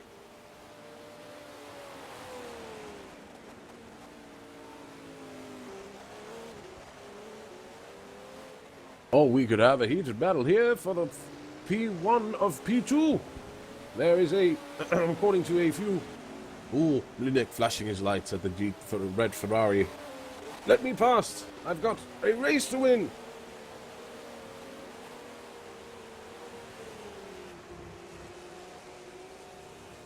And he is indeed catching Shane Burke. Oh dear, this could get interesting. Indeed, the P1, the fight for the P1 of P2 is currently ongoing. It seems that the the feeder Ragnar simulator car driven by Maciek Milenek is less than 2 seconds away from the Team RGBL Simtech car driven by Shane Burke. This could get interesting, ladies and gentlemen. Oh, how I curse the fact that I cannot access the cameras right now. Damn, no damn. This is not a very good moment to be a commentator, and I do my sincerest apologies to all viewers for not being able to witness this. But if you are interested, the replay file will be uploaded soon enough after the race, I think tomorrow or the day after tomorrow, and you can have a look yourself. I remember we had a very cool compilations made by, I think, one of the guys from Black Hawk, and you can always check those out as well. But yes, the difference between the P1 and the P2 in the P2 class is nothing. It is now 2.2 seconds. That's a gap where a small mistake can either make it or break it, depending on which driver you are.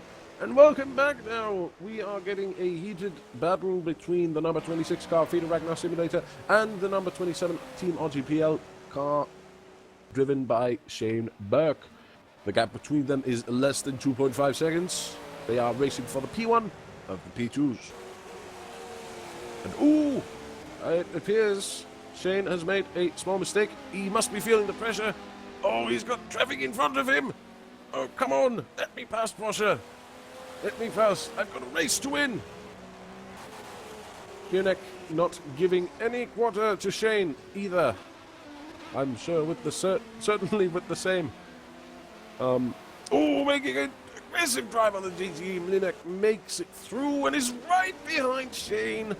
Oh dear, there is less than 2 seconds, almost 1 second between them. This could get interesting, ladies and gentlemen. Oh man, actually. Whew, less than a second. Indeed. Oh my. Oh, Mlinek is stuck behind the Black Hawk Racing GT car. Oh, loses about a second there. Oh, damn, how frustrating it must be from Linek. He knows the victory's there. He can take it by sheer power of will. As we've got less than 10 minutes to go in this 8 hours of Silverstone race. Oh my. for the rest of the classes, well, the results are pretty much still set, unless, well, someone has a terrible accident or something. So far, Shane Chancellor leading the GT cars, followed not so closely by John Yuan of the CMHQ team, and Team HQ Motorsport team in the GTEs, and then followed by, let us see here, Undercover Sim Racing, the number 59 car driven by Jimmy Huge, and in a comfortable lead, the number 20 car, Team RGBL, David Baranek in the P1s of the P1s. In the P1 of the P1. Yeah, that's what I said. And followed by the number 8 Teltec Racing Team car driven by Zaba Kiss. Both have had a wonderful race, but so far David has managed to hold the position as we've got less than 8 minutes to go. And unless something drastic happens, well, you never know. But here we are. I am watching very closely the battle between the number 27 Team RGPL Simtech car driven by Shane Burke and the number 26 Fido Ragnar Simulator driven by Maciek Munich. The gap between them is less than 1.5 seconds, and it only requires for Shane to make a small driver error or get stuck behind traffic for Munich to absolutely catch up and reap the benefits. But we will soon see, won't we, ladies and gentlemen? We've got almost 6 minutes to go. Munich giving everything he's got, and Shane must be feeling the pressure from Munich, but not giving an inch. He knows the victory is there. Both of them know that the win is there. They just have to make it to the end. Shane just knows if he makes one mistake, it could be the mistake of the race, or of his race. We will see. Oh, there's contact! Oh, Shane Burke is taken out by a GTE.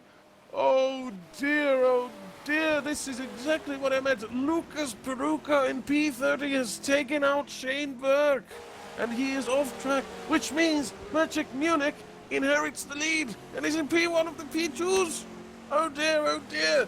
Oh man. I do want to see what's happening there, but I do not have control of the replay. I cannot rewind, and I cannot see what happened back there. But from my point of view, it seemed as if Shane tried to get on the inside of, the outside of, inside or outside of Lucas Peruka, and they had contact, and sadly Shane was taken out and thrown into the grass, which gave, well, basically gave Maciek Munich the lead and perhaps the victory. Oh, such a shame. What a shame. Poor Shane. Oh, what a shame for Shane. This is the second time he's been taken out at a race where he could have had a very good position indeed. Let us not forget he's been fighting for this entire race, and it was so close, ladies and gentlemen, less than 5 minutes away. But indeed, anything can happen. Anything can happen in these last few minutes of racing.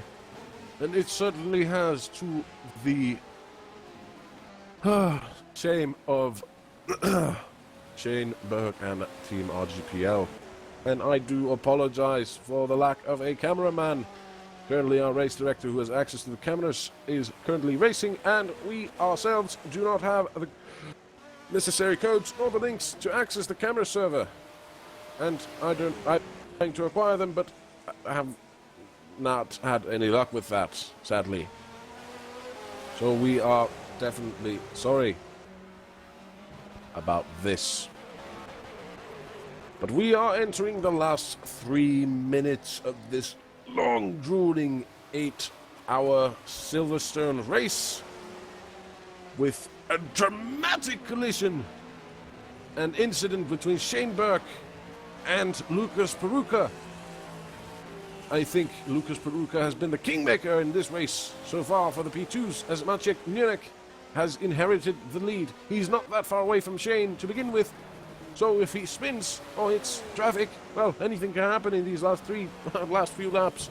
But as we have seen before, and we just now saw, but I don't think Munich has a lot of traffic in front of him for now. So I do believe Maciek has got this one in the bag. But I do hope Shane tries to get in. And Bert Schmidt pitting! Oh dear, why has he pitting? Why has he pitted in these last 3 minutes of this race? Probably for splash and dash and tyres. But you're going to lose those two. That's Oh, no! got to be a very short pit stop for this time. It has to be. Just a few seconds. Yeah, you were right. Just a quick splash and dash, and he is back on track. But it seems like they have given the P5 to... Oh no! No, they haven't! Mikael Forza hits Ben Russell. He's taken out into the grass. Ah, no. Oh dear. Ben Russell makes it away clean, but Bert Schmidt is right on the tail of Mikael. Not, just barely a few seconds. As they both enter Sector 2. Oh, I wonder if Mikael's got any damage which would allow Bernd Schmidt to catch up. Oh dear, oh dear. Oh, anything can happen in these last few moments. Oh, I would love for you to see this. But, sadly, well, we are having technical issues, and I do apologize sincerely. But, the positions for now in P1. David Baranek in first. Sabakis second. Rudy Kappen third in the P1s. In the P2s, a dramatic shift in the last 5 to 6 minutes of this long 8-hour race, where Maciek Munich has taken the lead in the P2s from Shane Burke after Shane had contact with a GTE. In third place of the P3s is Rokvist, who have same HQ Motorsport, who have driven a fantastic race so far, have had very little incident, and that has come back to them, and they are going to finish on the podium. And in the GTs, well, I've got no other way of saying this. The Black Hawk racing car has been dominant the entire race. It's like watching the Mercedes AMG Petronas of VEC. It has been a phenomenal race for the number 81 car, driven currently by Shane Chancellor. They have had a dominant lead over the rest of the GTE field. They qualified first, and so far it appears they are going to also finish first. Yes, there's less than 3 laps remaining as we enter the last lap. Here we go, ladies and gentlemen, the last lap of the 8 hours of Silverstone.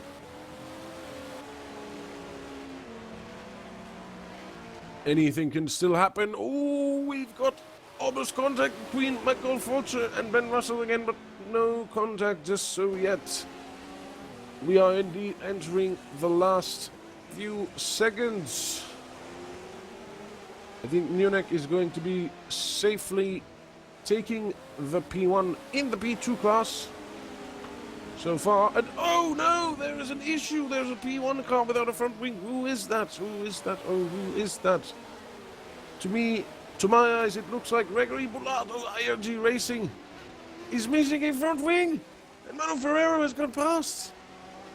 Oh dear, on the very last lap, the curse of the last lap, Manu Ferrero overtakes, and so David Baranek crosses the line. 8 hours, 3 minutes, 58 seconds, and wins the 8 hours here at Silverstone.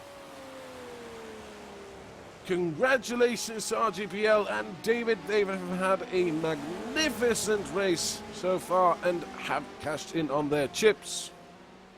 In the P2s, well, it just quite hasn't finished yet, but soon will. Let us have a look.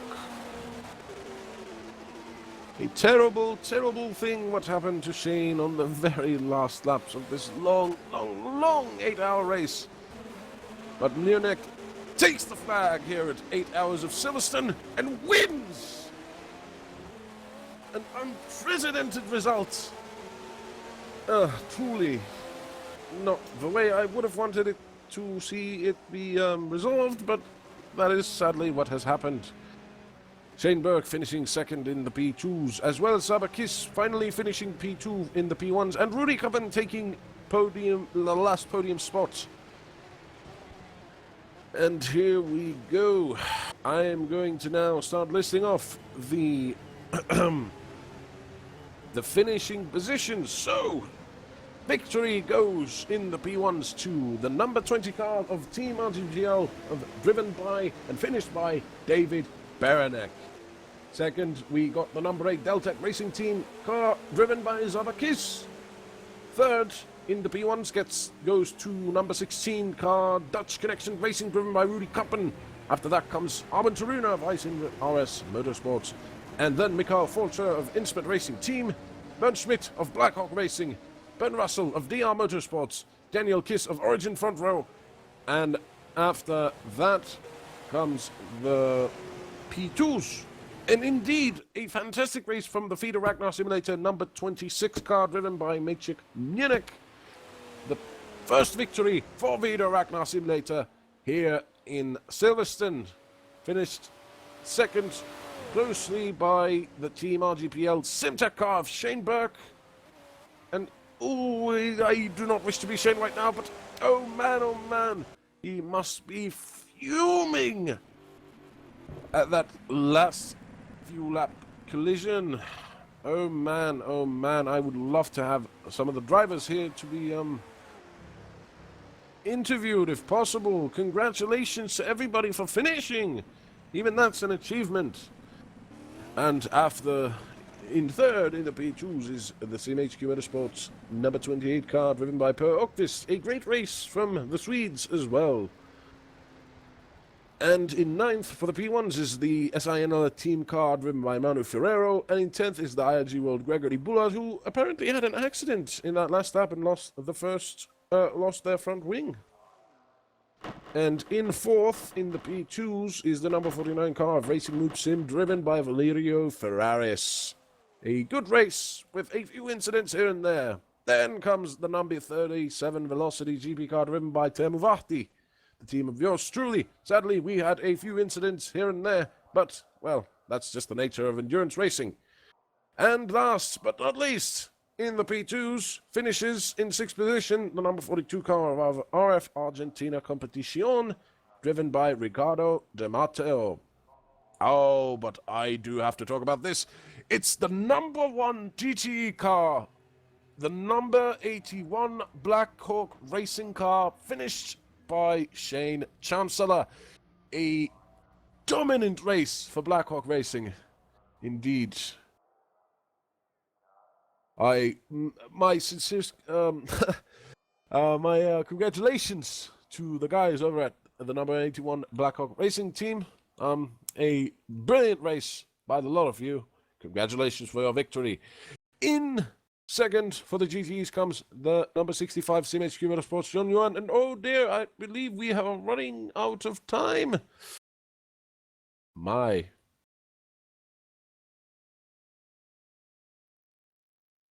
Well, I'm just trying to get some of the drivers to come up and give an interview if it's possible. Yeah, it seems the stream hasn't quite yet ended yet, but it might in a minute. But if possible, do try to drag some of the winners into the commentator box, Bernd, if you can.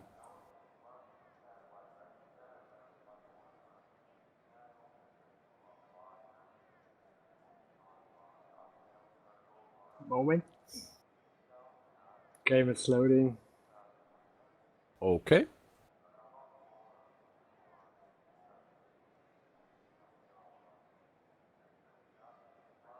Let's see if we could get David in here. Is David still in the TeamSpeak server? I sadly do not see him. Oh, no, wait, there he is.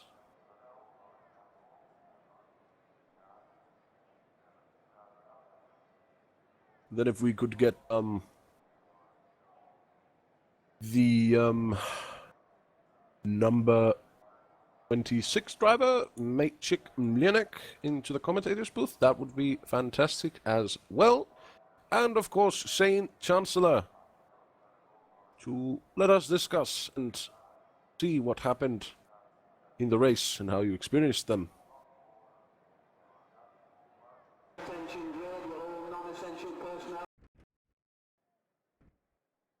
But yes, congratulations for everyone who participated, and even more congratulations to everybody who finished a feat that is surely impressive. 8 hours of driving is 8 hours of situations where anything can happen, as we just witnessed. And I also, if possible, want to get Burke in here, if possible. We can interview him, see what happened on that last 6 minutes. But yes, congratulations to everybody who finished and everybody who even raced. And a special congratulations to all the finishers.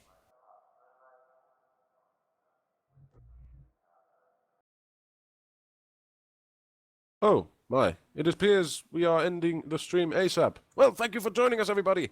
It has been fantastic to see you with us, and hope you'll join us for Suzuka in about a month. Thank you, everyone, for joining in, and I'll see you soon. Tony, out. And I'm out too. See you soon. Thanks for watching, guys. See you in 4 weeks for the next race. Thanks to Tony and Daryl for commentating the last 2 hours. Also thanks to Joshua for his amazing job again. And also thanks to the complete administration from Sim Racing Club. Have a nice evening and a nice Sunday. See you guys soon. Oh, and Merry Christmas!